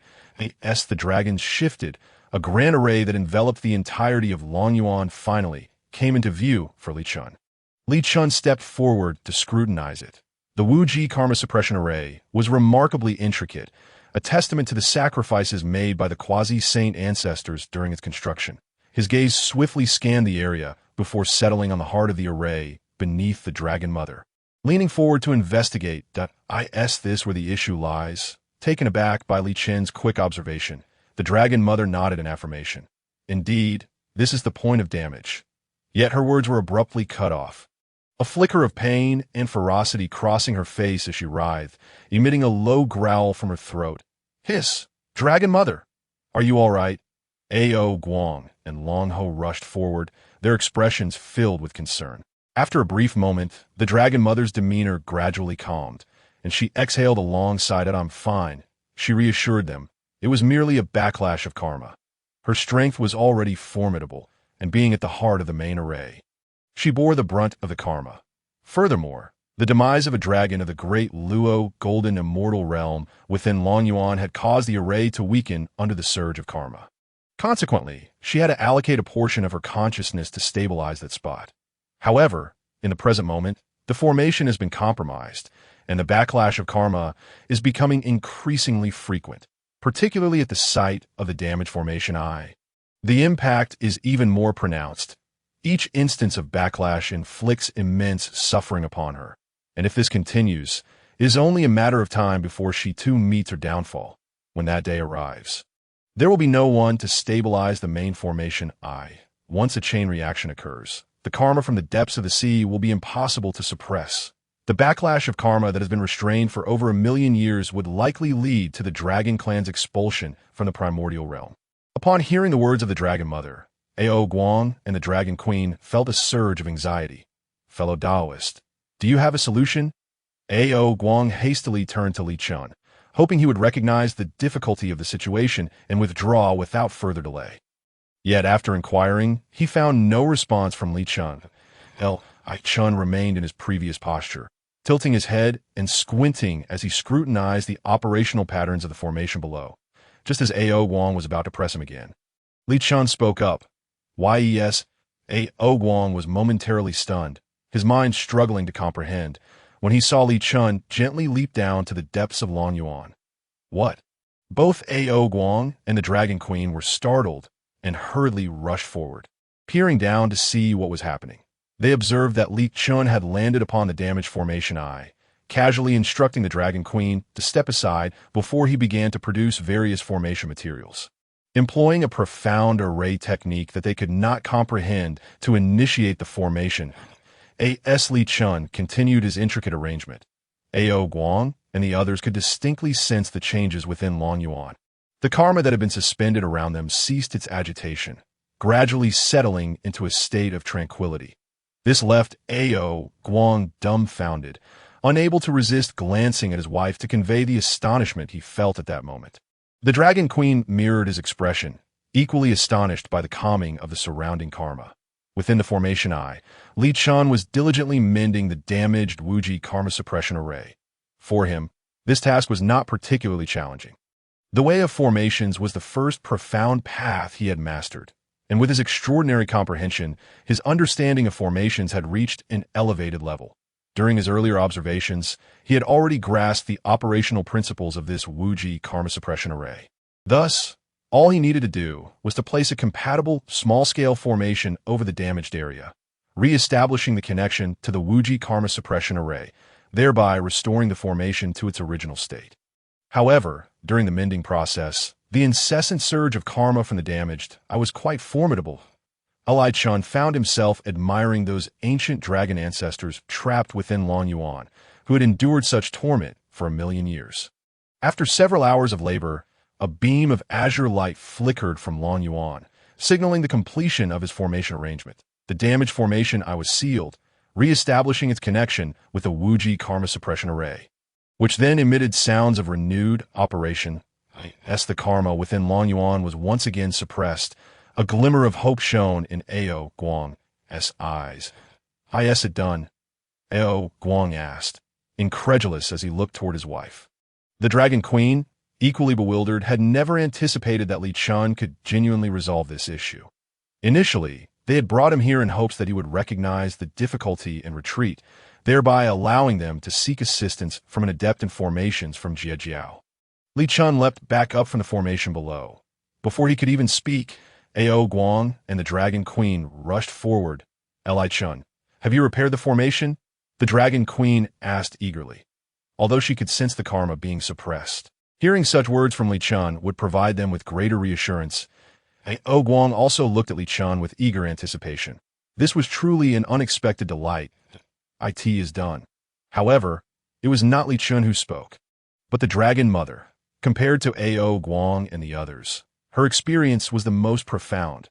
With the relentless karma no longer surging from the damaged formation eye, the pain she had endured finally began to alleviate.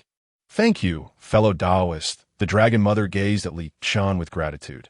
Now I only need to divert a portion of my focus to stabilize this formation allowing me to maintain the Wuji karma suppression array and continue to suppress the endless karma within Long Yuan. Upon hearing the Dragon Mother's words, Ao Guang immediately cupped his hands in gratitude toward Li Chun, exclaiming, "Thank you, fellow Taoist Li Chun.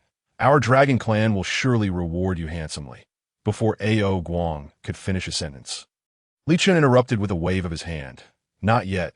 The repair is not complete. What? Ao Guang and the others looked at Li Chun in astonishment. Could there still be something amiss? The Dragon Queen voiced her concern. Not at all, Li Chun replied. What I just arranged was merely a temporary formation to prevent the Dragon Mother from having to endure the karma's onslaught any longer. Relying solely on that formation would only sustain it for a few 100,000 years at most. Moreover, the Dragon Mother would still need to expend her focus to stabilize this formation eye, which would add to her burden. Guang, the Dragon Queen, and the others exchanged glances, each reflecting the same astonishment they felt within. For them, achieving this level of resolution was already a significant alleviation of their dire predicament. The thought that it could only last for a few 100,000 years was already far beyond their expectations. Initially, they had believed that seeking the assistance of another adept in formations would yield a repair capable of sustaining the array for at least 1,000 years. After all, in the past million years, many of their ancestors had perished within Long Yuan, and they had been patching the formation together piece by piece. Many of their ancestors now bore multiple responsibilities, overseeing 3 or 4 formation eyes each. What difference would it make if the Dragon Mother took on one more? They continued to exchange glances, each silently communicating their thoughts. At first, they had assumed Li Chen to be merely arrogant. Yet they had not anticipated his insights into the way of formations to far surpass their imaginations. "What's wrong?" Li Chen inquired, puzzled by their expressions. "Nothing. Nothing at all," Guang hastily replied. "What should we do next? How can we assist?" Li Chen nodded, preparing to gather the materials needed for the formation arrangement. After all, he could not be the only one exerting effort. The formation would need to be arranged by himself, while the materials would naturally have to be supplied by the Dragon Clan. "Are you going to repair the Wuji Karma Suppression Array again?" the Dragon Queen asked. "No," Li Chen shook his head. "The Wuji Karma Suppression Array is already somewhat overburdened. I intend to upgrade and transform it based on the existing formation, to spare you all from continually enduring the torment of karma." Upon hearing Li Chen's words, Guang and the others exchanged glances once more, unable to suppress their nervous gulp. "All right, fellow Taoist Li Chen, please follow me. You may use any materials you require from our Dragon Clan's treasury." Guang responded hastily, fearing that Li Chen might reconsider. After bidding farewell to the Dragon Mother, Guang led Li Chen to the Dragon Clan's treasury. The treasury was also located within Long Yuan. Given that there were over 100 ancient dragon ancestors stationed here, making it unlikely for any unwitting thieves to dare to enter, thus ensuring its security, Li Chen followed Guang into the treasury. He was astonished by the mountains of rare materials casually piled within, with thousands of such hills present. Some treasures that were exceedingly rare in the primordial realm were treated like refuse and haphazardly arranged in the Dragon Clan's treasury. Li Chen felt an overwhelming urge to loot the place clean. "This is the first layer of our Dragon Clan's treasury. I believe you will find the materials you need for refining here." Guang explained. Chen released his divine sense to scan the area, and he was overwhelmed by the multitude of treasures he had never encountered before, feeling as though he were about to be dazzled by the sheer abundance. Guang continued. "There are 2 additional layers above, housing innate spirit treasures and other rare treasures. Once you have completed the repair of the formation, you may freely select from them." "Could there be innate treasures?" Li Chen had initially posed the question in jest, but upon seeing Guang's silent smile, his eyes narrowed in intrigue. Having witnessed the Dragon Clan's wealth, Li Chen no longer held back, directly selecting the finest materials for formation arrangement from the treasury, as well as numerous precious materials that might be useful, all of which he stored within his pearl string. Guang and the Dragon Queen, standing aside, were unconcerned, instead eagerly asking Li Chen, "Is this enough? Is this enough?" Fearful that Li Chen may not have utilized the finest materials to perfect the formation, he collected all the necessary components and sought out Guang for a tranquil space to devise the array.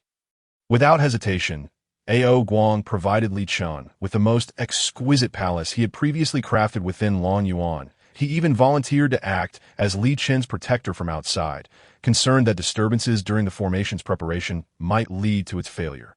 Outside the palace, Guang frequently glanced towards the entrance, not out of worry, but due to the extraordinary phenomena emanating from within, which piqued his curiosity regarding Li Chen's activities. "The commotion caused by the esteemed Li Chen is quite considerable," remarked the Dragon Queen. Guang pursed his lips, replying, "The greater the noise, the better." The Dragon Queen nodded in agreement, noting that such intensity implied the formation's potency would be greater, which boded well for their dragon lineage. Li Chun is truly magnanimous, she mused. Indeed, if it were another, they would have considered the formation complete long before this. Ao Guang concurred, acknowledging that none could match Li Chen's diligence. Shall we allow him to select a few treasures from our secret vault? The Dragon Queen suggested. Naturally, Ao Guang affirmed. For several years, the two guarded the palace until the disturbances within gradually subsided. When the final surge of spiritual light dissipated, the palace doors slowly swung open, drawing the attention of Ao Guang and the Dragon Queen. Esteemed Li Chun, are you prepared? The Dragon Queen inquired tentatively. Li Chun smiled and nodded gently, gesturing towards the interior of the palace. The necessary items are ready. Please assist me in gathering them, as they will be utilized during the formation's arrangement. Ao Guang and the Dragon Queen nodded and entered the palace. Upon stepping inside, their expressions froze in astonishment as they exchanged bewildered glances. Within the palace lay over 100 postnatal spiritual treasures, including more than 10 of mid-grade quality. These treasures, all defensive in nature, shimmered with a radiant luster, clearly not of mundane origin. They exchanged incredulous looks, with the Dragon Queen exclaiming, "Could it be that the esteemed Li Chun has refined all these treasures?" Despite being artificially crafted, postnatal treasures are not to be underestimated. Each requires considerable skill and effort to produce. The sheer number of postnatal treasures displayed before them left them utterly dumbfounded. Did these originate from the rare materials in our vault? Ao Guang rubbed his eyes in disbelief. He had observed Li Chun gathering materials and knew that such an amount would typically yield only 4 or 5 treasures at most if handled by another craftsman. Swallowing hard, they shared a nervous laugh and began collecting the treasures strewn across the floor. Exiting the palace, Ao Guang could not contain his astonishment. I had no idea that you were not only adept in the ways of formations, but also far surpassed others in the art of crafting. Noticing their reaction, Li Chun remained oblivious to their astonishment and remarked, "By the way, I initially prepared extra materials in case of potential failures, but the process went smoothly with minimal loss. I still have a considerable amount of materials left. Should I return it to you now?" At this, Ao Guang and the Dragon Queen exchanged incredulous glances once more. By the ancestors.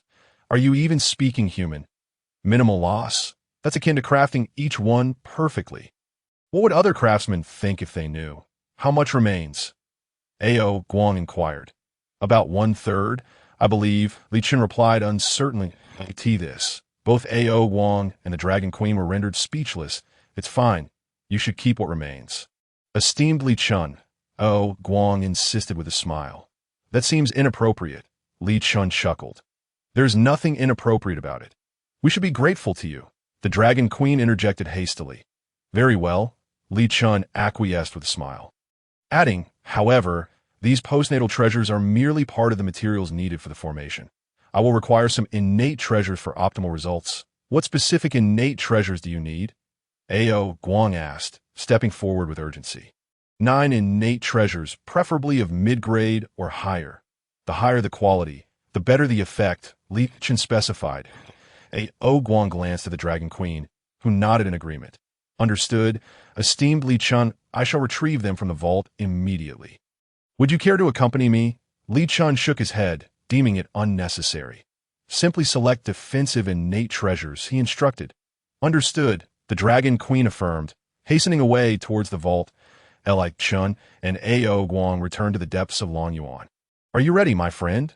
The Dragon Mother inquired, her tone tinged with delight upon seeing Li Chun. He smiled and nodded. I have not failed. With that, Li Chun retrieved the array map he had crafted from the pearl string. Explaining, this formation is derived from the Wuji Dejinchen array, designed to complement each other and enhance its effectiveness. Hearing the anticipated results, Ao Guang and the Dragon Mother could hardly contain their excitement. This formation is called the Wanbao Hiyu array, and, as its name suggests, it employs spiritual treasures to stabilize the array's nodes, dispersing the impact of karma onto those treasures, thereby alleviating the burden on your esteemed selves. Furthermore, should any treasure be damaged, it can simply be replaced with a new one. Ao Guang finally understood the purpose behind the over 100 postnatal treasures Li Chun had crafted. Remarkable, the Dragon Mother praised. After a brief pause, the Dragon Queen returned from the secret vault. Esteemed Li Chun, I have brought these treasures for your consideration. If they are unsuitable, I shall seek more. With a flourish, she presented over 10 innate treasures before Li Chun. Observing the treasures, Li Chen's expression shifted. Realizing he had underestimated the Dragon Clan's resources, he had requested 9 mid-grade innate treasures. Yet the Dragon Queen had brought forth 15 or 16, all of superior grade, including an exceptional innate treasure, the 9 dragons swallowing Heaven Cauldron. Seeing Li Chen's astonishment, the Dragon Queen inquired anxiously, "Is this acceptable?" Li Chun chuckled, "Absolutely. It is more than adequate. When I visit your clan's vault, I must select a few exceptional innate treasures to ensure you part with some of your wealth." "Very well," Li Chun said, picking up the 9 dragons swallowing Heaven Cauldron. Its status as a cauldron makes it ideal for serving as the core of the formation, enhancing its efficacy.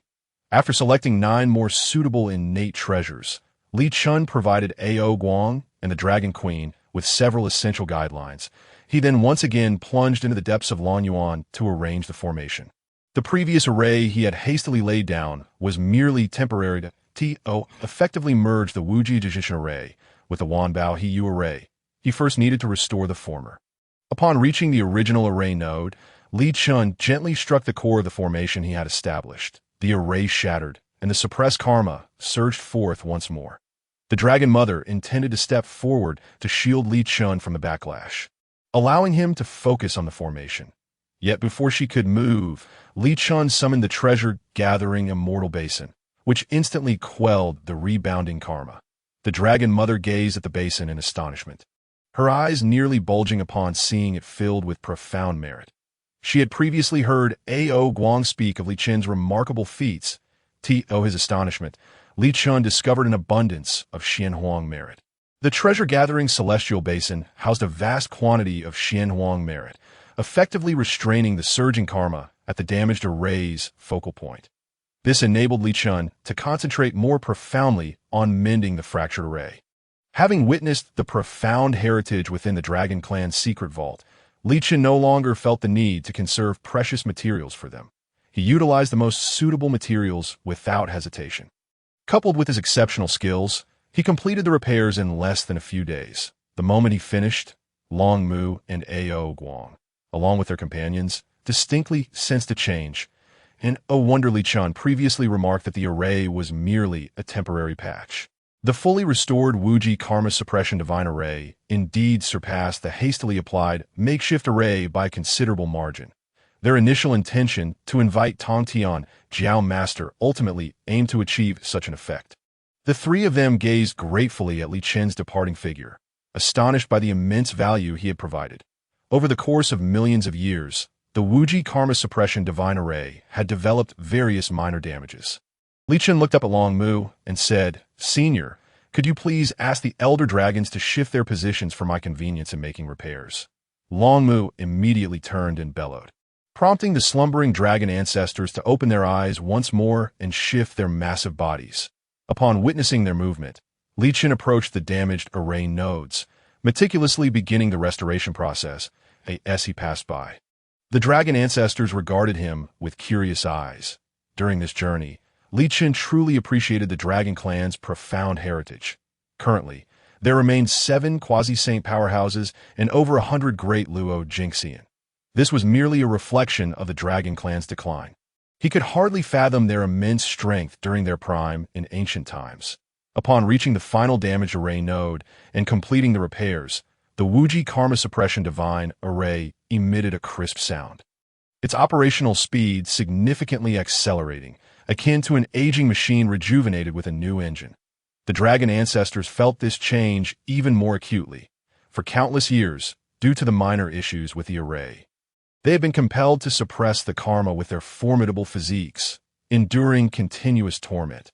They had grown accustomed to enduring through slumber, but Li Chun's restoration imbued them with a sense of renewed vitality. "It has been ages since I felt so unburdened," remarked a great Luo Jingxian Azure Dragon with a tone of delight, reminiscent of the array's original configuration. "Indeed, after enduring the torment of karma for so long, we had grown accustomed to our slumber. Now, our minds feel clearer. Thank you, fellow Taoist. Thank you, fellow Taoist, echoed over 100 dragon ancestors in unison. I Chan waved his hand dismissively and flew back. At this moment, Ao Guang and the Dragon Queen found themselves somewhat at a loss. The effectiveness of the repairs was astounding, and they dared not contemplate the potential results of deploying the Wanbao He array. All right, let us proceed. Li Chun turned and declared, in a moment, I will instruct you to place the acquired treasures in the designated positions. Simply follow my directions. Understood? Yes, yes, they replied hastily. I Chun nodded and gracefully leaped onto the heads of the dragon ancestors. Under normal circumstances, no one would dare to ascend to their heads, as they would likely face dire consequences. Yet now, the dragons looked at Li Chun with eager anticipation, arriving above the Wuji Karma Suppression Divine Array. Li Chun observed for a moment before casting the array diagram of the Wanbao He array he had crafted. As it descended, the diagram continuously enlarged until it seamlessly merged with the Wuji Karma Suppression Divine Array. Encountering no obstacles, the diagram merely served as a tool for array deployment, akin to a blueprint or a rough draft of the array. Thus, its descent did not signify the completion of the array's setup. Subsequently, Li Chun began instructing Ao Guang and the Dragon Queen below, directing them to place the acquired treasures according to the illuminated array node positions on the diagram. Upon receiving the command, Ao Guang and the Dragon Queen swiftly sprang into action, eager to avoid any delays. They placed the treasures at each node of the Wanbao He array, and as the number of treasures increased, the array began to operate gradually. However, as the array initiated, the dragon ancestors felt the pressure that had long weighed upon them diminish significantly. Their expressions filled with disbelief. Bang! The Dragon Queen exclaimed anxiously. A treasure has shattered here. Do not worry. Simply replace it with a new one. Li Chun reassured them, knowing that the karma would retaliate more fiercely upon sensing its suppression, a scenario he had anticipated. Therefore, he had prepared more than 10 additional treasures as backups. Elder dragons, please assist in suppressing the karma below, Li Chun reminded them. Upon hearing his words, the dragon ancestors ceased their fixation on their sensations and focused entirely on suppressing the karma below. This was the most fortuitous opportunity for the dragon clan in a million years. Failure was not an option. With the dragon ancestors exerting their full strength, Ao Guang and the Dragon Queen found their task considerably easier, allowing them to place the treasures more rapidly. Before long, all 99 treasures had been positioned at the various nodes of the Wanbao He array. Li Chun. There are no remaining unlit nodes. The Dragon Queen stated, still clutching a few treasures in her arms. Very well. You may ascend now, Li Chun replied. I shall take it from here. Ao Guang and the Dragon Queen nodded repeatedly, utilizing the array beneath Dragon Abyss to ascend. Their expressions tense with anticipation as they gazed at Li Chun, their hands clenched in excitement. Li Chun surveyed the state of the Wanbao He array below, confirming that all was well, before retrieving the 9 innate treasures. With a mere gesture, the Wanbao He array roared to life. As it operated, a more intricate array structure gradually emerged, forming 9 additional core nodes among the 99 existing ones. Upon seeing the emergence of the 9 nodes, Li Chun tossed the 9 innate treasures into the air. They landed precisely within the 9 core nodes. With the treasures in place, the Wanbao He array commenced its operation fully, intertwining with the Wuji Karma Suppression Divine Array below, complementing one another.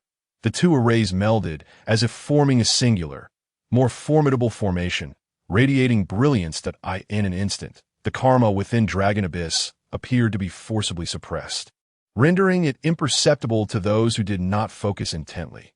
Long Mu, please make way, Li Chun called out to her. The primary node of the Wuji Karma Suppression Divine Array was where she had previously stationed herself, and his Wanbao He array coincided with that focal point. Upon hearing his command, Long Mu promptly shifted her colossal form away from the primary node of the Wuji Karma Suppression Divine Array, continuing to exert her formidable magic to suppress that area, thereby preventing any accidents. Seeing Long Mu make space, Li Chun let the last of his innate treasures, the 9 dragons swallowing Heaven Cauldron, descend toward the primary node. Under the watchful eyes of all, the 9 dragons swallowing heaven cauldron landed at the node. The moment it touched down, the hundreds of treasures within the Wanbao Hiyu array resonated with it, simultaneously affecting the Wuji karma suppression divine array below. A blinding golden light erupted from the 2 grand arrays, compelling everyone to shut their eyes against its brilliance. This golden light illuminated the depths of Dragon Abyss, which had been shrouded in darkness for eons, reaching the surface above. Even King Jingzi, who had been playfully interacting with Ao Bing, could not help but glance over, asking, "What is that?" "I have no idea," Ao Bing replied, gazing blankly, aware that it was in the direction of their Dragon Abyss. Meanwhile, on the surface of the sea, numerous celestial beings witnessed the golden light breaking through, each speculating about its significance. What could that be? Could it be a treasure revealing itself? Given this phenomenon, it must be an innate treasure. Someone jested. The Dragon Clan? After such an extended period of silence, is there finally going to be some movement? However, as the depths of the sea belong to the Dragon Clan, those individuals' fervor quickly extinguished. Although the Dragon Clan has fallen from grace, they are not entities that mere loose immortals can provoke. Should they descend, they would likely not even know how to meet their demise. Returning to the Dragon Abyss, the Grand Formation has now been meticulously arranged. Ao Guang and the Dragon Mother, along with the others, gazed in rapt attention at the operation of the formation below. Once the formation was established, the Dragon Abyss beneath the sea could no longer sense even a trace of karmic retribution. If it were not for their enduring presence and the unchanged scenery around them, they would never believe that this was the Dragon Clan's dominion, suppressed for millions of years. With a long exhale, Li Chun slowly descended from the air to the ground. The Dragon Mother cautiously inquired, "Friend, is everything arranged now?" Li Chun nodded gently, affirming, "Yes, the 2 formations have perfectly merged. Did you not perceive this, esteemed elder?" The Dragon Mother repeatedly nodded, acutely aware of the shift. Having endured the relentless wash of karmic retribution and the weight of that burden for over 1,000,000 years, she now felt an overwhelming sense of lightness, as if she had returned to ancient times when the Dragon Clan could freely roam the vast wilderness. Yet, the contrast between the past and present was so stark that she began to doubt her own perceptions. Li Chun continued, "Now, with over 100 magical treasures to share the burden, esteemed elder should find it significantly easier." As soon as he spoke, the ancient dragon ancestors responded in chorus, expressing their relief. "Indeed, it is much more manageable now. We are finally free from the torment of karmic retribution and can enjoy a good rest. After being tormented by it for millions of years, I felt as though I were losing my mind. My mind is now astonishingly clear, as if reborn. Thank you, friend. If there is ever a need for a Dragon Clan, do not hesitate to ask. Even if it means risking our lives, we will not hesitate." One of the dragon ancestors chuckled lightly. "I feel I could leave this formation for a moment." Hearing this, Li Chun turned his gaze toward them. "You may leave." "What?" At this announcement, over 100 dragon ancestors turned their astonished faces toward him, disbelief evident in their expressions. They had been trapped here for millions of years and had never dared to dream of leaving this place. Li Chun smiled and explained, "After the fusion of these 2 formations, the 10,000 Treasures Convergence Formation can alleviate more than half of your burdens. Thus, only half of your previous strength is required to suppress the karmic retribution of the Dragon Abyss. This means that esteemed elders can temporarily leave this formation to recuperate." Upon hearing Li Chun's affirmative response, the dragon ancestors were even more astounded, rendered speechless. Such a possibility had never crossed their minds since being trapped in this formation that had confined them for the latter half of their lives. Of course, for the sake of caution, it would be best if the number of those leaving the formation did not exceed 1/3. Li Chun advised, "Esteemed elders, you may now attempt to leave." Exchanging glances, the dragon ancestors selected a dozen or so weaker Deluo golden immortals who had suffered considerable injuries while suppressing the Dragon Abyss to tentatively step outside the formation. As these dozen dragon ancestors emerged from the formation and tasted the long-lost sensation of freedom, they could not help but kneel, tears streaming down their faces. "Friend, we are profoundly grateful to you." the group of dragon ancestors continuously expressed their thanks to Li Chun, although they were still burdened by heavy karmic retribution and could not venture into the vast wilderness. Even the ability to temporarily leave the formation to recuperate within the dragon abyss was a tremendous blessing for them. Chun smiled slightly, acknowledging their gratitude. While his actions were indeed motivated by the benefits owed to the dragon clan, the formation he helped arrange provided advantages that far surpassed what they would be required to give in return. After a discussion among the hundreds of dragon ancestors, they chose the severely injured members of their clan to leave the formation first for recovery, planning to rotate afterward. Among them, the Dragon Mother was also selected, as she was the strongest and had been holding down the main formation, her body long since overwhelmed by the strain. The chosen dragon ancestors shifted their forms, finally breaking free from the formation that had ensnared them for millions of years. Transforming into human forms, they landed on the ground, and Ao Guang and the Dragon Queen hurried forward to greet them. Being part of the second generation of dragons, they had heard of these venerable ancestors since their childhood, many of whom were their direct lineage. According to Li Chun, it was possible to release over 30 dragon ancestors from the formation at once. However, since the Dragon Mother also needed to leave, and her strength was at the quasi-saint level, the number of departing dragons had to be reduced to allow her to exit comfortably. Once the dozen or so dragon ancestors emerged, everyone turned their gaze toward the Dragon Mother. She too began to move her immense body, extracting her power from the formation and ceasing to suppress the formation's cord. In that instant, the 9 dragons devouring Heaven Cauldron immediately propped up, and the other quasi-saint level dragon ancestors assisted in alleviating the pressure from that focal point of the formation. The transition was seamless. The Dragon Mother successfully detached from the formation and descended toward Li Chun and Ao Guang. Her colossal form began to shift and transform, ultimately landing gracefully as a beautifully adorned and regal woman. Though her complexion appeared somewhat pale, clearly a testament to her prolonged suffering under karmic retribution. The Dragon Mother breathed a sigh, feeling the dissipating pressure, and her eyes sparkled with renewed vitality. She closed her eyes to savor the long-forgotten sensation of comfort, only opening them after a moment to approach Li Chun and perform a respectful gesture. "Thank you, friend," the Dragon Mother expressed. Chen nodded slightly, replying, "No need for gratitude." The Dragon Mother refrained from further pleasantries and turned her attention to Ao Guang. Ao Guang understood and stepped forward, saying, "Li Chun, you have rendered our dragon clan an immense service, and the promise we made earlier shall certainly be honored." As he spoke, he glanced at the Dragon Mother, acknowledging that they had not anticipated Li Chun could truly assist them in repairing the formation. Thus, their earlier promise was merely to recommend that Li Chun choose any treasure from the Dragon Clan's secret treasury. Now, not only had Li Chun repaired the formation, but he had also upgraded and transformed it. The results were entirely beyond their expectations for the Dragon Clan. It was akin to being reborn in that moment.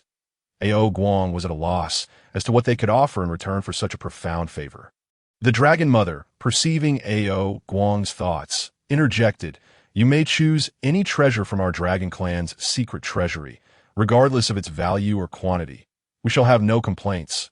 After expressing this, the Dragon Mother felt she had not adequately conveyed her sincerity and added, "In the future, should you require our Dragon Clan's assistance, even if it means risking our lives, we shall not hesitate." Li Chun was momentarily taken aback and replied with a smile, "You honor me with your words." "These are sincere words," the Dragon Mother affirmed. Li Chun smiled gently, choosing not to elaborate further. He certainly had no intention of leading them to their demise. However, the addition of such formidable allies would undoubtedly make navigating the impending calamities of the divine tribulation easier. "Esteemed Dragon Mother, please prioritize your recovery." The Dragon Mother shook her head lightly, stating, "Having endured for millions of years, I can spare a moment longer. Allow me to take you to our Dragon Clan's secret treasury to see if there is anything that catches your eye." Without waiting for Li Chen's agreement, she motioned for the dragon ancestors who had emerged to descend and recuperate, while she led Li Chun and Ao Guang deeper into the Dragon Clan. Upon re-entering the Dragon Clan's secret treasury, Li Chun was once again awestruck by the vast array of celestial materials and treasures. "This way, friend," the Dragon Mother directed, effortlessly gliding past mountains of heavenly materials, leading Li Chun further into the depths.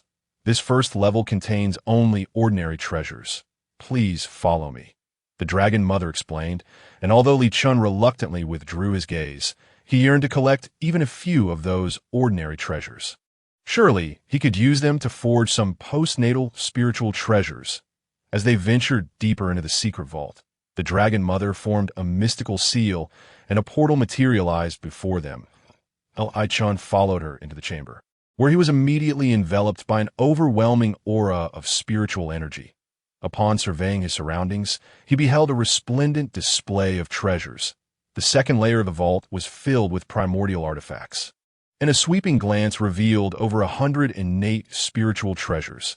Among them lay the 9 heaven's breath used by Nuwa during her creation of humanity, the unique San Guang divine water wielded by the primordial heavenly venerable, which could resurrect the dead, and the exclusive Phoenix clan's nirvana fire, stored in a most peculiar manner, within the carcass of a deceased purebred phoenix.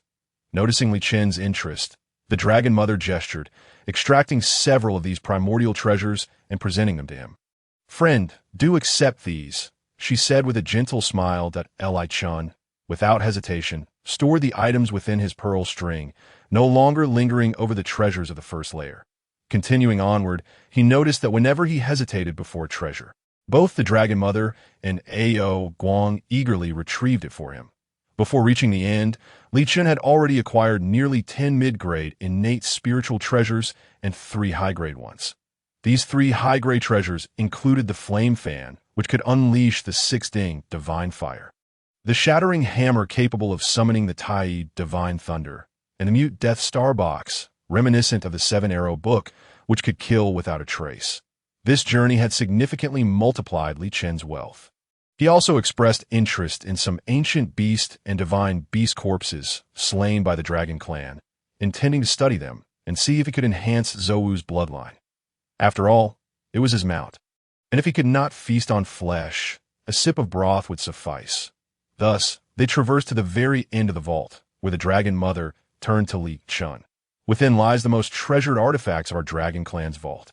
Just as previously mentioned, feel free to choose as you please." Li Chun nodded. While her words were gracious, he knew he could not take everything from them. The second layer of the vault already housed numerous high-grade innate treasures. Thus, the treasures in the third layer must surely be of the utmost quality, but he resolved to be kind-hearted and select but 1 item, perhaps 2 if he were to indulge, and if he were to be cheeky, possibly a third. However, if he were to take 4 or 5, it might tarnish the goodwill established from assisting them in arranging their formations, transforming it into a mere transaction. This would likely hinder any future requests for aid from the Dragon Clan. As the grand door of the vault slowly opened, anticipation sparkled in Li Chen's eyes. He was eager to discover what the Dragon Clan had kept in reserve. Upon entering, the experience was entirely different from when he had entered the second layer. This space resembled an ordinary hall, devoid of dazzling treasures. Yet, Li Chun could sense a faint thrill, a response born of encountering fortuitous opportunities. As he gazed around, his eyes widened in astonishment. In the center of the hall stood over 20 stone pillars, each adorned with high-grade, innate spiritual treasures. Approaching the nearest pillar, his breath caught as he beheld a 12-grade azure lotus. Is that truly a 12-grade azure lotus? He exclaimed in disbelief that he recalled that the azure lotus had been divided among the 3 pure ones, with its parts transformed into 3 treasures: the carrying pole, the jade rui, and the Qingping sword. Seeing Li Chen's fascination with the 12-grade azure lotus, the Dragon Mother stepped forward, explaining, "This is the 12-grade pure world azure lotus, a treasure discovered by the ancestor dragon during the primordial chaos, akin to the 36-grade creation azure lotus that birthed the Pangu great deity. While it may not possess the same capabilities as the creation azure lotus, it remains a premier innate spiritual treasure." Upon hearing her explanation, Li Chun realized that this 12-grade pure world azure lotus was not to be confused with the one divided by the 3 pure ones. The latter had withered due to a lack of heavenly merit, falling to the level of a 12-grade lotus. Li Chun scrutinized the 12-grade pure world azure lotus, his eyes narrowing with intrigue. He knew of a 12-grade merit golden lotus held by the Taoists of the Western sect, a treasure of immense significance capable of suppressing fate and boasting formidable defensive attributes. A 12-grade lotus. The pure world azure lotus must possess exceptional defensive qualities. He pondered what other unique effects it might harbor. Reluctantly, he shifted his gaze away, aware that this 12-grade pure world azure lotus was undoubtedly a top-tier innate spiritual treasure, teetering on the cusp of being an innate supreme treasure. Nonetheless, he resolved to examine the other treasures before making a final decision. Continuing forward, Li Chen's expression grew increasingly complex, nearly overwhelmed by an impulse to disregard decorum and seize every treasure in sight. To his astonishment, fragments of the creation jade plate were present in the Dragon Clan's vault. Though merely a small shard, it was the largest fragment that had enabled Hong Jun to achieve sanctity first. Such a treasure could significantly enhance one's chances of attaining enlightenment. Resisting the urge to claim it, he pressed on. The pillars were lined with nothing less than the finest innate spiritual treasures. With some fragments of the creation jade plate and treasures predating the opening of the heavens, among the most elite of innate artifacts, as he reached the center, a wave of energy seemed to draw him closer. Before he could clearly discern the treasure upon the pillar, he exclaimed, "Is that an innate supreme treasure?" Seeing Li Chen approach the central pillar, the Dragon Mother and the others hurried to follow. Once they beheld the innate supreme treasure, Li Chen paused, momentarily taken aback that it was a pearl-shaped artifact, its surface shimmering with golden light, within which a 9-clawed golden dragon appeared to be slumbering. The Dragon Mother then elucidated. "This is the ancestor dragon pearl, an innate treasure of our dragon clan." She did not elaborate further, but Li Chen understood that it had once been the companion treasure of the ancestor dragon.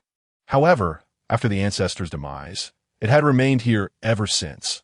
The Dragon Mother continued, "Although I previously promised that you could choose any treasure from the vault, this one shall remain for our remembrance." Li Chen nodded. While it was indeed an innate supreme treasure, it was not well suited to him. Moreover, its significance to the Dragon Clan was profound, so he would never dare to claim it. Suddenly, the Dragon Mother appeared to recall something, saying, "There's another treasure that should be quite compatible with you, Dado." Li Chen's eyes sparked with interest. "Please, follow me." The Dragon Mother led the way, and Li Chen trailed behind. As they proceeded further, he felt a surge of excitement swell within him, more intense than he had ever experienced before, even surpassing the thrill he felt when he first acquired the falling treasure money. Li Chen's eyes widened, realizing that his body instinctively reacted, indicating that this treasure was indeed fated for him. As they neared the end, the Dragon Mother halted, revealing a stone pillar that had been obscured from view. Upon glimpsing the treasure atop the pillar, Li Chen's breath hitched, and his pupils dilated in astonishment. The Dragon Mother smiled, explaining, "This formation you must have heard of, the great formation of the Zhou Tian Star Doul." Li Chen bit his lip, his gaze fixated on the Zhou Tian Star Doul formation. How could he not have heard of it? It was one of the 4 great formations of the Primordial era, the clan's protective formation against the demon race of the Heavenly Court. The only formations that could rival it were the 12 capital Heavenly Gods formation, the Extermination Sword formation, and the Hanyuan He Luo formation. Unlike other formations, this one fused with the external space, summoning the cosmic star power, wielding the might of countless stars. Other formations, such as the 9 Curves Yellow River formation and the 10 Absolute formation, were self-contained spaces that isolated all heavenly secrets from the outside world. Yet, this formation did not possess a separate formation space. It could lock onto all individuals beneath its encompassing power. Those who find themselves ensnared by it, regardless of their extraordinary abilities, cannot escape the devastating onslaught of the formation. This is a formation capable of slaying saints once successfully arranged. Fellow Taoist, your origin is the incarnation of a Zi Wei Star. Thus, this great celestial formation should resonate profoundly with you. The Dragon Mother chuckled lightly, adding that with your mastery of formations, its efficacy would undoubtedly be enhanced. Li Chen remained silent, continuing to scrutinize the great celestial formation meticulously. The Dragon Mother's assertion held truth. Like Emperor Jun and Tai, he too was an embodiment of the stars, making this formation seemingly tailor-made for him. Moreover, this formation utilizes the celestial bodies as its focal points, allowing for deployment in any location throughout the primordial wilderness without discrimination. Although he could not fully manifest the entirety of the great celestial formation on his own, even achieving 3 or 4/10 of its potential would render him virtually untouchable by anyone other than a saint. How did this formation map find its way into the Dragon Clan's secret treasury? Li Chen inquired curiously, glancing toward the Dragon Mother. She smiled and explained that after the calamity of the Wu and Yao, the Heavenly Court's demon clan was scattered. One formidable demon acquired this formation but dared not employ it, thus trading it to their dragon palace for other treasures. Chen nodded in understanding. No wonder he had not heard of the formation's reputation since the calamity. It had fallen into the hands of the Dragon Clan and was stored away in their secret treasury. This item is indeed fated to be mine, he remarked with a smile, stepping forward to incorporate the 365 great celestial star banners into his pearl string. Though not a primordial treasure, it rivaled one, and in his hands, it could even prove more potent than a primordial artifact. Seeing Li Chen accept the great celestial formation, the Dragon Mother beamed, as she was not one to owe large debts of gratitude. Having received so much help from him, it was only fitting that she offered him a gift in return. Is there anything else you desire, fellow Taoist? Whatever I previously promised still stands. Feel free to choose. The Dragon Mother gestured with her hands, showcasing the treasures adorning the stone pillars. Although Li Chen had just surveyed these treasures, the sight of so many primordial spiritual artifacts at once left him momentarily dazzled. And he hesitated. After a brief moment, he strolled toward the 12th grade Pure World Green Lotus. Standing there, he pondered for a moment before reaching out to grasp it. With the great celestial formation in his possession, he lacked offensive capabilities, so it was only prudent to select a defensive treasure. While he possessed the sky-swallowing shield bestowed by the Tongtian cult master, it was merely a mid-grade, primordial spiritual artifact. In contrast, the 12th grade Pure World Green Lotus was an exquisite primordial spiritual artifact, just a hair's breadth away from being a true primordial treasure. Even a quasi-saint would find it exceedingly challenging to breach its defenses. Furthermore, the Pure World Green Lotus belonged to the same category as the Creation Green Lotus, possibly sharing similar properties. After acquiring the 12th grade Pure World Green Lotus, Li Chen paused. The Dragon Mother inquired, "Is 2 treasures sufficient for you, fellow Taoist?" She had anticipated that Li Chen would select 3, ensuring neither too little to seem ungrateful nor too much to cause her discomfort. Li Chen nodded. While he was indeed tempted by other primordial spiritual artifacts, they were not necessities for him. For instance, the ancestral dragon pearl, though a primordial treasure, would not yield its full potential in his hands, as he was not of the Dragon Clan. Thus, it was of less value to him than the 12th grade Pure World Green Lotus. It would be wiser to leave a favor owed, ensuring the Dragon Clan had a debt to him for future needs. After Li Chen concluded his selection of treasures, the Dragon Mother sealed the 3rd layer of the treasury and began to make her way toward the exit. They returned from the 2nd layer to the 1st. Li Chen remained silent when Ao Guang exchanged glances with the Dragon Mother. Subsequently, Ao Guang took out a spatial artifact and proceeded to gather various heavenly materials and earthly treasures from the 1st layer treasury into it. Fellow Taoist, your assistance to our Dragon Clan has been immense. While these treasures may not compare to some primordial artifacts, I hope you will graciously accept them. The Dragon Mother extended the spatial artifact toward Li Chen. Upon seeing the offered spatial artifact, Li Chen could hardly suppress the smile, curving at the corners of his lips. He had intended to voice such a request, but felt too timid to do so. To his pleasant surprise, they had anticipated his needs without him having to ask. "How could I accept this?" Li Chen protested, yet his hand instinctively reached out to receive it, seeing Li Chen accept the gift. The Dragon Mother nodded with a smile, and the two shared light-hearted banter as they exited the treasury. The Dragon Mother secured the treasury once more, reinforcing it with numerous layers of divine seals. "Then I shall take my leave," Li Chen said, cupping his hands in respect. "May you recuperate well, esteemed Dragon Mother. I will certainly pay a visit when time permits." The Dragon Mother nodded, having endured millions of years of hardship within that formation. She indeed needed time to recover. Ao Guang please escort Taoist Li Chun out of the Dragon Abyss. She instructed, to your command. Dragon Mother, Ao Guang replied, though he was not truly escorting Li Chun, as he intended to return to the Dragon Palace with him. Still, formalities must be observed. After the Dragon Mother departed, Ao Guang led Li Chun away from the underwater Dragon Abyss back toward the Dragon Palace.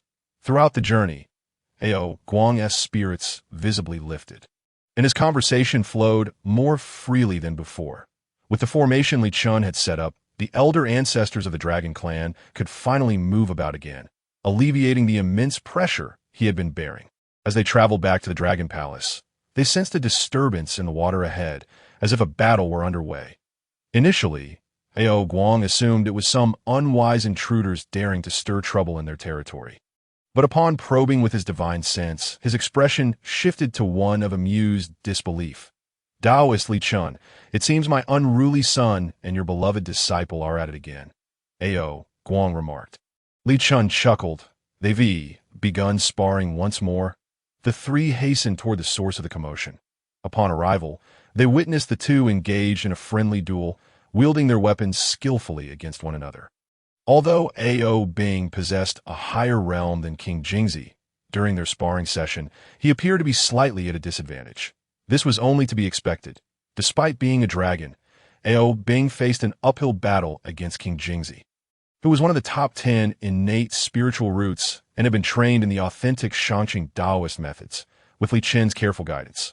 Thus, even with a realm advantage, Ao Bing still found himself outmatched. Upon noticing Li Chun and Ao Guang's arrival, the two fighters instinctively ceased their sparring. King Jingzi scratched his head, offering an embarrassed smile as he rushed over to grasp Li Chen's hand, playfully exclaiming, "Master, where have you been? I've missed you so much." With a playful flick, Li Chun tapped King Jingzi's forehead. "Don't think that you can escape punishment for your antics. Now, enlighten me. What sparked this altercation?" King Jingzi, clutching her head, felt somewhat wronged. It had become a habit for her to receive such playful reprimand from her master. It is not a fight, just a friendly spar. Ao Bing claimed that if I hadn't used the Rui bamboo staff, I would stand a chance against him. I couldn't let that slide. So we started sparring. As she spoke, King Jingzi provocatively tilted her chin. Ao Bing, well, did I prove you wrong? Did you admit that I'm not your match? Ao Bing's face flushed crimson. We haven't finished yet, so it doesn't count. Then let us continue.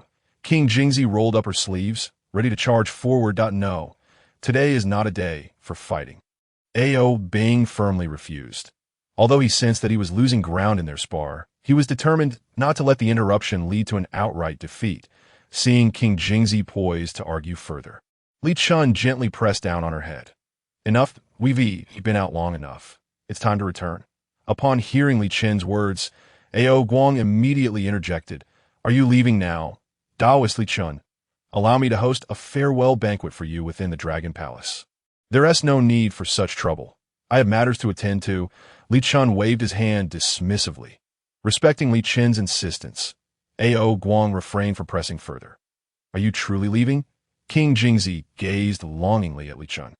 Is there something amiss? Li Chun inquired, noticing the disappointment in her eyes. Nothing at all. Let us depart. King Jingzi managed to squeeze out a faint smile. Upon witnessing her demeanor, Li Chun also became aware of the situation and turned to look at Ao Bing. Ever since King Jingzi had taken on her physical form, she had spent over 1,000 years alone on Ling Tai Xian Island. Now that she had finally encountered a playmate, it would be rather disheartening for her to return to solitude. After gazing intently at Ao Bing for considerable time, Li Chun's furrowed brow relaxed, and he spoke. Ao Bing, do you wish to become my disciple? According to the original timeline, Ao Bing was destined to meet his demise at the hands of Neza. Initially, Li Chun hesitated to accept this karmic burden, but upon reflection, he realized that Neza, being a celestial of the Chan sect, was inherently at odds with his own sect during the cataclysmic events of the Feng Shen. Why should he fear that this karma would affect him? Instead, it would be more prudent to take Ao Bing as a disciple and, during the impending Feng Shen, thwart all the schemes orchestrated by Neza and the Chan sect.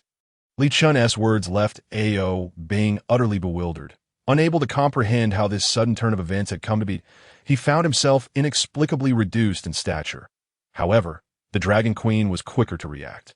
Before Ao Bing could voice his objections, she advanced and delivered a swift kick to the back of his knee. With a resounding thud, Ao Bing was brought to his knees. Ao Guang, too, promptly responded, moving to adjust Ao Bing's position and pressing a paw onto his head, compelling him to bow repeatedly towards Li Chun. "You little rascal, hurry and pay your respects to your master." Ao Guang was filled with joy, unable to believe that Li Chun had taken a liking to his son. During their time in Longyuan, he had witnessed Li Chun's prowess. Such a figure was someone the Dragon Clan would seek to curry favor with. Now that his son had such an opportunity to strengthen their ties, he could not have wished for more. Moreover, with the title of a disciple of the Jie sect, even if the Dragon Clan were to decline in the future, they could remain unaffected. This entire scenario left Ao Bing in a daze, yet under the long-standing dominance of his parents, he obediently declared, "Disciple Ao Bing pays his respects to master." Li Chun nodded in satisfaction, while King Jingzi beamed with delight, stepping forward to tug at Ao Bing's small dragon horn. "From now on, you shall call me senior sister. Do you understand?" With Ao Bing as her junior, she would have someone to play with on Ling Tai Xian Island. And beyond the island, the vast expanse of the wilderness belonged to her junior's family. Wherever she wished to roam, she could now go. Ao Bing pouted, somewhat reluctant, and replied, "Then am I to be considered your second disciple?" "Master," Li Chun gently shook his head. "Not quite. You are to be regarded as my third disciple." King Jingzi turned in surprise to Li Chun, unaware that he had taken on another disciple. "Master, where is this junior disciple?" "Let him come and pay his respects to his senior sister," she asked eagerly, already impatient to flaunt her authority as a senior. "What Yun Dong?" Li Chun replied, pinching King Jingzi's chubby little face, "the current emperor of the human race. Fuxi should summon you." Upon hearing this, King Jingzi's face fell, for the phenomenon heralding Fuxi's ascension had stirred the entirety of the wilderness. He was a being of quasi-saintly stature, and she, a mere true immortal, felt unworthy to approach him. Yet, she finally grasped where her master had been during his prolonged absence. Meanwhile, Ao Bing, having listened to their exchange, found himself in a state of shock. It dawned on him how formidable his master truly was, with even the emperor of the human race being his disciple. Fortuitously, his parents had compelled him to kneel moments ago. Otherwise, he would have missed this monumental opportunity, now that he had become a disciple. He thought it was only fitting to present some gifts. Li Chun reached into his robe and produced 30 strands of Xian Huang merit. Having explored the depths of the Dragon Clan's treasury, he found that most of his possessions had originated from there, that it was not feasible to return their treasures to them. So bestowing the Xian Huang merit was the most appropriate gesture, especially since the Dragon Clan was burdened by karma that required such merit for resolution. As Ao Bing beheld the offered merit, his breathing quickened, and Ao Guang and the Dragon Queen looked on with eager anticipation. Initially, Ao Guang had been oblivious to the significance of the 5 strands of Xian Huang merit, but over the years, he had come to realize its value. Ever since acquiring those 30 strands, his cultivation had transformed. It felt as though he had shed an immense weight, and his comprehension of the Tao had become remarkably clearer. Just as Ao Bing was about to express his gratitude, his head was once again pressed to the ground by Ao Guang. "You should quickly thank your master." The Dragon Queen hastily stepped forward to receive the 30 strands of Xian Huang merit. "How could it be appropriate for Li Chun to accept such a gift? We ought to be presenting you with a disciple's offering instead." Rising, Ao Bing cast a reproachful glance at his mother, feeling aggrieved that they had taken the gift meant for him. Yet upon meeting the Dragon Queen's stern gaze, he promptly reverted to a more submissive demeanor. The Dragon Queen, delighting in receiving the 30 strands of Xian Huang merit, knew that Ao Bing had already shed his karma. Thus, the merit would be of greater benefit to the other 3 generations of the Dragon Clan. The more members of the Dragon Clan that could cleanse their karma, the brighter their hopes for revival. "From this day forth, I shall be your master," Li Chun declared. "Once you have resolved matters at home, come find me on Ling Tai Xian Island." Before Li Chun could finish his sentence, Ao Bing was kicked once more, and Ao Guang urged him towards Li Chun. What pressing matters could a child possibly have? It would be better for you to return with Master Li Chun and cultivate diligently by his side. Indeed, indeed, the Dragon Queen chimed in. This child has always been mischievous. If he misbehaves or grows lax in his cultivation, please do not hesitate to discipline him, Master Li Chun. Seeing Ao Guang and the Dragon Queen's demeanor, Li Chun couldn't help but smile. They were indeed quite reasonable. However, he still turned to Ao Bing and inquired, "Is there nothing pressing that requires your attention?" Ao Bing hesitated, glancing at his parents who looked as if they might devour him whole, and ultimately nodded obediently. No, what was this all about? Was he not even allowed to bid farewell to his siblings? Once Ao Bing nodded, Li Chun exchanged polite farewells with Ao Guang and the Dragon Queen before soaring towards the sea with his two new disciples. As they departed, Ao Bing occasionally glanced back, feeling a twinge of reluctance. It was the first time he had ever left home. The speed of a great Luo golden immortal was astonishing. Within a few days after leaving the seabed, Li Chun had returned to Ling Tai Sian Island with his two companions. Upon landing on the island, Li Chun turned to King Jingzi and said, "Master has some matters to attend to," asked the senior sister. "Please explain our Shangqing Taoist teachings to your junior brother." Having acquired so many treasures from the Dragon Palace's secret vault, Li Chun still needed to organize them. What he meant to King Jingzi was merely to provide an overview, not to teach. Given her rudimentary understanding, allowing her to instruct might lead to unforeseen errors. Thus, he decided it best for Ao Bing to familiarize himself with the Shangqing teachings, and he would elaborate on the intricacies once he found the time. After speaking, Li Chun turned to Ao Bing, intending to seek his opinion, only to find him wearing a look of disappointment. "What seems to be the matter?" Li Chun asked in confusion, initially thinking he might be longing for home. "It's nothing." Ao Bing quickly concealed his dismay. Li Chun followed his gaze and realized, chuckling lightly, "Compared to your Dragon Palace, my humble abode does indeed seem quite modest." As he spoke, Li Chun surveyed his own dwelling. Upon arriving, he had merely opened a cave and left it as it was. The interior remained wild and untamed, resembling the rugged mountains of the wilderness he had intended to tidy up his abode after returning from the Dragon Palace. But now, with an additional disciple, he found himself in need of renovations to provide them with a better environment for cultivation. Li Chun remarked, "Absolutely not."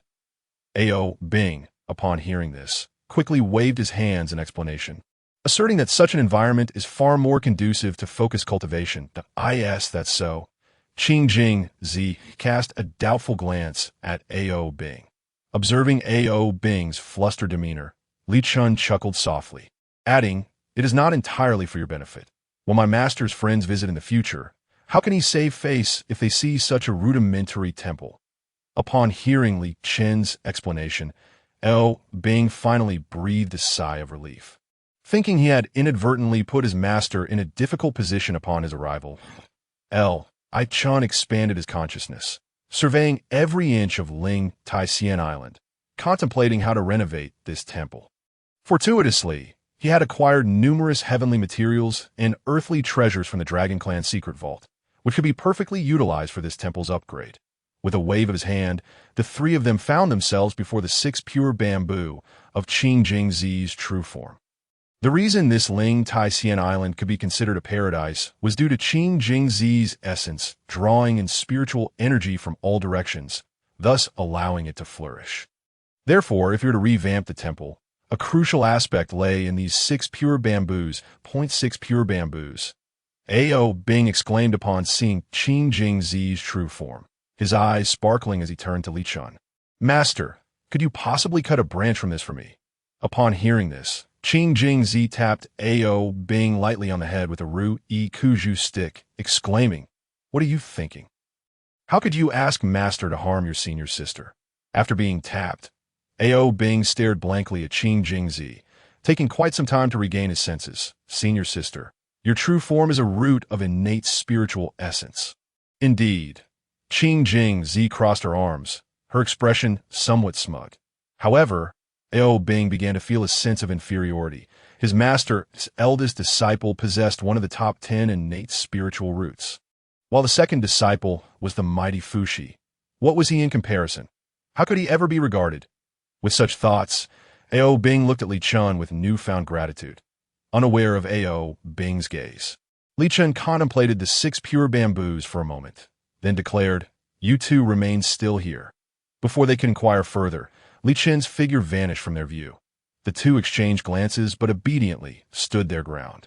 Meanwhile, Li Chun appeared high above Ling Tai Sien Island, continuously retrieving the heavenly materials and earthly treasures he intended to employ from the 24 luminous pearls, 0.9 heaven shirong, innate Rin water, true sunfire, and Tai E golden essence. He gathered the essence of the 5 elements and refined them with his immense magical power, subsequently casting them down upon the Ling Tai Sien Island. As the 9 heaven shirong descended, it sank into the very soil of the Ling Tai Sien Island. Soon, the entire island seemed to come alive, expanding rapidly, and the spiritual grasses and plants rooted in the soil began to transform, radiating with spiritual light. Next, Li Chun pressed his palm downward, exposing the protective mountain formation. With a twist of his hand, the formation disassembled in an instant, and he continued to toss out even more precious heavenly materials and earthly treasures, refining them before casting them again onto Ling Tai Sien Island. In the blink of an eye, a more profound protective mountain formation was established. The previous formation had been set up during his time as a golden immortal. Now, as a great Luo golden immortal, his understanding of formations had undergone a revolutionary change, rendering the old formation somewhat beneath his notice. The newly established formation still centered around the 6 pure bamboos, but incorporated far more precious heavenly materials. Should a great Luo golden immortal foolishly attempt to intrude, even with Qing Jingzi present, the formation would be capable of vanquishing them. Once the formation was complete, Li Chun activated it, and in an instant, Ling Tai Sien Island was severed from the connection to the primordial world. In the absence of the sun's illumination, the island was plunged into darkness. "What is Master doing?" Ao Bing asked nervously, feeling increasingly anxious as he watched the formation being set up, overwhelmed by the magnitude of the event and unable to comprehend its significance. "What are you afraid of, coward?" Qing Jingzi swallowed hard, equally anxious, yet maintaining her composure as the senior sister. With Ling Tai Sien Island now shrouded in darkness, Li Chun cast the true sun fire from his hand.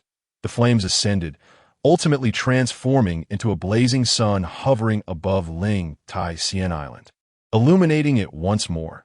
Satisfied with the transformation of the true sun fire into a sun, Li Chun then released a handful of innate Rin water, which fell into the surrounding seas. In an instant, it morphed into rivers and oceans, forcefully displacing the surrounding waters and surging towards Ling Tai Sien Island, only to be restrained by the 9 heaven shirong. With the 6 pure bamboos of Qing Jingzi's true form, only the Tai E golden essence remained from the 5 elemental sources.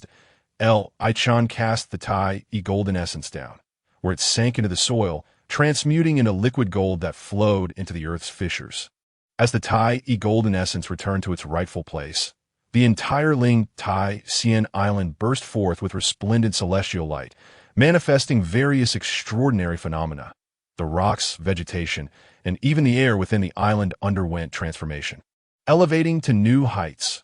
Ordinary stones transformed into exquisite golden divine irons suitable for crafting magical artifacts, while regular plants ascended to the realm of spiritual herbs and elixirs, with some already possessing spiritual nature, evolving sentience and taking on human forms.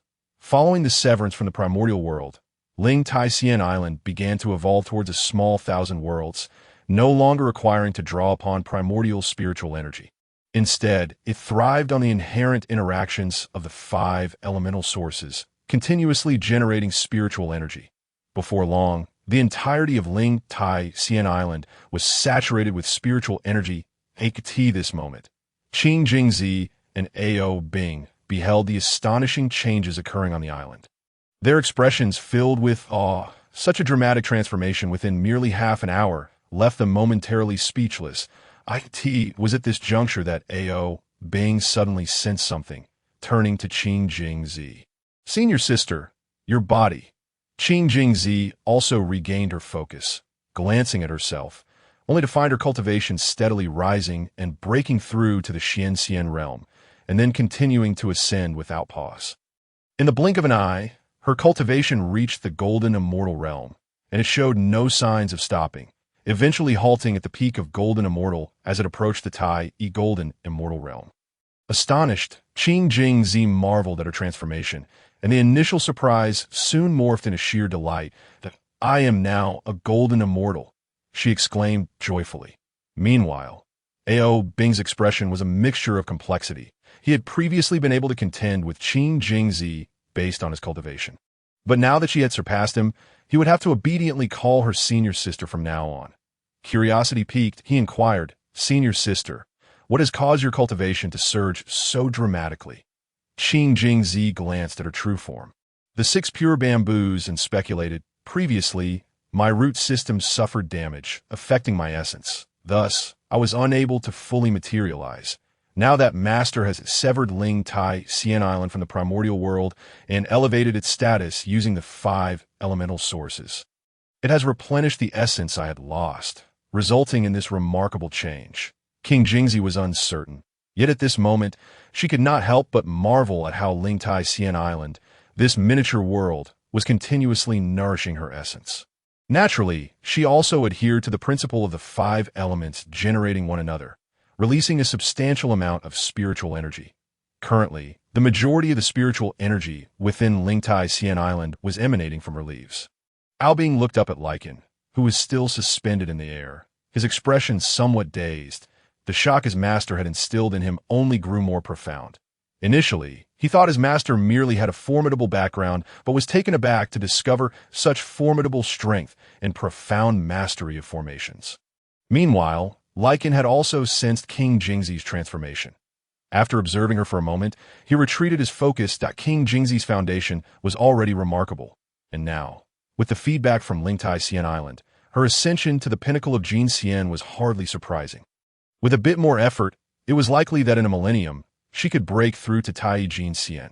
However, achieving physical manifestation remained a challenge. Unlike the innate star god Di Juntai, whose essence was born of the stars, her foundation as the 6 roots of pure bamboo necessitated a transformation of her essence into a human form.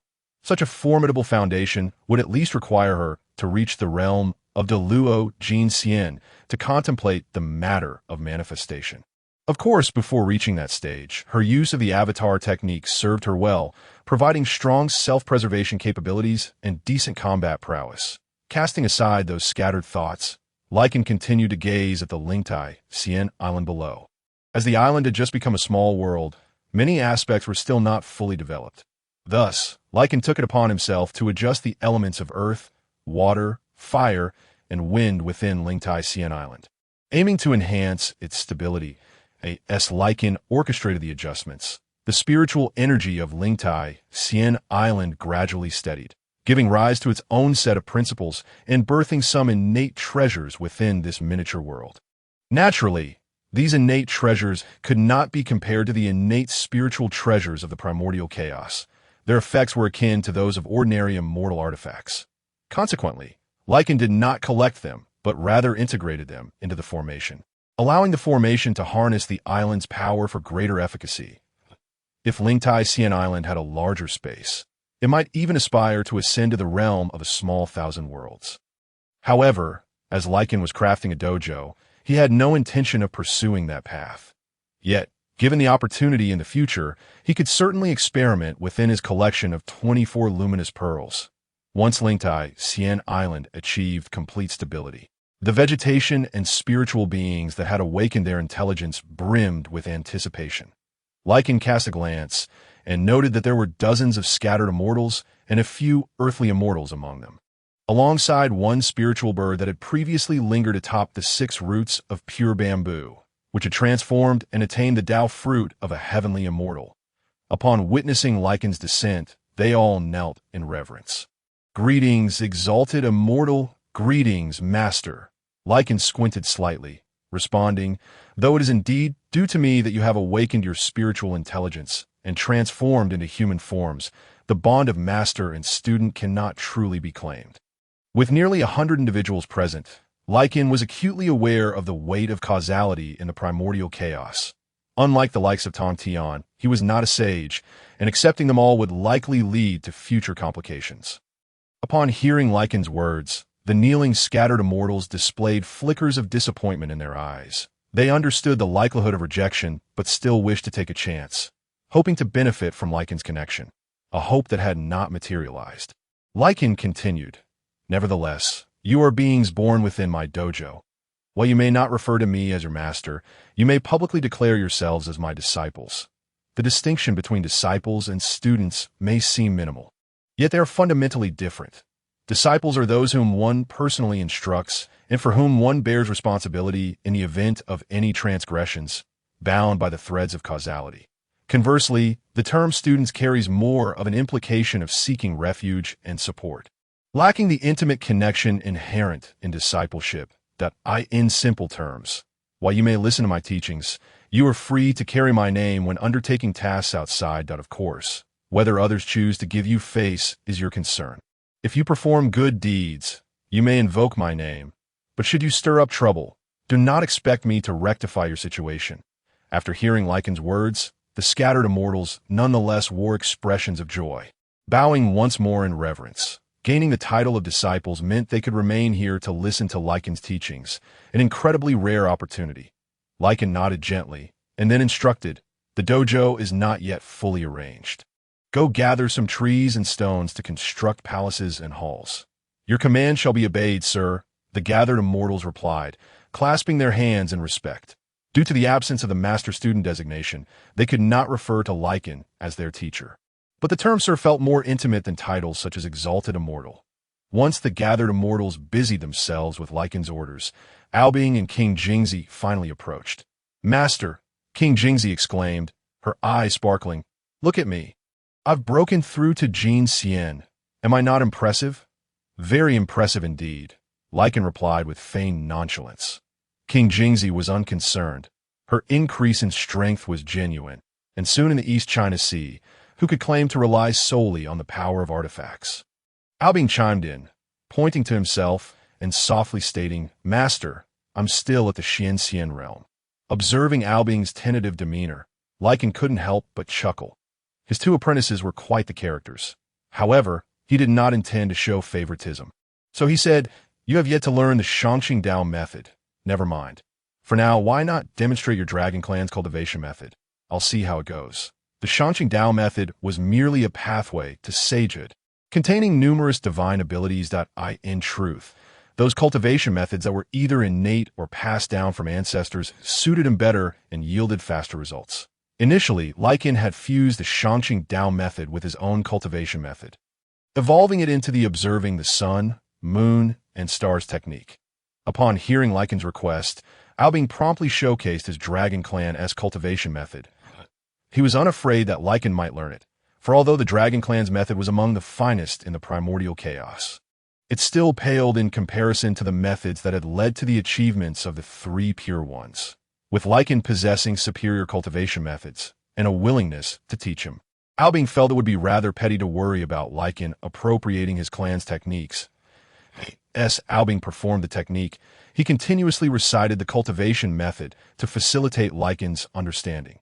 During the demonstration, Albing gradually revealed his true form, a 100-foot golden dragon soaring through the air, unleashing attacks that created resounding bursts in the atmosphere. The execution of a cultivation method was not akin to combat.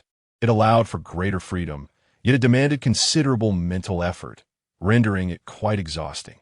After nearly a month, Albing resumed his human form, panting and drenched in sweat. "Master, this is how our Dragon Clan's cultivation method works. However, it only allows us to cultivate up to the quasi-saint realm. Beyond that, it is impossible," Albing explained. Had the ancestral dragon been able to break through to sagehood, perhaps their clan's techniques could have evolved into those of the saints. "Was there any part you didn't grasp? I can't demonstrate it again," Albing inquired, aware that the Dragon Clan's cultivation method was intricate. His father had forcefully implanted it within his consciousness, and it took him several millennia of growth to grasp the fundamentals. During the previous demonstration, there were even aspects he did not fully comprehend, merely reciting the original text. Thus, he worried that a single demonstration might leave Lycan confused. And oh need, Lycan waved his hand, da-da. Albing looked at Lycan in confusion, not quite understanding. Lycan elaborated, I have comprehended enough. Another demonstration is unnecessary. The Dragon Clan's cultivation method is fundamentally a body-tempering technique, with all practices directed toward honing one's physical form. This also elucidates why the Dragon Clan prefers hand-to-hand combat over the use of magical artifacts. Although Li Chun had limited knowledge of body refinement techniques, his extraordinary comprehension allowed him to master the cultivation method demonstrated by A.O. Bing. A.O. Bing opened his mouth, harboring disbelief in his heart. Yet he dared not voice it. However, the next moment revealed Li Chun lifting his hand and gently grasping the air, conjuring a phantom of a dragon claw that materialized in his palm. A.O. Bing's eyes widened in astonishment. This technique was precisely one of the divine abilities he had just explained to Li Chun. When executed, it could directly breach the defenses of innate spiritual treasures. He himself could not yet master it, only able to articulate it. But how could his master possess such skill? In an instant, countless thoughts flashed through A.O. Bing's mind, and he began to suspect whether Li Chun had secretly learned this divine technique beforehand to tease him now. Then, he witnessed Li Chun releasing his grip, causing the phantom of the dragon claw to dissipate. Immediately thereafter, a series of crackling sounds emanated from Li Chun's arm, akin to the sounds of metal being tempered. A.O. Bing looked at Li Chun in astonishment. This noise was unmistakably familiar to him, a sound he had encountered countless times during his own practice of the Dragon Clan's cultivation methods. A.O. Bing gazed blankly at Li Chun's arm as it transitioned from its natural skin tone to a verdant copper hue, before shifting to a shimmering silver white. Within mere moments, it transformed into a dazzling gold. Adorned with numerous dragon scales, A.O. Bing swallowed hard. The radiant gold was a clear indication of mastery and body refinement, sufficient to withstand attacks from innate spiritual treasures. He had spent a considerable amount of precious herbs since childhood to refine his physique. Yet he had only achieved a minor success. Yet here was Li Chun, achieving great mastery in the blink of an eye. This made A.O. Bing feel deeply defeated, even stirring an impulse to weep. The transformation of Li Chun's arm from verdant copper was already telling. He had not previously practiced the Dragon Clan's cultivation methods, but had indeed just learned them from A.O. Bing. Yet in such a short span of time, he had attained great mastery. Was the disparity in talent between individuals truly so vast? Just as A.O. Bing was about to speak, he saw Li Chun shake his arm, voluntarily dispelling the dragon scales that clung to it, causing the brilliant golden light to shatter. A.O. Bing was utterly dumbfounded. Master, why are you dispersing your power after achieving great mastery? Noticing A.O. Bing's intent to speak, Li Chun turned and asked, What is it? Recollecting himself, A.O. Bing pointed at Li Chun's arm and weakly inquired, Master, did you not attain great mastery? Why disperse it? Oh. Li Chun raised his arm in response, saying, This is, after all, your Dragon Clan's technique, which may require the bloodline of your clan for perfect cultivation and optimal results. Thus it is not entirely compatible with me. Hence I dispersed it. A.O. Bing's expression grew complicated as he grinned. Isn't that a bit of a waste? Not at all. I could derive a set of methods tailored for myself based on your clan's cultivation techniques later, Li Chun replied. A.O. Bing closed his eyes, exclaiming inwardly, Oh, Ancestor Dragon, is he truly speaking human language? Afterward, Li Chun did not forget to compliment. Your Dragon Clan's cultivation methods are indeed remarkable. If cultivated to their peak, one could withstand even the might of innate supreme spiritual treasures with mere flesh. Correct? Indeed, A.O. Bing replied with a forced smile. Though aside from the Ancestor Dragon, no one in the Dragon Clan could reach that level that Li Chun nodded, saying, Very well, I have now grasped your Dragon Clan's cultivation methods sufficiently. When I return to my cave to cultivate, I shall also assist you in merging these methods with the Upper Clear Dao, deriving a cultivation method more suited for your Dragon Clan. Thank you, Master. A.O. Bing bowed sincerely, nearly moved to tears. He could hardly fathom how exceptional the cultivation method crafted by Li Chun would be. However, upon imparting it to you, it must not be shared with other members of the Dragon Clan. Not even your parents, Li Chun reminded. After all, this is derived from the Upper Clear Dao, and the methods must not be transmitted lightly. Those not disciples of the Jie sect cannot learn it. Understood, Master, Ao Bing replied earnestly. Good, I Chun felt reassured. Now, you should study diligently with your senior sister. Once I emerge from seclusion, I shall impart that set of cultivation methods to you. Upon hearing Li Chen's words, Ao Bing and Qing Jing Zi both bowed deeply, and when they rose, Li Chen's figure had already vanished without a trace. With Li Chen gone, the two felt considerably more at ease, sitting cross-legged on the ground, observing the scattered immortals busily constructing a palace. Suddenly, Ao Bing looked at Qing Jing Zi with a hint of pride. Senior sister, Master customized a cultivation method for me. Ao Bing's tone held a touch of boastfulness. Qing Jing Zi, unimpressed, pouted. What's so special about that? Master already customized my cultivation method long ago. All the divine abilities I perform were also derived with Master's assistance. Ao Bing's mouth dropped open in surprise. So every disciple in our sect receives a customized method. Ao Bing sighed, his earlier pride dissipating, replaced by awe. Master is truly formidable. Qing Jing Zi playfully tapped Ao Bing's head with her Rui bamboo stick. Now you know. After tapping, Qing Jing Zi found the sensation quite pleasant, realizing why Master often tapped her head. Nevertheless, it was no matter. She would have her own head to tap in the future. Back in the cave, the scattered immortals were still fervently engaged in constructing the palace. I Chun casually tossed a few grains of sand and stone, setting up a soundproof formation on the ground. With his current cultivation and mastery of formations, even using ordinary materials devoid of spiritual energy, he could establish formations with special effects. It seemed that aside from organizing the treasures acquired from the Dragon Palace's secret vault, he now had the additional task of creating a cultivation method.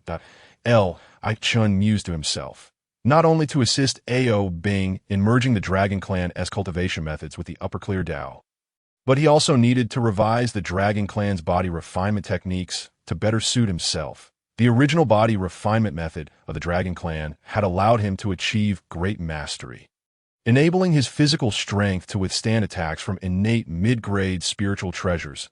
If modified to better suit him, achieving the perfected state might allow him to withstand assaults from innate supreme spiritual treasures. Much like the ancestor dragon, when the time comes for the Feng Shen, he would not fear the Jie sect's underhanded tactics or ambushes. Additionally, it was time to create a sword technique as well. Li Chun continued to muse. His current offensive methods were predominantly formations and a few divine abilities from the Upper Clear Dao, indeed somewhat limited. However, his accompanying treasure was the Zi Wei Star sword, which had now ascended to the rank of innate upper-grade spiritual treasure. If utilized by himself, its enhanced effect would render it almost indistinguishable from a half-innate supreme spiritual treasure. Thus, for whatever reason, he could not neglect his accompanying treasure, the Zi Wei Star sword. In the future, when he attained the title of Zi Wei Emperor, it might very well serve to suppress the myriad stars. Concluding his thoughts, Li Chun immediately set to work. First were the treasures obtained from the Dragon Clan's secret vault. Though numerous, organizing them proved swift given his current level of mastery. In no time, Li Chun had surveyed the collection. The variety is truly impressive, Li Chun remarked, noting that there were dozens of items from the third and second levels, primarily the heavenly materials and earthly treasures given to him by the Dragon Mother from the first level of the secret vault. After examining everything, Li Chun could not help but marvel at the Dragon Clan's profound heritage. With so many precious materials at his disposal, if he were to use some of the Xian Huang merit, he could refine them into postnatal supreme treasures. In the future, when setting up formations and crafting treasures, he would likely never be short of materials again, Li Chen stated. However, a fleeting glimmer of disappointment crossed Li Chen's eyes. He had already learned the arts of formations and artifact forging from Tong Tian Jiao Zhu and Yuan Shi Tian Zun. Now, all that remained was the path of alchemy. Among these heavenly materials and earthly treasures were many spiritual herbs and fairy materials. If he could master the path of alchemy, he could refine a golden elixir to ingest, claiming his own destiny with the 9 turns purple gold elixir, which could allow him to ascend to the Deluo golden immortal realm with just one pill. He wondered when he might have the opportunity. I Chun sighed. shaking his head lightly. It seemed that the grand competition of the three teachings would be difficult to attain in the near future. After the sealing of the gods, the three teachings fell into discord. Seek the alchemical path from the touching sage became increasingly arduous. Chen pondered, momentarily at a loss for a viable solution. Perhaps he could see Xian Du at the time of the sealing and negotiate with the touching sage for the alchemical techniques. Li Chun mused to himself in jest. Although it was said in jest, during the sealing, the teachings of humanity and the expounders conspired to bully the disciples of the interception. Thus, capturing Xian Du while he was engaged would not be unreasonable. He could then address the touching sage. Surely you wouldn't want your disciple-less soul to enter the list of the sealed gods. Would you? With Xian Du being the sole disciple of the Grandmaster, he would likely agree to the exchange. However, this would undoubtedly offend a sage, leaving one to ponder whether the trade was worth it. Dismissing these scattered thoughts, Li Chun adjusted his focus and began to deduce the cultivation techniques. He first meticulously studied the complete cultivation methods of the Dragon Clan. Previously, he had only grasped the physical enhancement aspects before albing, leaving much unexplored. After several years of diligent effort, Li Chun finally comprehended the entirety of the Dragon Clan's cultivation methods. Now, besides the deceased ancestral dragon, even the Dragon Mother likely had less knowledge of this cultivation than he did.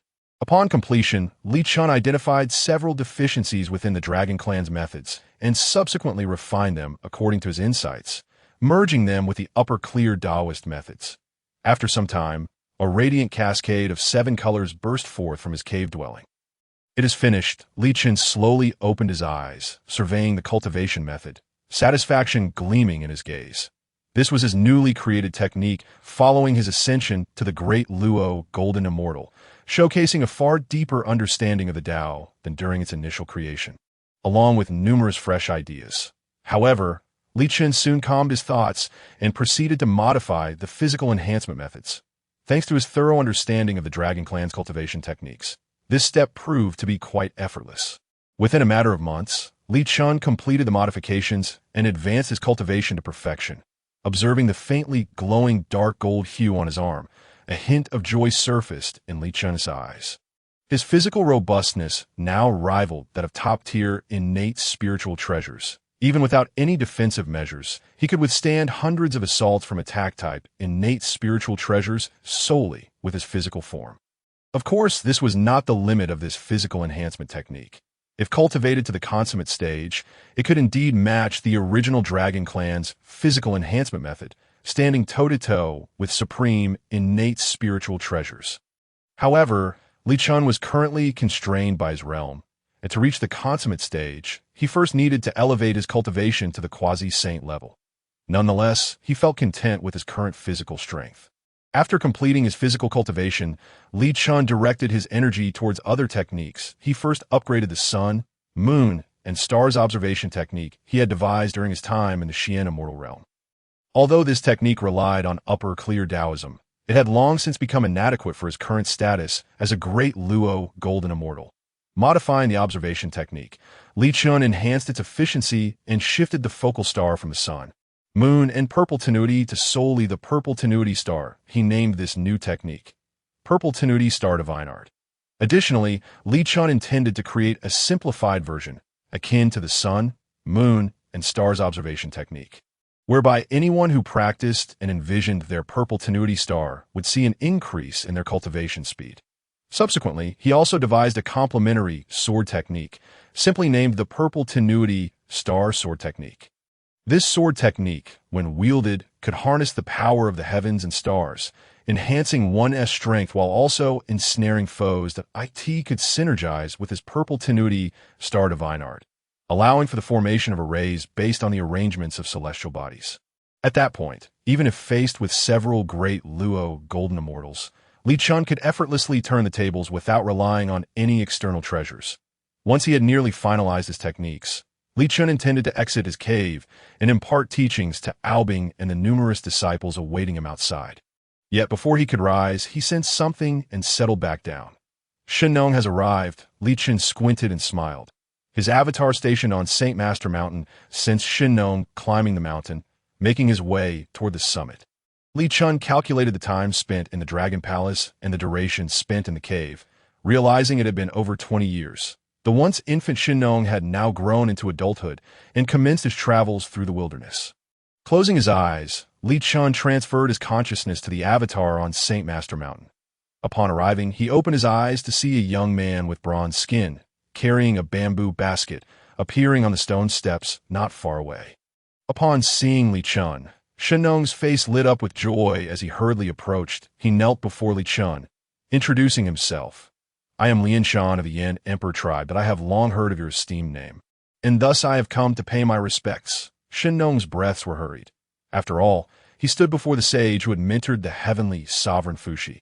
How could he not feel thrilled at this moment?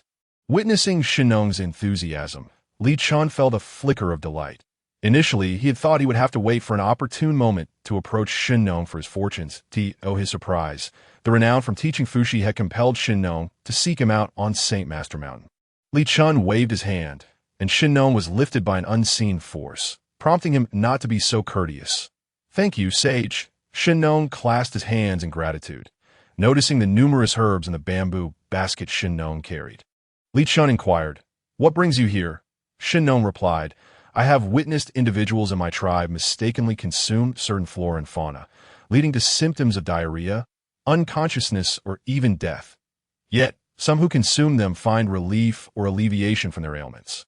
Thus, I believe that within the myriad of plants and spirits lies knowledge we have yet to uncover, that I wish to explore these principles, transforming those flora and fauna into medicinal herbs that can aid humanity." Upon hearing this, Li Chun remarked, "A commendable endeavor." Shen Nong bashfully scratched his head and then lifted his garment, revealing a transparent belly, responding, "This is not mere fanciful thinking. Since my birth, I have possessed this crystal belly, allowing me to observe the changes in grains and plants within me. Therefore, I am confident in discerning the medicinal properties of those flora and fauna." Observing Shen Nong's self-created crystal belly, Li Chun chuckled lightly. "If that is the case, how about I impart to you the methods of alchemy?" Li Chun offered, even though he had yet to acquire the alchemical techniques from the Taching sage. However, during his travels through the wilderness, he had gathered numerous methods of alchemy, and the upper or clear Taoism also contained some insights into the craft. Thus, teaching Shen Nong to concoct medicinal herbs for the benefit of mortals was well within his capability. He could also earn considerable merit from this endeavor. Yet, before he could finish, Shen Nong shook his head. "Thank you, sage, but it is unnecessary. I have already learned quite a bit about alchemy from my master. To be greedy would only lead to confusion." Li Chan was taken aback for a moment, but quickly realized who Shen Nong's master was. The Grand Master Xiandu, being the sole disciple of the Taching sage, was indeed proficient in alchemy, so it was unsurprising that he would teach Shen Nong the methods. However, Li Chun had not anticipated Xiandu would act so swiftly, taking Shen Nong as his disciple so promptly. It seemed he had witnessed the unfortunate fate of Guang Chengzi and feared he might completely deplete Shen Nong's fortunes, prompting his haste. That Li Chun pursed his lips, contemplating how he might still glean some merit. "And your master?" he inquired. "My master is known as Qi Songzi, merely an ordinary loose immortal. The sage may not have heard of him." Shen Nong replied. Li Chun was not surprised. Qi Songzi was likely just Xiandu's alias. After all, if Guang Chengzi, a leading disciple of the expounders, dared not compete with him, who else would? After some reflection, Li Chen's eyes suddenly brightened, and he asked, "Since you have a master, I shall not press further. However, do you encounter any difficulties in alchemy? Speak up, and I shall provide you with answers." Upon hearing Li Chen's words, Shen Nong's expression brightened. "I hope I'm not imposing too much on the sage." He initially intended to venture into the Sacred Master Mountain to gather some herbs, hoping to fortuitously encounter the revered sage. To his astonishment, such an opportunity presented itself. "Your actions are truly benevolent. I am not at all disturbed," Li Chun replied with a smile, though his heart was brimming with joy. He had been troubled about how to obtain the alchemical techniques of the Taiching sage, and now it seemed they had come to him unbidden. Although the knowledge had been passed down from the Taiching sage to Xuandu, and then from Xuandu to Shen Nong, thus losing much of its essence. He believed that with his exceptional talent for comprehension, he could restore a substantial portion of it. When the time came, the Taiqing sage could hardly claim that he had stolen this knowledge from him. After all, the methods of alchemy he possessed were those he had already mastered. It was merely that he had gained some inspiration from Shen Nong's inquiries without ever requesting the methods directly. With a wave of his hand, Li Chun conjured a meditation cushion for Shen Nong to sit upon. He then encouraged Shen Nong to voice any confusions he had encountered during his cultivation, not limited to alchemical techniques, but also encompassing various methods of practice and enlightenment, all of which he would gladly elucidate. As Shen Nong articulated his queries, Li Chun continuously absorbed the knowledge embedded within his questions, along with the core principles of alchemy. Meanwhile, his true self on Lingtai Immortal Island was rapidly studying other alchemical methods, integrating them, and employing his extraordinary understanding to resolve Shen Nong's dilemmas. This process of elucidation persisted for a year or two, during which Shen Nong became increasingly engrossed. Feeling that his understanding of alchemy deepened profoundly, he marveled at the sage's ability to explicate even the most complex problems in a manner that was easy to grasp, surpassing the expertise of his own master. Naturally, Li Chun reaped even greater rewards. Over the course of those 1 or 2 years, his comprehension of the alchemical arts underwent a transformative evolution. While he still fell short compared to the mastery of weapon crafting and formation techniques, he had certainly achieved a level of proficiency that he could proudly present. After some time, Shen Nong, sensing a profound realization, turned to Li Chun and bowed deeply. "Thank you, sage, for clarifying my doubts. I have greatly benefited." However, he felt an innate sense of duty and knew he could not afford to linger any longer. So he rose to express his gratitude that Li Chun, though somewhat regretful, understood Shen Nong's mission and likewise stood, saying, "No need for such formality. Before you depart, allow me to present you with a gift." Shen Nong was taken aback, only to witness Li Chun wave his hand, summoning a pure white spiritual beast, resembling a massive tiger but exuding a sense of approachability. Emerging from the grasslands, this is the divine beast, the medicine beast, capable of identifying the appropriate herbs by listening to descriptions of ailments, and it can traverse 1,000 miles in a single day. I bestow it upon you as a mount. Upon hearing Li Chen's introduction, Shen Nong's expression lit up with immense delight, and he clasped his hands in gratitude. "Thank you, sage. This creature will greatly aid me in understanding the medicinal properties of the world. In the future, should I achieve my aspirations, your contributions to humanity will be unparalleled." Li Chen was somewhat taken aback by Shen Nong's words. That promise, spoken by the Earth Emperor of humanity, would undoubtedly come to fruition. Just based on that statement, when Shen Nong returned to his rightful place, the merits he would bestow upon Li Chun would certainly not be insignificant. A smile crept across Li Chen's lips. Unexpectedly, this seemingly trivial encounter had yielded him both alchemical knowledge and profound merit. "I'm glad to be of assistance," he replied with a gentle laugh. As Shen Nong mounted the medicine beast and savored the delightful riding experience, he waved farewell to Li Chun. "Thank you, sage. Until we meet again." Until we meet again.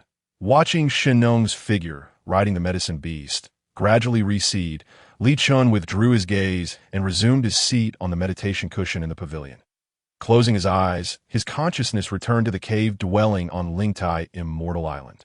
Inside the cave, he found himself surrounded by dozens of various spiritual beasts, each with distinct forms. Upon Li Chun opening his eyes, they blinked their large eyes at him with curiosity, appearing adorably naive. Observing the spiritual beast before him, Li Chun felt a twinge of headache. The medicine beast he had gifted to Shen Nong was not a species native to the primordial wilderness. Rather, he had utilized the bloodlines of various ancient divine beasts from the Dragon Clan's secret treasury to create this extraordinary creature. The numerous spiritual beasts he had conjured were also products of his experimentation, designed to achieve the desired effect. However, since he had aimed to create a type of medicine beast, these dozens of spiritual beasts also possessed miraculous abilities, such as bringing forth nectar and rain or bestowing good fortune, which were their innate skills. Therefore, Li Chun did not intend to dispose of them, but instead allowed them to thrive on Lingtai Immortal Island, adding a touch of vibrancy to the place.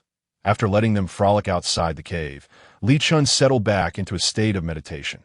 This time, he aimed to organize and refine the fragmented alchemical techniques of the Taiching sage that he had acquired from Shinno. As the knowledge he had gained was quite fragmented due to the nature of their inquiries, he could only integrate it with the prevalent alchemical practices of the primordial wilderness and then extrapolate based on his understanding. Thus, several decades passed within the cave. After digesting the Taiching alchemical techniques, Li Chun, drawing from his mastery of alchemy, devised a set of methods suited to his skills.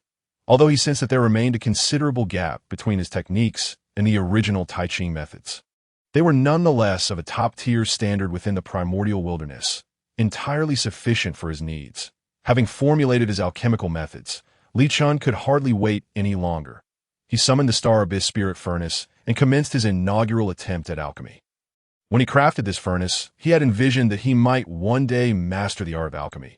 Thus it had been designed for dual purposes of weapon crafting and alchemy. He focused his mind and began the meticulous process of refining elixirs. Meanwhile, outside, King Jingzi and the other disciples curiously surveyed Li Chen's cave. Following Li Chen's instructions, after constructing the palace, they found themselves at a loss for what to do next. Their curiosity only intensified when they witnessed an array of extraordinary creatures emerging from the cave. Each of them gazed eagerly at the cave, anticipating Li Chen's emergence. Finally, after several more decades, King Jingzi, the chief disciple, suddenly stood up and hurriedly made his way to the cave, although the others had not perceived any signal. They followed suit, a throng trailing behind him. Upon arriving at the cave entrance, they beheld Li Chun emerging with slightly squinted eyes. Master, King Jingzi and A.O. Bing stepped forward. Sir, the other disciples knelt, hesitant to approach as intimately as the two direct disciples did. Li Chun scanned his disciples, offering them a subtle nod, feeling as though he had traversed through time, that it was not that this seclusion had lasted excessively long, compared to his previous retreats lasting over 1,000 years. This one had been less than a century. However, witnessing the multitude of disciples he had gained evoked a sense of reflection. When he first arrived in the primordial wilderness, he had been utterly alone. Yet now, he found himself surrounded by so many followers, his connection to this world deepening. What truly imbued Li Chun with this sentiment was the transformation of Lingtai Immortal Island. Before he entered the cave, it had resembled a desolate mountain isle. But now, upon his return, he found a magnificent complex of ethereal architecture standing majestically upon the island. The principal structure was an imposing celestial pavilion, rising at the pinnacle of the island, its outer walls adorned with exquisite celestial gold and gemstones. Looking around, one could see scattered pavilions and small buildings throughout the island, each uniquely designed and intricately decorated, as if one had stepped into a realm of immortals. Not bad, right? King Jingzi approached with a sense of pride. Indeed, Li Chun nodded lightly, finding it in harmony with his envisioned sanctuary. King Jingzi puffed his chest with pride. It is indeed the result of the hard work my junior brother and I put into overseeing the construction. Upon hearing King Jingzi mention the name Aobing, Lycan came to a realization. Such an aesthetic was likely cultivated by Aobing, the third prince of the dragon clan, having been raised in the opulent dragon palace since childhood. His sense of beauty undoubtedly surpassed that of King Jingzi, a sheltered young girl. Subsequently, Lycan turned his gaze towards the kneeling disciples and waved his hand, saying, "Rise, you have all worked hard." The scattered immortals, touched that Lycan remembered their contributions, expressed their gratitude with tears in their eyes, bowing their hands in thanks. "Thank you, sir." King Jingzi pouted and changed the subject, pointing at the exotic beasts that had accompanied them. "Master, what is the story behind these auspicious creatures?" Just as Lycan was about to explain, he suddenly recalled something. "Where is my senior brother Zhou Wu?" He initially took the bloodlines of those ancient divine beasts from the Dragon Clan's secret treasury, intending to enhance the bloodline of his mount, Zhou Wu. Now that I have attained the great Luo Golden Immortal status, it is only fitting that my mount should be at least at the Tai Golden Immortal or Golden Immortal level. Furthermore, with so many auspicious beasts emerging, it would be perfect for him to help command them, that if these disciples and those auspicious beasts have a chance to bond, they could take them away. If not, they can remain on Lingtai Immortal Island. After pondering for a moment, King Jingzi replied, "Senior brother Zhou Wu should be in closed-door cultivation. I will go call for him." With that, she bounced away toward Zhou Wu's place of seclusion. Lycan did not stop her. Compared to the slight improvement Zhou Wu would gain from his seclusion, the benefits he planned to offer were far greater. Not long after King Jingzi departed, she returned riding Zhou Wu, who was clearly enjoying the ride, much to the envy of the other disciples. After all, that was Lycan's mount, and in their presence, they would have to respectfully address him as Brother Zhou Wu. They would not dare to be so audacious. "Master," Zhou Wu bowed his head respectfully upon arrival. Previously, he had shown reluctance when Lycan sought to take him as a mount due to his ignorance. However, after witnessing Lycan's meteoric rise to the great Luo golden immortal realm over the past few millennia, he was more than thankful for the opportunity he had not missed. Thus, the title master now rolled off his tongue with ease. "I was in closed-door cultivation and did not realize you had completed yours, master," Zhou Wu explained. Lycan bore no ill will. He had sent Zhou Wu to cultivate alone hundreds of years ago to attend to matters regarding Fuxi, reassuring him that he would seek him out when needed. Thus, it was only natural for Zhou Wu to be in seclusion. As a mount, he would not wait idly for Lycan's summons. Lycan then smiled warmly at Zhou Wu, beckoning him closer. "Come here, a great opportunity awaits." Though puzzled, Zhou Wu obediently approached. Gently stroking Zhou Wu's tiger-like head, Lycan remarked, "Though you are an ancient variant, your bloodline still pales in comparison to some divine beasts."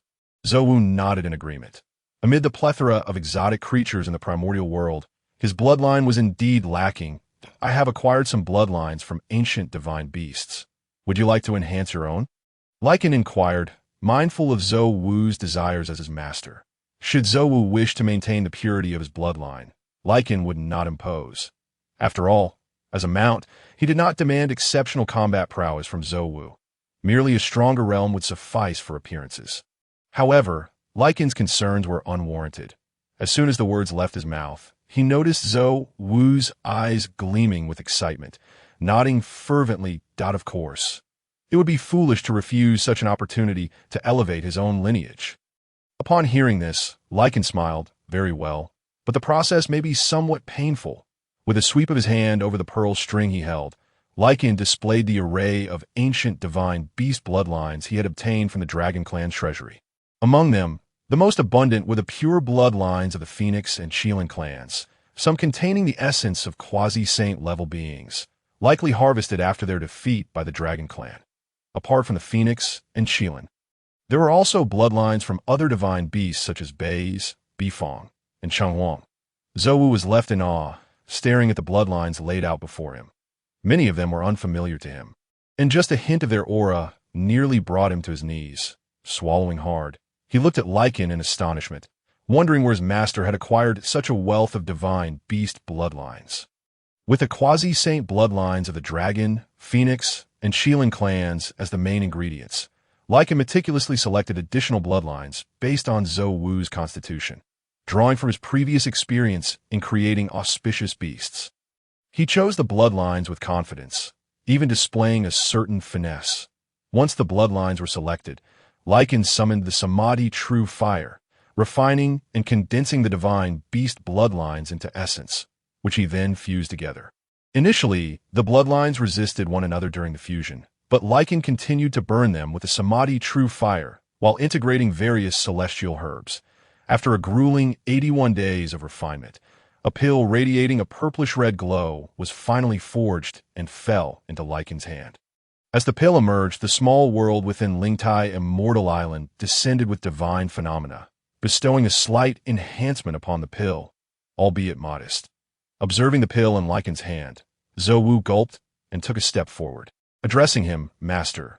Lycan understood Zhou Wu's intentions and tossed the pill toward him. Zhou Wu sprang into action, catching the pill with his mouth and swallowing a whole. In the next moment, all eyes were on him, eager to see what changes would manifest after consuming the pill forged from so many divine beast bloodlines. Seconds later, a resounding drumbeat echoed from Zhou Wu's body, as if his heart were drumming a fierce rhythm. If one listened closely, they could discern that the sound emanated from his heart. His form began to undergo subtle transformations, growing larger and surpassing his original size. His fur retained its vibrant hues. Yet the colors deepened, shimmering with a radiant brilliance akin to that of a celestial beast. Zhou Wu's eyes sparkled even brighter, as if infused with the power of stars, and a pair of majestic horns sprouted from his head. Reminiscent of the dragon clan's horns, his limbs grew stronger, muscles defined, with a layer of sturdy scales forming on his paws. His tail elongated into a phoenix-like plume, radiating an extraordinary luminescence at its tip. Alongside these physical changes, Zhou Wu's realm of power also ascended. Previously only at the Xian immortal level, he rapidly progressed, breaking through to the golden immortal realm, then advancing toward the Tai golden immortal level. As the transformation concluded, Zhou Wu let out a resounding roar, his aura surging once more as he successfully stepped beyond the peak of golden immortal into the Tai golden immortal realm. Now, Zhou Wu bore little resemblance to his former self, appearing as though he had undergone a magnificent evolution. Witnessing the transformed Zhou Wu, Lycan couldn't help but smile. Zhou Wu's bloodline and potential had been greatly enhanced. If he continued to cultivate, he might even rival the legendary Juling Yuansheng, who was hailed as the ancestor of myriad demons in later tales. As this thought crossed his mind, Lycan glanced at the several dozen auspicious beasts he had created. Narrowing his eyes, he pondered the possibility that perhaps it was not entirely implausible. Juling Yuansheng served as the mount of the eastern extreme Qinghua Emperor, reigning as the ancestor of myriad demons. Could his Mount Zhou Wu not become the progenitor of auspicious beasts? The title of ancestor of auspicious beasts would sound far more appealing than that of ancestor of myriad demons. Furthermore, as the ancestor of auspicious beasts, it would facilitate his collection of merits among the human race. The more Lycan considered it, the more plausible it seemed. Those dozens of auspicious beasts had not been created in vain. They could be dispatched to the human realm to bestow blessings and earn merits for him. Zhou Wu, recovering from the surge of power, looked at Lycan with delight. "Master, I have become a Tai golden immortal," Zhou Wu exclaimed with excitement, feeling that not only had its strength significantly increased, but its potential had also been greatly enhanced. Previously, it could only dare to hope to cultivate to the golden immortal realm within its lifetime. Yet now, it even dared to contemplate the possibility of reaching the quasi-saint level. Indeed, Li Chen nodded in satisfaction.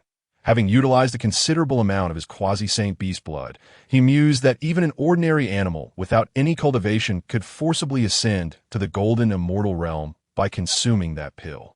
Since Zhou Wu was originally at the profound immortal level, its elevation to the Tai golden immortal realm was hardly surprising. Naturally, Li Chun had no intention of allowing Qing Jingzi and Ao Bing, or any of his disciples, to consume such precious items that could enhance their cultivation. Both Qing Jingzi and Ao Bing already possessed formidable innate talents, and ingesting such bloodline elixirs would merely bolster their strength while hindering their future development. As for the scattered immortal disciples, while their growth was not a concern, Li Chun was reluctant to part with the invaluable beast blood for their use. However, he was more than willing to bestow upon them other elixirs. "From now on, you shall manage these auspicious beasts on the island," Li Chun instructed, gesturing towards the dozens of auspicious creatures that had gathered around. "I shall obey the master's command," Zhou Wu replied respectfully, lowering its head slightly. Subsequently, Li Chun turned his gaze towards the envious disciples watching Zhou Wu, and with a flick of his wrist, several dozen spirit pills floated out from a string of luminous pearls and landed in each of their hands. The disciples stared in astonishment and excitement at the elixirs they held, rendered speechless by their Jiao. Chan spoke softly. "You are also my disciples. These spirit pills are a gift for you." He had prepared these elixirs in advance, intended as practice product from his alchemical endeavors. Though they did not rank among the highest grade elixirs, they were still rare treasures for most of his disciples, who were primarily at the scattered immortal level. "Thank you, Master," the disciples exclaimed in unison, bowing deeply. They then promptly consumed the bestowed elixirs. In the next moment, countless rays of dawn and divine light erupted around the scattered immortals, their auras surging dramatically. And soon, some began to break through their cultivation levels. Gasps of astonishment and joy filled the air as the disciples marveled at the transformations within themselves.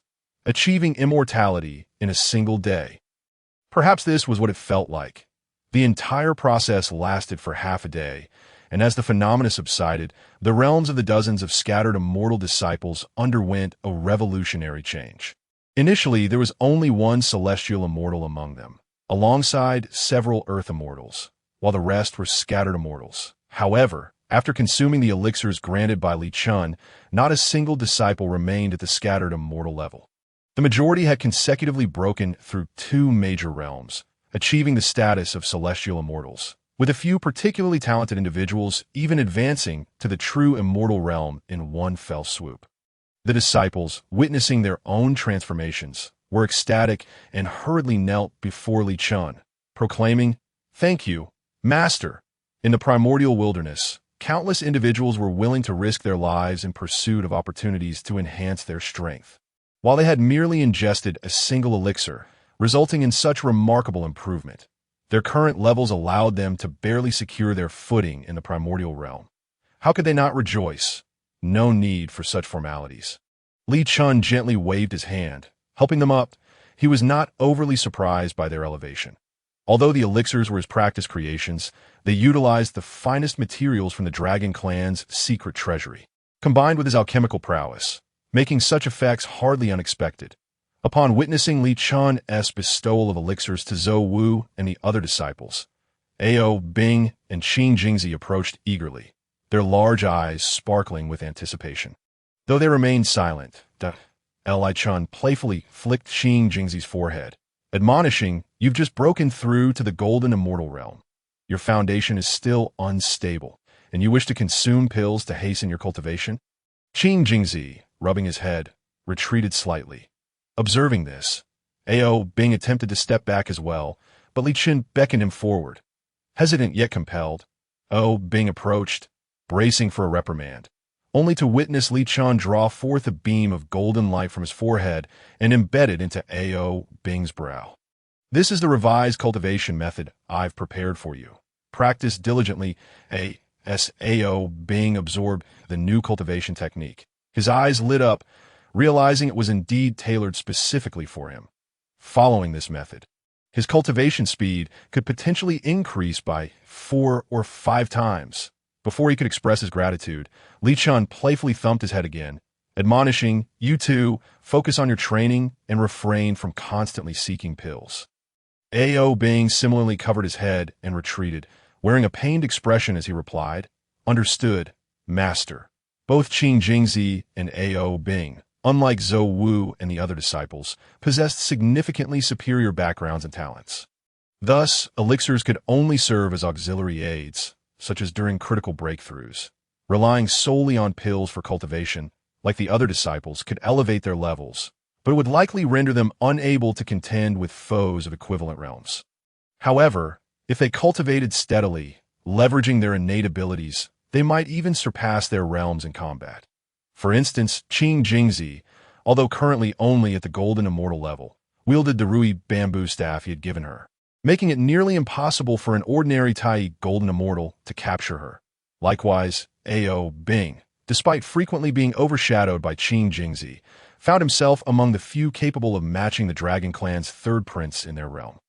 Hence, this was why Li Chun, despite possessing numerous elixirs for enhancing cultivation, refrained from offering them to the two. After surveying the obedient disciples standing before him, Li Chun announced, "In 3 days, I will impart teachings at the Immortal Pavilion. Prepare yourselves." The crowd's eyes sparkled with excitement, and they clasped their hands in acknowledgement, stating, "Understood." Li Chun nodded slightly. His upcoming lecture was primarily intended for Ao Bing and the newly accepted disciples, as well as to address any gaps in knowledge for Zhou Wu and Qing Jingzi. 3 days swiftly passed. The disciples arrived early at the newly constructed Immortal Pavilion, where Li Chun was already seated on the platform. Below, some specially crafted spirit treasure cushions were arranged. Qing Jingzi, Ao Bing, and Zhou Wu took their seats at the front, while the other disciples sat in order of their cultivation levels behind them. Some sentient, auspicious beasts also gathered, sitting cross-legged on the ground. Eager to partake in this rare opportunity, as the time arrived, Li Chun slowly opened his eyes, first scanning the crowd before beginning to speak. The lecture commenced, and he urged, "You must listen attentively, do we understand?" The disciples replied in unison. After this reminder, Li Chun began his discourse, just as during previous teachings with Qing Jingzi. The moment Li Chun spoke, various phenomena erupted around him. In an instant, the heavens rained down flowers, and golden lotuses erupted from the earth. The immortal island shimmered with purple light as clouds and mist coalesced, drawing spiritual energy into the immortal pavilion.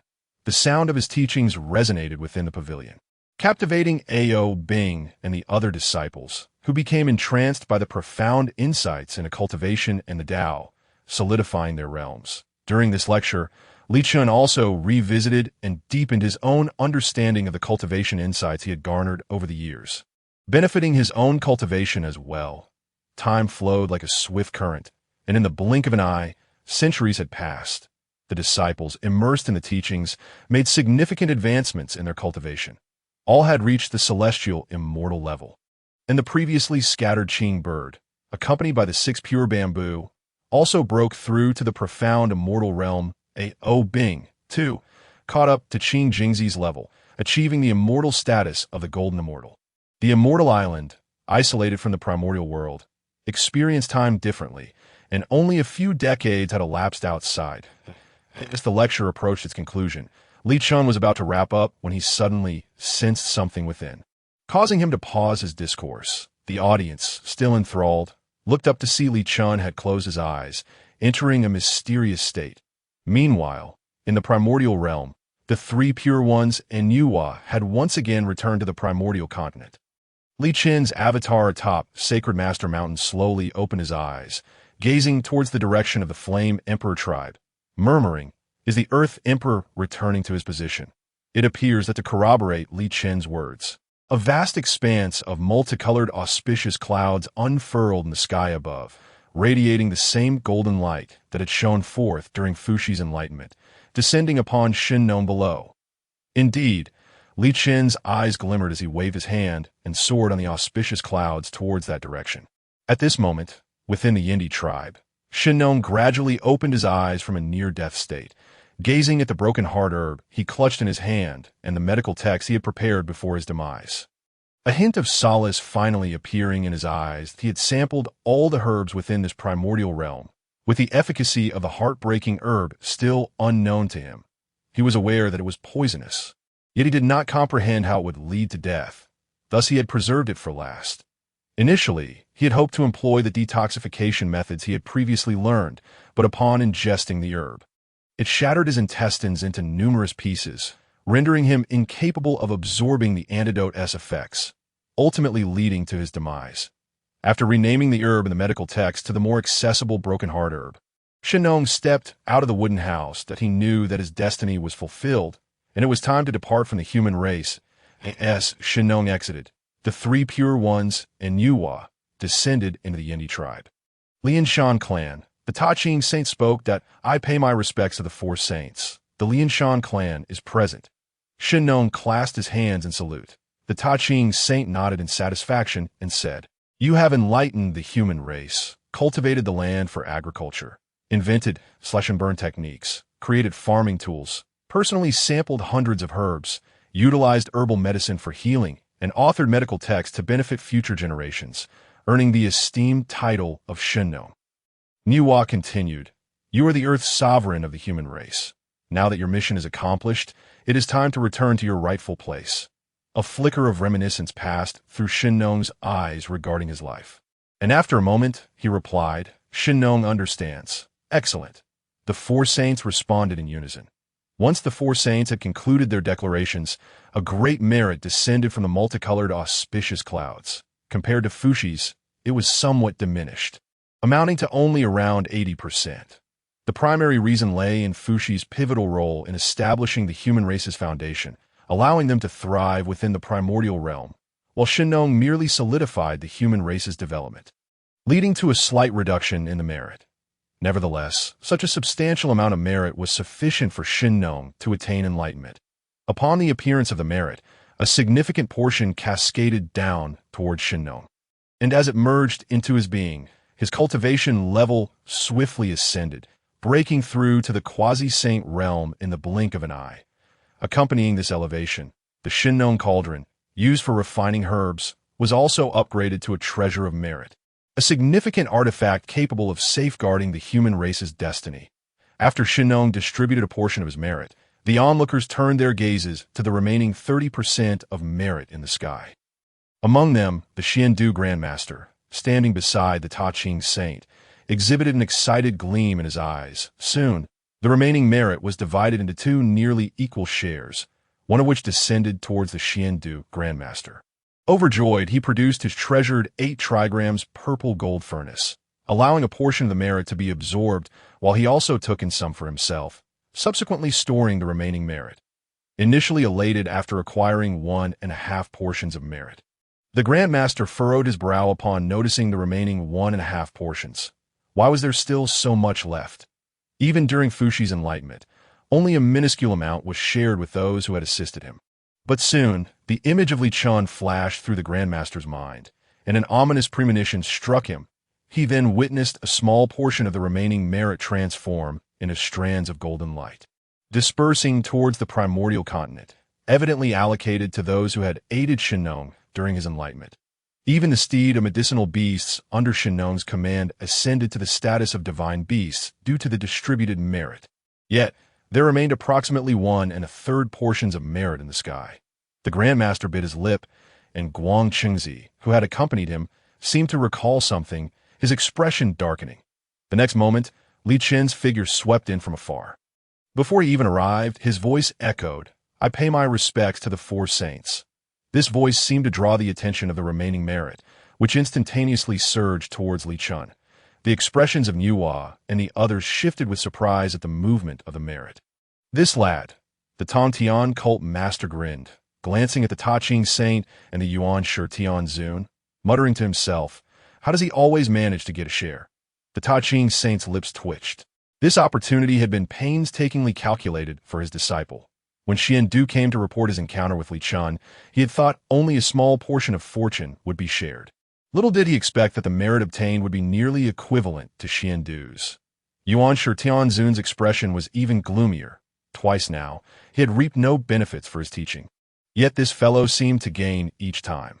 Observing the merit descend, Li Chun waved his sleeve, temporarily storing it within his sleeve universe. Such treasures as merit were best housed within spiritual treasures. However, he was merely a split body at present, with his main self still on Ling Tai Sian Island, and thus lacked any spiritual treasures on hand. Watching Li Chen's nonchalant actions, Xiandu's lips twitched. Over the past century, he had diligently guided his disciple, investing considerable effort into his mission. Yet Li Chen merely remained on his holy master mountain, making an appearance when Shinnong was born and offering a few casual pieces of advice during Shinnong's visit. How was it that he garnered merit only slightly less than himself? Xiandu felt an urge to confront Li Chun. Meanwhile, upon seeing Li Chun and Xiandu, Shinnong came to a realization, understanding that the two had long recognized his identity as Earth Sovereign. Nonetheless, he still greeted them politely. "I pay my respects to my master. I pay my respects to the Holy Master." The jealousy that had surged in Xiandu's heart upon seeing Shinnong greet him diminished significantly. At least he still bore the title of the human race's Earth Sovereign's master. His master had sent him to participate in the process of the Earth Sovereign's enlightenment, primarily to strengthen the bond with the human race. Preparing for potential calamities ahead, though his jealousy had lessened, it soon rekindled as he recalled that Li Chun was still Fushi's master, and now had also acquired the title of a human race saint, seemingly gaining more than he had. Casting aside these disordered thoughts, Xiandu nodded and approached, replying, "You are now the Earth Sovereign of a human race. You must proceed to the Fire Cloud Cave to join the Heavenly Sovereign Fushi in safeguarding the human race's destiny, ensuring its continuation for generations to come." Hearing this, Shinnong also clasped his hands, responding, "Shinnong understands." Though he had reached the quasi-saint realm, it was primarily due to the merit forcibly elevating his level that if one were to truly assess his strength, he would be considered among the weakest within the quasi-saint tier, perpetually wandering in the primordial realm, where he could easily fall prey to cunning individuals, endangering his life. Moreover, as the Earth Sovereign of the human race, should he perish The absence of a sovereign would diminish the human race's ability to suppress their destiny, leading to potential peril. The Fire Cloud Cave was a gathering place for the human race's destiny, home not only to heavenly sovereign Fuxi, but also allowing the three human sovereigns to wield saint-like powers. As long as they remain stationed there, the human race would be safeguarded. After Xiandu's counsel, Li Chen also approached Shinnong for a few pleasantries, primarily inquiring about the efficacy of the medicinal beast he had gifted him, due to the words he had spoken when initially bestowing the beast. He had now received a considerable amount of merit. After exchanging pleasantries, Shinnong clasped his hands in farewell and soared towards the direction of the Fire Cloud Cave. Once Shinnong departed, the collective gaze of the onlookers turned to Li Chen, who had followed behind. "You rascal!" The Tongtian cult master chuckled reproachfully, stepping forward with an expression full of fondness. "I was already quite surprised by your involvement in the heavenly sovereign Fuxi's matters. How is it that you are here again?" While the wording was accusatory, the undertone was filled with endless affection and indulgence. Li Chen clasped his hands and replied, "I had a feeling that day. Calculated a bit, and encountered Brother Xiandu on my path." Upon hearing his name mentioned, Xiandu's lips twitched again. He had intended to allocate some fortune to Li Chen, but had never meant to bestow so much. He pondered that if he could obtain a 16 share, it would be quite commendable for Li Chen to secure even a mere 5. However, to his astonishment, Li Chen's accumulation of Xianhuang merits was nearly rivaling that of his own master. "The Earth Sovereign, this, the Tongtian cult leader beamed as he glanced at the other two saints, jesting, "Will you not leave some merits for the disciples of your two elder brothers? After all, we are one family under the three teachings." Hearing the cult leader's boastful remarks, Yuan Shi Tianzun felt an overwhelming impulse to turn and leave, yet he restrained himself out of respect for the saints. Li Chen turned to the glowering Guang Chengzi and remarked, "Brother Guang Chengzi has also arrived, albeit a bit late." Upon hearing Li Chen's words, Guang Chengzi's expression darkened further, yet he found himself at a loss for a retort.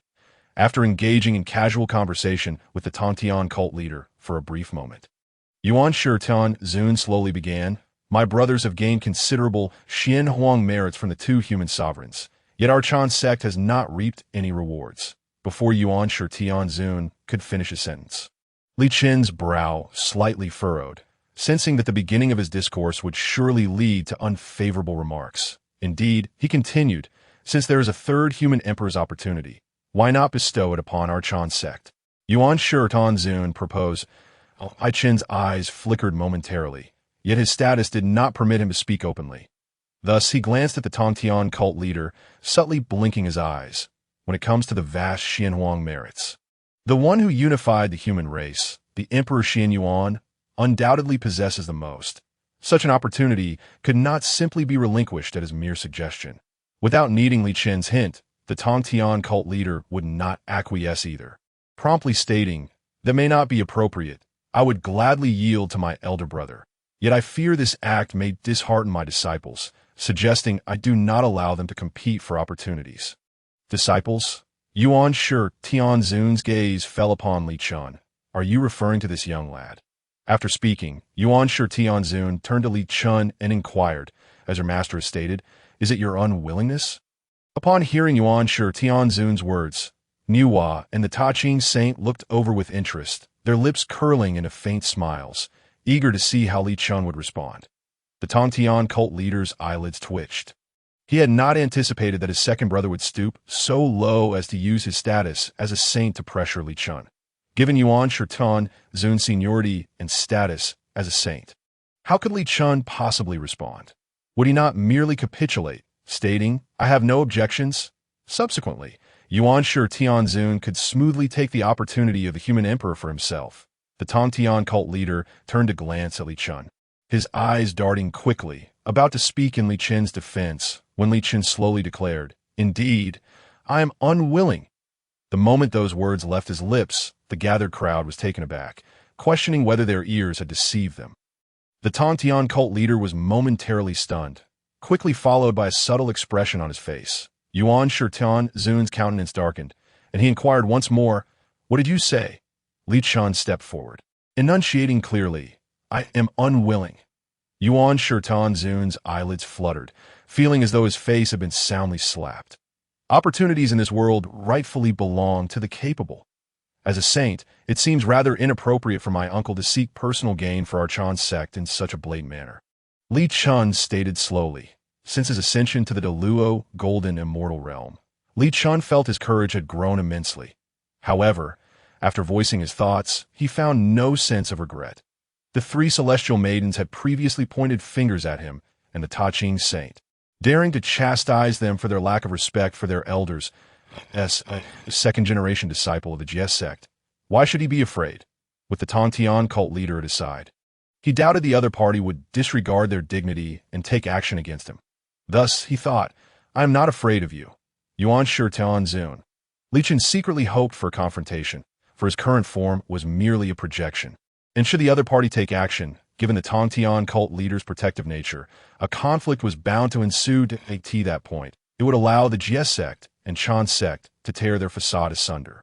When the time for the investiture of the gods arrived, the second-generation disciples of the Jie sect would no longer need to maintain any pretense of courtesy with the Chan sect immortals. Unlike in the original narrative of the investiture, where his side vanquished their adversaries, yet merely imprisoned them out of consideration for the camaraderie among the three teachings, the Chan sect immortals would directly strike down captured Jie sect disciples without hesitation. After Li Chen's mocking remarks, Yuan Shirtan Zun's gaze remained fixed on him, his expression growing increasingly somber. Niuhua and the Ta Ching saint exchanged knowing smiles, intrigued by the unfolding drama. Meanwhile, the Tongtian cult leader shifted closer to Li Chun, positioning himself protectively behind him, ready to intervene should Yuan Shirtan Zun decide to act. The atmosphere grew tenser, with everyone's attention riveted on Yuan Shirtan Zun's shifting expressions. Any slight misstep could lead to chaos erupting in that very moment. Ha! A hearty laugh erupted from Yuan Shirtan Zun, and his face transformed into one of joviality. Junior brother, your disciple exhibits extraordinary courage. Yuan Shirtan Zun praised Li Chun to stand so resolutely before me without fear. At this moment, everyone present exhaled in relief. Clearly, Yuan Shirtan Zun was looking for a graceful way to back down, having no intention of clashing with the Tongtian cult leader. The Tongtian cult leader also wore a smile, turning to pat Li Chen's shoulder, feigning reproach as he said, What on earth did you just say? How dare you defy your uncle? If not for your uncle's magnanimity, I might not be able to protect you. He then urged Li Chun, hurry and apologize to your uncle. The Tongtian cult leader shot him a knowing glance. Immediately, Li Chun clasped his hands and declared, Disciple has just offended the saint. I hope my uncle will not take offense. Yuan Shirtan Zun smiled faintly and waved his hand. What you just said holds some merit. Opportunities in this world belong to the capable. The forthcoming human emperor's opportunity shall be left to those who can grasp it. Let me see if you can indeed be so fortunate each time, acquiring Xianhuang merits. Yuan Shirtan Zun's words were tinged with barbs, but the assembled crowd pretended not to hear, maintaining their smiles. Well then, I have matters to attend to within the Chan sect, so I shall take my leave. With that, Yuan Shirtan Zun waved his whisk and departed with Guang Chengzi towards the Jade Void Palace.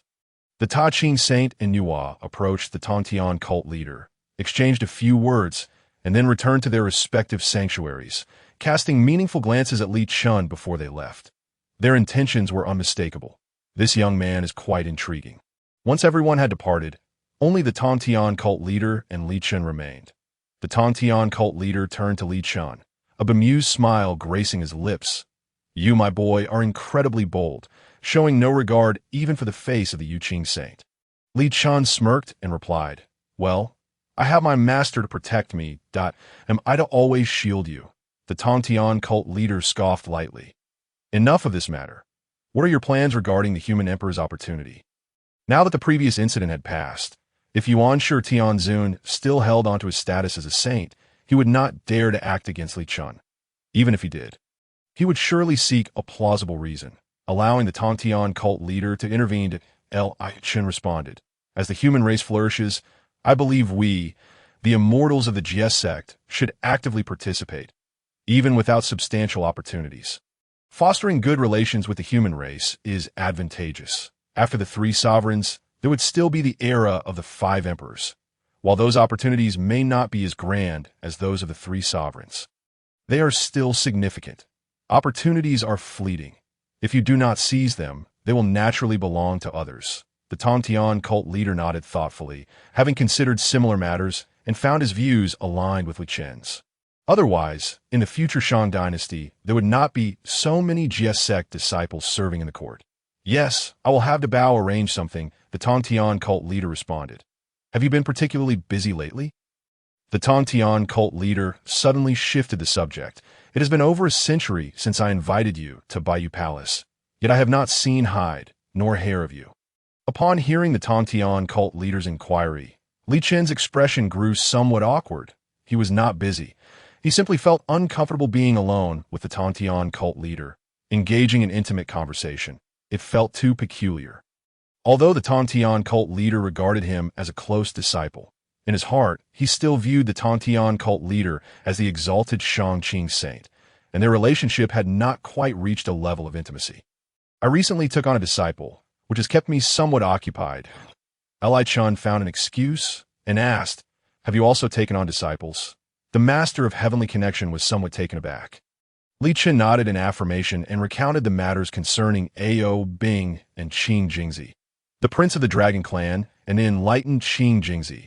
The master of heavenly connection remarked with a slight smile. The quality of the disciples you have chosen is indeed commendable. Li Chen chuckled softly in response, exchanging a few casual remarks. Unlike the shameless saints of the Western teachings, he was not concerned that the master of heavenly connection would covet wealth and attempt to seize Qing Jingzi's true form to forge it into a magical artifact. Very well, once you have completed your tasks, do remember to seek me out at Bo Palace, as you command, master. The master of heavenly connection narrowed his eyes slightly and added, from now on, you may call me master. Li Chen was taken aback. It seemed his status as an outer disciple had been elevated. Very well, master, he replied once more. The master of heavenly connection nodded in satisfaction before departing on his steed. The Kuei in Iu.as Li Chen watched the figure of the master of heavenly connection vanish into the horizon. He instructed his avatar to return to Shengshi Mountain, while his consciousness returned to his true self.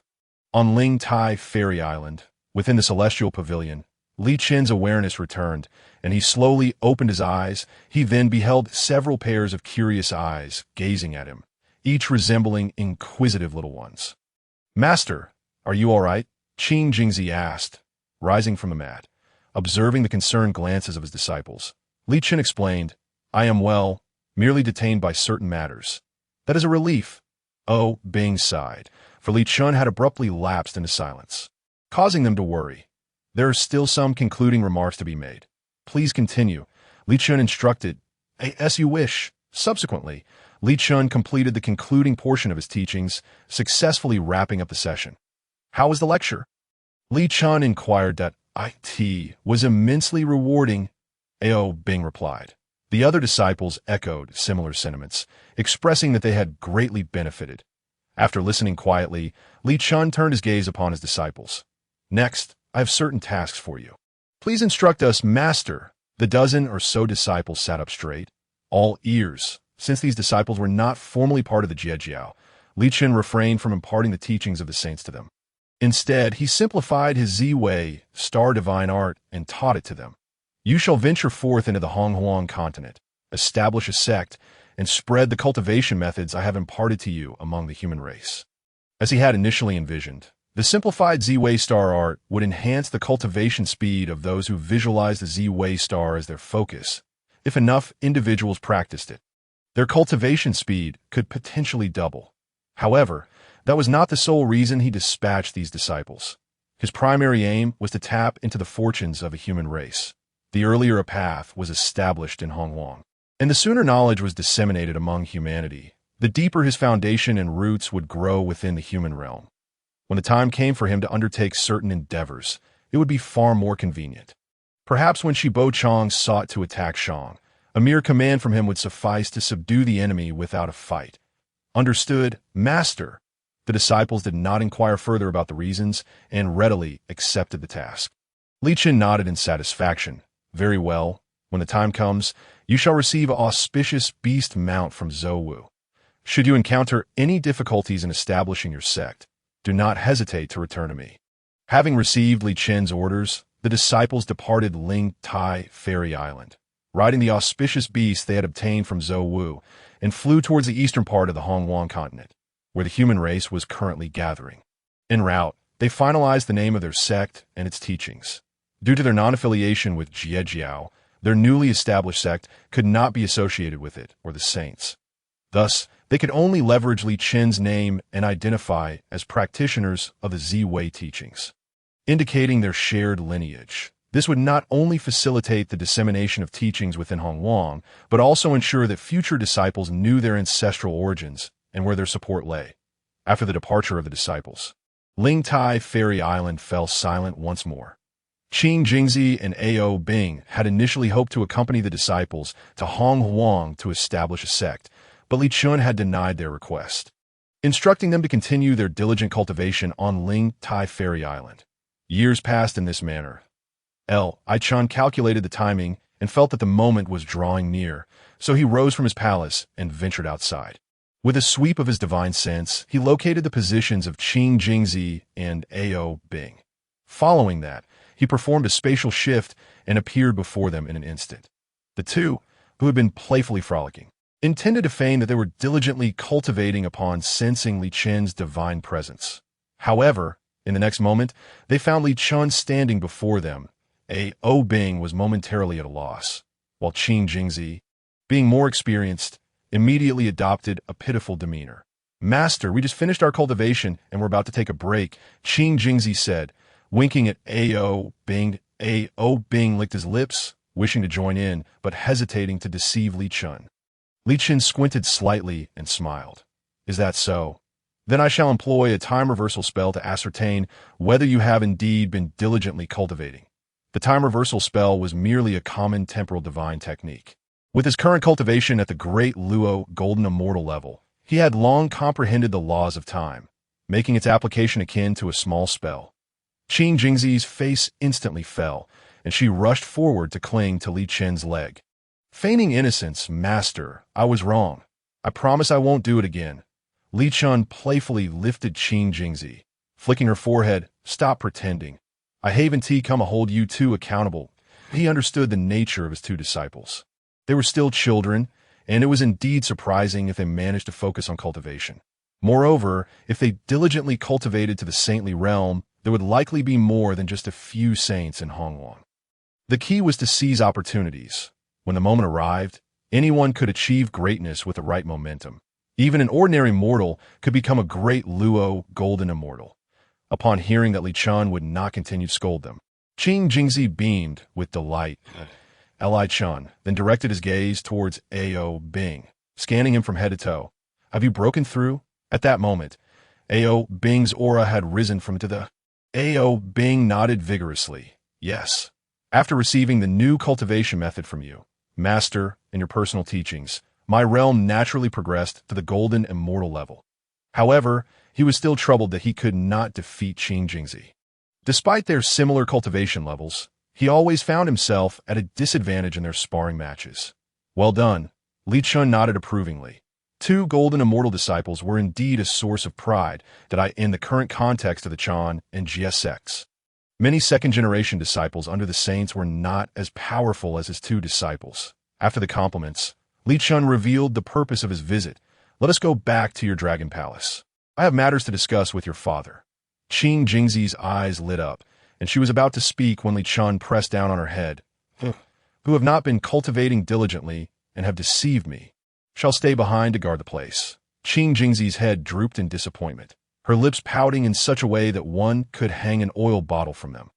Although Ling Tai Fairy Island had been refurbished and now boasted magnificent palaces, she still preferred the Dragon Palace, where she could be carefree, unmonitored during her cultivation, and perhaps even acquire some spiritual treasures if fortune favored her. After instructing Ao Bing to prepare, Li Chun summoned Zi Wei. Having acquired a mount of the Tai Golden Immortal level, how could he not take it out and show it off? Once everything was ready, he opened the protective mount in array. Li Chun then gazed at the cliffside. where Qing Jingzi stood, arms crossed, wearing a face of grievance and anger. "What? Are you not going to wish us a safe journey?" Li Chan teased. Qing Jingzi wrinkled her nose in reluctance and muttered, "Safe travels." Seeing her demeanor, Li Chan chuckled softly. "All right, I won't tease you any longer. Let us go together." King Jingzi was momentarily taken aback, and soon thereafter, a glimmer of light sparked in his eyes as he joyfully bounded towards Lycan. Leaping into his embrace, Master is the best. After departing from Lingtai Xian Island, they adjusted the protective mountain array to a self-defensive mode. The trio, aboard the Zhouwu, submerged into the sea, hastening towards the direction of the East Sea Dragon Palace. Upon arriving at the palace's exterior, Ao Bing revealed his true form and unleashed a powerful dragon roar. Shortly after, a clam maiden greeted them and escorted them into the palace. Subsequently, Ao Guang and the dragon queen hurriedly arrived. Before they could exchange pleasantries, they were drawn towards Ao Bing, who had just broken through to the golden immortal realm. They found themselves at a loss for words. Clearly, before embarking on his journey for cultivation, he was merely an ordinary Xianxian. Yet, in such a brief span of time, he had ascended to the golden immortal stage. Furthermore, the aura he exuded was far from ordinary. His foundation was remarkably solid, likely enabling him to contend against 3 of his peers simultaneously. Father, mother, Bing approached with a beaming smile. Although his absence from home had not been long, it was his first time leaving the Dragon Palace. Thus his longing for them ran deep. The Dragon Queen tenderly caressed Ao Bing's cheeks and arms, while Ao Guang inquired, "How have you fared? Have you been diligently cultivating under your master?" Ao Bing felt a tinge of embarrassment, recalling how he and King Jingzi had been caught slacking off by Lycan just moments ago. He could only mumble, "Of course, I've been diligently cultivating. Thank you for your concern." Dao friend Lycan. Ao Guang turned, clasping his hands in respect. Lycan reciprocated the gesture, replying, "It is but my duty. I have come primarily to discuss certain matters with you." "Dao friend," Lycan stated, getting straight to the point. Ao Guang looked up in surprise, about to speak, but Lycan gestured for him to wait. "There is no rush. Bing has not returned in quite some time. You should catch up with each other first." After a moment of contemplation, Ao Guang agreed.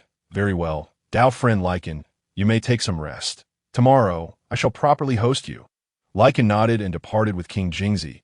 His own matters were not urgent, and given that Ao Bing had been away from home for over a century, it was only fitting to grant them some time to converse. Once Lycan had left, Ao Guang immediately inquired with curiosity, "Did your master come here for a specific reason?" Ao Bing frowned in thought and shook his head. "I do not know. He simply summoned me, saying he would come." Ao Guang nodded thoughtfully. Recently, when the human race's Earth Sovereign attained the Tao, he had noticed that Lycan had gained considerable Xianhuang merit, which compelled him to admire Lycan's planning and stratagems. Thus, he instinctively assumed that Lycan's visit to the Dragon Palace was for some scheme or request for assistance from their dragon clan. Especially since they owed Lycan a significant favor, and he merely hoped that Lycan's request would not impose too great a burden on their clan. Setting that matter aside, Ao Guang shifted his focus to Ao Bing's cultivation on Lingtai Xian Island. "It has been quite good," Ao Bing replied eagerly. Wine Master is very easygoing and has seldom punished you. By the way, when I first joined, he even customized a cultivation method for me. A customized cultivation method? Ao Guang's eyes flickered with intrigue. Ao Bing recounted how Lycan had modified the Dragon Clan's cultivation techniques. And only then did Ao Guang grasp the situation. He then asked, "How does the new cultivation method feel?" It was not that he doubted Lycan, but rather that their clan's cultivation methods have been passed down from the ancestor dragon, making them ideally suited for the dragon race. Suddenly being altered, he felt a twinge of unease, fearing something might go awry during Ao Bing's training. As he spoke, Ao Guang became animated, exclaiming, "It is remarkable. It has filled many gaps in our Dragon Clan's cultivation methods, and there have been numerous improvements. After switching to the new techniques, my cultivation speed has increased by 60 to 70%. Hearing Ao Bing's words, Ao Guang was taken aback. Their Dragon Clan's cultivation methods were already quite refined. But according to his son's account, Lycan had indeed made advancements upon that foundation. Just how exceptional was Dao Friend Lycan's talent? Not only did he possess profound knowledge in formations and artifact crafting, but he also exhibited remarkable aptitude in cultivation techniques. The reason I was able to swiftly break through to the golden immortal realm was largely due to the effectiveness of the cultivation method. A.O. Bing continued enthusiastically. Excellent, excellent. A.O. Guang repeatedly affirmed, a smile gracing his face. Neither of them felt inclined to inquire further about the specifics of the cultivation method as it pertained to the ways of the saints. And they were not disciples of the Jie Jiao. Even if they learned of it, they would not dare share it with other young dragons. As the conversation progressed, Oh Bing pouted, Alas, my master hasn't given us any elixirs. Otherwise, it would be possible to break through to the Tai Golden Immortal stage. Oh Guang and the Dragon Queen exchanged glances, asking in unison, Your master is also skilled in alchemy. Oh Bing looked at them in confusion. Did you not know? My master is quite proficient in alchemy. He then recounted how Lycan had crafted elixirs that enhanced the Zhou's bloodline and elevated the cultivation levels of his disciples. After hearing A.O. Bing's description, A.O. Guang and the Dragon Queen exchanged another glance. Their lips parted in speechless astonishment. Is it not true? Dao Friend Lycan is well versed in both formations and artifact crafting. They had witnessed firsthand his skills while studying the underwater Lanyuan formation. Now he had even mastered alchemy. Moreover, judging by A.O. Bing's account, his alchemical techniques were among the best in the primordial realm. By the ancestor dragon, just how immense is his talent? Mastery over the three great paths of artifact crafting, alchemy, and formations, along with the ability to modify and customize cultivation methods. Once they managed to quell their astonishment, the two felt an overwhelming sense of fortune. They looked towards A.O. Bing, realizing that their naive son had indeed struck gold by becoming Lycan's disciple. The way they gazed at him made A.O. Bing feel uneasy, as though his parents were viewing him as a simpleton. The following day, adhering to Lycan's request, A.O. Guang did not arrange any grand feast. Instead, he chose a palace, prepared some food, and arranged for a meeting between the two. On the way there, A.O. Guang had already made up his mind. Even if Lycan made unreasonable demands, he would not hesitate to agree, all for the sake of his simple-minded son, Dao Friend Lycan. Upon entering the room, A.O. Guang clasped his hands in greeting. Lycan rose to reciprocate the gesture, saying, Please, have a seat. The two sat at the table, exchanging pleasantries and consuming several cups of wine before A.O. Guang finally ventured into the main topic. Dao Friend Lycan, you mentioned yesterday that there are matters in which our dragon clan can be of assistance.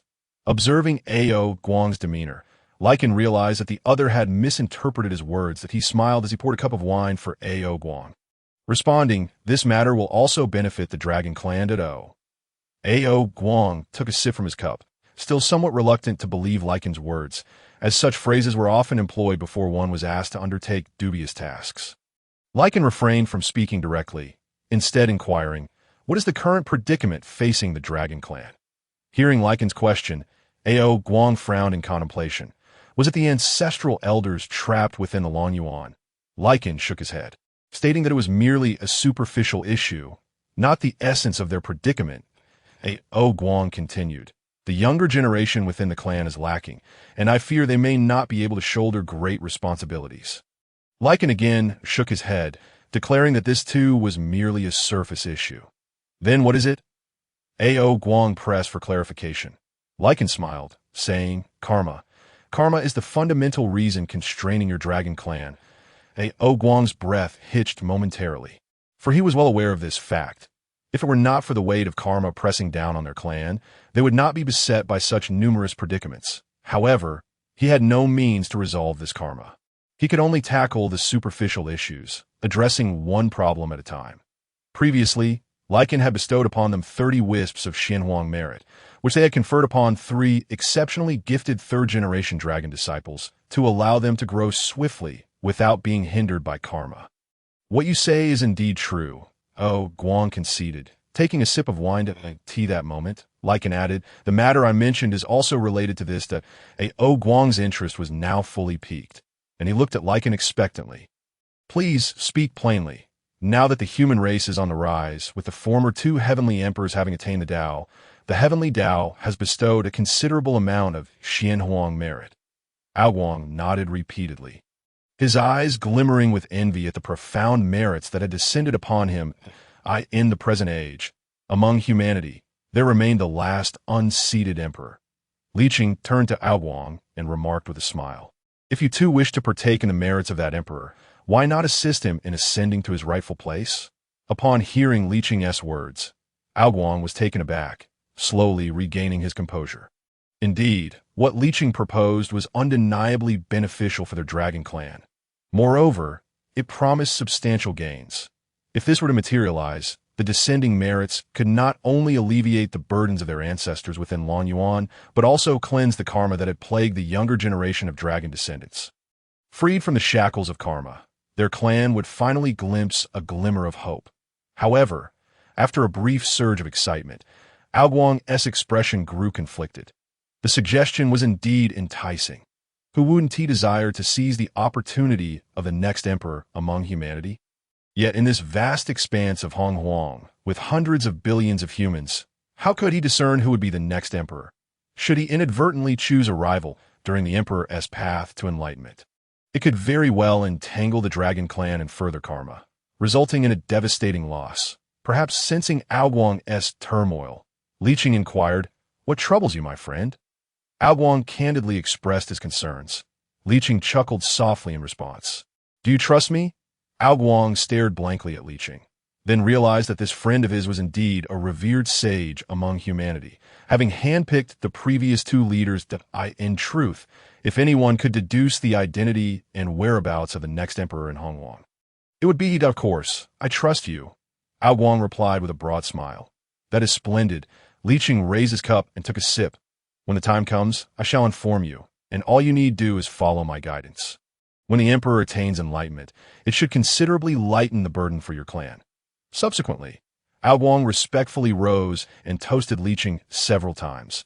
"The favor of my friend shall be forever cherished by our dragon clan." Initially, he had assumed Li Qing sought their assistance, but to his astonishment, he was instead offering them such a grand opportunity. This left Aoguang feeling somewhat guilty, as if he had underestimated Li Qing's intentions. Thereafter, Li Qing and Aoguang reveled in their toasts, for Li Qing had indeed come to bestow fortune upon Aoguang.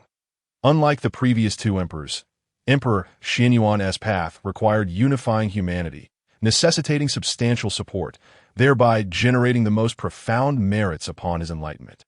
He had no intention of hoarding these opportunities for himself. Rather than relinquishing them to others, he preferred to cultivate a rapport with the dragon clan, given their amicable relations. Once their mutual interests were irrevocably entwined, he might even enlist the assistance of those ancient dragon ancestors dwelling beneath Long Yuan. Moreover, his grand celestial formation required the presence of 365 exalted beings to vanquish saints. Fortunately, within the depths of the Long Yuan, there existed over 100 such exalted beings and several quasi-saints. Following their conversation, Aoguang underwent a transformation, brimming with joy as if anticipating a momentous event. After leaving Aoguang at the Dragon Palace, Li Qing proceeded to the Sacred Master Mountain to collect the profound merits, then returned to Lingtai Immortal Island, awaiting the arrival of Emperor Xianyuan. Time swiftly passed, and decades flew by. During this interval, Li Qing continuously engaged in divination to ascertain the timing of Xuanyuan's emergence. At long last, one day, the signs in his divination became clear, revealing unmistakable omens. Li Qing immediately dispatched a message to Aoguang, instructing him to gather the people as previously agreed and head toward the Sacred Master Mountain, where Li Qing's avatar awaited. Concurrently, Li Qing shifted his consciousness into his avatar. As he opened his eyes, Li Qing was drawn to the swirling aura of human fortune in the sky, upon witnessing the immense fortune gathering above the Yoxiong tribe. He couldn't help but chuckle. Such phenomena required no further divination. It was evident to the naked eye. Yet, this emperor indeed differed from the previous heavenly and earthly emperors. His mission was to lead humanity. And this manifestation was clearly designed to ensure that no one would be oblivious to his status as the next leader of humanity. Simultaneously, Li Qing sensed other streams of human fortune flowing toward different directions. Extending his awareness outward, it became apparent that this phenomenon was not exclusive to the Yoxiong tribe. The Yin Emperor tribe and the Southern Qiyu tribe were also experiencing similar manifestations, alongside several smaller tribes. Were they all candidates for the Emperor? Who could seize the Central Plains would undoubtedly become the next leader of humanity. Li Qing shook his head with a wry smile. He took out his divine tokens to perform another round of divination. Indeed, no matter the method employed, he could not determine which among them would ascend as the next leader of humanity. Had he not previously known that the Emperor would be Xin Yuan, he too would be perplexed, unsure of where to place his bets. After a brief wait, Guang arrived with a throng of people, including several ancient dragon ancestors who had previously been suppressed within Long Yuan. Look below, at the child about to be born.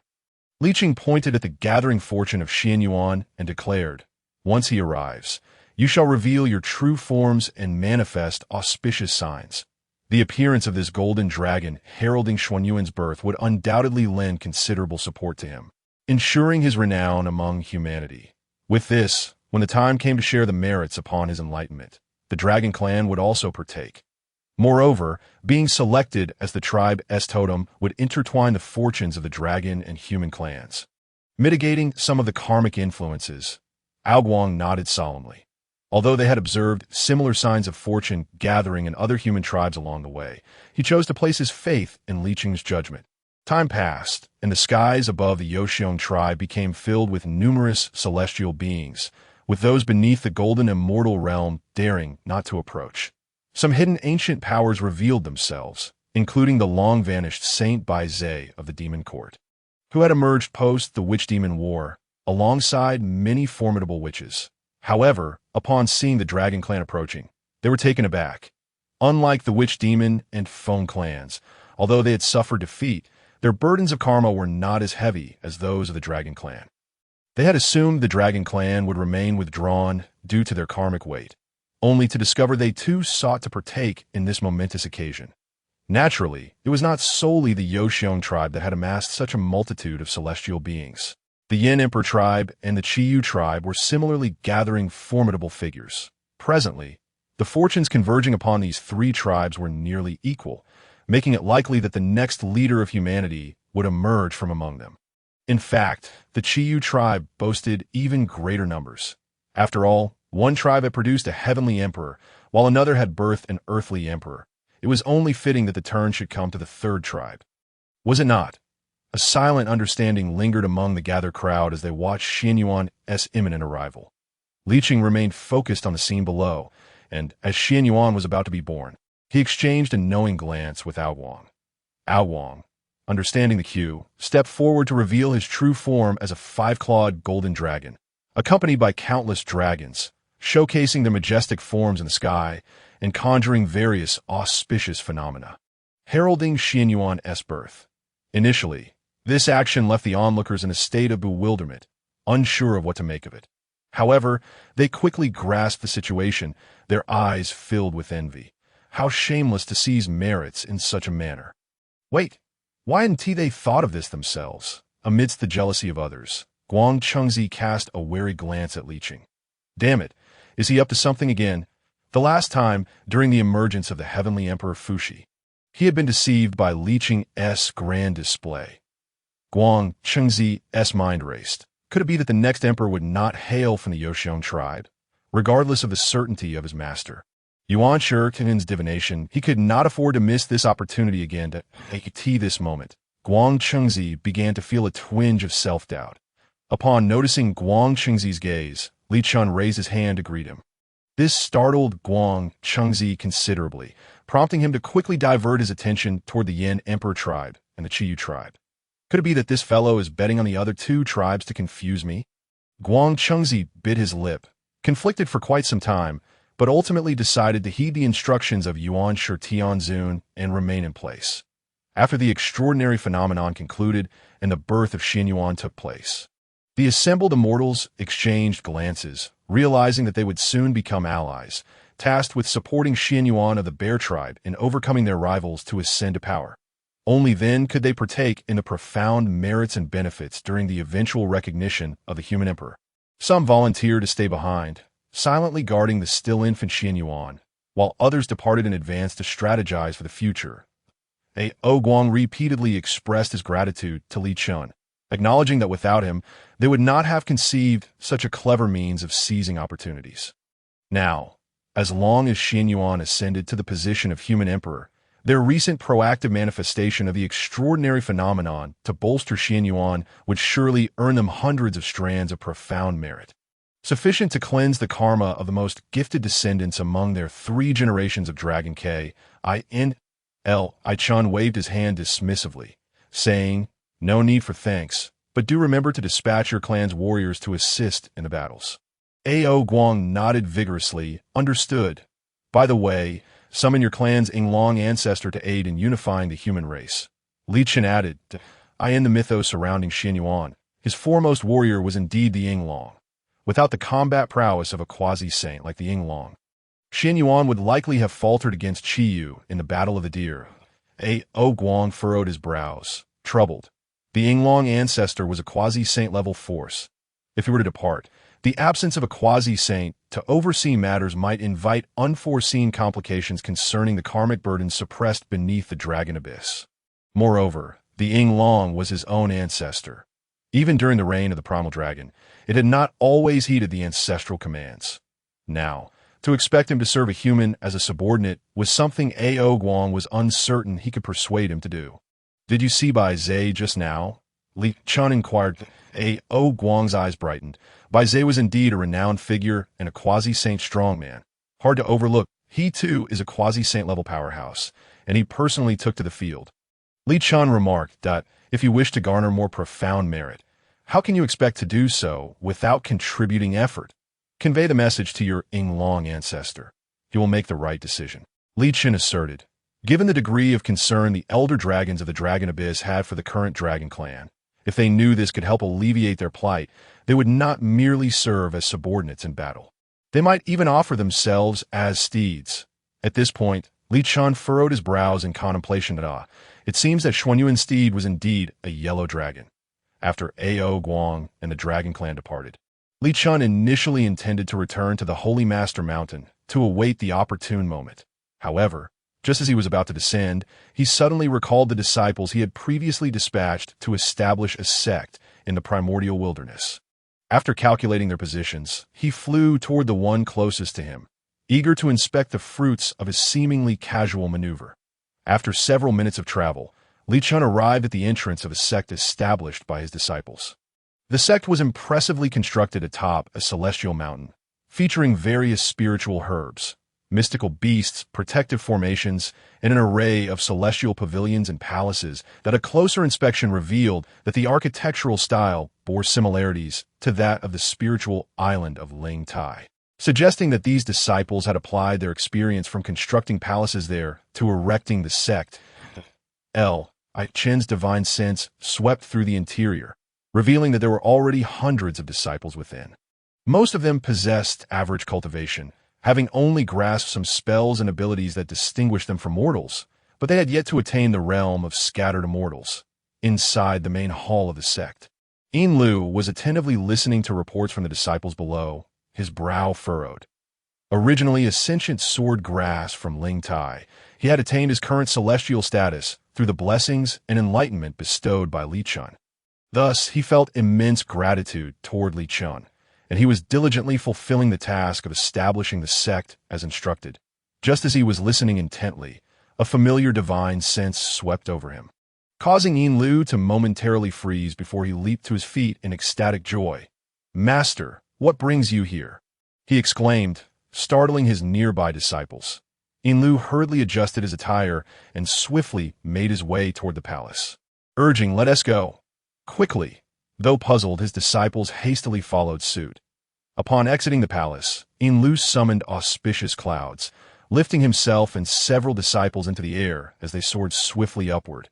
Upon catching sight of Li Chun in the distance, Yin Lu could hardly contain his excitement, his breath becoming erratic. He considered himself the most inconspicuous among the disciples. never imagining that Li Chun would come to see him. And no, it was beyond his wildest dreams to think that Li Chun would visit any of the disciples. After all, they knew that in Li Chen's eyes, they were merely taken in as miscellaneous followers. Had they not been fortunate, they would never have had the opportunity to join Li Chen's ranks. Before they could approach, Yin Lu knelt down. Yin Lu pays his respects to the master. His actions left his disciples in shock to owe them. Their master was a celestial being, usually presenting himself as a figure devoted solely to the pursuit of enlightenment. They could hardly fathom witnessing such a stark contrast in demeanor. Before they could fully process the situation, the guardian beast of the sect approached, kneeling on its four limbs as it offered, "I pay my respects to the master." The disciples exchanged glances. This guardian beast was known for its lack of deference even to their master. Though it was the master's steed, it often teased and belittled him, claiming superiority. They had to be careful to attend to its whims, ensuring it received whatever it desired, no matter how difficult to procure. Though uncertain of the circumstances, they obediently knelt alongside Yin Lu, calling out, "We pay our respects to the master." Yin Lu, Li Chun observed the kneeling figures and remarked, "Rise that he had indeed not placed much focus on these disciples. Had Yin Lu not introduced himself earlier, he would have needed a moment to recollect." Upon hearing Li Chen's words, Yin Lu and the guardian beast rose excitedly. "Master, what brings you here?" Yin Lu inquired cautiously. Li Chun glanced at the sect below and replied, "I came to see how well you have developed the sect." Yin Lu responded, "According to your instructions." "Master, I am currently recruiting talent and expanding our influence in the primordial wilderness." Li Chun nodded. "Good." Upon receiving this casual praise from Li Chun, Yin Lu felt an immense surge of joy. Then, noticing Li Chen's gaze resting on the disciples who had accompanied him, he hurriedly introduced them. "Master, these are Yin Lu's disciples. Their talents are average, and they have yet to attain the status of scattered immortals." Hearing their master's words, the disciples' expressions fell. "Master, how can you say such things? You usually claim we are exceptionally gifted." One protested. "Moreover, achieving the status of scattered immortals isn't so easy. We've barely cultivated for a century." Yin Lu, exasperated, shot the disciples a look. "Hurry and greet the master properly." Feeling frustrated that his disciples, usually sharp-witted, were now acting dull-witted, he thought to himself that if they could win the master's favor, a casual gift of a celestial pill could lead to their attainment of the earthly immortal path, sparing them from millennium of arduous cultivation. The disciples exchanged glances and promptly bowed respectfully. "We pay our respects to the master." Just as they finished, Yin Lu kicked one of them. "What are you calling him master for?" "He is a disciple of Li Chun, so he can call him master. If you follow suit, you'll be mixing up the generations." The disciples were bewildered. "Then what should we call him?" Yin Lu, with a slight smirk, quietly hinted, "The painting hanging in the center of the grand hall." Upon Yin Lu's suggestion, the several disciples finally became aware of its significance. The painting, displayed prominently in the sect's grand hall, depicted a young man of striking beauty, surrounded by celestial bodies. Whenever they inquired about it, their master always spoke in enigmatic terms, unwilling to divulge much, merely stating that it was their ancestral master. With this thought in mind, the disciples promptly knelt down to pay their respects to their revered ancestor. Their master was typically ascetic and reticent, but when it came to discussing that ancestral figure, he would speak with greater fervor, often boasting of the ancestor's prodigious skills, claiming that even the sages paled in comparison. Observing the disciples kneeling in reverence and calling upon their ancestor, Li Chen couldn't help but feel a mix of amusement and exasperation. It seemed his status was ascending ever higher. With a wave of his hand, he assisted the disciples to rise and then said, "Show me the sect you have established to your command." Yin Lu replied respectfully, leading the way. The auspicious beast, their steed, also took the initiative to step forward, bearing Li Chun aloft as it followed slowly behind. After spending several minutes, Li Chun gained a general overview of the sect. Although there were areas in need of improvement, it met his expectations. At the very least, this sect had become widely known among the human populace within a radius of 100,000 miles, providing protection to its members. The shortcomings mainly lay in the fact that the primary combat strength of the sect rested solely with Yin Lu and the auspicious beast. while the other disciples were not yet up to the task. However, it was unreasonable to demand too much. After all, the sect had only been established for a few decades, and a lack of depth was to be expected. "What is the name of this sect?" Li Chen inquired. "Star Sword Sect," Yin Lu answered. The term star represented their affiliation with the Zi Wei lineage, a convention shared among the disciples of other sects. While sword was derived from the fact that their essence was rooted in swordgrass, thus forming the name of the sect. Li Chen nodded. Like himself, they were not particularly creative in naming. Upon entering the grand hall, Li Chen took his seat at the top, casually resting his chin on his hand as he observed the obediently standing Yin Lu and the others below. "Please take a seat," he said to the somewhat stiff disciples.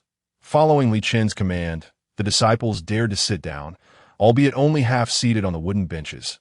After a moment of contemplation, Li Chen spoke again. "I have taken a general look at the Star Sword sect. It is developing quite well. Are there any issues that require my assistance?" Upon hearing Li Chen's words, Yin Lu immediately stood up. As they bore the title of teacher, their peers within the primal chaos were quite courteous to them. After offering a few compliments, Yin Lu continued, "The matters within the sect are mostly trivial, which we can manage for now. Thank you for your concern. Teacher, if we were to burden you with every minor issue, how would that reflect on me in the eyes of the other disciples of the Zi Wei lineage?" However, Li Chen did not share the sentiment. After all, he had made a special trip, and it would be rather awkward to leave without contributing in any way. "Is there truly nothing?" Li Chen chuckled. "Do share. Perhaps I can assist you with it." Yin Lu, feeling compelled, turned to his few close disciples, as it was inappropriate for him as the sect leader to voice such concerns. One particularly astute disciple stepped forward and cupped his hands respectfully. Addressing Li Chen, "Ancestor, to speak frankly, there is indeed a matter that has troubled us at the Star Sword sect for quite some time." Li Chen replied, intrigued. The disciple glanced at Yin Lu, receiving permission before continuing. "In recent years, a powerful demon of the golden immortal realm has taken to encroaching upon our sect's territory, devouring a significant number of our kin." He paused before elaborating. "Our strength is limited. We can only barely fend off the demon, but we have not been able to effectively curtail its actions." Hearing this, Li Chen turned his gaze to the bashful Yin Lu, recognizing that both he and the auspicious beast were indeed no match for the golden immortal demon. The disciple's admission of merely managing to repel, it was clearly an effort to spare his master's pride. "Did I not mention before that you could come to Ling Tai Immortal Island, should you encounter an insurmountable problem?" Li Chen queried. Yin Lu lowered his head even further. "It is but a minor issue. I did not wish to trouble you, teacher," he replied softly. In his view, as long as the situation had not become unbearable, he was reluctant to disturb Li Chen at Ling Tai Immortal Island. "And what constitutes a major issue?" Li Chen mused, clicking his tongue. Yin Lu was indeed a rather honest individual, yet he found himself quite fond of such disciples. Upon hearing Li Chen's words, Yin Lu fell silent. The other disciples, observing their master's demeanor, felt they may have broached the wrong subject, and the grand hall fell into a hush. Chen chuckled lightly. "Do not mistake this for reproach. I shall assist in resolving this matter." After saying this, he inquired, "What is the origin of this golden, immortal demon?" "It claims to be a demon general from the ancient demon court," Yin Lu responded. Upon hearing this, Li Chen burst into laughter.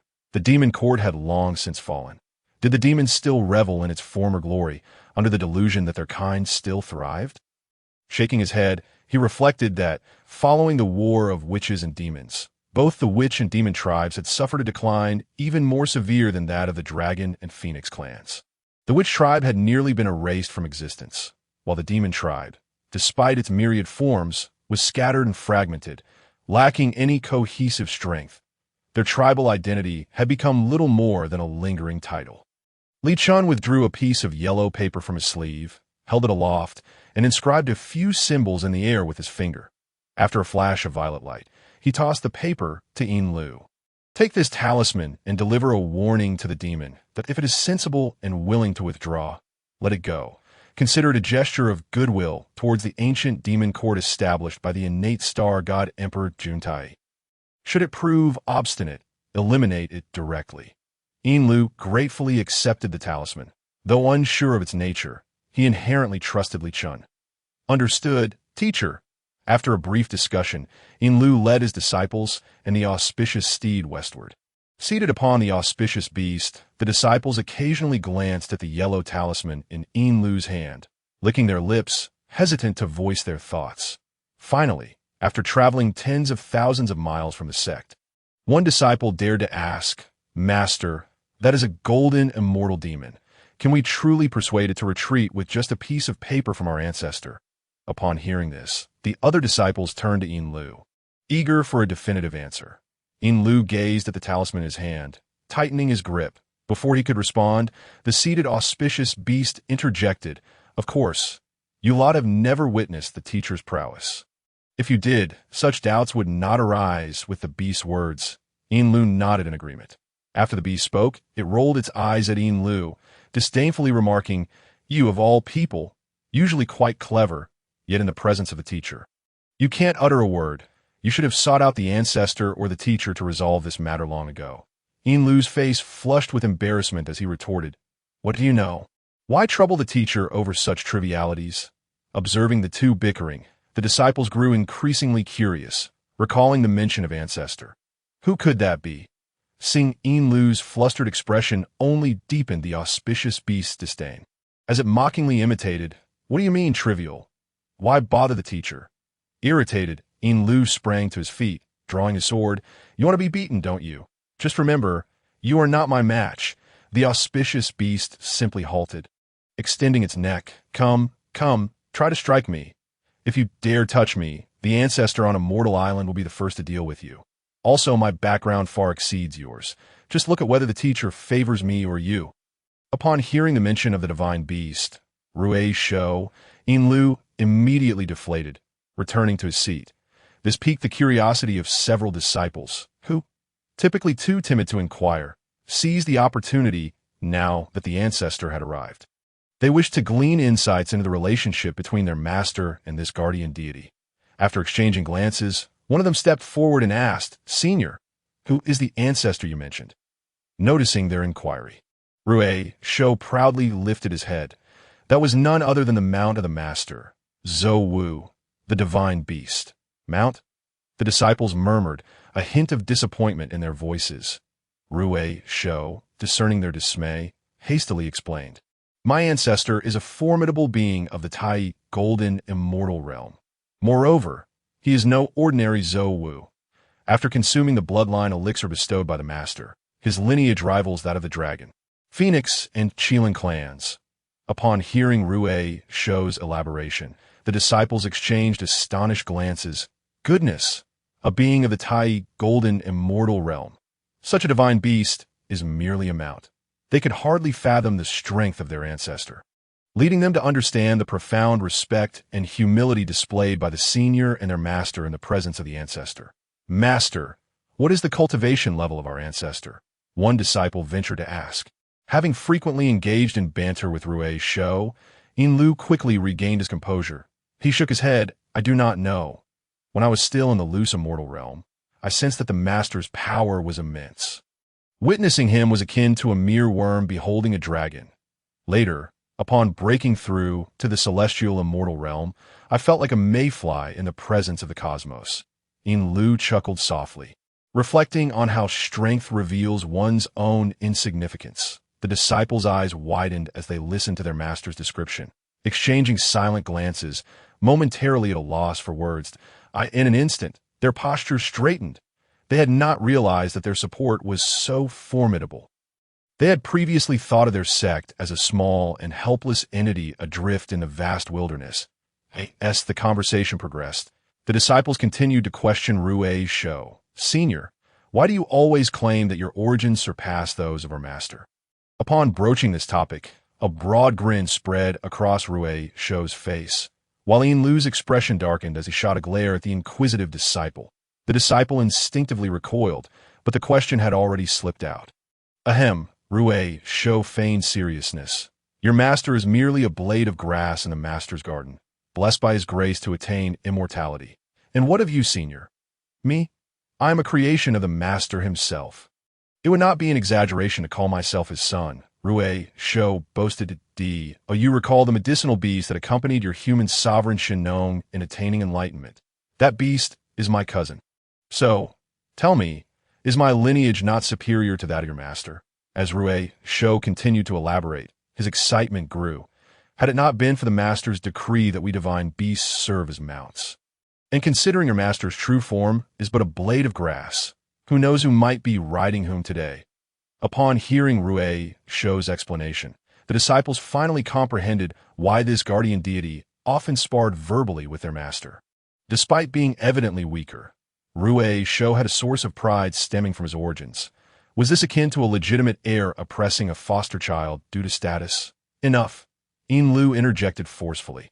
Halting the dialogue, they were approaching the territory of a formidable golden immortal beast. Idle chatter was no longer appropriate. The disciples exchanged glances and quickly fell silent, recognizing their master's displeasure. Conversely, Rui Shou wore a radiant smile, his lineage now disclosed. Even before reaching the domain of the golden immortal beast, the mere sensation of its aura made Yin Lu and the others tensed. Oh, not panic. We possess the treasures bestowed upon us by the master. That creature will not stir up much trouble, Yin Lu reassured, though it was unclear if he was addressing the disciples or himself. As they soared above the territory on Rui Shou's back, Yin Lu exchanged a glance with the divine beast, prompting Rui Shou to emit a mighty roar. A woo! Following Rui Shou's resounding call, commotion erupted in the forest below. Birds and beasts scattered in fright, soon followed by a low, menacing growl directed at them, carrying a scent of blood that assaulted their senses and tousled their hair. Moments later, a massive azure-furred beast resembling a tiger burst forth from the woods. Upon emerging, its crimson eyes fixated on them, revealing a mocking expression to, it's you lot again. Last time, you managed to escape. I couldn't be bothered to pursue you now. What brings you to my domain? It is your turn. Rui Shou nudged Yin Lu off his back. Clutching his talisman, Yin Lu stepped forward, gathering his courage to declare, you have hunted within our sect's territory, devouring countless human lives. Today, under the master's orders, I have come to persuade you. If you cease your actions, the master, recalling the past, may spare your life. Should you choose defiance, the consequences will be yours alone to bear. The azure tiger's expression shifted slightly at Yin Lu's words. It had often encountered these individuals during its raids on human settlements, each time sparing them out of respect for the formidable disciple of the master, the renowned human sage, Li Chen. Otherwise, with their meager strength, they would hardly withstand a single swipe of its paw. Yet soon, the tiger's demeanor returned to its previous state, laced with skepticism. If this truly comes from the esteemed Li Chen, I would naturally heed it. However, it narrowed its eyes at Yin Lu. If you are merely fabricating this message, you will leave me with no face in the wilderness. The azure tiger was testing the waters, aware that Yin Lu was merely a disciple of Li Chen. Not even an outer disciple, with status akin to that of a menial servant. How could he possibly carry the master's orders? Moreover, the tiger relished the thought of feasting on human flesh for its cultivation, far swifter than arduous training.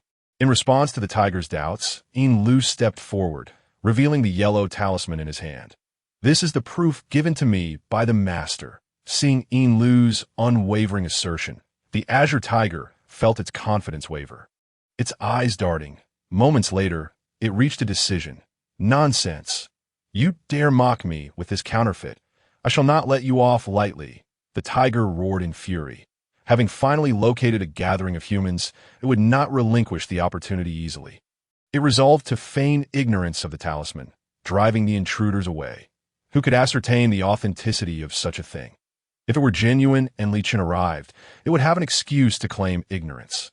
Allowing it to leave without consequences, the azure tiger had already planned to feast on human flesh before Li Chen could arrive, for once the master appeared, such chances would be lost. Yin Lu's expression darkened. This talisman was personally bestowed by the master. There could be no deception. Clearly, this creature was attempting to evade responsibility. Do not be foolish. Yin Lu raised the yellow talisman, declaring, this treasure is granted to me by the master. Should you persist in your ignorance, I will slay you here. The azure tiger glanced at the talisman, extending a claw from its paw, sharpening its white fangs dismissively. Is this another attempt to frighten me? That trinket is meaningless. Even if it were genuine, what could a mere talisman do to a great beast of the golden, immortal realm? The Qinghu had meticulously prepared for the confrontation, wagering that the object in question was merely a ruse deployed by the opponent. If it turned out to be genuine, it would pose no real threat. A mere strike would suffice, and then a swift retreat could follow. Surely, a great Luo Jingxian would not pursue him with relentless fervor. With that thought, Qinghu extended all of his claws and launched a sudden assault toward Yinlu and his companions. Yinlu's expression shifted dramatically, and alongside Rueisho, he swiftly embraced several disciples, evading the onslaught of Qinghu's attack. Once they were out of harm's way, the two exchanged anxious glances at their previous position, which was now marked by 5 deep claw marks, tearing through the very fabric of space. Had they hesitated even slightly longer, their lives could have been forfeit. That it had been too long since they had engaged in battle, and even a casual strike from Qinghu was enough to compel 2 celestial beings to evade. Qinghu observed his own sharp claws with an air of nonchalance. Master, the disciples looked toward Yinlu. That moment, Yinlu, with a stern countenance, stepped forward. Having exhausted all persuasive words, he resolved that if they were unwilling to heed the warning, they would meet their demise here.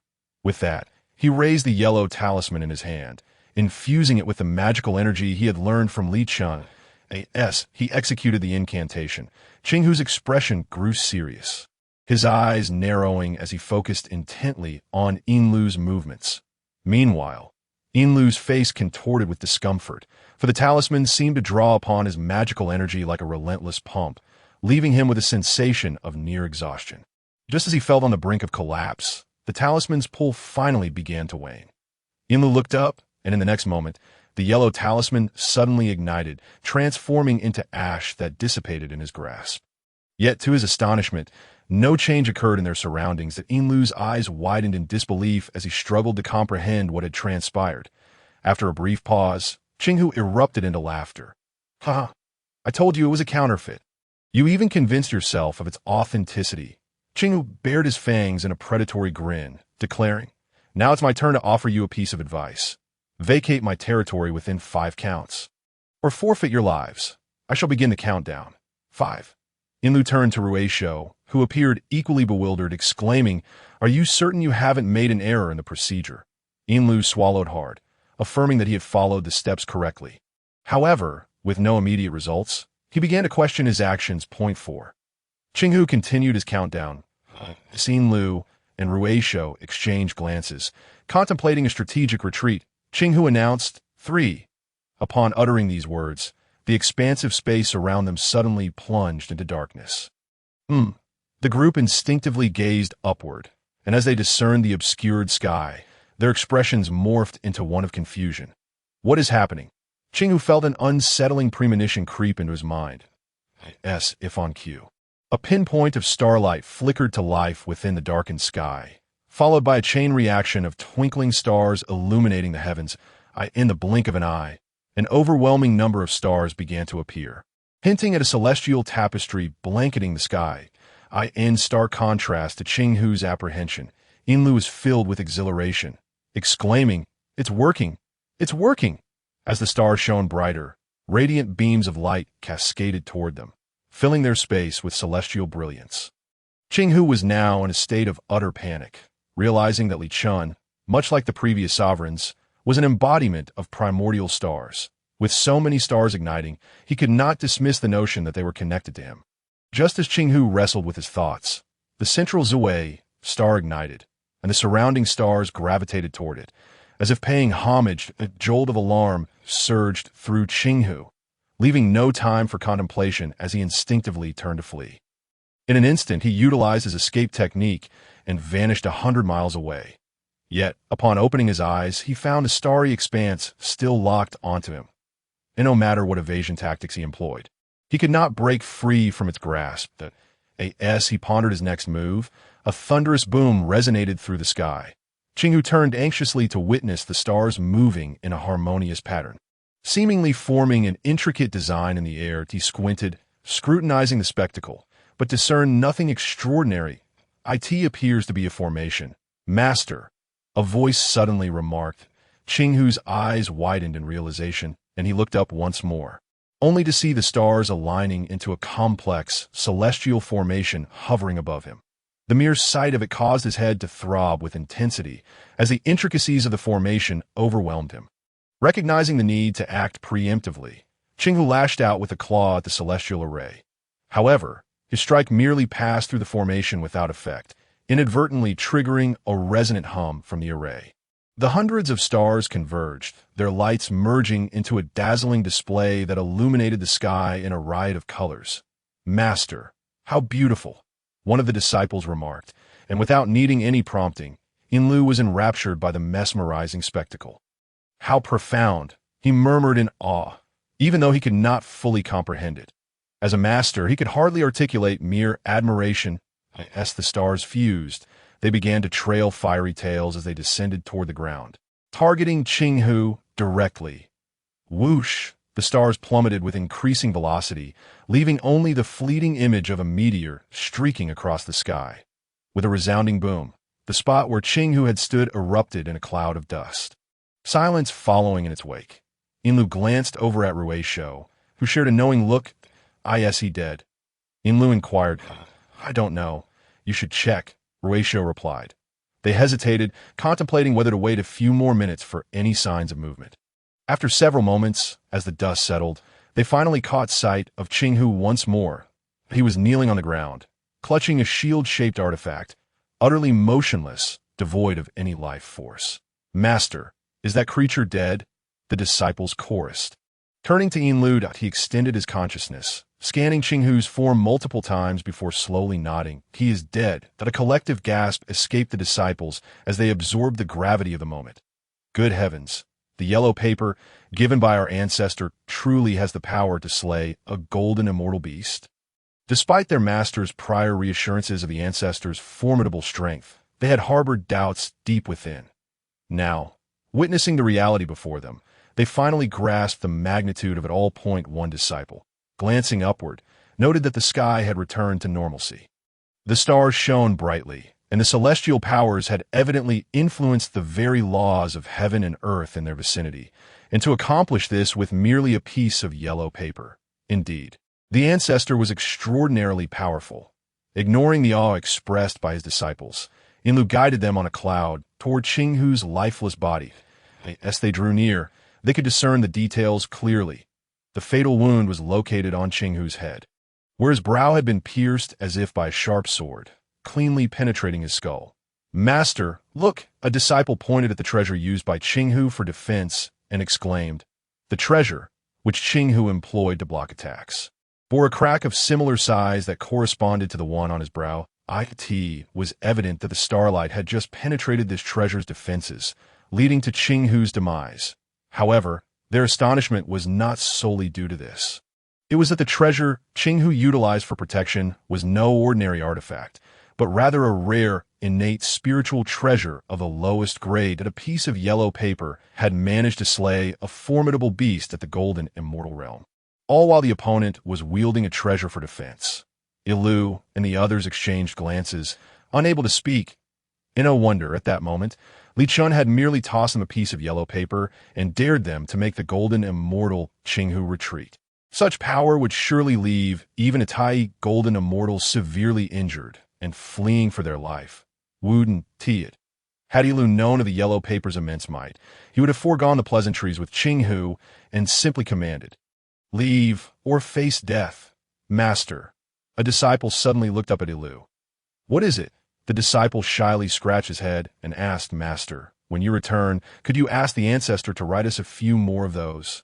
We could keep them as a treasure to protect our sect, ensuring we never fear demonic invasions again." Yinlu blinked. He too wished for such a thing. However, he did not dare to voice it. After tidying up Qinghu's remains, Yinlu brought the body back to the sect. Carrying Qinghu's corpse was also to provide Li Chun with an account, proving they had indeed accomplished their task. Moreover, the various parts of a golden immortal realm beast were quite valuable. Should Li Chun find them unworthy of reward, the Xinjiang Dao sect could still gain some prestige from it. "Sir, this creature was obstinate and refused to heed your commands. Thus, I employed the treasure you bestowed upon me to slay it. Ilu indicated towards Qinghu's corpse. Rollo, Li Chun gazed at the lifeless body of Qinghu. Ilu and the others were perplexed. The beast's name was Rollo, Li Chen clarified, noting that Ilu and his companions had only roamed the primordial world for less than a century, and thus lacked knowledge of Qinghu's lineage. In the northern sea, there exists a green beast resembling a tiger, known as Rollo. Chun recited the account from the Shanhai Jing of later generations. Oh, Ilu and the others nodded in understanding. By the way, sir, Ilu continued, before his demise, Rollo used that innate spiritual treasure for defense, which was also destroyed in that blow. As Ilu spoke, a hint of anxiety crept into his voice, fearing Li Chen's reprimand. After all, innate spiritual treasures were rare commodities. However, upon finishing his statement, he noticed Li Chun merely nodded, seemingly unconcerned. The talisman inscribed with a powerful spell from the Zi Wei Star goddess technique was capable of harnessing the power of the stars, supplemented by the celestial star formation. Unless it was an innate middle-grade treasure, a lower-grade one would be insufficient to withstand such an attack. Ilu's worries were entirely unwarranted. Presently, innate lower-grade treasures were beneath Li Chen's notice, as he casually crafted middle-grade treasures himself, which were comparable, if not superior. There's no need to fret, Li Chen remarked. A simple repair will suffice. Ilu and his companions looked up at Li Chun, but before they could voice their inquiries, Li Chun beckoned, and the shield-shaped spiritual treasure beside Qinghu flew into his hand. He then produced some rare materials from his sleeve, applying the three mysteries' true fire to them. After a brief refinement, the essence extracted was fused with the damaged treasure. With a swift stroke over the broken areas, the treasure burst forth anew with ethereal light, dazzlingly radiant. Compared to its previous state, its quality seemed to have improved remarkably. Witnessing Li Chen's actions, Ilu and the two others were unfazed, yet Ilu's disciples were left in awe. Before coming to study under him, they had spent time in their tribe. Chen's technique resembled that of their village blacksmith. Perhaps even simpler, that wasn't refining equipment supposed to be a complex endeavor. Hadn't their master indicated that it was quite challenging? They had only grasped the basics, and before attaining their celestial cultivation, they were advised to refrain from attempting it. Now, however, they felt a surge of confidence, planning to return to their abodes after leaving the ancestor to experiment themselves. Chan cast a curious glance at the disciples, who wore inexplicable smiles, unable to fathom the cause of their amusement. He casually tossed the repaired spiritual treasure to Ilu. Sir, what is this? Ilu's smile was uncontrollable, yet he still inquired. Chen chuckled lightly. It is a gift for you. Accept it. This innate lower-grade spiritual treasure was of no use to him, so it was better to give it to Ilu as a protective artifact for their sect. Thank you, sir. Ilu bowed deeply, a radiant smile blooming on his face, finally free from the restraint of his mirth. Sir, sir! The mount of the divine beast stepped forward, its eyes gleaming with anticipation as it gazed at Li Chun. Inquiring how to handle the corpse of Rollo, Chen understood the beast's unspoken hints and reached out, drawing forth the still-warm bloodline from Rollo's body.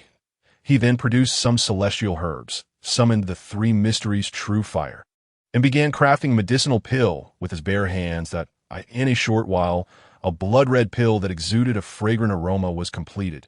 The scent filled the entire hall, capturing the attention of the disciples.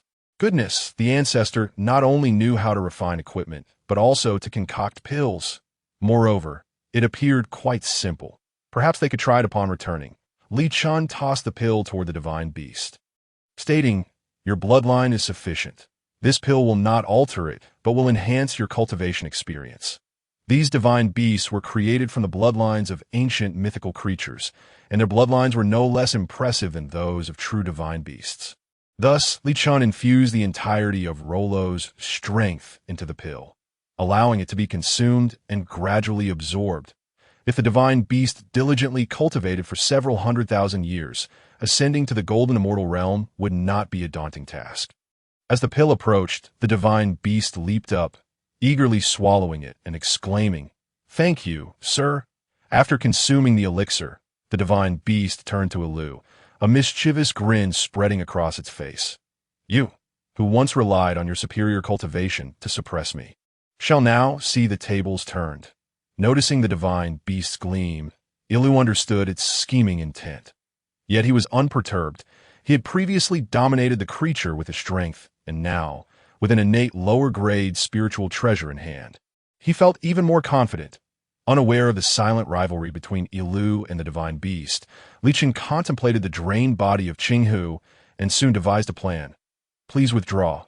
I shall attend to Rollo's remains.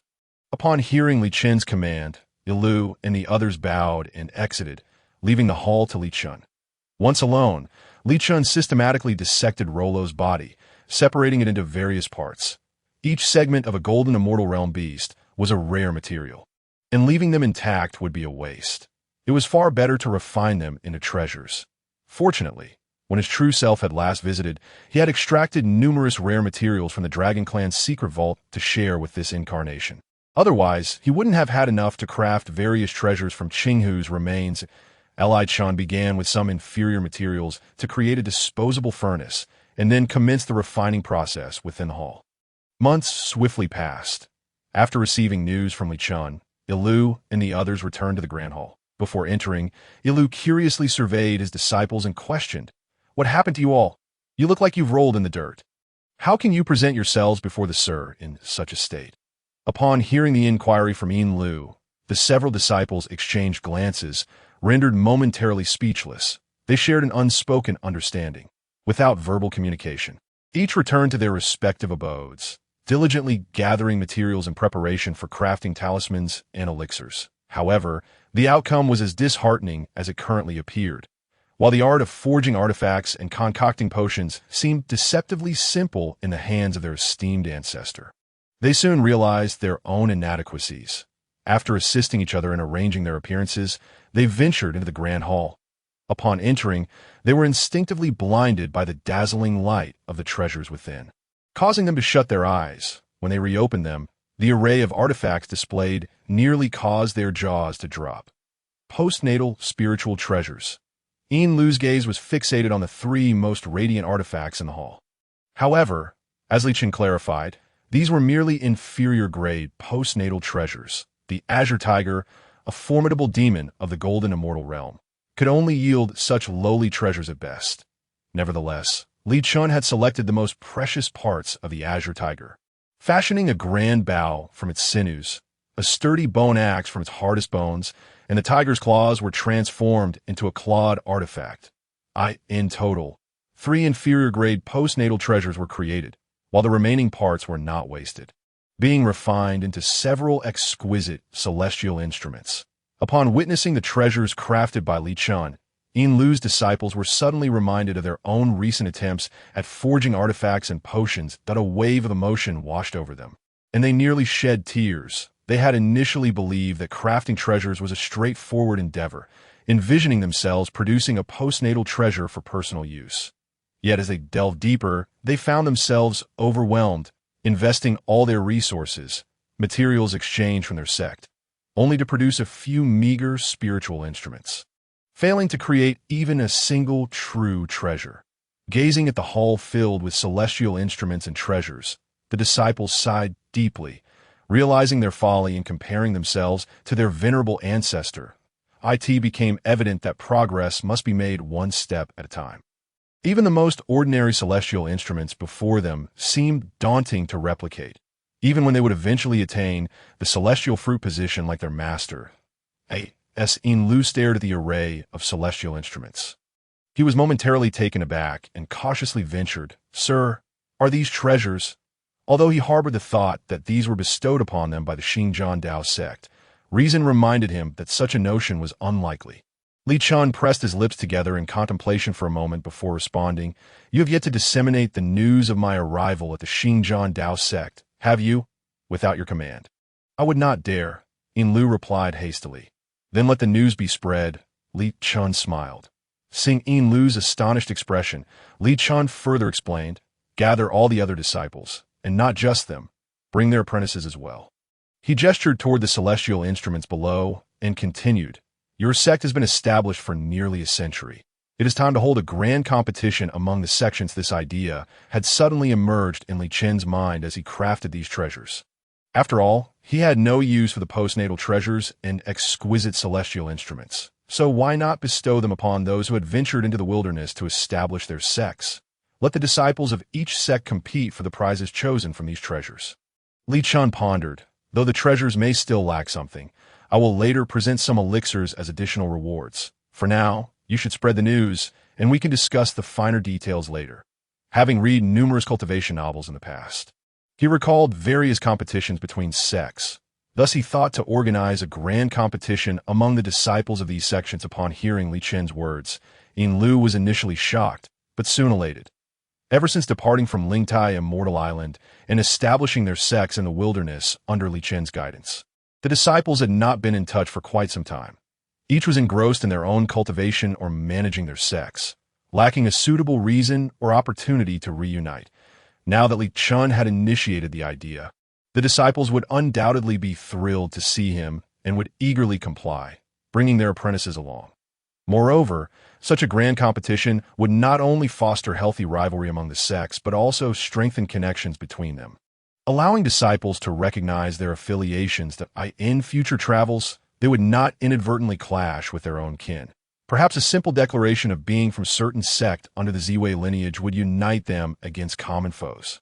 Over the subsequent month, Yin Lu and his mount, a rare beast, split their efforts to reach the various sects established by other disciples, conveying Li Chen's words verbatim. Upon receiving the message, the other disciples were equally ecstatic, just as Yin Lu had imagined. Had it not been for Yin Lu's instruction to bring their apprentices, they would have already been en route to the Xinjiang Dao sect. After delivering the messages, Yin Lu and his companion returned to their sect, preparing for the welcoming ceremony of the other disciples. Since Li Chen was currently at the Xinjiang Dao sect, it was only fitting that the venue for the grand competition would be there. Surely, it would not do to impose upon Li Chen to travel to their territory, risking their own dignity. Within half a month, disciples began arriving at the Xinjiang Dao sect, piloting grand flying artifacts. Accompanied by their most talented apprentices, Yin Lu and his closest disciples were busy attending to the guests at this moment. They realized that their Zi Wei lineage encompassed numerous sections. Moreover, the visiting sect leaders were, like their master, all at least celestial beings, many accompanied by their own rare beast mounts. The Xinjiang Dao sect buzzed with excitement. They took this opportunity to forge numerous friendships, engaging in discussions that broadened their understanding. Notably, among the visiting sects was the Xingxuan sect, founded by a powerful expert of the Xianxian realm, which was represented by an array of enchanting female cultivators. Some astute disciples seized this rare opportunity to find their soulmates. The vast expanse of the wilderness saw the culmination of efforts over the next 6 months, as the various sects finally converged at the Xinjiang Dao sect. Once all the disciples had gathered, Yin Lu dared not disturb Li Chen.